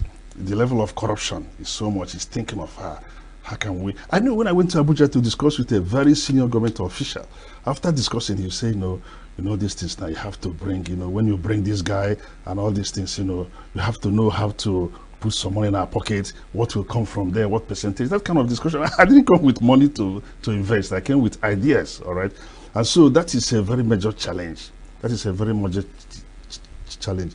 The level of bureaucracy, which is fueled by corruption, you know, impedes progress, impedes what we want to come and do. And so you get frustrated at the end. Everybody is thinking of not the program, not the success of the program. They are thinking of what they will get from the pocket. And that is what is at the back of their mind. Anything you are saying is blah, blah, blah, blah. Okay, we are running short of time, but one of the accusations that have been made about people in diaspora is funding non-state actors that are causing mayhem, that are, you know, funding killings, all in the name of agitation for one thing or the other. It's an accusation. So I'm asking, do you guys care to hear that most of you outside Igbo land, outside Nigeria, are the ones that are making funds available to non-state actors to make life difficult for the Nigerians that you, forgive me, you guys, like you say in the US, keep telling us that you're thinking about every day? Yes. And that's I agree with you totally, you know. Not only making life miserable for Nigerians, for themselves too. Because when we hold these discussions, I tell them, you are funding this Biafran agitation, but you can come home. You cannot come home and sleep in your father's house because of insecurity, because of what you are funded. So what would you think would be the best way to go about this? The best way to go about it is for them to stop, we try to educate them, all right? agitating for Biafra, this is not how to agitate for Biafra. You have handed over the thing to criminal elements, to hoodlums. They use you under the gap of that. So stop doing that. There are many forms of agitation. Those who have agitated successfully in Ireland did not agitate by killing their own people. You're talking about the Sinn Féin. The Sinn Féin. You know, what they did was that I never heard of any Sinn Féin going to their own home base, in their own village, to kidnap people, to kill people, people that you want to free. You go to, you create impact by those you want to wrest that from. So why are you funding this? So stop the funding. I understand now the funding is drying low, and that is why it seems it will work. You know, the funding so they need to change their style. They need to change their mindset. They need to change their mindset. And then one thing that when I go back, I think about that. All those people who are funding this thing, get the awareness of the government over there that these people are promoting terrorism back home. And once they become on their feet, once they get into them, they will stop. It's not Nigeria. Let me conclude by asking you, how do people like you, your families, the Igbo community, the Yoruba community in the diaspora, how do you connect with our culture? How do you connect with our tradition? How do you connect with our way of life? You know, as an Igbo man, we love our culture. We love Igbo Amaka. We love who we are. And so we organize community-based organizations. Despite my achievements, despite where I am, I'm the secretary of my local union, R&D Zogo Patriotic Union. I'm their secretary. I do a lot of community work. We organize Ikeji Festival. We organize things for we try to get our kids, children, which is challenging to get into our culture. So we love our culture. We organize, we meet every month, all right? We meet every month, or every month we go to each other's homes, eat, drink, and commune with each other, and discuss security at home, discuss development at home too. And so that has helped that connection in Igbo land. Oh, great. And how often do you come home to enjoy the original Ikeji? Yes, I come home, and I come home every, let me just say every Ikeji, since 2021, I come home every year. I didn't come home this last year because of insecurity too. Insecurity is a problem. Really, we have to tackle insecurity. It's really, in the country. It's really killing development. Well, we'll end our conversation. It's been really a pleasure. Thank you. Talking with you, Prof. And one of the words I want to take away that I would want to push is this career-driven programs. Necessitated programs. Yes. Programs that can make graduates employable even outside what they have read primarily. Correct. Professor Augustine Okereke, I must thank you. Yeah, thank you. It's been really a pleasure talking with you. Thank you. Well, I've been speaking with Professor Augustine Okereke, who is a professor of English at the City University of New York, former provost, or what we call vice chancellor of the City University of New York. Former dean, former this, and as we say, former that. Yeah, thank you. I'm Vin Martin Obiorilo in Enugu, Nigeria. Thanks for watching, and let's do this again very soon. Thank you.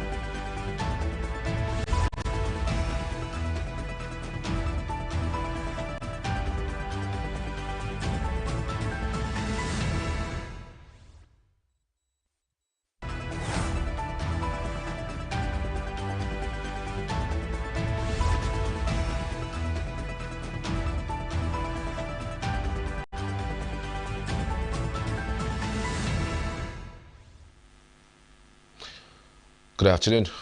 Welcome today, Thursday, January 30, 2025. Welcome to Global News. I'm Charles Pius. In the headlines, Nigerian Labour Congress to hold nationwide rally against telecom tariff hike.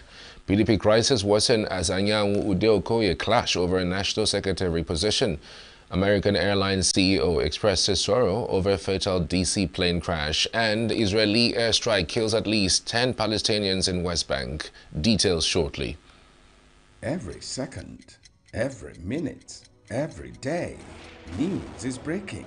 Events occur and there are new developments. At Signature TV, we follow these stories objectively, bringing all sides without bias, explaining the complex issues, breaking down the numbers, and investigating the issues behind the news. Anywhere and everywhere, near or far, wherever the news is, we will be there. Signature TV. News in your pocket. The leadership of the Senior Staff Association of Nigerian Universities, SANU, has lamented that many public universities in Nigeria have been operating without electricity to carry out research and do other major academic works for the past 3 months. The president of SANU, Mohammed Ibrahim, disclosed this to the newsmen at the National Secretariat of the Union in Abuja on the sidelines of the association's National Leadership Retreat, organized for members of the National Administrative Committee, NAC, of the Union. Ibrahim stated that no public university in Nigeria at the moment has enough resources to pay for its electricity bill. On the new national minimum wage, the SANU president disclosed that a decisive action will be taken against the state government and other employers of labor who have failed to implement the new national minimum wage of 70,000 naira and payment of consequential adjustment by the end of the first quarter of 2025. He alleged that the federal government and many state governments had not implemented the 7,000 naira minimum wage in the public universities, particularly for members of SANU, whom he said were mostly professionals such as accountants, lawyers, engineers, medical workers, among others. The union leader assured that if the allegations that federal lawmakers are demanding 8 million naira from each of the vice-chancellors of the federal universities for the approval of their budgets turns out to be true, the Labour will fight the lawmakers. The All Progressives Congress APC has expelled Rauf Aregbesola, a former Minister of Interior and ex-governor of Osun State, over alleged anti-party activities.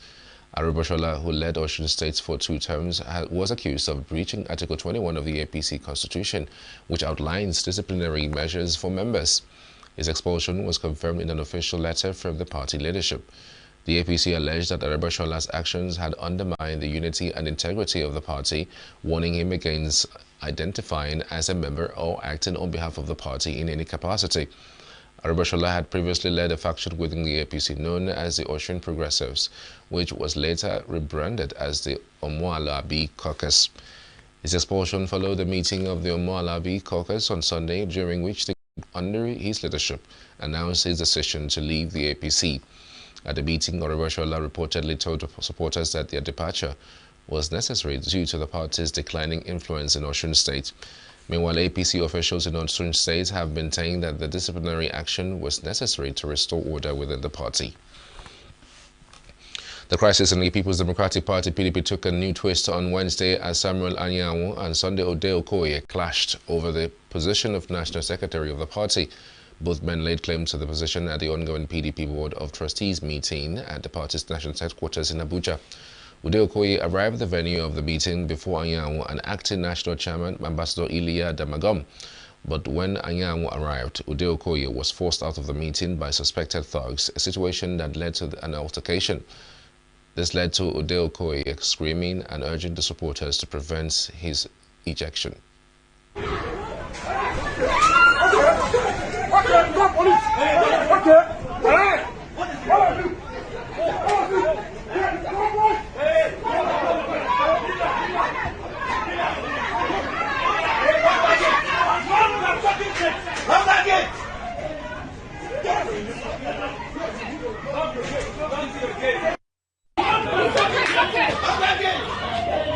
Did you get it?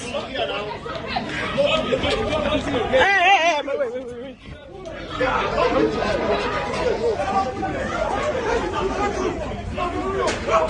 Hey, boys. You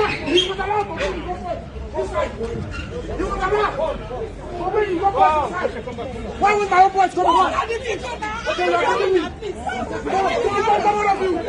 Okay, wait, I'm ready.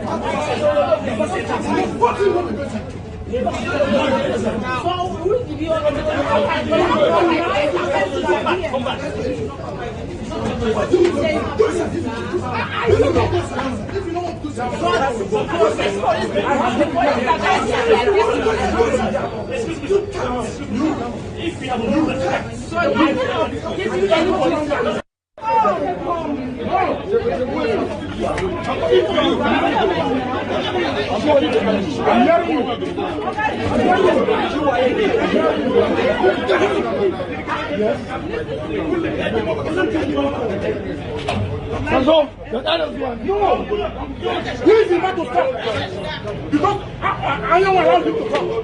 Why not allow my own boss to come? Sorry, bro. You think that my own boss come back and want to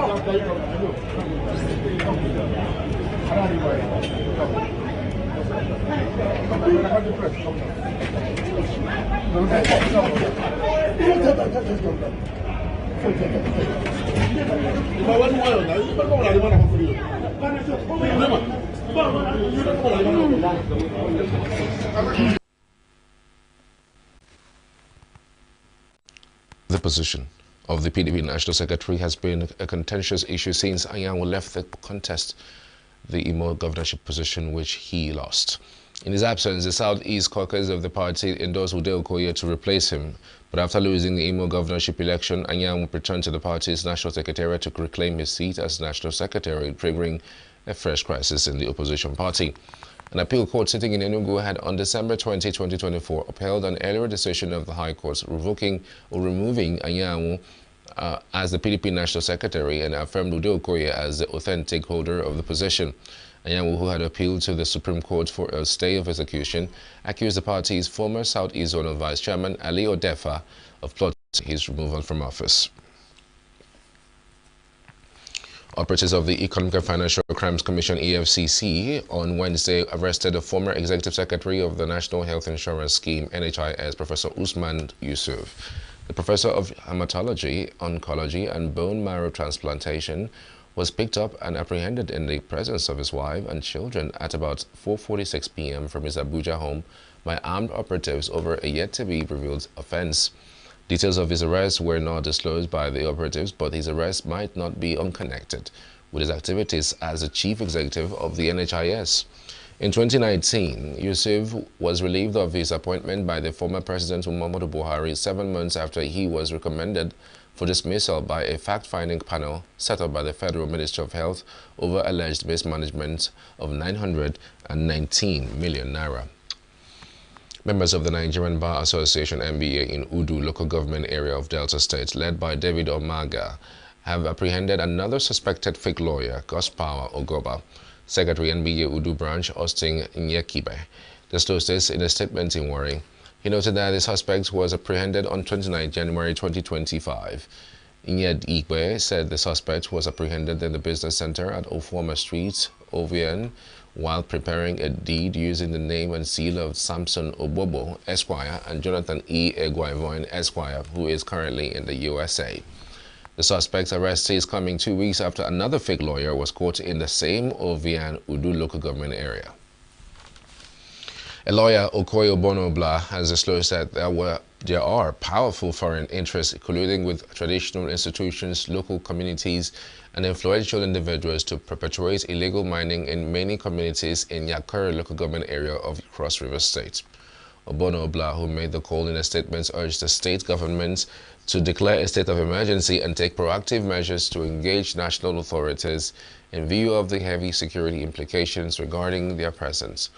There have also been cases of illegal mining in Bayase, Akaba, and Obaniku local government areas, with reports of heavy illegal gold mining activity as far back as 2023, with over 10,000 illegal miners in Yakuri local government area alone, more than half of whom arrived in the last 3 months. At a security summit last week, the senior space security advisor, Obono Ubi, gave the illegal miners 5 days to evacuate from the communities and forests. He lamented that lawmakers from the state and in the National Assembly have been conspicuously absent despite mining immigration and security falling within their legislative purview. He stated that as national parliamentarians, they should be at the forefront of addressing the crisis in their state. Up ahead, NCAA suspends max air operations for 3 months after Kano incident. NMPCL uncovers fresh 77 illegal refineries pipelines in 1 week. Do stay with us. We are local. We are right now with the wife of the man that was... Why the main market is in chaos. People... We are national. Those in support of this motion as amended, say aye. Aye. We have taken the vote by default. We are international. Israeli airstrikes. Donald Trump left the worst unemployment.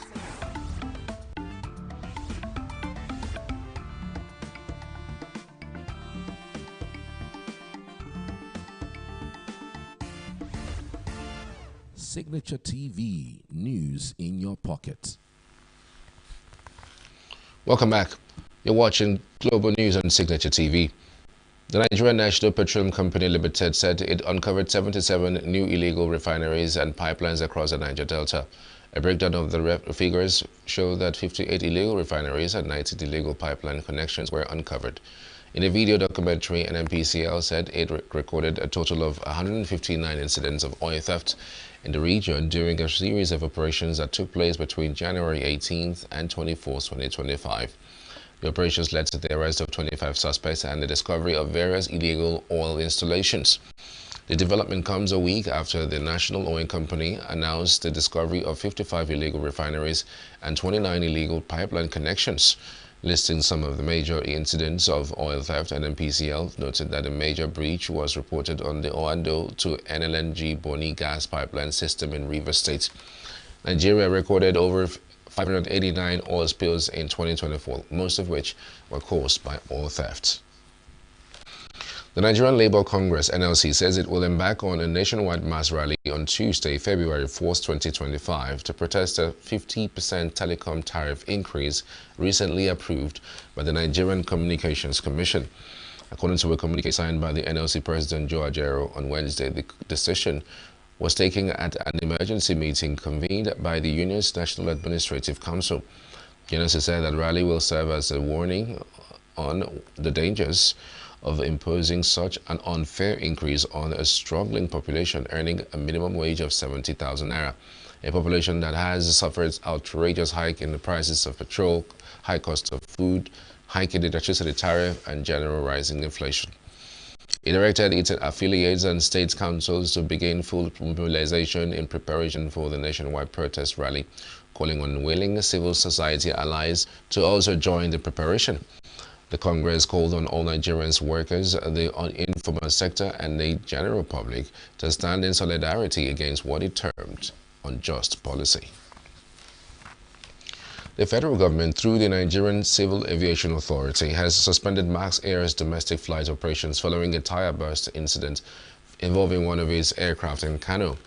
The affected Boeing 737-400 aircraft with registration number 5NMBD suffered a tire burst while landing at Malam Aminu Kano International Airport at about 10:51 p.m. on January 28, 2025.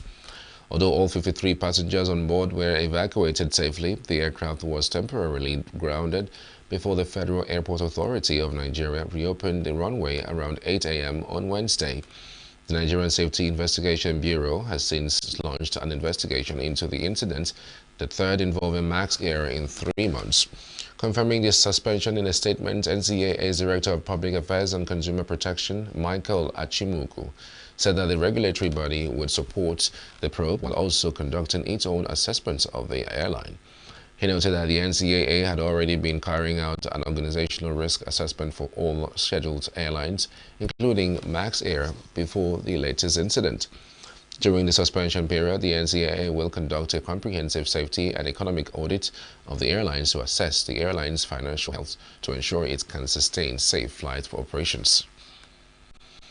The Rivers State Police Command has dismantled a child trafficking syndicate, arresting 2 female suspects and rescuing 2 children in the Chokocho area of Eche local government area. The suspects, identified as Ogochukwu Onyebuchi and Ogechi Mezi, were accused of defrauding 2 women, Juliet Blossom and Esther Michael, under the pretense of facilitating baby adoptions.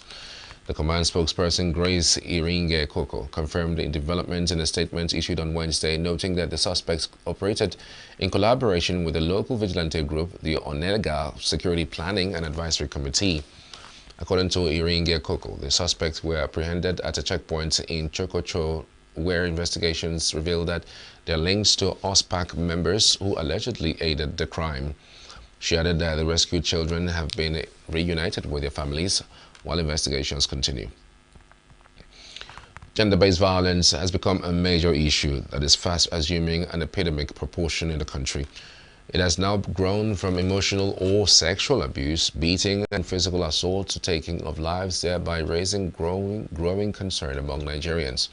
In the latest incident in the Bagua Ani in Nsukka local government area of ENUGU State, a man identified as Sunday Echegi cut off one of his wife's hands, leaving her struggling for her life in a hospital facility in Enugu. Correspondent Ugonne Walu has been following the story.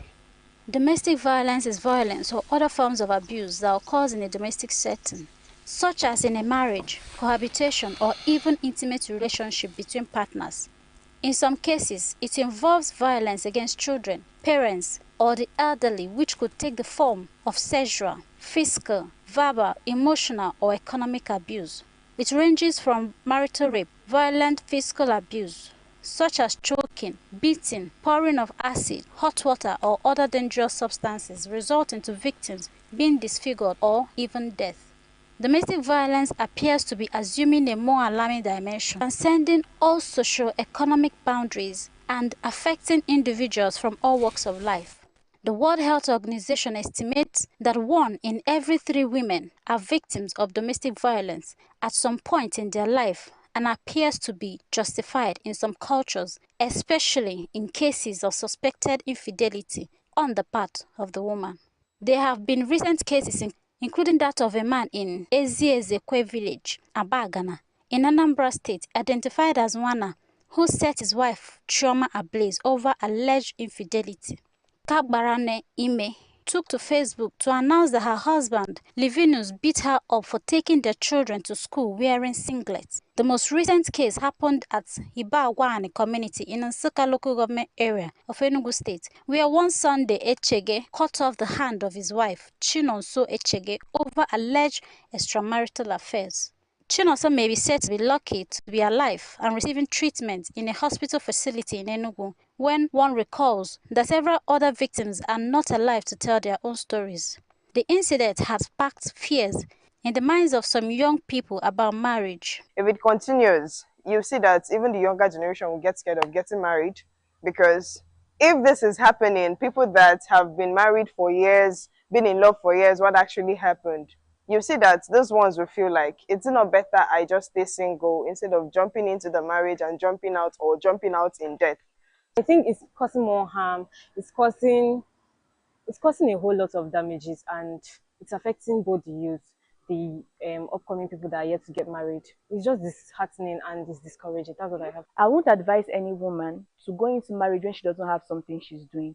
Because if you don't have something you're doing and the man is the one getting money into the home, obviously he will feel like, I'm the one bringing money, you're not doing anything. So you have to have something doing as a lady. So in case things like this happen, you can easily live with your children. You don't have the excuse of what will I do, where will I go to? I think that domestic violence stems from distrust. Men not trusting their wives, wives not trusting their husbands. Why should I enter into a relationship where I don't trust the other person? Because if I do not trust you, I shouldn't live with you. So domestic violence, I think it stems from distrust. Commissioner for Gender Affairs, ENUGU State, shed light on the recent cases, providing a detailed account of the event surrounding the incident and the prompt response of the local government chairman and the provision of free medical attention to the victim. And immediately we arranged for a vehicle to convey the woman from the hospital, which is a private hospital, under the instruction of His Excellency Dr. Peter Mba, and his wife, Her Excellency Mrs. Nkechi Nyeremba, who has zero tolerance for any form of gender-based violence. The commissioner emphasized the need for couples to undergo proper counseling before marriage in order to help identify and address potential anger issues and reduce the risk of domestic violence. You know, when we take your partner through therapy, we will understand the bottom line or what causes him or her to behave in that way, the pattern that him or she or he is behaving. And then that way we'll be able to establish what the problem is. But please, if that partner is becoming abusive, seek help. Women should learn to talk. Women should learn to cry out. Some men also undergo abuse. It's not only women that goes through abuse. Men also do.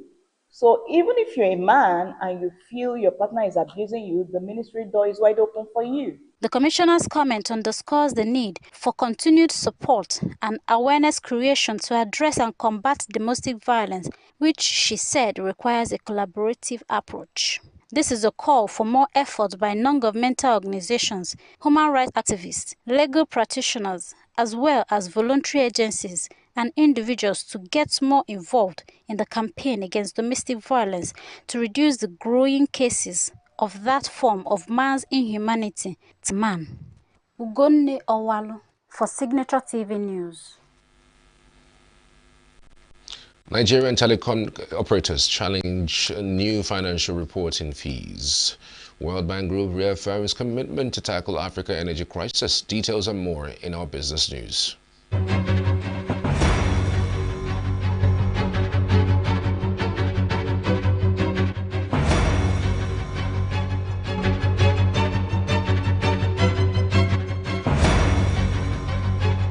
Nigerian Telecommunications Operators have urged the Financial Reporting Council of Nigeria, FRCN, to review the new payment system established under the amended Financial Reporting Council Act of 2023. The Association of Licensed Telecommunications Operators of Nigeria, ALTON, argues that shifting payment calculations from a capped 1 million naira to a percentage of turnover will significantly increase the financial burden on telecom firms. ALTON addressed these concerns in a letter to FRCN Executive Secretary Rabiu Olowo, listing the new fees, which range from 0.02% to 0.05% of company turnover, depending on revenue size. The group warns that these changes could jeopardize business sustainability and service delivery. The World Bank Group has reaffirmed its commitment to tackling Africa's energy deficit, aiming to provide electricity to at least half of the 600 million people currently without access. Speaking at the Mission 300 Africa Energy Summit in Tanzania, World Bank President Ajay Banga emphasized the importance of expanding access to sustainable energy. African Development Bank President Dr. Akinwumi Adesina also called for key reforms to enhance renewable energy integration, improve utility performance, and create fair tariff structures. These initiatives, he stated, will support African governments in implementing national energy compacts that drive electrification and economic growth. Syrian Finance Minister Mohamed Abbazid met with European Union officials in Damascus yesterday to discuss Syria's financial position and potential sanctions relief. As you know, we have to have a unanimous decision in Brussels. All 27 EU member states have to agree on the exact details of this political decision. This is now going to happen over the next couple of weeks. There's no details so far. Our first priority these days, trying to understand what is happening also in terms of the financial situation, in terms of the policies in place or prepared to help us put the sanctions relief in place, which has to do a lot of with the financial sector regulations, but also we are interested in the budgetary situation, how the current situation is, and what we can do to support. It was a first discussion about the general situation, and I think what we heard so far is encouraging. We need to, I think, delve into the details of each of the issues and try to understand better what is happening and where the needs are and where we can support. But I think we are on a good track in this respect. This marks the first EU-Syrian meeting since Islamist rebels ousted the Assad government. The talks, attended by German envoy Björn German and EU representatives, follow the EU's recent roadmap to ease sanctions on Syria. Discussions focused on Syria's budget, financial regulations, and the phased lifting of restrictions. The EU seeks to support Syria's recovery but insists on a gradual and reversible approach to maintain diplomatic leverage. And that's a wrap on Signature Business News. I am Tomsinime Natus.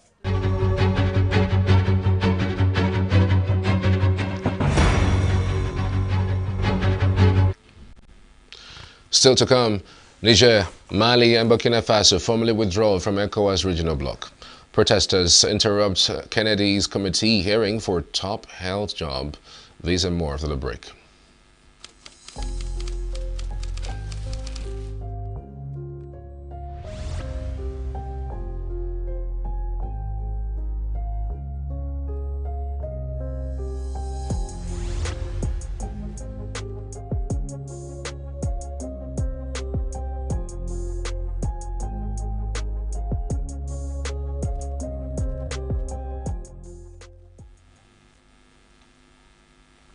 Welcome back. This is Global News on Signature TV. Burkina Faso, Mali and Niger on Wednesday formally withdrew from the Economic Community of West African States ECOWAS regional bloc. The military-led government in the three West African nations decided to withdraw from the bloc and formed their own security alliance, the Alliance of Sahel States, in September 2023. According to a statement by ECOWAS, the withdrawal has become effective, but that it has kept the doors open. It requested that members to continue to provide the three countries privileges of membership, including free movement within the region with an ECOWAS passport and trade benefits in the spirit of regional solidarity and the interest of the people.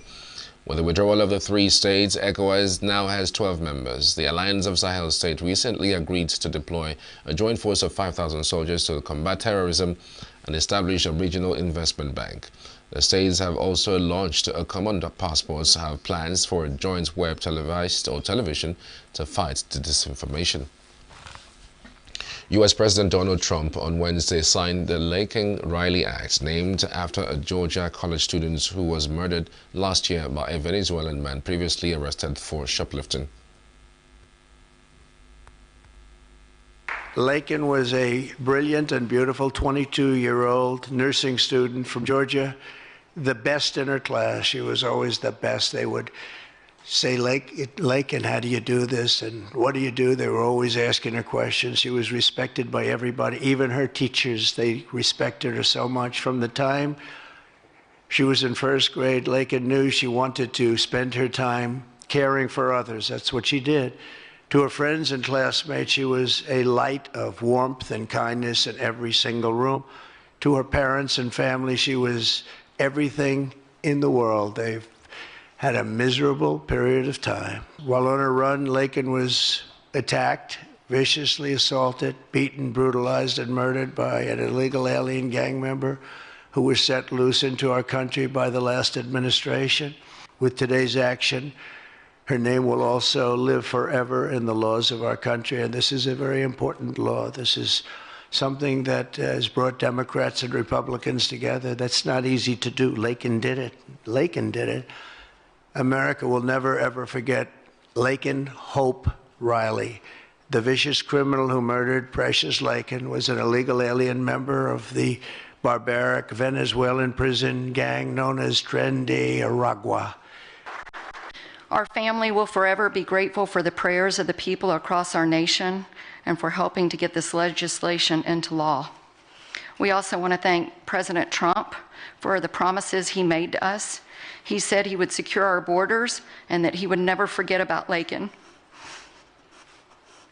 And he hasn't. He's a man of his word. We trust that he will fight for the American people.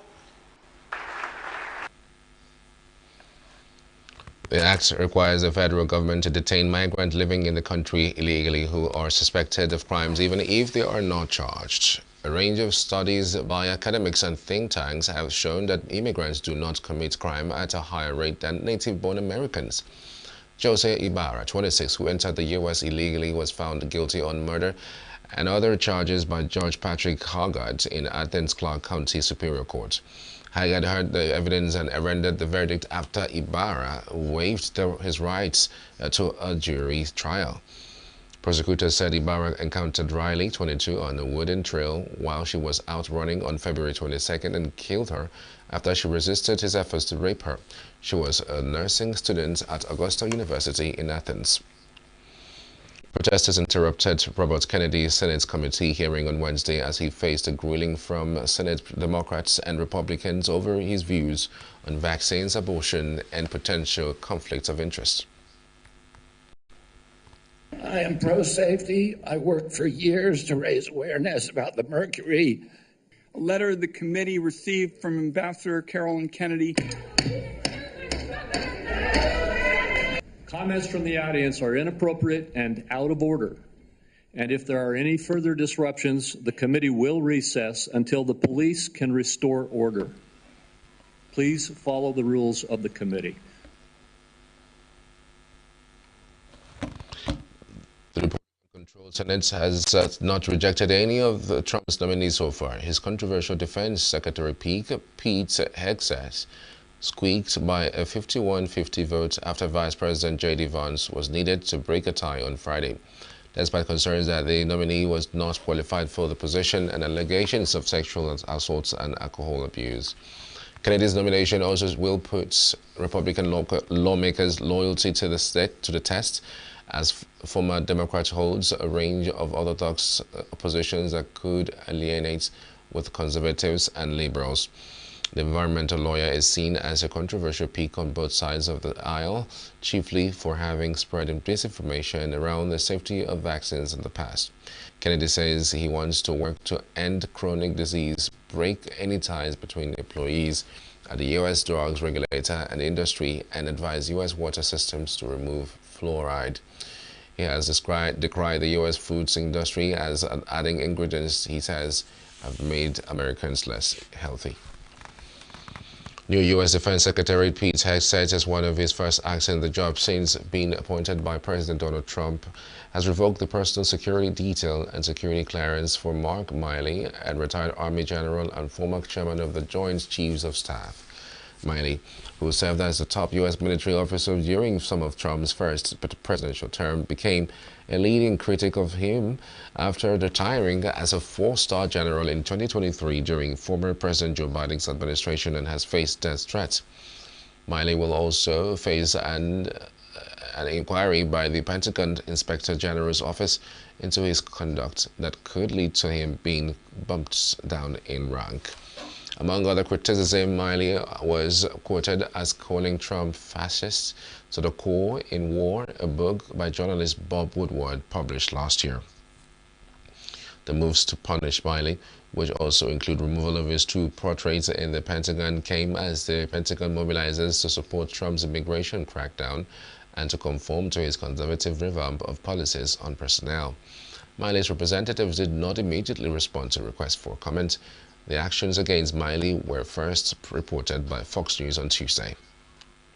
This is a difficult day for all of us at American Airlines, and our efforts now are focused entirely on the needs of our passengers, crew members, partners, first responders, along with their families and loved ones.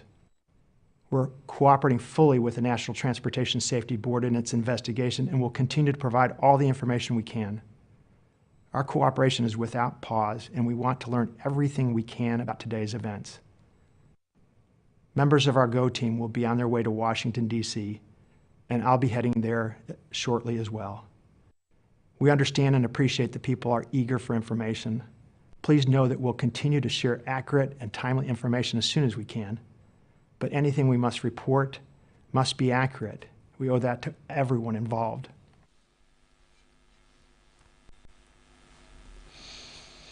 Health and humanitarian groups around the world were still uncertain on Wednesday if and how they could resume work after the United States issued a waiver for life-saving assistance in President Donald Trump's freeze on U.S. foreign aid.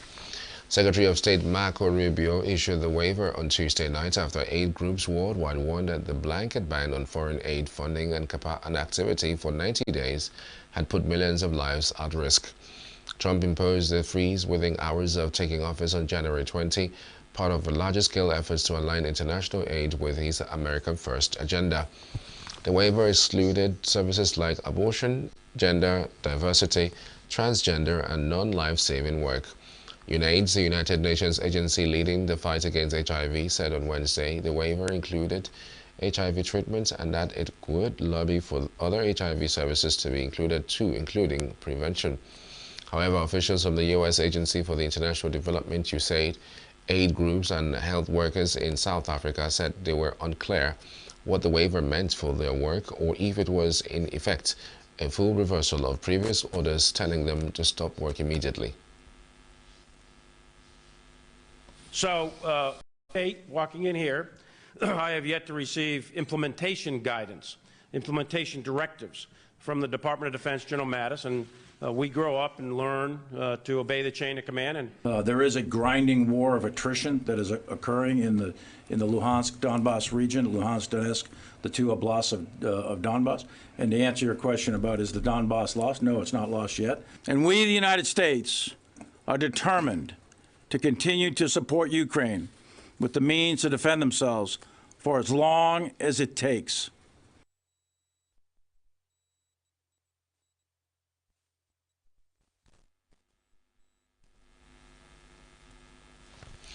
The Texas National Guard's Tactical Border Force members has conducted joint security trainings exercises with the Texas Department of Public Safety and U.S. Border Patrol along the U.S.-Mexico border.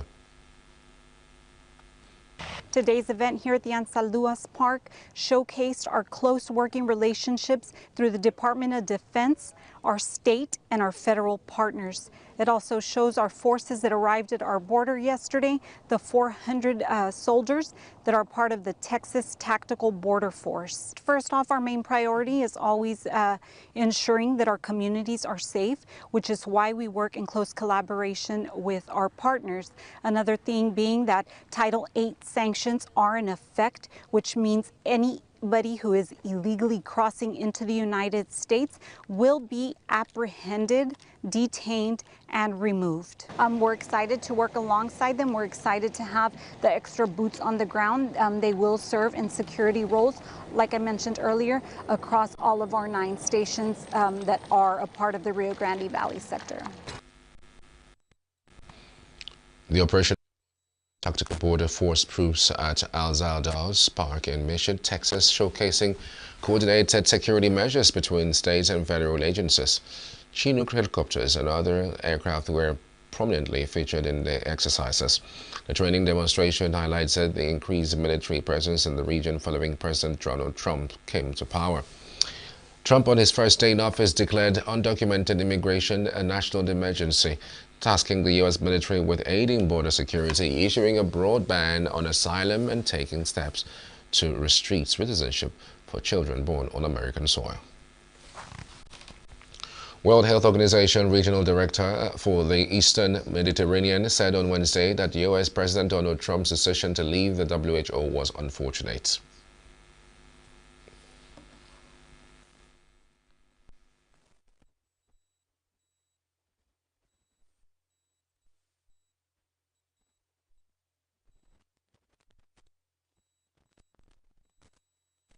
The U.S. is scheduled to leave the WHO on January 22, 2026. The United Nations said on Thursday Trump announced the move after he was sworn in for a second term in the White House. The U.S. departure will likely put at risk programs across the organization, according to several experts inside and outside the WHO, notably those tackling tuberculosis, the world's biggest infectious diseases killer, as well as HIV, AIDS, and other health emergencies.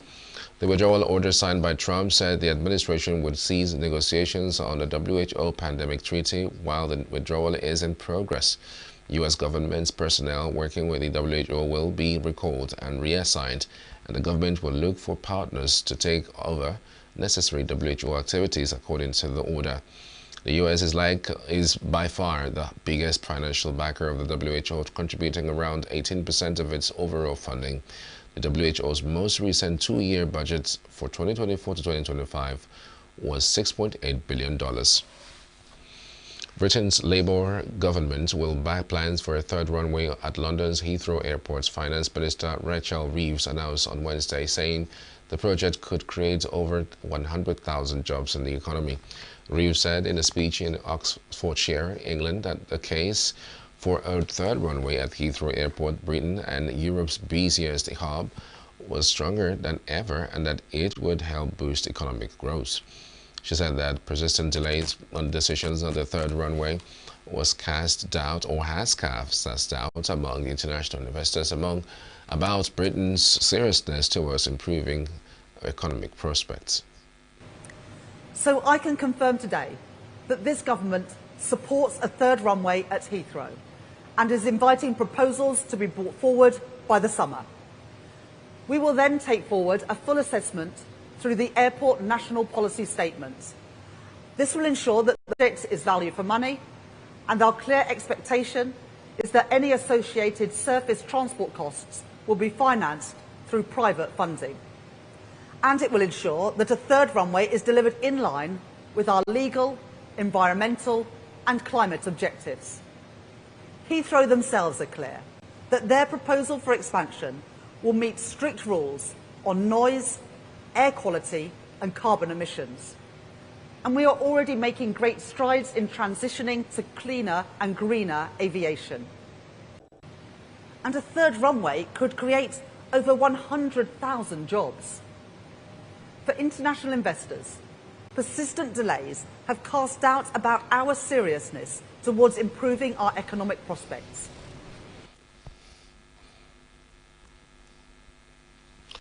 The director of the United Nations Agency for Palestinian Refugees in Lebanon said on Wednesday that the agency had not been affected by U.S. President Donald Trump's halt to U.S. foreign aid funding or by an Israeli ban on its operations.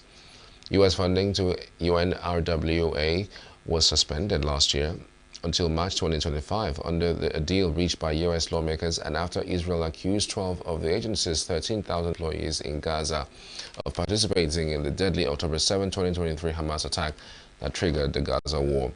The UN has said it had fired 9 UNRWA staff who may have been involved and said it would investigate all accusations made. Klaus said that the UNRWA Lebanon had also placed 4 staff members on administrative leave as it investigated allegations they had breached the UN principle of neutrality. One UNRWA teacher had already been suspended last year, and a Hamas commander in Lebanon, killed in September in an Israeli strike, was found to have had an UNRWA job. Maybe I would also briefly like to update you on some of the ongoing programs apart from the regular services that we deliver. Following the war here in Lebanon, UNRWA has opened all of its schools. Some of its school buildings have not been immediately accessible after the war because damages have been sustained. We have, however, ensured that all students are placed in nearby schools, some in double shift, and we're quite proud to having been able to continue the education services. Of course, like other populations here in Lebanon, the Palestine refugee community has been severely impacted economically. The population here is entirely The law, adopted in October, bans UNRWA's operation on Israel land, including East Jerusalem, which Israel annexed in a move not recognized internationally and contact with Israel authorities from January 30. An Israeli airstrike on Wednesday killed at least 10 Palestinians in the occupied West Bank. The Palestinian Health Ministry said in an attack which the Israeli military said targeted armed militants. The airstrike was in the area of Tubas in the northern West Bank, the Palestinian Red Crescent said. Violence in the West Bank has surged since the start of the war in Gaza. Hundreds of Palestinians have been killed, many of them armed gunmen, but also including stone-throwing youths or uninvolved civilians, and thousands have been arrested by Israeli forces. Palestinian attacks in the West Bank and Israel have also killed dozens of Israelis. The West Bank, a kidney-shaped stretch of the land about 100 kilometers long, was seized by Israel in the 1967 Middle East War and is seen by Palestinians as the core of a future independent state along with Gaza. Israel has stepped up operations in the West Bank since a ceasefire in Gaza came into effect on January 19th. The Kremlin said on Wednesday that Russia was working to build dialogue with the new administration in Syria as Moscow seeks to secure the future of its military bases there. Russian Deputy Foreign Minister Mikhail Bogdanov traveled to Damascus this week for the first talks with Syria's new leaders since Moscow's ally President Bashar al-Assad was toppled late last year. Assad and members of his family fled to Moscow. Separately, a Syrian source familiar with the talks with Moscow said that Syria's de facto leader Ahmed al-Shara had requested that Russia hand over Assad and his close aides during the discussions with Bogdanov. A SpaceX rocket ship blasted off the Florida's Kennedy Space Center and deployed a Spanish satellite in orbit on Wednesday. The satellite module of the high-stat SpaceX NG-1 mission perched atop of the company's reusable two-stage Falcon 9 rocket, ignited and launched at 8:34 p.m. The module then deployed 31 minutes into the mission, according to SpaceX's website. A Chinese envoy has stressed that diplomatic negotiation is the only viable way or pathway to de-escalating the situation in the Democratic Republic of Congo, DRC, reiterating China's support for the sovereignty and the territorial integrity of DRC. The United Nations Security Council convened an emergency meeting to address the escalating crisis in the DRC, the second meeting in 3 days after the previous sessions on Sunday. Vivian van der Perel, Deputy Special Representative for Protection and Operations in UN Stabilization Mission in the Democratic Republic of Congo, MONUSCO, warned the deteriorating security situation in Goma and surrounding areas where armed conflicts had triggered mass displacements, infrastructural collapse, and a deepening humanitarian disaster. Perry noted that MONUSCO, the UN peacekeeping mission, is operating at its limits, struggling to protect civilians and deliver essential services. She called for an immediate ceasefire and the establishment of a humanitarian corridor and a return to a political dialogue, stressing that military solutions are unsustainable. China reiterates its firm support for the sovereignty and territorial integrity of the Democratic Republic of the Congo, DRC, and opposes any actions that violate the UN Charter and international law. We demand that the M23 immediately cease all hostile actions and withdraw from occupied areas, including Goma. We call on all parties to the conflict to abide by international humanitarian law, ensure the safety of civilians and civilian infrastructure, and guarantee the protection of foreign nationals and institutions in the DRC. What needs to be emphasized is that there is no military solution to the issues in East DRC. Diplomatic negotiation is the only viable path forward. China supports the urgent communication efforts by leaders of Angola, South Africa, Kenya, and other countries with the parties involved, and welcomes the upcoming emergency meeting of the East African Community. We urge Rwanda and the DRC to swiftly return to the path of diplomatic dialogue, fulfill their mutual commitments under the Luanda process, including addressing the threat posed by the Democratic Forces for the Liberation of Rwanda, FDLR. It is our hope that both countries will actively respond to the mediation efforts of the international community and regional states, and remain committed to resolving existing concern through dialogue and negotiation. Speaking at the meeting, China's permanent representatives to the UN, Fung Kong, expressed great concern over the M23 March 2023 movement's recent capture of Goma, which has forced thousands to flee their homes. China urges Rwanda to heed the appeals of Secretary General to halt its military support for the M23 and to promptly withdraw all its military forces from the DRC territory. Fu strongly condemned the M23 attacks on U.S. peacekeepers, praising MONUSCO for its efforts under extreme conditions. They urged all parties to avoid actions that could endanger peacekeeping personnel and camps. Indian authorities stepped up security in the northern city of Prayagraj on Wednesday after a stampede at the Maha Kumbh Mela, or Pichar Festival. At least 7 people were killed and several others injured, one official said. The incident occurred near the arena of the ascetics, where barricades had been put up to manage crowds during their holy deep, said Yogi Adityanath, the chief minister of Uttar Pradesh state, where Prayagraj is located. Nearly 40 bodies were brought to a hospital morgue near the site of the stampede, 3 police sources say. And that's the news this hour. Many thanks for watching. I'm Charles Pius. See you later.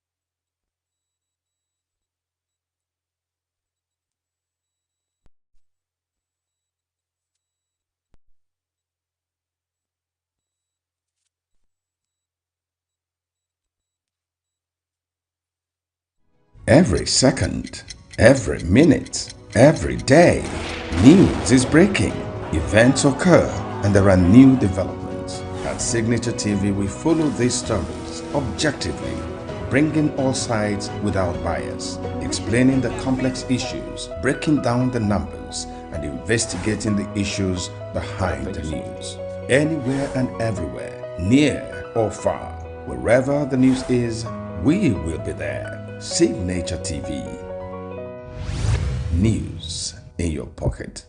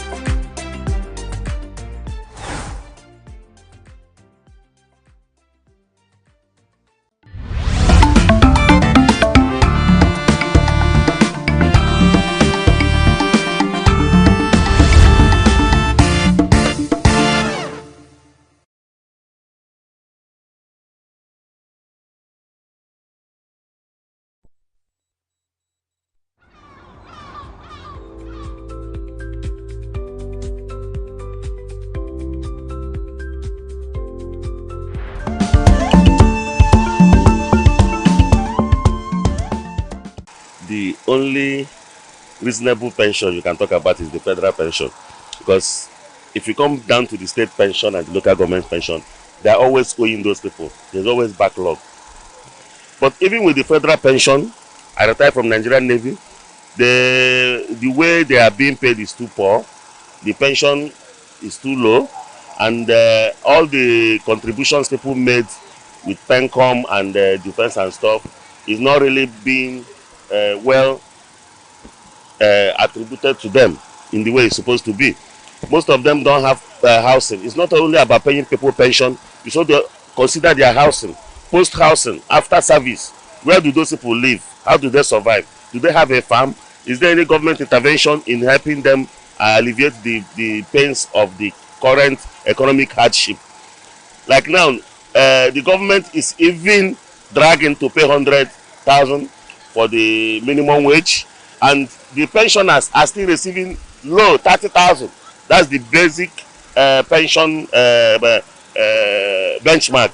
Then 30,000 cannot even buy a bag of rice. It cannot fill a tank. It cannot buy you electricity for a month. You know, it's too low. So it's regrettable. And some people that have actually managed the pensions, you know, they have, like Mena and others, they have really squandered people's money, you know, diverted the money, and there's no really money there to pay the pensioners. Because if there was money, there would have been accrued interest in their deposits. So there is nothing like that, and people are suffering. Their money has been squandered or diverted, or one way or the other, they are not being paid their pension. They should look into it because they are the receiving end. Government employ them when they are young, and when they get old, government will not be taking care of them. Take for instance, in a western state, western part of the world, government from inception take care of them, and I believe that their money, they reduce the money from their salary. So when it's time for them to be paid, they will not be paid at the appropriate time. Most of them die young because of not taking proper care of them. You continue going for pension office from one office to another until things get not getting well at all with them. Most of them, they are suffering it. It affects them because when you look at your old person that is older than you, what is facing, you will be discouraged. The work that you have in mind doing, your enthusiasm will go down because you are seeing what other persons are facing. You will be scared. When I reach to this level, I will face the same thing. It is reduce their work. Like in state government, they are giving them something. But parastatals, like water corporation, my husband is worked in water corporation. They don't even give them pension. They don't even give them pension. And water corporation, you can ask them. You know, those people worked so far at their old age. It's government that's supposed to take care of them. They don't suppose even their pension, their gratuity. They should help people. You know, some of money don't have value. Just like as they are still talking to we staff minimum wage. You know, things are very scarce. Inflation in Nigeria, so they suppose those people that depend on drugs, and those money they are paying them as a pension is not even enough to pay their bill. Some are still training their children. Some are paying house rent. So all those things, government should try to help the pensioners so that to survive more before they die. Some even on the process of going to road, do this, do that, you see some die on the hunger or fall on the road. The way pensioners are treated is not good, because after serving the government for 35 years, you don't have nothing to show. You don't have house in your village. You don't have any investment. You can't even train your children in the tertiary institutions or give them proper medical support. Even you as a pensioner, you are not sure of your medical support from the government, people that you have worked for. If you have stroke, many people have stroke, they have hypertension, all those type of illnesses cost a lot of money, and there is no way the government is trying to help them, you know, to treat their illnesses, even to feed, even to have housing. All those things is absurd for those pensioners. And people that are in service, when they see the way they treat the people that have already retired, they will be striving, trying their best, in corrupt ways, trying to make money so that they won't be suffering after retirement.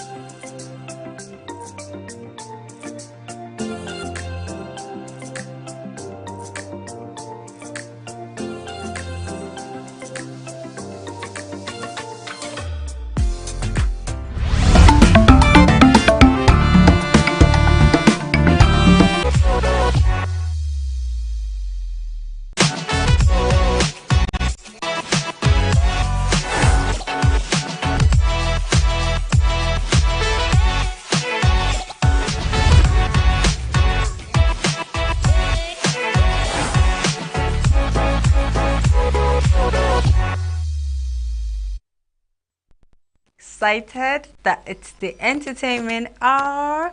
Yes, welcome to E-Vibes, the entertainment show on Signature TV. This is the time where we give you the pop, the art, the culture, the buzz in the entertainment world. That's why I'm here to keep you guys updated. I'm Laomi Adeyemi. I'm be hosting today's show alone, but trust me, we have a lot. And I really want you guys to let me know what your opinion is in the comment section concerning all this gist I have for you today. So in our first story, do you know that the Nigerian media personality Tolu Oniru, popularly known as Tools, has criticized singer Two-Face for publicly revealing his separation from his wife Annie. Speaking on our podcast Off Air, Tools expressed that the couple should have kept the matter private, especially considering Annie was already facing criticism over her appearance on the Young, Famous and African reality show. She highlighted that while marriages often have ups and downs, such personal issues are better handled behind closed doors. Tools emphasized that Annie, who is deeply loved by Two-Face, did not deserve that added public attention at the time, when she was already under attack. According to Tools, the announcement was poorly timed and unnecessary, pointing out that many couples go through divorces privately. She expressed sympathy for Annie, noting how public expectations for a happy ever after had surrounded the couple, making the situation all more disappointing for their fans. I think Tools has said any reasonable person's mind, because I was saying this when we were talking about this in earlier this week. We were talking about this whole thing when it became an issue, when it started trending, when Two-Face released the post and got deleted, the whole issue. I was saying it that, did it have to be public? Like, did it have to be public? Why didn't they just have like a private divorce, and did both of them come out to tell us, okay, yes, we've divorced too, and like keep their issues private, keep the whole drama private? Because now everything is now looking so messy. We're hearing that Annie is in a rehab because of the whole issue. We're hearing that Two-Face is saying that, okay, she neglected him all these years when he was battling with kidney disease and all. So like, now everybody's now in the matter, everybody's in your issue, and now bringing out, okay, from the past when it started till now, like now everybody has a say, everybody has an opinion. It's like your whole issue is out there and everybody's talking, everybody's saying their mind, including people that are saying things that are sensible and people that are saying things that are not sensible. Everybody's talking, and you both have become the talk of town, and in a way some people are now even mocking the whole issue and all. So like, I don't know why you guys brought this to the internet. Well, you invited the social media in-laws, lawyers, judge and everything, and they've attended to the issue. But I like Tools' take on this. It's such an amazing take. So we're moving on to our next story. The Nigerian singer Adekunle Gold has shared his personal journey of overcoming his fear of losing people in a tweet posted on Wednesday. He revealed that his fear had dissipated once he learned to find security within himself. By shifting his mindset from scarcity to abundance, Adekunle realized that life is full of endless possibilities and connections. In his tweets, he mentioned that there is no such thing as only, as there are always new people to meet, lessons to learn, and more happiness waiting through personal growth. Adekunle Gold, you are not wrong on this. I really like you sharing this. You are not wrong at all, because the actual truth is just the fact that people will come and go. Like, I think once you learn that, it just makes things easier for you, and for you not to always get like emotional and caught up in drama when people leave. Like, People come and go. It happens. That's life. You meet more amazing people. There's sometimes that if you don't live where you are familiar with, you won't know that you can actually meet better, not even better in the case, but like another set of amazing people that would really like help your life and change your journey and help your journey, your career, and everything about your life. You wouldn't believe it. So it happens. You meet people today. Sometimes you guys fall out, not necessarily because there was an issue, but just the fact that, okay, like everybody moved on with life, everybody became busy with life, and it's just normal. And I like the fact that he's sharing this. I think, look, thank you for sharing this. Like, it's facts. These facts. That's just how life is. So the director Ryan Coogler opened up about his latest film, Sinners, in an exclusive interview, shedding light on his creative process and the deeper themes of the movie. Known for his impactful storytelling in films like Fruitvale Station, Creed, and Black Panther, Coogler returns with Sinners, a project exploring morality, redemption, and the consequences of one's actions. Coogler reflected on his long-standing collaboration with the actor Michael B. Jordan, who stars in Sinners as well. He praised Jordan for his exceptional talent and commitment to his craft, recalling their first collaboration on Fruitvale Station, which was both Jordan's first lead role and Coogler's directorial debut. The director also shared how his personal connections to Mississippi through his grandfather and late uncle influenced the film's theme. Coogler describes Sinners as one of the most personal films he's made, further deepening his bond with Jordan and highlighting their shared passion for storytelling. You know, they used to say something that when you see something good, hold on to it, don't let it go. And I think that's one thing Coogler has seen in Jordan. He's seen that, okay, this is someone I can work with, this is someone who our vision like aligns, and he's not now letting go of that relationship. I really like that for both of them. I really love that for both of them. And we know that Coogler's films have been so amazing. Is it Creed? Hell, is it Black Panther? Is it Fruitvale Station? Oh, we know that it's a banger. So we can always expect that Sinners, this new movie that is coming out, will also be a banger as well. Yes. So Alabama Barker, the daughter of the drummer Travis Barker, has denied rumors suggesting that she had romantic relations with Tyga and Soulja Boy. The rumors were sparked by a diss track from Bad Baby, and Alabama responded to the allegations on social media stating unequivocally, absolutely not. Tyga also seemed to dismiss the rumors, sharing a meme on TikTok with the phrase "cap," a term used to call out lies. The rumors came amidst a feud between Alabama and Bad Baby, with the latter previously accusing Alabama of cheating with her ex, Lil Vang. Alabama has denied these claims and clarified that she was not involved in any wrongdoing. I think that's just something that rappers can't really escape, having diss tracks and now dissing each other. It's like, oh my goodness. But this particular one, like, it's just so, in a way, messy, in a way, like, what's going on here? Bad Baby, Alabama Baker, who were good friends, and suddenly now they have issues, and now they're now bringing it into the rap music. Well, the people that are enjoying the track are enjoying the track, I guess. But Alabama is coming out here to clear the air, guys. She's saying she has nothing to do with Tyga and Soulja Boy. Can you imagine? Like, she's just like 19 years old, and they are like 30 years, like in their 30s and all.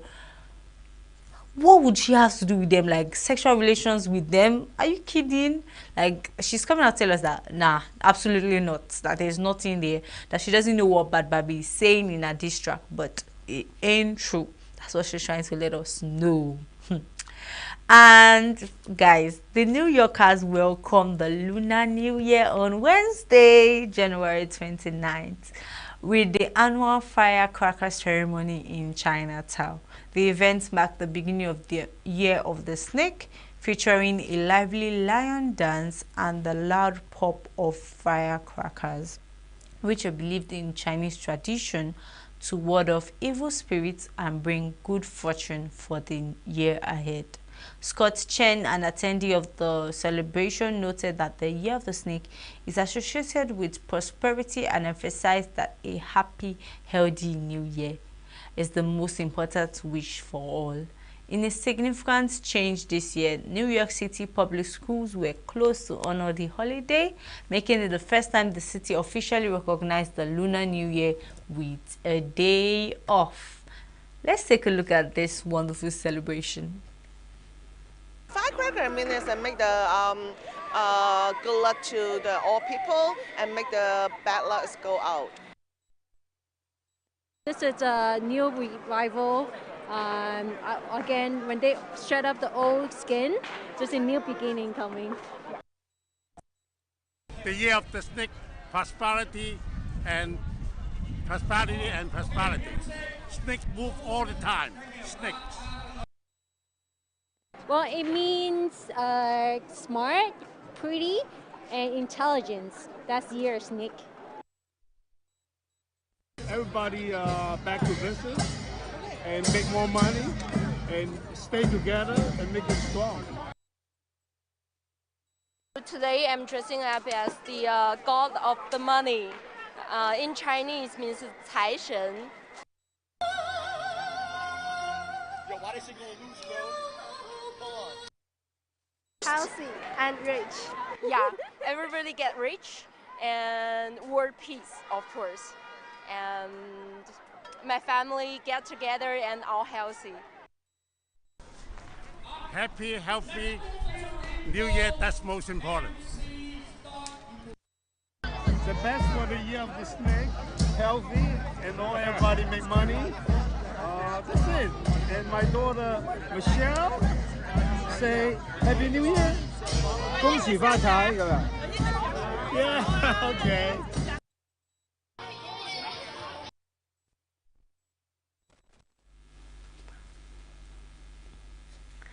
Okay, so I think I can also say happy Lunar New Year to all of us, even though that was like yesterday. But happy Lunar New Year to everyone. I'm so happy, and I'm sure the citizens of China that are actually, or should I say the Chinese that are actually living in New York would have been happy to see such new developments. New York celebrating the Lunar New Year, which we know that it's a Chinese tradition, and also like it's nice. It's very, very amazing. Like according to the lunar calendar, we have the Lunar New Year, and they're allowed to celebrate and have the whole like tradition like that they are used to, and which is really amazing. Then the fact that the city actually told them to take an holiday from school and all, like close schools and all, it's really commendable and really, really nice. We can see that celebration we are used to all these very amazing things when it comes to like a Chinese celebration. We know that we would have to see all these their dragons and everything, but this time it's the Year of the Snake, so it's nice, really amazing. So guys, that's the end of the news segment. Please, I want you to let me know what you think about what Tu said about Tu Baba and bringing their divorce out to social media for everyone to see. Like, what do you think about our take on it? Let me know. Let me know what you think about this upcoming movie by Kugler, Sinners. Let me know what you think about the dynamic he has with Jordan as well. Then this Alabama and Bad Baby drama, this diss track drama. Let me know what you think about in the comment section. I really want to know. Then Adekunle was sharing with us that he is also human and faced some of these issues, like having to lose people, not lose people per se, but like let people go, people come, people go, that kind of thing. So let me know everything you think about the news updates I've given you today. So we'll be moving on to another news segment, which is our fashion review segment.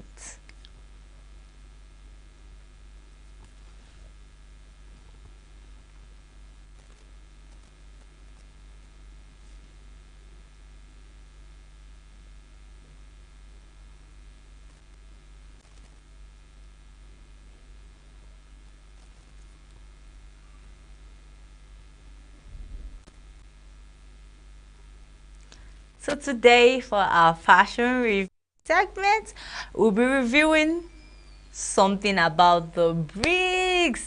So something about the BRICS is a love, marriage and family focused film produced by Bukola Ogunshola, and it had its premiere on 28th January 2025, like an event for the premiere event, that's what I'll say, because it's actually going to be released on the 31st of January, but it had its premiere event on 28th of January, and many celebrities were in attendance. Of course, it's a movie premiere we're talking about. So let's take a look at outfits and give our ratings. So for number one, we have Bukola Ogunsola. Let's take a look at what she wore.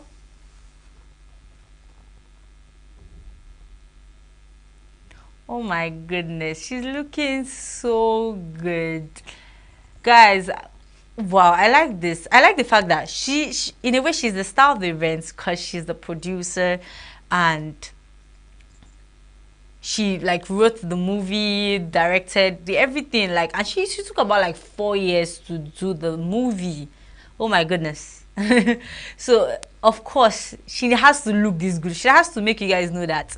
And the star of the show, and in this dressing, there was nothing short of it. Like, she really showed us she's the star. So I will be rating her a 9 because she looks fabulous. Like, as much as the dress was quite elaborate, it didn't make her look ridiculous. Instead, she looked like the star that she is, which is really amazing. So you can also drop your ratings in the comment section. I would love to hear it as well. For the second celebrity, we have Iyabo Ojo. Mama, like classy mama. I like this. But see, as much as she's looking so good, I don't understand that thing on top that is pointing to the scars like that. Oh my goodness, please, why? But I like this. Then I don't know, can you guys see like this hand that we are seeing, like a pattern of hand on her waist and pattern of hand on top? Oh my goodness, it's the concept for me. Hell goodness, the detailing is crazy. The detailing is crazy. Although I'm not really a fan of the whole thing that is up there on her chest and all, but she looks good. And she really showed up. You know, Iyabo Ojo is one of the cast for this movie, and she showed us that yes, it's our time, it's our movie we're talking about. She's really looking good, and I love the concept, like that it's not just a dress, but there's like a twist to it, which is really nice. Okay, but she cannot steal our star of the show, so I would give her 8.5 because she really looks really good. I don't want to give her 9 so that it's not like she's overshadowing Bukola, you know. So she's looking really good. It's amazing. So let's have Arike Owolagba, aka Arike Dimples. So Arike is also one of the casts for this particular movie, and wow, just wow, it's giving Valentine's. I love this gown. It looks so good, but it's a lot. It's a lot, guys. I don't know what to rate this particular outfit, but it's looking so good. I feel like if they were looking for a Valentine themed dress, that would be it. That would be a Valentine themed dress. That's so beautiful. So I would be giving it an 8. I would be rating it an 8. What do you guys think? So let's see Kenneth Okoli. See guys, men, they don't have wala. They don't like wala in this life. Can you see this man on all black? He has his jacket and he's just looking simple, like you guys cannot come and stress me, yet I'm looking good. I don't know if because we're talking about fashion here, so I don't know, I expected some pizzazz, like show us some more, but it's not bad. He's still looking quite nice and presentable, decent, I would say. So I would give him a 6 because I don't know, I feel like there was not so much effort in it. Like anybody can just put that on, but it was looking good though, Sha. So next up is Ifi Mogeku, aka Ifi Kitchens. Ifi's Kitchen. Oh my god. You see this when I saw this lady's dress, I was just like, now wow, some people to do. Like, it's so beautiful. It's like a work of art. Like, so beautiful. I'm like, girl, are you the owner of this movie? Are you the lead cast? What's going on, madam? You look so good, too good. Oh my god. Like, and the fact that it doesn't look ridiculous, it looks so nice on her. It fits her, the color, the shape, the whole thing, the details. Oh my god, it's amazing. I can't but give this a 9. Like, I can't. No, yes, she's getting the 9. Yes, yes, she looks so good, and the dress is so amazing. I really love it. I'm not really a fan of pink, but that one blew me away, guys. It blew me away. Can we have Elma Madiwe? Sorry, Elma Mbadiwe. She also happens to be one of the cast for this Something About the Bricks. This dress is nice. She looks good. I'm not really a fan. I can't lie. I'm sorry, guys. I'm not really a fan, but it's not bad. It's not bad, because honestly, I don't really understand what's going on the upper part. I think it's meant to be like a statement, but I'm not feeling it. It's really giving like this nylon look that I don't really like. I'm not really a fan. I'm sorry, guys. I'm the one reviewing it, so I'm not a fan. No shades, but 6.5. 6.5. Like, she looked good. I can't lie. She looked good, but the dress was not really it. It was not really it. It was something weird about it. I think it's the upper part. Please don't come for me, but I don't know. I'm not really a fan. So next up, can we have Kalu Anaga Emmanuel, aka Kanaga Jr. This boy, this man that has been coming to our screens lately to show us 6-foot things, looking very nice and demure. I like this. You see, I like it when men take out their time to look good for events. Like, don't just wear a black suit or a black jacket and just come out. No, show us something. Like, give us some spices, give us some spices. Don't just show up and just look. Well, what am I expecting? He's kind of like a model, and also I'm not expecting anything less. He looks really good. I love the way he paired the white beret with white shoes. It really looked very, very nice, and giving us a bit of old school yet still very modern. It's nice. It's really nice. So I'll be giving him 8.5. Yes, for the efforts. He looks so good. Yes. So guys, let's have Simi Dre.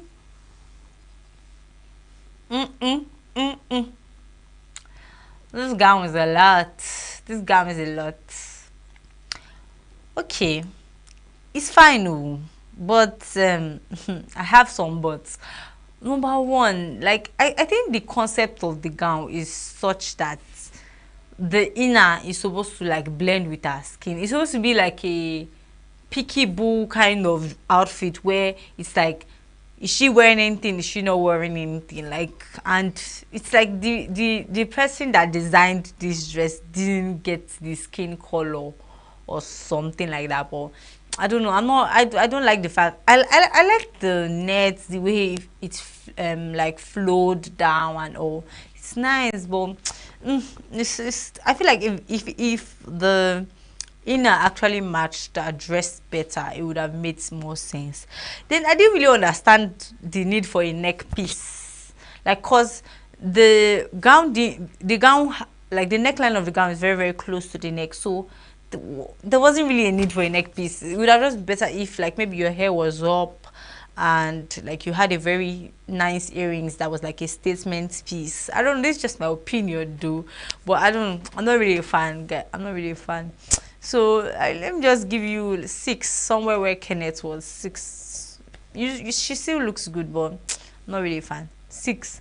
So guys, lastly we have Bukumi Adeagailori, aka Kiki. You know that when Kiki goes out for events, she must always show, because fashion is her thing. So she can't but show us that I know what I'm doing. Even though it was not our event, even though she's there as a guest, she just had to show us that yes, I'm there. And guys, are you seeing the way that skin color matched with her skin? Like it blended. Yes, that is what I was expecting from Simidre's fashion designer. Like I like the blend, and the way she turned around giving princess vibes. Kiki no dey disappoint. Now wetin I like from her be that. Guys, she looks so good. So I'll be giving her 8.5 as well, because yes, very flattering on her skin. And I think I would have, I think the no neck piece was kind of intentional, because the gown was actually already giving statement vibes. Maybe if she wanted to wear a neck piece, it could have been like something very simple, but the no neck piece was fine, really giving that vibe of nice. I know. So guys, we have come to the end of today's episode. Yes, I'm sure you guys were very entertained, from the news to the fashion review, everything. I'm sure you guys were so entertained. And let me know what you think about this episode in the comment section. Do also follow us on our social media platforms. Our handles are there. Follow us. If you're not following us, what are you doing exactly? Tell me. What are you doing? So do also follow us on our social media platforms. We're live YouTube 24/7 to keep you updated. News, entertainment, everything you need to know. We are there to keep you updated. Do it to follow us. Guys, I've been your wonderful host, Layomi Ademi. Do it to tune in again 1 p.m. tomorrow to stay entertained.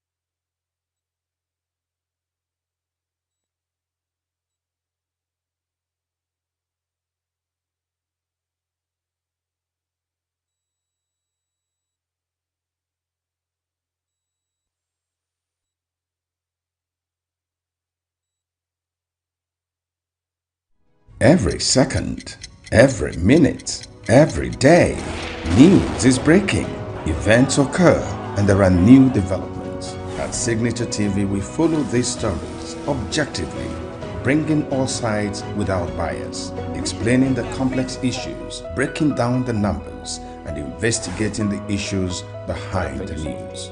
Anywhere and everywhere, near or far, wherever the news is, we will be there. Signature TV.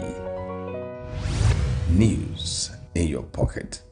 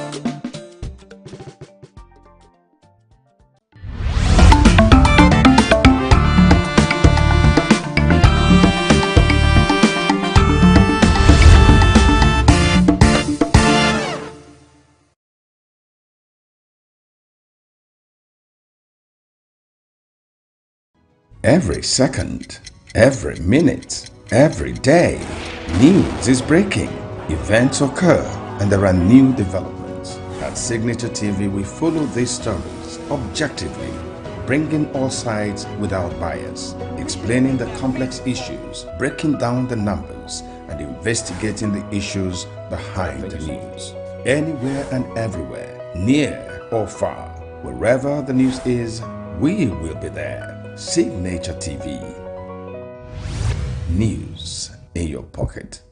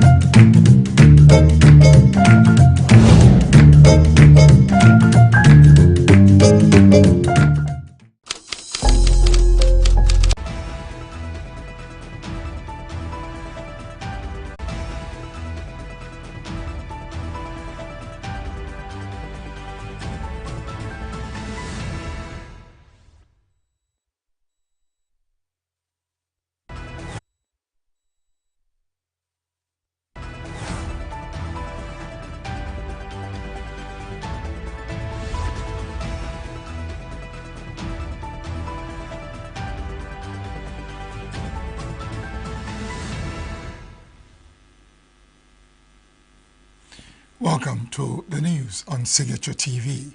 I am Barry Kumo Ado. In the headlines, Kenya's President Ruto chairs meeting on conflict in Congo.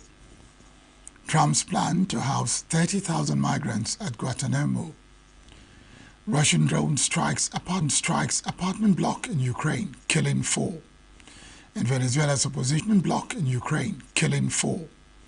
And Venezuela's opposition leader Gonzalez receives warm welcome from diaspora in Peru. Details in a moment. Every second, every minute, every day, news is breaking. Events occur and there are new developments. At Signature TV, we follow these stories objectively, bringing all sides without bias, explaining the complex issues, breaking down the numbers, and investigating the issues behind the news. Anywhere and everywhere, near or far, wherever the news is, we will be there. Signature TV. News in your pocket.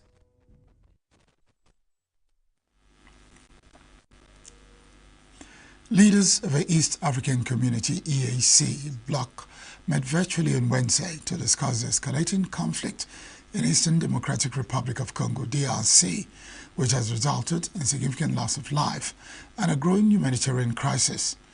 Rwandan-backed M23 rebels in Democratic Republic of Congo were moving south on Wednesday towards Bukavu, the capital of South Kivu province, in what appeared to be an attempt to expand the area of control in the country's east after capturing the city of Goma.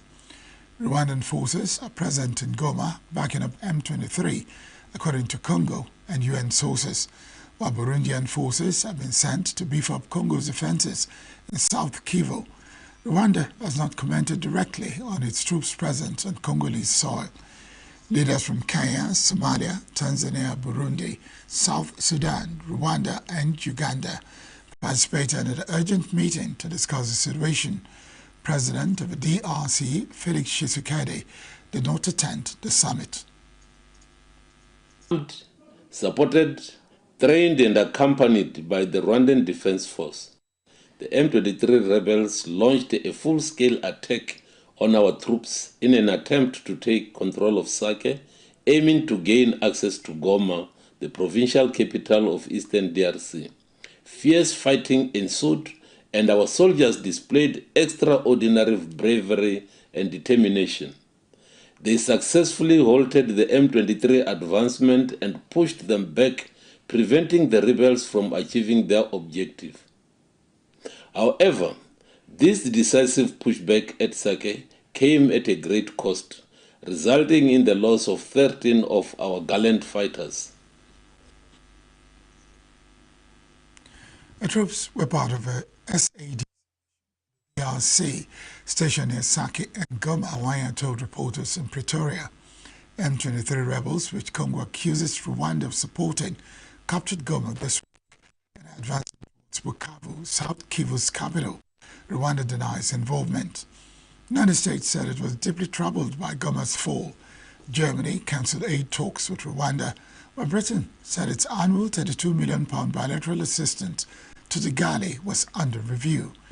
Being deployed to the Potomac River on early Thursday morning near the crash site of a deadly coalition between an American Airlines regional passenger jet and a U.S. Army Black Hawk helicopter as a search for survivors continued. Officials have not yet provided. The media collision occurred as a passenger jet en route from Wichita, Kansas, was on approach to land at Reagan. Radio communications between the air traffic control tower and the Black Hawk showed that the helicopter crew were aware that the plane was nearby vicinity. U.S. President Donald Trump issued a second statement Thursday calling the American Airlines regional jet and U.S. Army Black Hawk helicopter crash a bad situation that looks like it should have been prevented.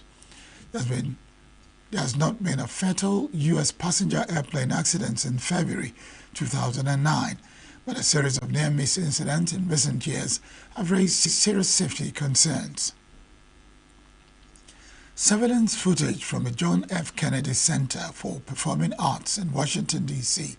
shows the moment an American Airlines regional passenger jet collided midair with a U.S. Army Black Hawk helicopter near the Reagan Washington National Airport on Wednesday night.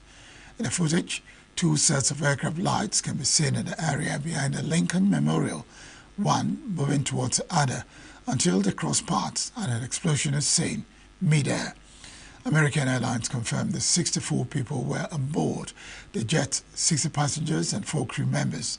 3 soldiers were aboard a helicopter which was on a training flight, a U.S. official said. American Airlines CEO Robert Isom expressed deep sorrow in a video statement released on Wednesday about a fatal crash of Flight 5342 after it collided midair with a U.S. Army Black Hawk helicopter near Reagan Washington National Airport. Isom said it will travel to Washington, D.C., and that the airline is cooperating fully with the U.S. government's national. This is a difficult day for all of us at American Airlines, and our efforts now are focused entirely on the needs of our passengers, crew members, partners, first responders, along with their families and loved ones. We're cooperating fully with the National Transportation Safety Board in its investigation and will continue to provide all the information we can. Our cooperation is without pause, and we want to learn everything we can about today's events. Members of our GO team will be on their way to Washington, D.C., and I'll be heading there shortly as well. We understand and appreciate that people are eager for information. Please know that we'll continue to share accurate and timely information as soon as we can. But anything we must report must be accurate. We owe that to everyone involved. New U.S. Defense Secretary Pete Hegseth, in one of his first acts in the job since being appointed by President Donald Trump, has revoked a personal security detail and security clearance from Mike Miley, the retired Army General and former chairman of Joint Chiefs of Staff. Miley, who served as a top U.S. military officer during some of Trump's first presidential term, became a leading critic of him after retiring as a 4-star general in 2023 during former President Joe Biden's administration and has faced death threats. Miley would also face an inquiry by Pentagon Inspector General's office into his conduct that could lead to him being bumped down in rank. Among other criticism, Miley was quoted as calling Trump fascist to the core in War, a book by journalist Bob Woodward published last year. The moves to punish Miley, which also include removal of his 2 portraits in Pentagon, came as the Pentagon mobilizes to support Trump's immigration crackdown to conform to his conservative revamp of policies and personnel. Miley's representatives did not immediately respond to a request for comment. The actions against Miley were first reported by Fox News on Tuesday. So, to date, walking in here, I have yet to receive implementation guidance, implementation directives from the Department of Defense, General Mattis, and we grow up and learn to obey the chain of command. And there is a grinding war of attrition that is occurring in the Luhansk Donbass region, Luhansk Donetsk, the 2 oblasts of Donbass. And to answer your question about is the Donbass lost, no, it's not lost yet. And we, the United States, are determined to continue to support Ukraine with the means to defend themselves for as long as it takes. President Donald Trump Wednesday, it would order the Pentagon and the Department of Homeland Security to prepare a migrant detention facility at Guantanamo Bay for as many as 30,000 migrants. U.S. naval base in Guantanamo Bay, Cuba, already houses a migrant facility separate from a high-security U.S. prison for foreign terrorism suspects that has been used on occasion for decades, including to hold Haitians and Cubans picked up at sea. The detention facility at Guantanamo Bay was set up in 2002 by then U.S. President George W. Bush to detain foreign militant suspects following the September 11, 2001 attacks on the United States. There are 15 detainees left in the prison. Trump's 2 Democratic predecessors, Barack Obama and Joe Biden, sought to shut down the Guantanamo prison and were only able to reduce its inmates population, but Trump has vowed to keep it open. Jail has long been condemned by human rights groups for indefinite detention and came to symbolize the early excesses the U.S. war on terror because of harsh interrogation methods that critics say amounted to torture. The facility for migrants is separate from the detention center on the base. The U.S. Federal Reserve on Wednesday left the target range for the federal funds rate unchanged at 4.25% to 4.5%, marking the first time the Fed had held rates steady since it began a series of rate cuts in September 2024. At a press conference Wednesday afternoon, Fed Chair Jerome Powell noted that inflation has eased significantly over the past 2 years, but remains somewhat elevated relative to the central bank's 2% longer-run goal. Personal Consumption Expenditure PCE price index, the Fed's preferred inflation gauge, rose 2.1% in September from a year ago, then increased 2.3% in October and 2.4% in November, indicating continued inflationary pressures. Powell said that estimates based on the Consumer Price Index, CPI, and other data indicate that total PCE prices rose 2.6% over the 12 months ending in December. Excluding the volatile food and energy categories, core PCE prices rose 2.8% from a year earlier, consistent with the previous 2 months. According to data released by the U.S. Department of Labor on January 15, the CPI rose by 0.4% in December 2024 compared to the previous month, the largest monthly increase since March 2024, excluding volatile food and energy prices. The core CPI grew 3.2% year-on-year, which was above the long-term target of 2%. Asian share markets were mixed in thin trading on Thursday after the Federal Reserve signaled a pause in policy easing. With many Asian markets still closed for the Lunar New Year, Japan's Nikkei 225 is one of its sole barometers in the region, queuing up Wall Street's ups and downs all week. Nikkei was flat after overcoming some early weakness, while Australia's stock benchmark ASX rose 0.5%. The Fed's decision to leave interest rates as is on Wednesday gave little clues about further reductions in borrowing costs this year, though the University of Sydney's Business School professor Dr. Bui Kui said U.S. President Donald Trump will be influential to any further rate cuts. At least some concerns on the Fed. Of course, we not understand that President Trump really want the Fed to cut rate, right? Basically, even openly talk about this, but the Fed is an independent institution. The Fed is gonna not cater to the pressure from Trump. Actually, Trump policy actually may create some uncertainties. We understand that Trump is gonna really restrict immigration, and this is gonna make the labor market tighter, and this can increase actually inflation pressure. And Trump actually threat to impose tariffs on multiple nations, right? And if we understand that when tariffs is there, then actually imports are gonna be more expensive. This can also increase inflation pressure as well. So all of these policy uncertainties also add into the Fed's consideration to maintain the current interest rate at this level and let the data speak. Still to come, Red Cross vehicles arrive at hostage handover point in Gaza. UNRWA chief warns of catastrophic consequences of Israel's looming ban on agency. Stay with us. We are local. We are right now with the wife of the man that was... Why the main market is in chaos. People...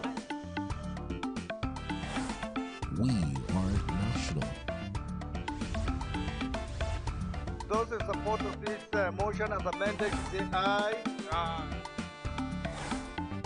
We have taken the vote by default. We are international. Israeli airstrikes. Donald Trump left us the worst unemployment.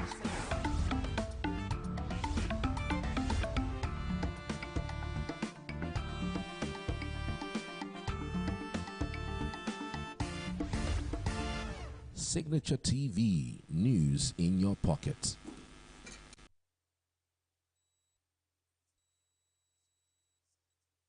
civilians in Gaza ahead of a handover of Israeli hostages on Thursday as part of a ceasefire deal. 3 Israeli hostages were expected to be freed in return for 110 Palestinian prisoners. 3 Israeli civilians and 4 soldiers, all women, have been released so far in the ceasefire, which began on January 19. In return, Israel has released 290 Palestinian convicts and detainees. More than 250 hostages were abducted in the Hamas attack in Israel on October 7, 2023. Around half were released the following month during the wars on a previous truce, and others have been recovered dead or alive during the fighting. Israel still leads 90 captives in Gaza, with around 30 declared dead in absentia. Red Cross vehicles could be seen arriving in Jabalia camp in Gaza on Thursday, ahead of the release of Israeli hostages. Palestinian militants handed over hostage Agam Beggar to the Red Cross in Jabalia, Gaza. Beggar, a female Israeli soldier, waved from the podium at the handover site before being led away by militants to a waiting Red Cross vehicle. Commissioner General Felipe Lazzarini of United Nations Relief and Works Agency for Palestine Refugees, UNRWA, warned of catastrophic consequences of Israel's planned ban on the operation of the agency, which was scheduled to take effect on Thursday. An Israeli law passed in October 2024 mandates an end to UNRWA's operation on Israeli land, including East Jerusalem, which Israel annexed in a move not recognized internationally. In contact with Israel authorities from Thursday, it also bars Israeli officials from any contact with UNRWA. The move has drawn condemnation from international leaders and aid groups. During a Tuesday briefing to ambassadors to UN in New York, Lazzarini cautioned that Israeli legislation will threaten the lives of millions of Palestinians and risk collapsing Gaza's precarious truce. The agency is critical for supporting a shattered population under ceasefire. And yet, in 2 days, our operation in the occupied Palestinian territory will be crippled as the legislation passed by the Israeli Knesset takes effect. The relentless assault on UNRWA is harming the lives and future of Palestinians across the occupied Palestinian territory. It is eroding the trust in the international community, jeopardizing prospect for peace and security. Israel reiterated on Wednesday it will sever all ties with the UNRWA starting on Thursday, accusing the agency of employing Hamas operatives and enabling terror activity in Gaza. UNRWA, which provides vital healthcare, education, and emergency services to millions of Palestinians, denied the allegations and said it has received no formal evidence from Israel to substantiate the claims. UNRWA was established in 1949 to provide critical humanitarian aid, education, and healthcare services to Palestinian refugees in the West Bank, Gaza Strip, as well as in Jordan, Syria, and Lebanon. As of January 28, 2024, UNRWA operates 58 official refugee camps across Gaza and neighboring countries, supporting approximately 5.9 million registered refugees. In addition to its refugee camps, UNRWA has established 706 schools and 140 health facilities, playing a vital role in addressing the educational and medical needs of displaced Palestinian communities. Syria's Military Operations Administration announced on Wednesday the appointment of Ahmed al-Sharaa as president during a transitional period, granting him authority to establish an interim legislative council until a permanent constitution is ratified. Al-Sharaa, 43, has led the Hayat Tariq al-Asham HTS dominant group in the rebel alliance since 2017 and played a key role in the 2024 opposition offensives that led to the downfall of the Assad regime and establishment of a Syrian transitional government. He has been the country's de facto leader since Assad's ouster. Spokesman Hassan Abdel Ghani said al-Sharaa would serve as interim president and represent Syria in international forums, He also announced the immediate dissolution of all military factions and revolutionary political bodies with integration into state institutions. The military administration on Wednesday said that al-Shura would establish a temporary legislative council. The announcement came during a victory conference held in Damascus, a meeting of military commanders who took part in the overthrowing of Bashar al-Assad, led by al-Shura's Islamic HTS group. Shura has promised an inclusive government and eventual elections, which he said could take up to 4 years to hold. Syria de facto leader Ahmed al-Shura was declared president for a transitional phase on Wednesday, tightening his hold on power less than 2 months after he led a campaign that toppled Bashar al-Assad. Shura was also in power to form a temporary legislative council for a transitional period, and the Syrian constitution was suspended, according to an announcement made by the military command which led the offensive against Assad. The decisions emerged from a meeting of military commanders who took part in the assault.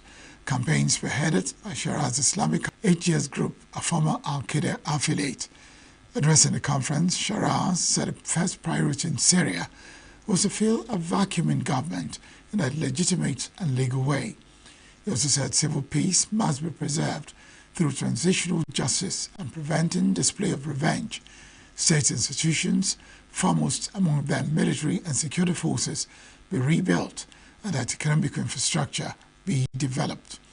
Shura has pledged to embark on a political transition, including a national conference, an inclusive government and eventual elections, which he said could take up to 4 years to hold. Wednesday announced in the Kursk region in the past day. The Russian Defense Ministry said on Wednesday the Russian servicemen raised the Russian flag over the settlement of Novoyekligzak-Vektovka in Donetsk in the past day and attacked Ukrainian troops and equipment on multiple battle lines. Ukrainian armed forces lost over 420 soldiers in the Kursk region over the past day, Russian Defense Ministry said. Frontline commanders said on Wednesday the Russian servicemen had controlled most areas of Ukraine's Chasiv city. On the same day, the General Staff of the Ukraine Armed Forces reported 91 battles at the front lines over the past day, noting that missile and artillery forces hit Russian targets including ammunition depots and personnel. General Staff said Ukrainian forces repelled several Russian offensives in the Kursk region. Ukrainian National News Agency, Ukrifon, reported on Wednesday that Ukrainian drone attacks targeted a warehouse storing missiles, guided bombs and artillery, ammunition in Russia's Sev region, as well as a Andropol oil pumping station in the village of Erokino. Conflict between Russia and Ukraine has shown obvious changes, with Russian army claiming progressives in several directions, Ukrainian troops taking a defensive posture and withdrawing from several strategic points. A Russian drone struck a multi-story apartment building in northeastern Ukrainian city of Sami early on Thursday, killing 4 people and injuring 9, including a child, the regional authorities said. Rescuers were seen evacuating wounded persons and moving body out of severely damaged apartment block in a video released by State Emergency Service of Ukraine.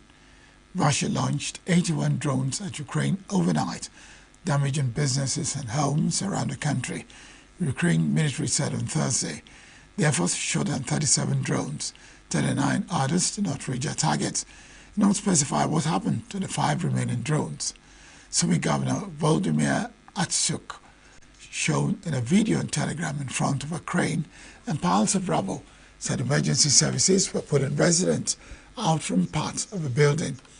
The attack ruined 5 apartments and damaged over 20 cars, authorities said.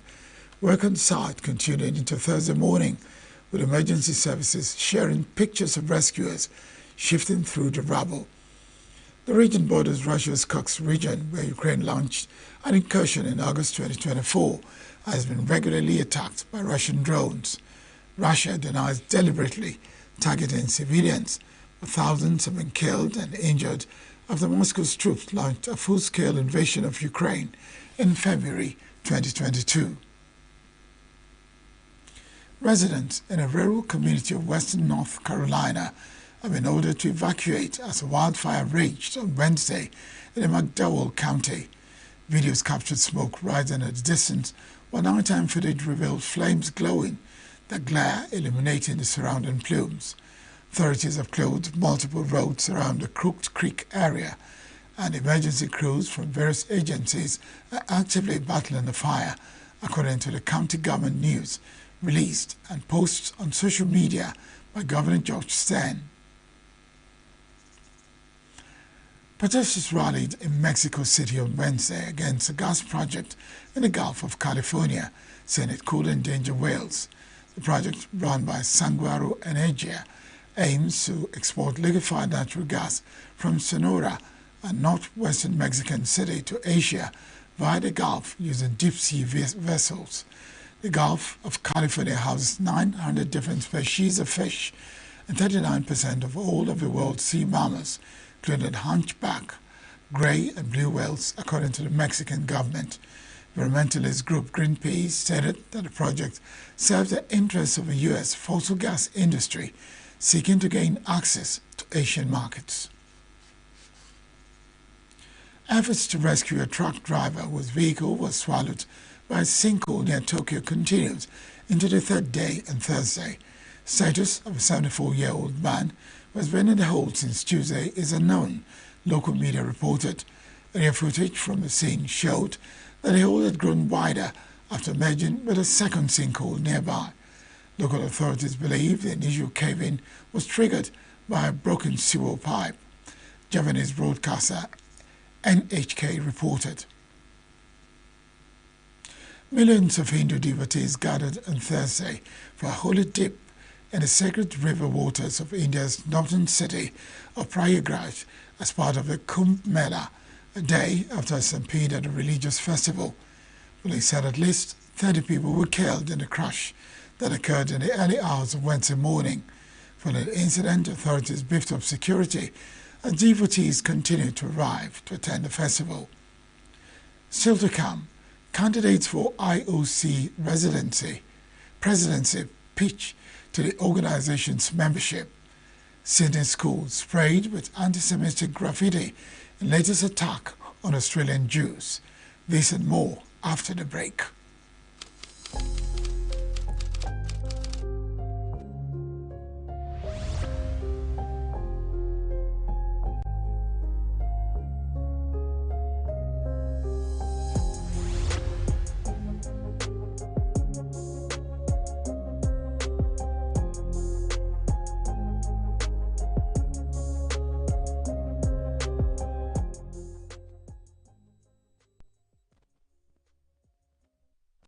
Mixed picture was seen in semiconductor stocks as China's new AI tool, DeepSeek, has continued to shake up the sector.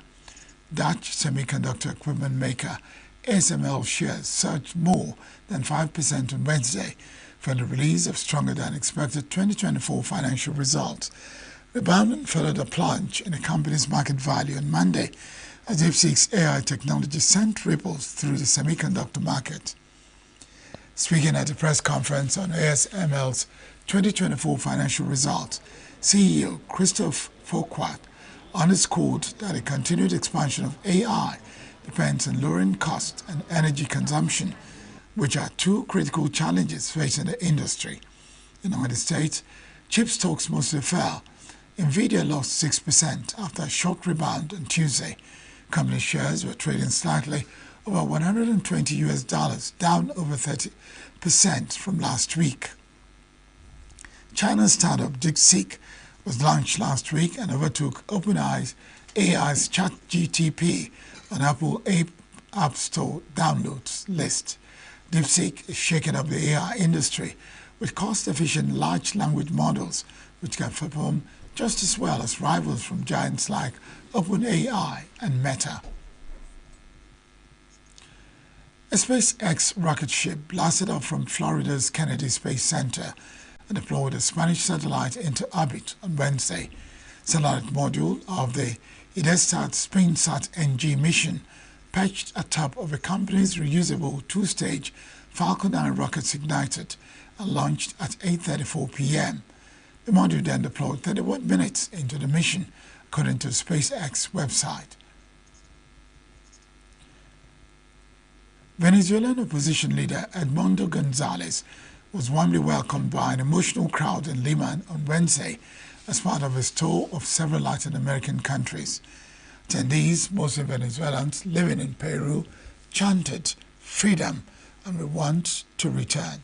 Some were moved to tears as Gonzalez, with opposition claims as the winner of a 2024 presidential election, delivered a speech from a balcony at the Grand Hotel Bolivar. Gonzalez later met with Peruvian President Dina Boluarte at the government palace. Earlier in January, Venezuela's Nicolas Maduro was sworn in for his third consecutive term as president. He was declared the winner of July's election by both Venezuela's electoral authority and the top court, though detailed tallies confirming his victory have never been published. Venezuela's opposition says ballot box level tallies show a landslide win for its former candidate Gonzalez, who was recognized as president-elect by several countries, including the United States. International election observers said the vote was not democratic. People in the southeastern U.S. state of Florida, the heart of the Venezuelan community in the United States, have voiced their opposition to the current Trump administration, reversing the Biden administration's decision to extend the temporary protected status program. Significant policy shift that sent in shockwaves through Florida's Venezuelan community. Current Trump administration's move overturns an 18-month extension of a temporary protected status, or TPS, that was previously granted by former President Joe Biden as deportation protections for more than 600,000 Venezuelans living in the United States. Under the move, some Venezuelan migrants with a TPS could end up losing their ability to live and work in the U.S. lawfully as early as this spring. In Miami's Doral neighborhood, the news has hit hard. Some are afraid. Others are hoping it's just a review. The move aligns with President Donald Trump's broad immigration stance. During his first term, attempted to end the TPS for several other countries, including Haiti and El Salvador. Legal challenges to this latest move are expected, with common community leaders already organizing legal workshops and information sessions. Homeland Security Secretary Kristi Noem has until Saturday to decide whether to end the 18-month extension of the TPS for Venezuelans. The 7 candidates to become the next IOC president made pitches at the organization's membership in Lausanne, Switzerland on Thursday. Among the candidates are current IOC Vice President Juan Antonio Samaranch and former Olympic champion Sebastian Coe and Christy Coventry, Gymnastics Chief Morimari Watanabe, Ski Federation Johan Eliash, UCI Head David Labatinent, and Jonathan Royal Prince Faisal Al Hussein make up the field. The IOC membership will vote on a new president in March in Greece. A Jewish school and 2 other properties in Sydney were sprayed with anti-Semitic slurs, authorities said on Thursday, a day after police said they had foiled an attack involving explosives in a suburb of the nation's biggest city. Escalating series of attacks on synagogues, buildings, and cars since the Israeli-Gaza war in October 2023 has sparked fear among Australia's nearly 115,000 Jewish people. Police in New South Wales State, which includes Sydney, said on Wednesday they had found explosives in a caravan or trailer that could have created a blast wave of 40 meters. There was some indication the explosives might be used in an anti-Semitic attack that could have caused mass casualties, police said. New South Wales police said they had arrested 10 people over the past 10 days for alleged anti-Semitic attacks. China anticipates more than 197 million passenger trips on Wednesday. It marks the first day of a Chinese New Year and also the 16th day of a 40-day Spring Festival travel rush. Most travelers take trips to visit family or go sightseeing. Traffic volume around popular tourist spots is gradually on the rise. The beginning of a Chinese New Year or the Spring Festival is the most important holiday in China and an occasion for family reunions. Chinese authorities expect an unprecedented 9 billion inter-regional trips during this year's Spring Festival travel period, which began on January 14 and will continue to February 22. The figure is forecast to rise by 7% from a peak travel season of the last year's Spring Festival. The German government on Wednesday lowered its economic growth forecast for 2025 to 0.3%, instead of a previously projected 1.1%. Revision underscores the persistent challenges facing Europe's largest economy amid ongoing external and structural pressures. The fall is partly attributed to the collapse of the country's ruling traffic light coalition, including the Soviet Democratic Party, the Greens, and the Free Democratic Party, which has led to the suspension of growth stimulus initiatives, according to the annual economic forecast report released by the Federal Ministry for Economic Affairs and Climate Action. Meanwhile, heightened uncertainties over the economic and trade policies of the United States, along with the upcoming elections in Germany, are further weighing on the already fragile group outlook, the report said. The German economy contracted by 0.2% in 2024, marking the first back-to-back decline since the early 2000s. The country's consumer sentiment index for February is expected to drop to minus 22.4 points, down from previous predicted minus 21.4 points, indicating a weakening in consumer confidence, according to a report released by the market research agency GfK on the same day.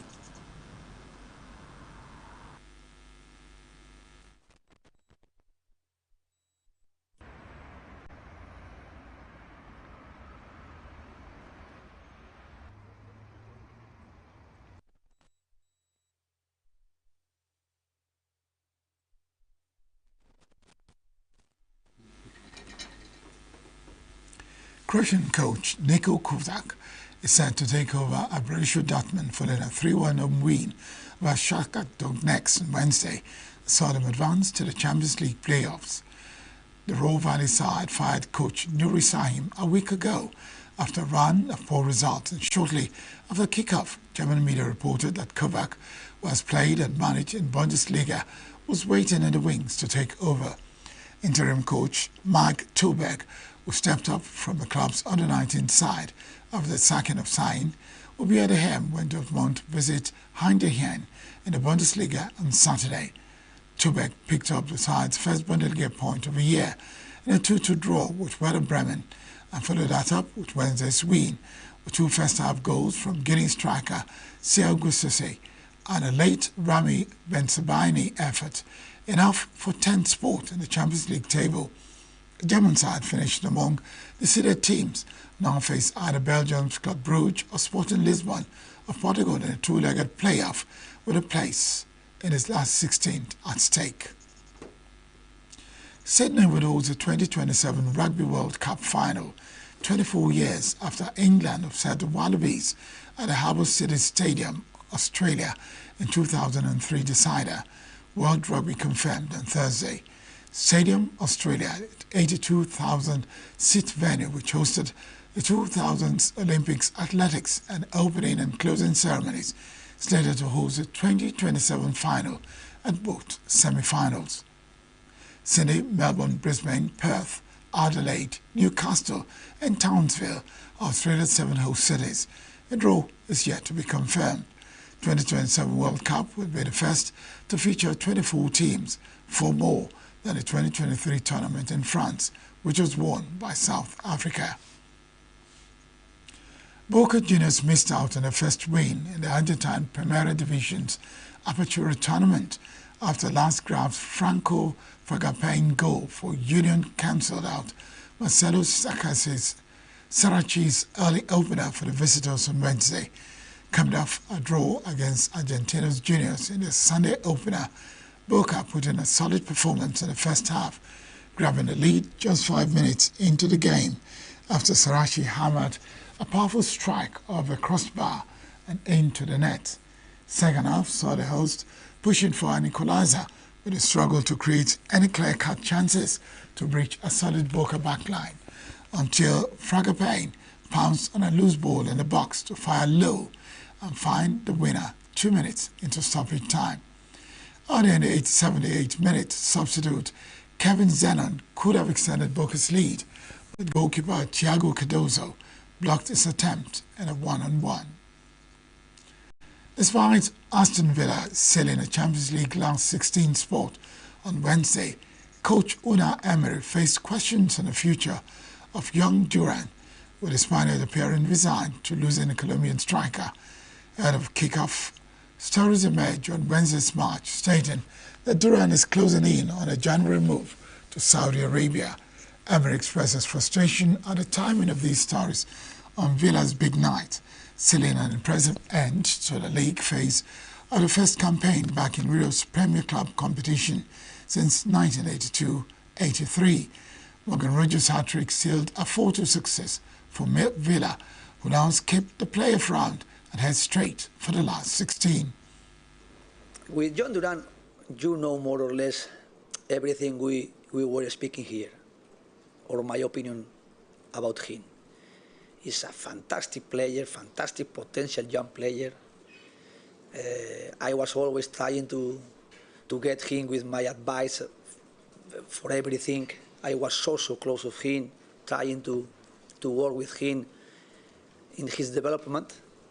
But as well, the player, they have their objective, they have their ambition, sometimes they are impatient. And in case he is leaving, it's because he prefers to do another way in his career. He has to leave. He has to leave. He has to leave. He has to leave. Se ha pedido irse. If he's leaving, of course, it's because he wants.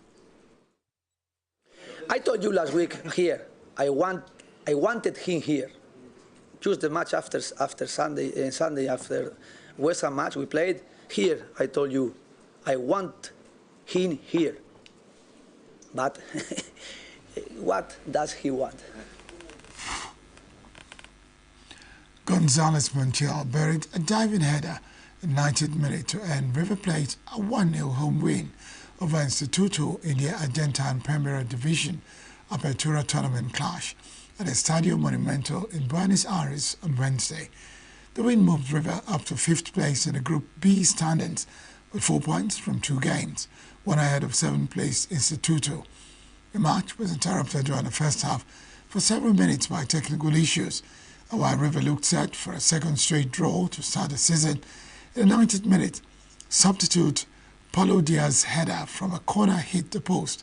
The World Cup winner, Montiel, reacted quickest to not home the rebound. That's the news this hour. Thank you for watching. I am Barry Kumo Ado.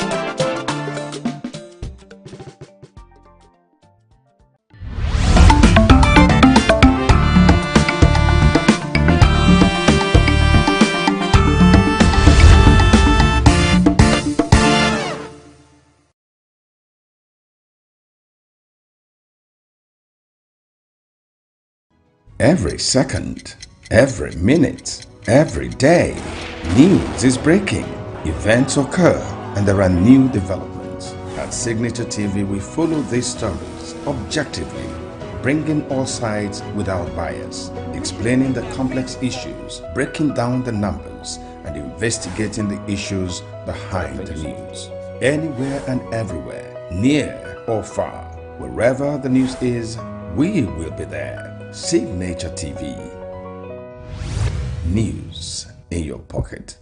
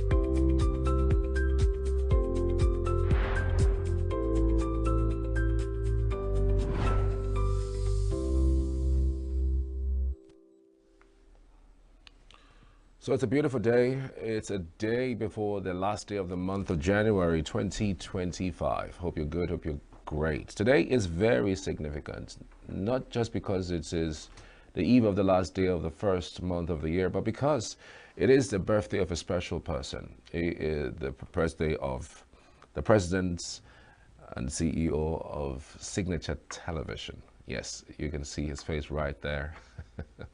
Vin Martins Obiorailu is the president of this channel, and we want to wish him a very happy birthday. We know that today is going to be a very bright day for us in ENUGU and for the other station in the offsite studios in Abuja. But from all of us at the station here in ENUGU, we want to wish you a very, very special birthday. He is not just someone whom you would look at and say, well, giving his time in broadcasting, all of what he has done, but much more than that, he is someone who is a philanthropist, someone who has, invested in virtually every facet of developments in our country. From time to time, we're going to be speaking a little bit about him, because it's going to be really a great day. We want to appreciate him for all of what he has done, his influence on the younger broadcasters across board, not just on this channel, but across board. I mean, some 11 years ago, there was this partnership that his organization, his foundation, and the Center for Investigative Journalism, did.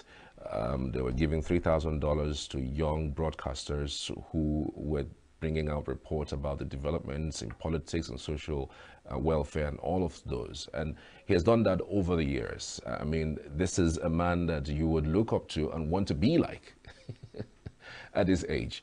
He's 61 today, and we want to say a very happy birthday to you, sir. All right, we're going straight to the headlines on our dailies this morning. We're back shortly after this. Just stay with us.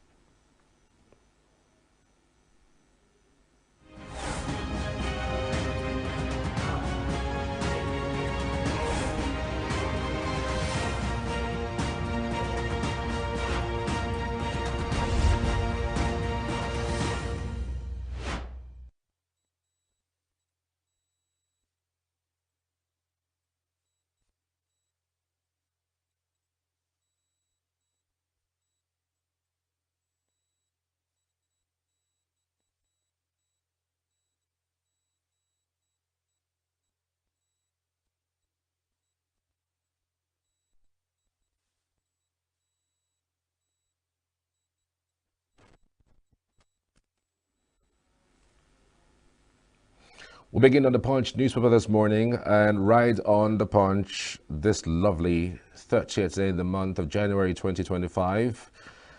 Tariff hike, Labour plans telecoms boycotts, February 4th protests. And still on the Punch, PDP governors plan summits as leaders exchange blows at BOT meeting with the rider. Party restrains warring factional secretaries from performing duties. APC mocks opposition party.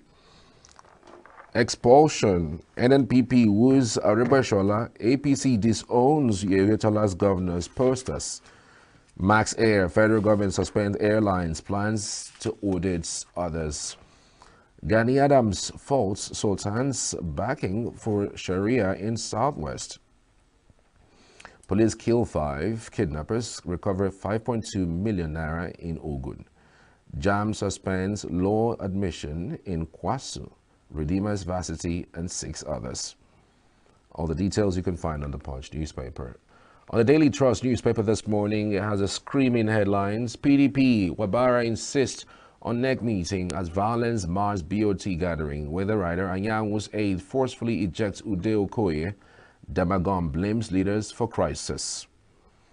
All right, that's all on the Daily Trust. And on the Daily Times newspaper, thugs invade PDP National Secretariat over Anyanwu and Ude Okoye fight. And there is also other headlines here. Plateau renews call for ranching to end farmer headers conflict. That is still on the Daily Times newspaper. FCT IRS seeks EFCC's partnership to enhance tax compliance. Tunji Ojo advocates technical skill acquisition in tertiary institutions. NLC to embark on nationwide protests over 50% telecom tariff hike. Instant transfers hit 1.07 as bank accounts surged to 311.6 million. We're moving over to the Nation newspaper. On the Nation, fracas at PDP National Headquarters. GHL with floored First Bank in court. All the details on the Nation's newspaper. On the Blueprint this morning, UK invests £60 million to promote innovative learning solutions in Nigeria. Senator Katung decries renewed attacks in southern Kaduna. 2026 World Cup qualifiers. So Super Eagles will go for title in Morocco, says Chair. Chad-based Tinubu demands multifaceted response to security threats. With the rider task states on poverty alleviation, other root causes. Anyanwu Okoye supporters clash as Damagon blames leaders for PDP crisis. With the writer, our failure to reach truce undermining party strengths, says Wabara. We are excited opposition parties in disarray, says APC. Cash scarcity pushes e-payments to 15.1 trillion naira in December of 2024. Cash scarcity pushes e-payments to 115.1 trillion naira in December of 2024. Equip military to flush out criminals. Tall thief charges federal government. Niger partners firms on 150 billion naira Mina Paiko Suleja water project. Tire bust. Max Air suspends operations as NSIB commences investigations. All the details on the Blueprints newspaper. On the Guardian, selected or neglected tropical disease day. Spike in ailments pushes Nigerians' care funding gap to 8.6 trillion naira. Neglected tropical disease day. Spike in ailments pushes Nigerians' care funding gap to 8.6 trillion naira. NLC to protest against 50% telecoms hike on Tuesday. Tinubu blurring line between state power, personal ambition, says Atiku. Tinubu blurring the lines between state power and personal ambition, says Atiku. Sultan backs Sharia law in Oyo and Ekiti. Reps did dismiss 400 million naira bribery allegations, blame varsity heads. 5 kidnappers killed in gun duel with police along Lagos-Ibadan Expressway. NCAA suspends Max Air over Kano near crash incidents. Security, economy concerns as ECOWAS confirms Niger, Burkina Faso, Mali's withdrawal. Could have been Niger Republic. Security concerns or security, economy concerns as ECOWAS confirms Niger, Burkina Faso, and Mali's withdrawal. Well, according to court injunction, orders against Obaibena, GHL, others stay. The Nigerian Tribune this morning, let's see what we have here.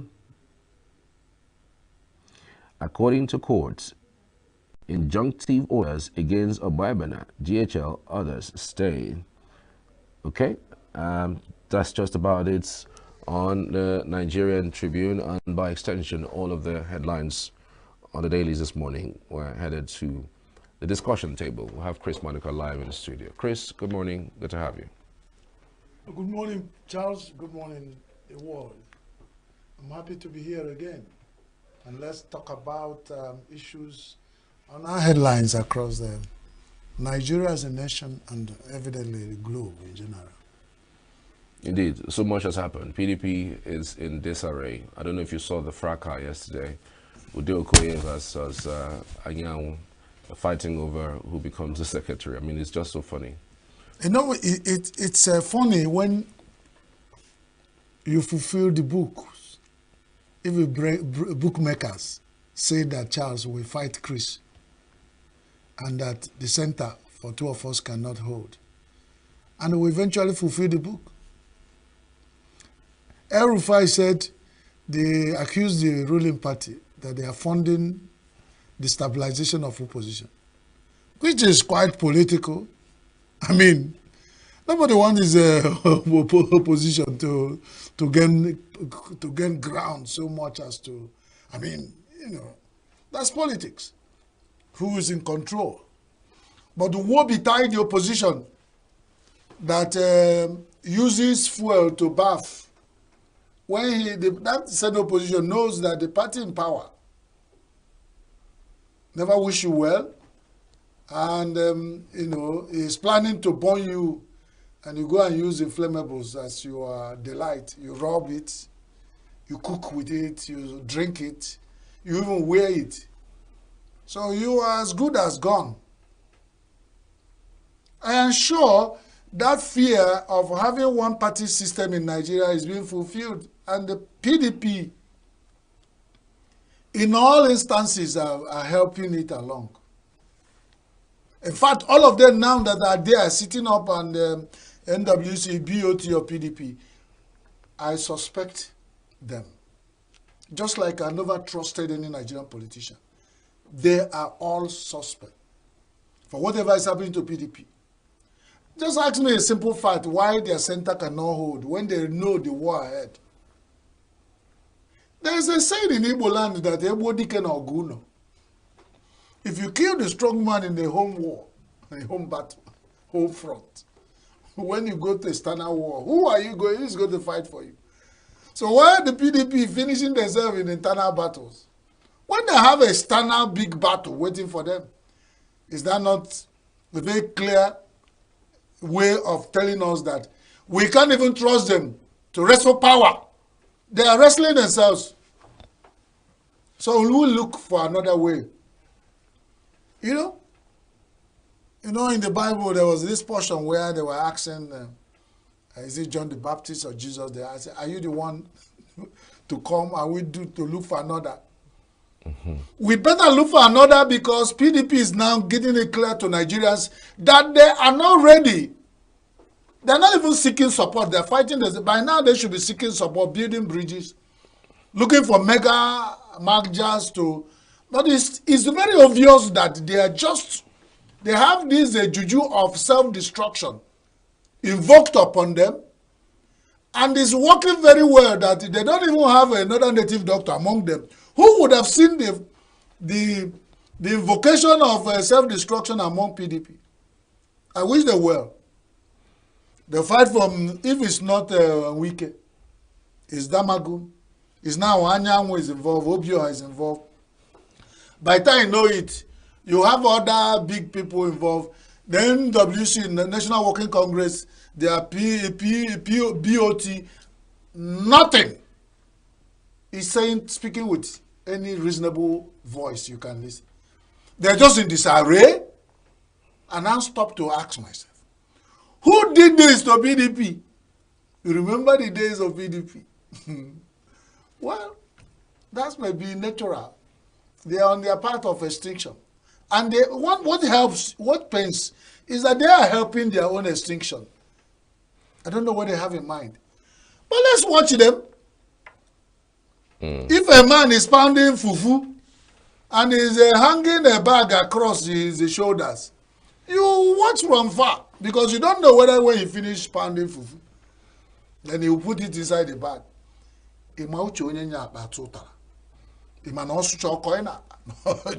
So the PDP are hanging the bag across them and they are pounding fufu. We are watching. All these things have a root cause. I mean, from the days and the period of the so-called Atiku, I mean, wanting to become the presidential candidate, given that power has shifted and it needs to come to the South, you know, one would have thought that they would have found a way around speaking to each other, say between Wike and Atiku, because we all know what the source of this particular chaos is. The reason why Wike is doing what he's doing was because of the fact that he claims that power is supposed to come to the South. And so because he doesn't want to be part of anything to support a northerner taking over power again in 2023, he decided to do what he is doing. And even if it means dragging the party to the mud, he would. Self-destruction can start from any point. But if you notice it, any of what they call any of the errors known is half solved. If you know there was this issue of self-destruction that comes from greed, that comes from breaking covenant, that comes from not keeping to agreement, and you saw it coming, and it happened. What stops that when you have finished eating, we're eating fish, we didn't remember Charles? What stops us that now we want to eat meat to remember you? It's still self-destruction when it pushes. When somebody want to destroy you, push a crisis to you. At the end of it, you say it's Satan. So if it's Satan, is real, it is manifesting itself in the life of PDP. They don't want to look at themselves again in the eyes and say, you offended me last time, but because of friendship and brotherhood, let us sort it out. That's the party we know for what you call zoning. That's a party we know of. You try to be around them as politicians. They will say whatever is their problem is now if you take and take again, that's where crisis come. But if you take and stay off, let them take. turn by turn. A Woloko, a Miloko. PDP actually, started it by saying things are done turn by turn. If it's the turn of the South to produce president, they should. And nothing should. But now that they have managed to circumvent that, and they find themselves on the restless run forever, that means that he will say, if I see Kaijin and more, then starting from the beginning and doing things right is better than going to consult the oracle and the Ifa. So let them go back to the beginning and straighten their books. If they don't, they have created a foundation of destruction. And this, we keep saying, I'm not a prophet. From my little knowledge of analysis, if you put things together, this thing that is happening now will destroy PDP. I am not their member, I'm not their fan. I am a journalist and a public analyst, and I'm analyzing their situation. Let them prove me wrong. If what is happening in PDP in the recent past continues in the recent future, very soon what we have is only P. There will no D and P. Well, APC is saying they're excited about what's going on with the PDP, but I'm just wondering whether you think that is it a good thing that is happening to the opposition? Is this to their advantage? Because again, people are saying that when you destroy opposition, there tends to be, no critical voice or no critical some sort of critique about whatever it is that they are doing. So when you destroy the opposition, it means that there is really no democracy. Exactly. That is what we have cried about in the here. But we are not looking at the conscience, the moral. The politicians are conscienceless. When they want to put themselves back in power, they don't look at conscience and moral. What betide the person who they are using? Jesus Christ said it's written that the Son of Man will be destroyed and sold and given away. But woe to him, through him this thing is manifest. And that is what is happening. If the APC wishes that no opposition stands strong to challenge them, yes, that's a good wish. Nobody, it makes their way back to power easy. But woe to all those, because that's their hope for Nigerians. We're hoping that if you think that's the essence of democracy. If you are there in power and you're not doing very well, all the oppositions are running around the people saying, you can see Charles is not doing very well. If you put me there, I will do very well. This is my plans to rectify things. But then when it's like, there's a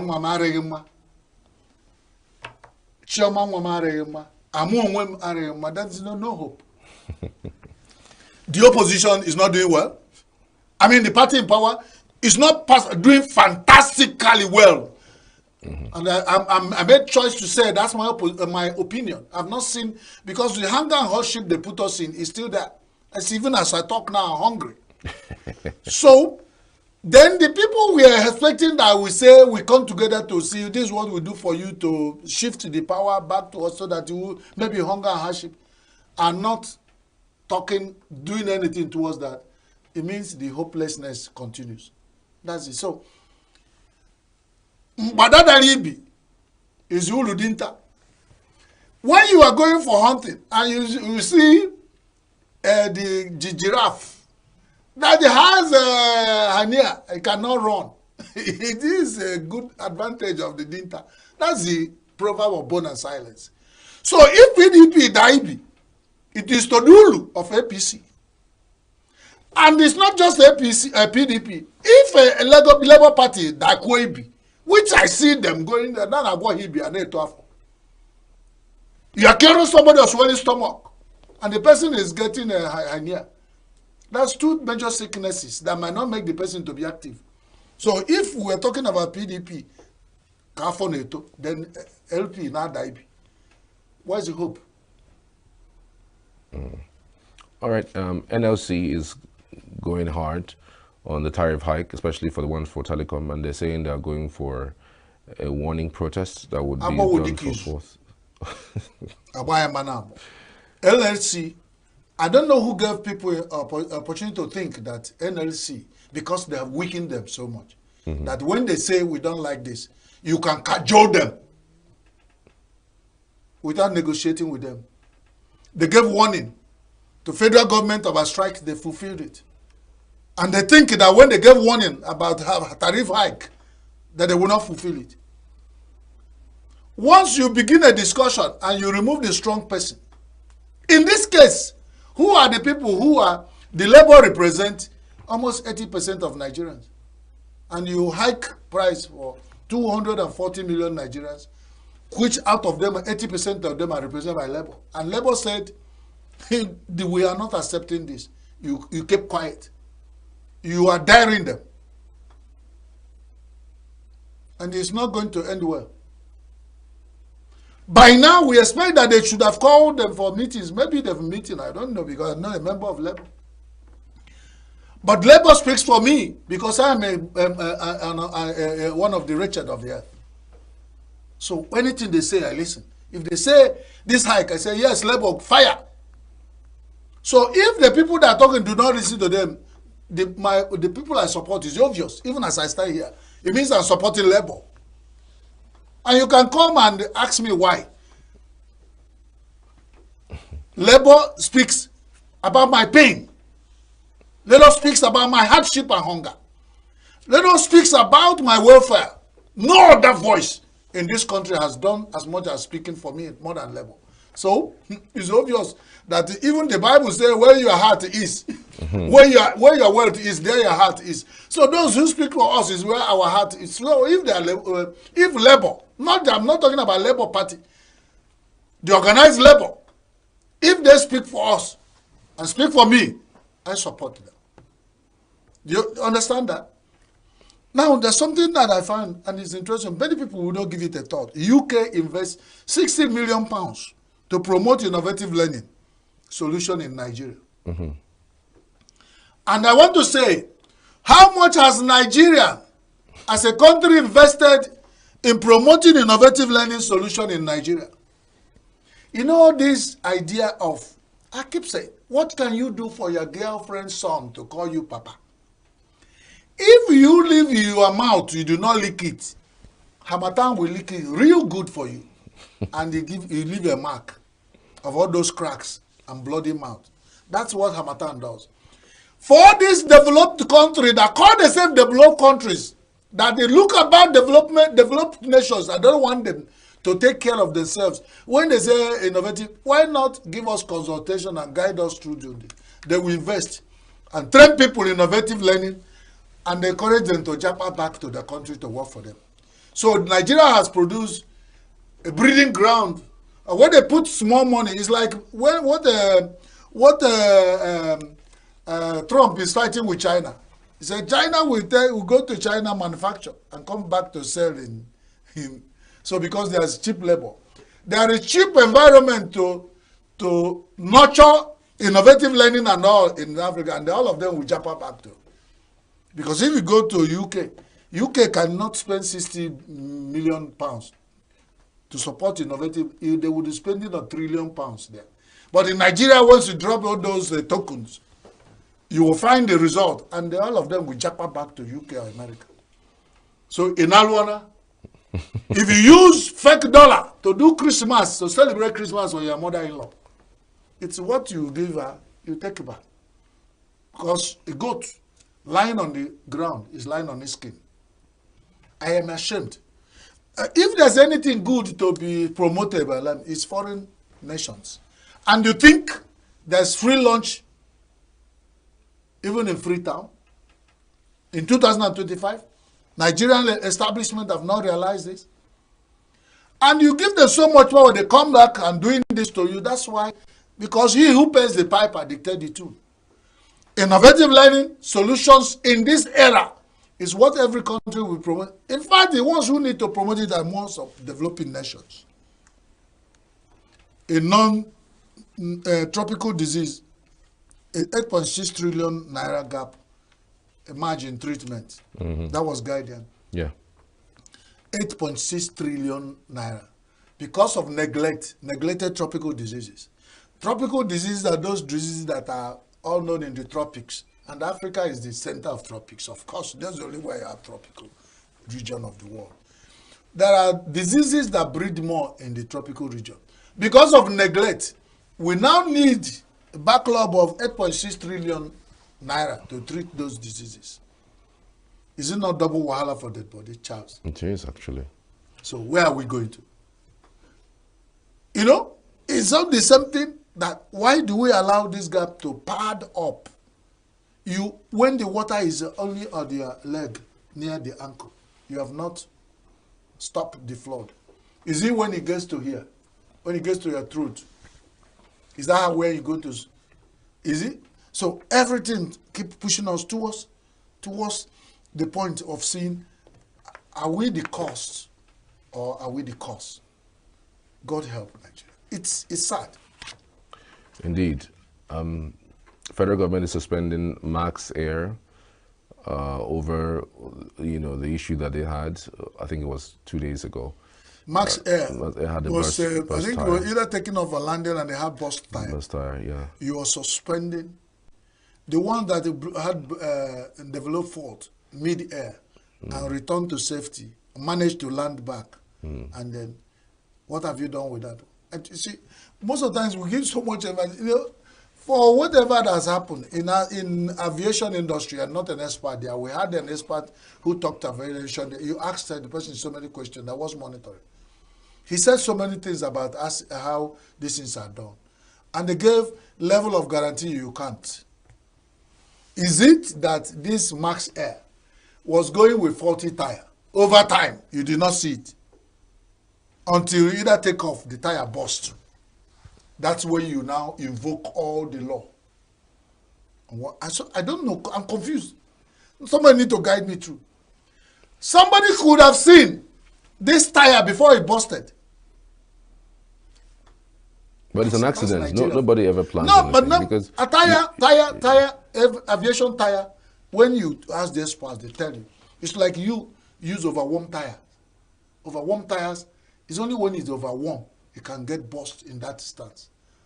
I mean, we've seen people who have new engines, That one is different. No, but for saying, aviation tires even to burst by either takeoff shows that the life of that tire is suspect. And nobody did it. So most of the time in Nigeria, some people just bring out their ignorance and stupidity over the. They should have hide their shame and say, hey, thank God.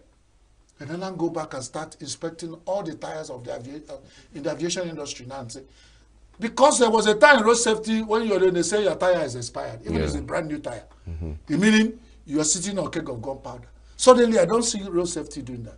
But in aviation industry, where it is more critical, God saved the life of people and people are making mess of God's grace. Instead of going back to reorganize themselves and say, we should have seen this tire burst coming. No brand new tire. It has 90% chances of busting. Ask the experts. I can speak as a layman. But now that they are busted, that's where people now begin to use their useless power they never sought to use and now use the Max Air. If it's all well and good, let it not be that they are using Max Air for anything that to settle any.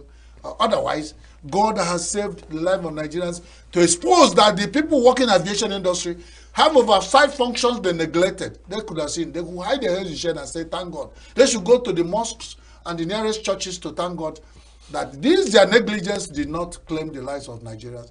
Instead of making so much noise of banning the Max, if you ban, will you ban them for 3 months to change tire?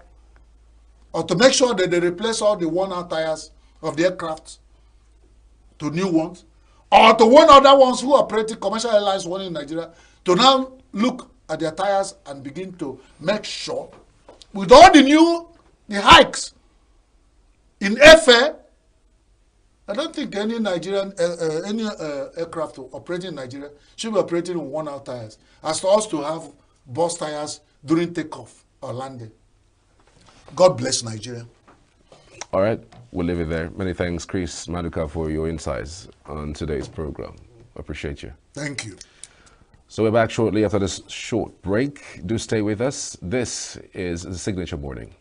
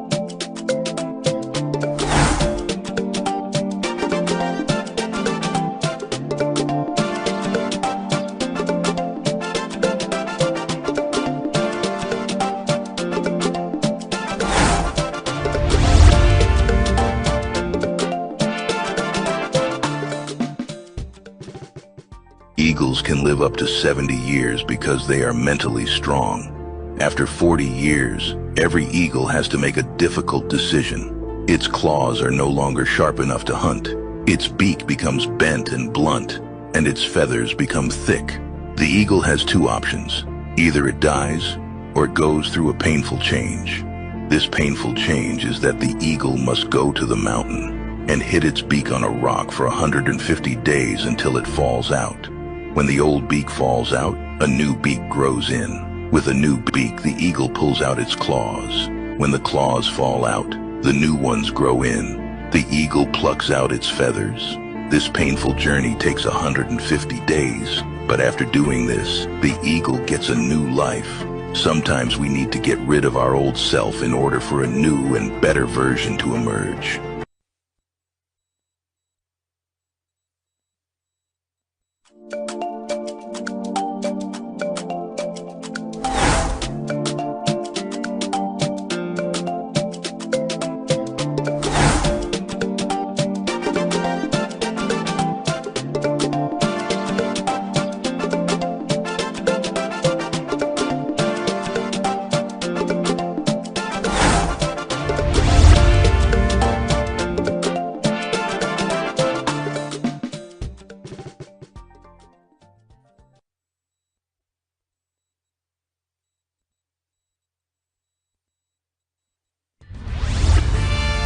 We are local.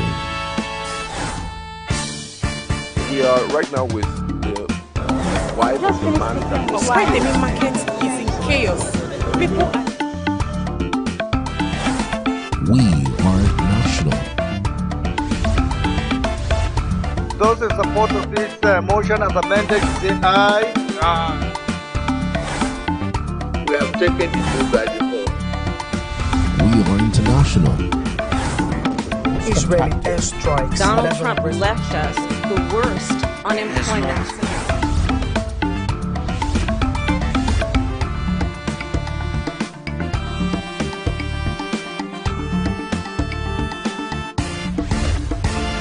Signature TV, news in your pocket.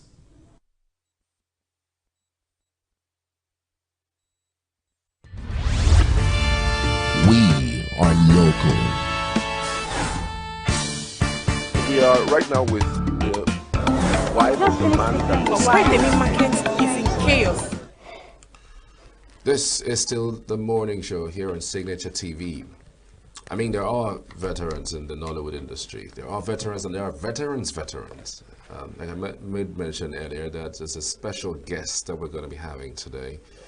And he is someone who you would love to see, especially for those who are very familiar with the TV reality show or TV series, The New Masquerade. We have with us live in the studio, Chika Bala, the veteran. Good to have you. Good morning. Good morning and welcome. Yeah, good morning. How are you today? Fine, very fine. Yeah, Greatly. I'm happy to be in your studio. Definitely. I almost thought you were going to act when there was a pause before you answered that. Okay, you wanted an act? No, I thought you were acting. Just keep your cool. If you wanted act, I will be acted. Okay, fair enough. How do you feel, sir? I feel fine today, by the grace of God. Indeed. Indeed, by the grace of God, not many people make it to this age that you are in. Right. There are several persons, especially in the Nollywood industry, who have passed on either through one or two ailments. They're not where you are. But today, you're practically alive, strong, and well. And I just wanted to ask you, what is the secret of your longevity? I wouldn't tell, but I know it is by the grace of God. I've fallen sick severally. I've had accidents, motor accidents, stage accidents, but I survived. And here I am, plus other internal diseases that come up eventually, but the doctors take care of them, and I still live and be able to talk and move. Right. And chocolate life. If there's one advice you would give to young Nollywood actors and actresses today, Yeah. as someone who has gone through that phase, what would you give them? Right. One advice I want to give to them, the upcomers that find themselves in the Nollywood, is to do their rehearsals before going on stage. These days, most of the producers say, no, Josh, you look good. We want you like that. Come like that. They never rehearse their lines nor their movements. And so it doesn't look interesting. It's not your ordinary behavior that will always tell. We can see some signs of you that you could be a good actor in your behavior, but that hasn't made you a good actor. Somebody has to, the producer, the director,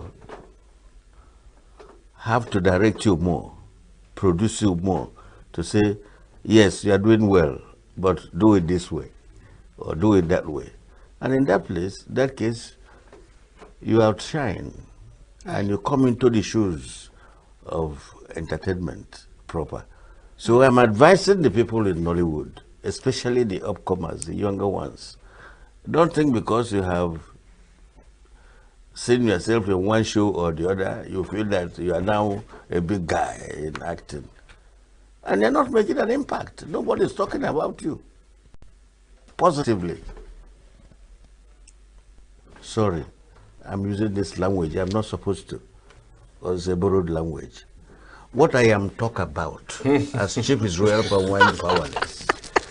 You see, all of you we are bamboozled. No, now I can get this Zebrodaya himself. The Chief Zebrodaya went to school the time at Slomi Primary School in those days. You know what is Slomi? I don't know. Salvation Army. Oh, okay. That's what they call Slomi Primary School in those days. And that's where he learned his language, his grammar, and grew up with it. And was entertaining the 10 people of his village. Even when he came back from the World War II, he was an army veteran. I mean, Chief Zebrodaya Okorigwe Nwobo alias 430. So, sorry, I shifted to Chikokbala. Now that I'm coming back to Chief Zebrodaya, which is what I'm thinking, this is what you want. You know Chikokbala, you know him here and there, you know the school he attended and all this and all that, the university. But this time, let us talk about Chief His Royal Pawine Powerless, Chief the Honorable Zebrodaya Okorigwe Nwobo alias 430. I think that's what you really want today to see of Absolutely. Okay. So, my advice to the damn people, these young boys or young girls, those people who are finding themselves today in the acting industry we call Nollywood, should be patient enough to learn and also go for training. For me, I know how much training I have undergone when I was in NTA, where I was formed. You don't just go out because you have an aptitude, to do something. Then you become, no, you have to be fashioned. Somebody to direct you properly. Somebody to mold you properly. So that when you talk, if it is language, like Chief Israel Pawine Powerless, I have language of his own. Somebody I have to encourage you onto that language. Just like your teacher in the school, when you write wrong one, he says, no, this is not, we cannot accept this here. This is the way you should write. We have vocabulary, we have tenses, and we have, so if you have missed the tenses, you have failure with immediate effect. So what I'm advising them here is to take tutelage, to learn from the elders or from some actors they cherish. They say, yes, this man is my man. Anytime I see him, I'm okay. I want to see him. I want to continue seeing him. So, especially those of us who are comedians in one way or the other. But for those who are also serious actors, you can move into them and find out, see the way they move, and then see what you can add to the impact they have make. Remember, we are using Zebulaya and English together. So to see the impact they have make, that I impression people. That people want to say, I want to see this man. No, no, no. I want to see Osofia. I want to see Chikokbala. I want to see Ozopo. I want to see all these people were with me before anyway. And so they know the tools and they know where we are going and they know what they're going to do. Because they bent down, it's that they have worked with me as a writer and I correct or improve on the writing they have given to me, because you don't correct a writer, so to say. He has written what he wants, then you can now embellish it to give you. As a growing actor, who did you look up to? Who shaped your movie career? You said? As a movie actor, a growing movie actor, who did you look up to? Okay, who was my mentor? Absolutely. That is what we are saying. Well, my mentor was Baba Salah. Wow. I don't know whether you know Baba Salah. I know Baba Salah. You heard about him? Yes. You know how Baba Salah was behaving. You watched him and I watched him grew up with live. him? Okay. I stayed with him on stage, played together with him on stage at National Theatre. Wow. In Abuja, when Abuja was on the formative stage, we worked together, we stayed together, we moved together. So what is that thing about him that attracted you? You said? What is that thing about him that attracted you to make about him a mentor? Yeah. Yes, it was the way he behaved and the way he put out his spoken language. His behaviors and movements on stage. And his outspoken words that really attracted me. And I said, this Baba Salah, I will act more than him. Right. So, but with acting more than him, I should first of all know about him. That was what happened. And I started working on that. This was in the early, remember when we have the, what is it called? The Festival of Arts and Culture in Nigeria. We all were camped in the same place and we stayed together. But before then, they were coming to where we lived in Aba. Baba Salah will come with his boss and his theater group, his moving theater, to perform for us in Aba. And as I was small then, but I will have to run to him and see what he was doing, and said, "You see this man, I must follow his footsteps." That was what made me. So I tilted towards comedy more than serious acting. Because of him. Yeah. But when it comes to make serious statements, Chief Zebulaya do it. Right. So can you share a memorable experience of or a role that shaped your career, as an actor? Okay, a role that shaped it. Yeah. You see, when I met James Iroha in the 70s, when the war ended, met him at the British Council. I was introduced to him by a colleague of mine who had played with me back home at Nobi. I'm from Nobi. in Anambra State, Demli South. So, introduced me to James Ira, who was then producing Sons and Daughters by J.C. de Graft of Ghana, a Ghanaian playwright, author, you know, beautiful author, beautiful show that took us from Enugu to Government House. Babi Ashika said no, he wouldn't watch alone. He would take us to the Nigerian Army Week in Kaduna and take us to Dodan Barracks, the seat of power for the head of states. That was where I began to have my conviction that I should go into acting. Right. Some veterans are faced with health issues. You know, how do they cope, particularly? And are there programs by the government that caters, you know, for veterans like you in Nigeria? I want to beg both of you of one thing. This is off record. I have a problem with my ears, so if you sort of not talk loud, right, I won't get you.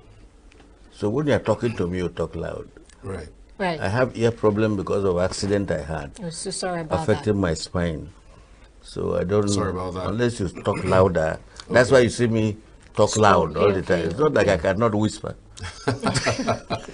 I can whisper, but I feel that the person talking to me should talk as I talk. Okay, fair enough. I'm sorry, this is off record, sir. No problem.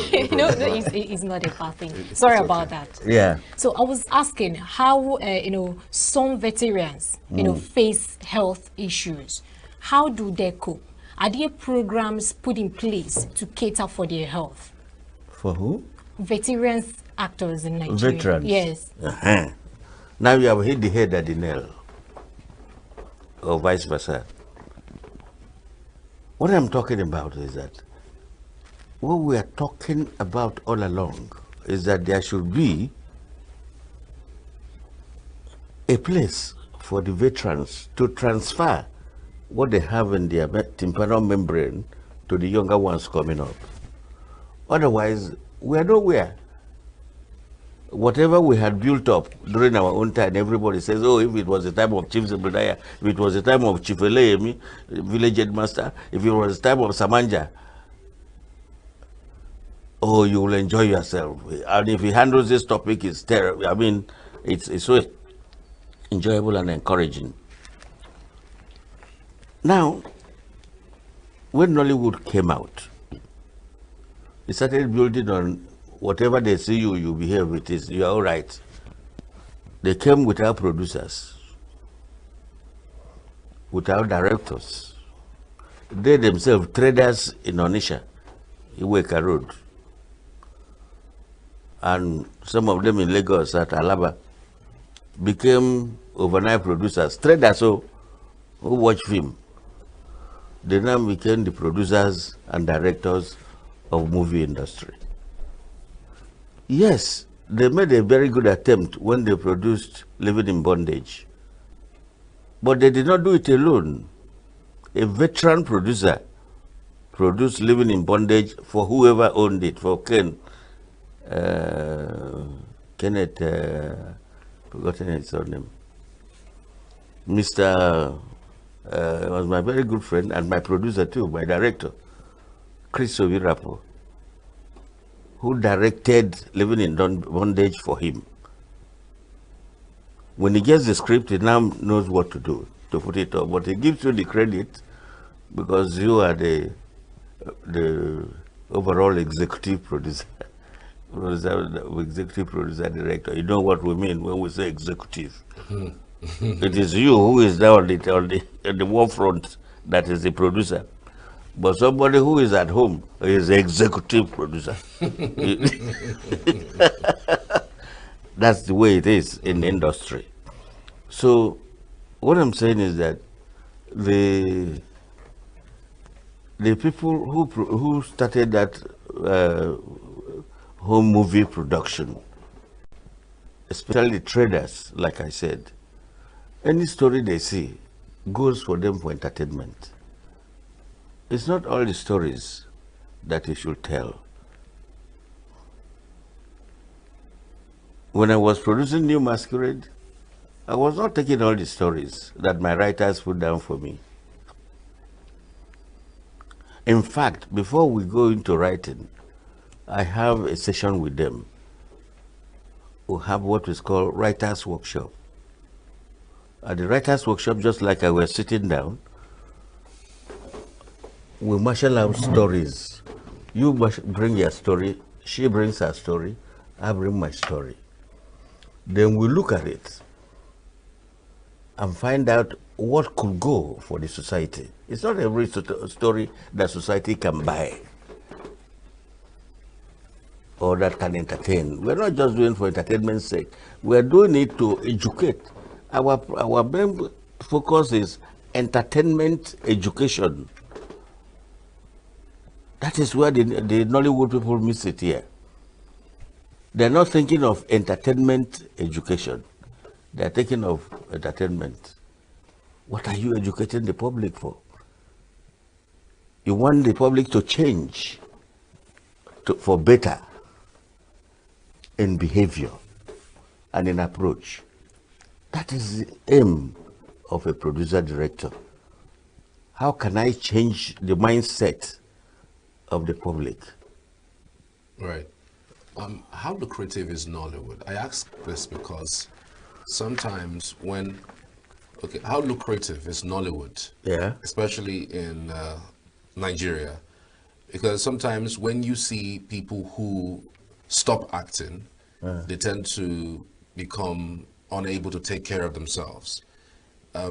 Do you think Nollywood is lucrative, and to what extent is it lucrative, and how can people who are in active service, navigate the system so that at the end of the day, they're able to take care of themselves even when they are not I'm coming to that.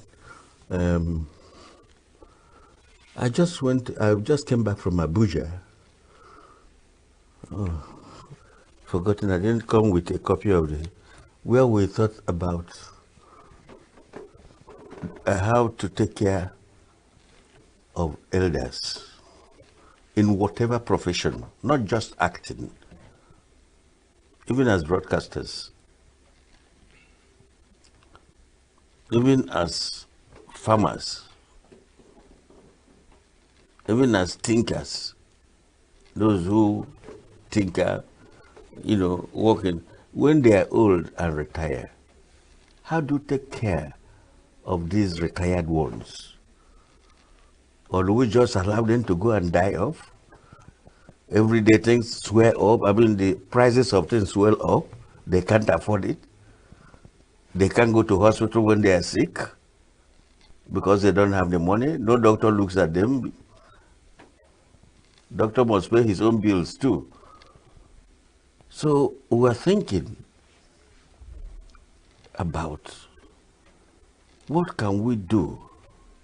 What can the society do? What can the government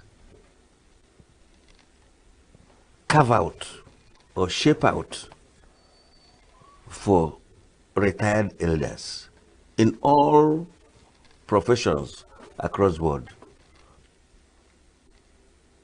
Even if it's somebody who ties hair, at a time he gets old and can no longer see well to see the needle and all that to tie, or tailors and all that. How do we make sure they still survive and eat on their own, not depending on whether they have children or not? Your child is struggling to live, to make money, to marry, to have children and train his children. I don't know both of you. If you are all married, your headache now is how do I bring up my children with the present cost of things? Absolutely. Huh? How do I bring them up? Then before you think of your father at home and your mommy and your uncle, okay, you have not taken care of yourself. You have not paid your house rent. So it is pertinent that we have no place for our elders especially those in the acting industry, that nobody thinks of them. He performed this part, and it was everybody enjoyed his role in the show. She performed in that role. Everybody's enjoyed it, but you see him or see her unable to go to hospital to treat herself, unable to put food on the table for herself, which is bad. So we're thinking, the government came up with a plan to say, what do we think about elders? But they have not yet manifested all these plans and implemented it for us to see. But in the meantime that they haven't implemented it, how do you think that actors should be able to take care of themselves after they leave active service?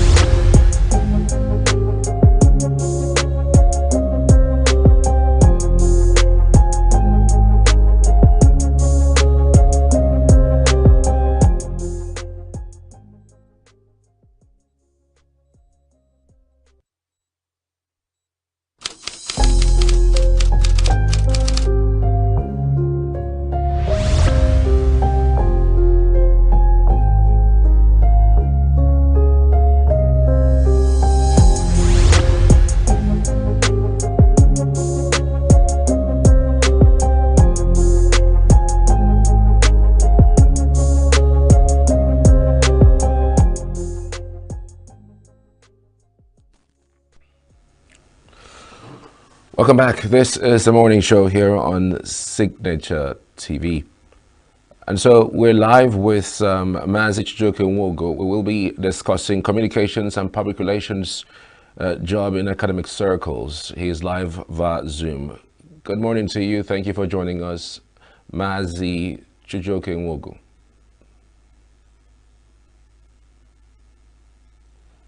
Mazi, can you hear me?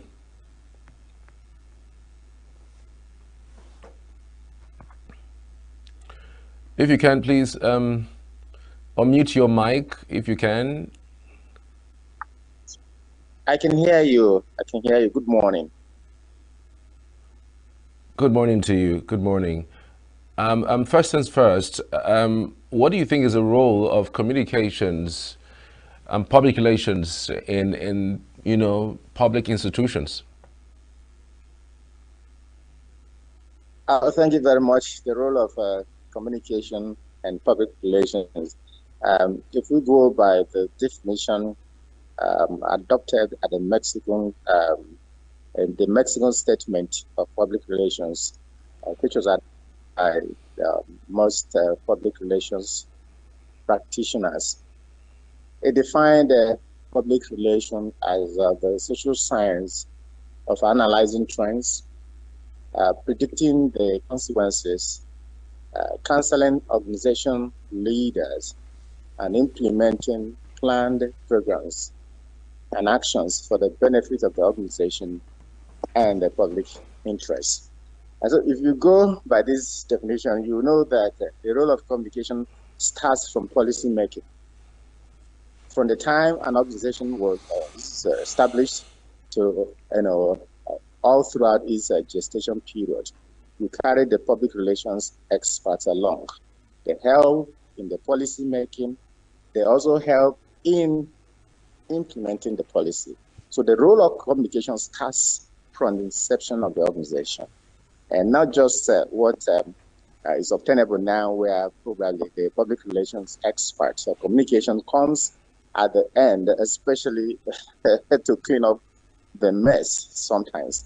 So the role of communication is encompassing in every organization, from policy making to implementing the policy. And of course, if there are consequences, from analyzing the situation, you predict the consequences, and you advise the leaders, and of course, help to implement whatever policy through the platforms that will be allowed by the organization.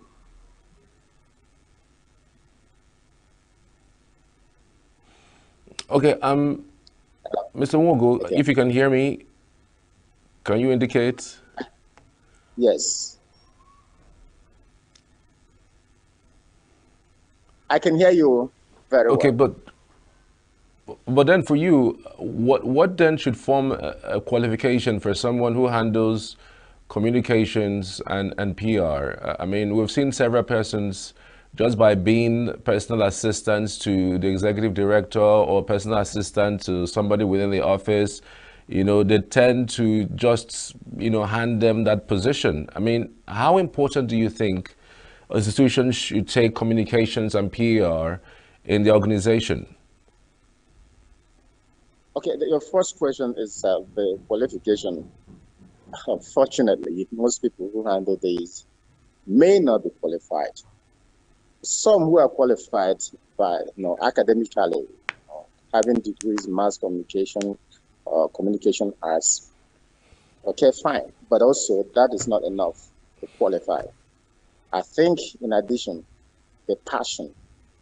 Communication is something that, burns in you. It's not just that you studied mass communication or you studied public relations or other disciplines alike, but you have the desire at all points, that burning desire to be able to smell news, to be able to carry the organization along, to have that passion at all times to be part of what the organization is doing. It's much more like in civil service where you have information officers. You just go to work, sign, and they probably only do that job when there is a release or information officers. Some of them are well-grounded and qualified for that job, but they don't give them enough responsibility to do. They don't carry them along in the establishment where they work. So qualification includes academic qualification, experience, and if I may add, passion for the job.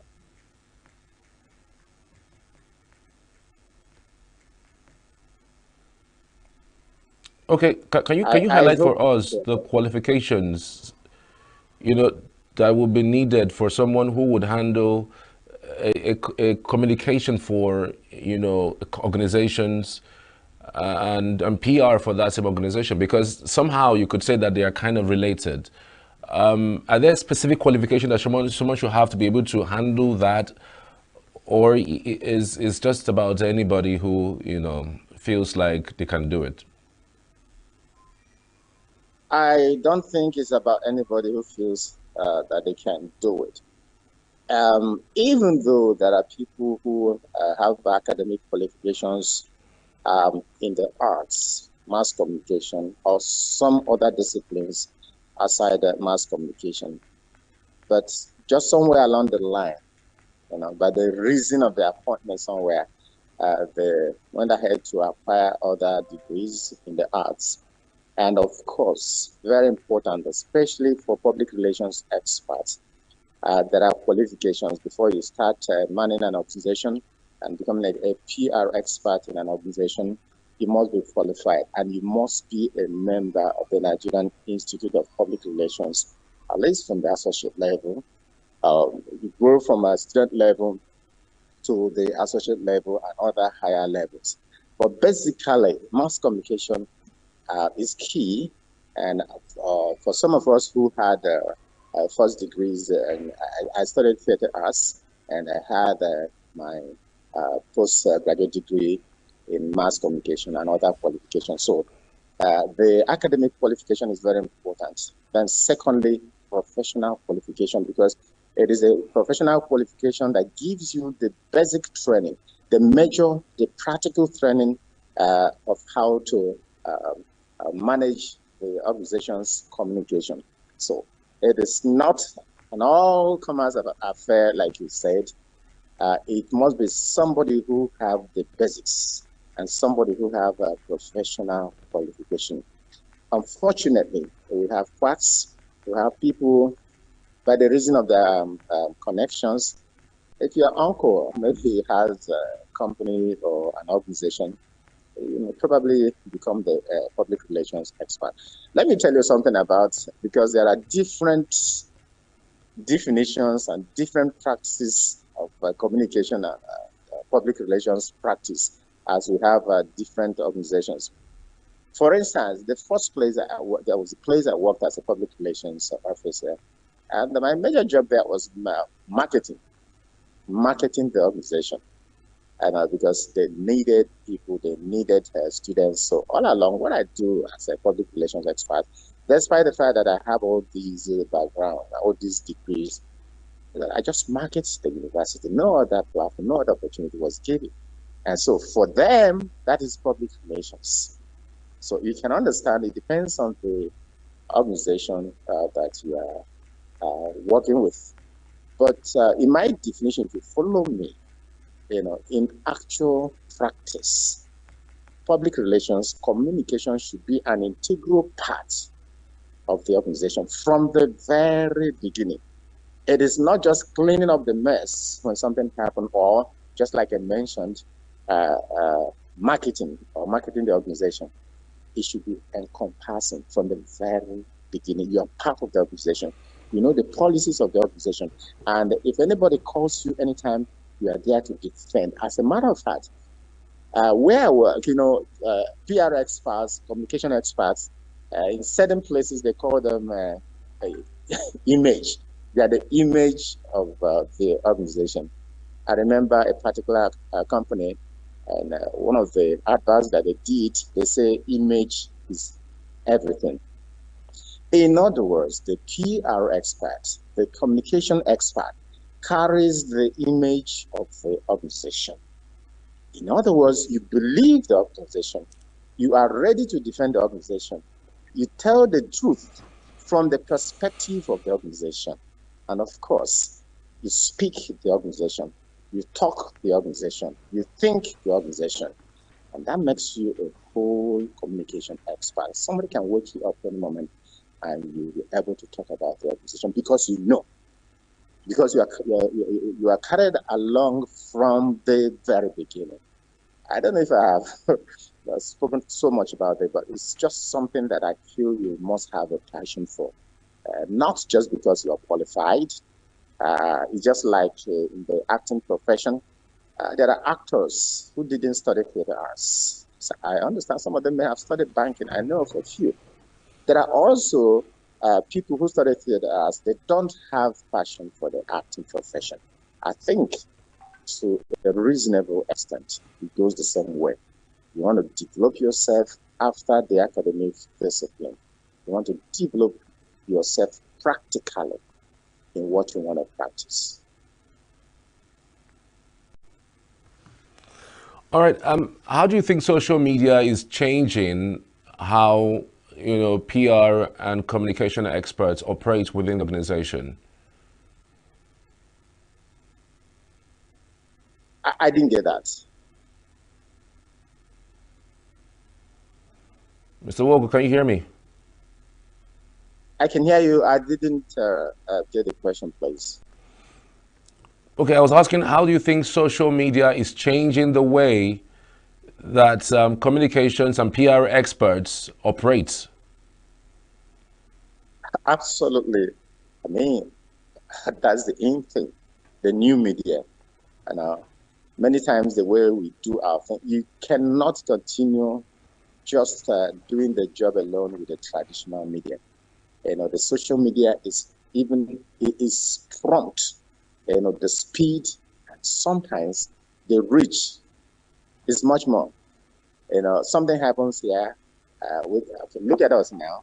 I'm here right in the United States. I'm communicating with you, there. So the social media have changed a whole lot of things. From the people who work in the communication and PR department, there must be people, who are good in this area. They can access news from any source and ensure that it is accurate. They can do a release promptly and it reaches so many places. And of course, you have the benefit with your phone. while you are doing that thing, you can just take pictures and immediately you post. And also social media, like there are some apps that we use that gives us instant information where I work. And whatever happens, I just alert. I get information of what somebody is writing or saying about the university where I work. And also some other social media has changed the landscape of public relations practice. It is helping a lot. And let me also tell you the danger. The danger for us in public relations, we have to fight against false publications. Somebody who do not know anything, who has not gotten any accurate information about a particular subject, will just post the news. And before you know it, it has gone viral. And now it is your responsibility to begin to defend, to begin to tell the truth. Just a picture away, we have bloggers, different bloggers that can just for content creation, don't just post anything, particularly negative news. Remember, negative news sells much more. And you, as the communication expert, have to do your job. So while social media gives us some advantages, it also has a lot of disadvantages because we have to be on our toes all the time to know what people are saying,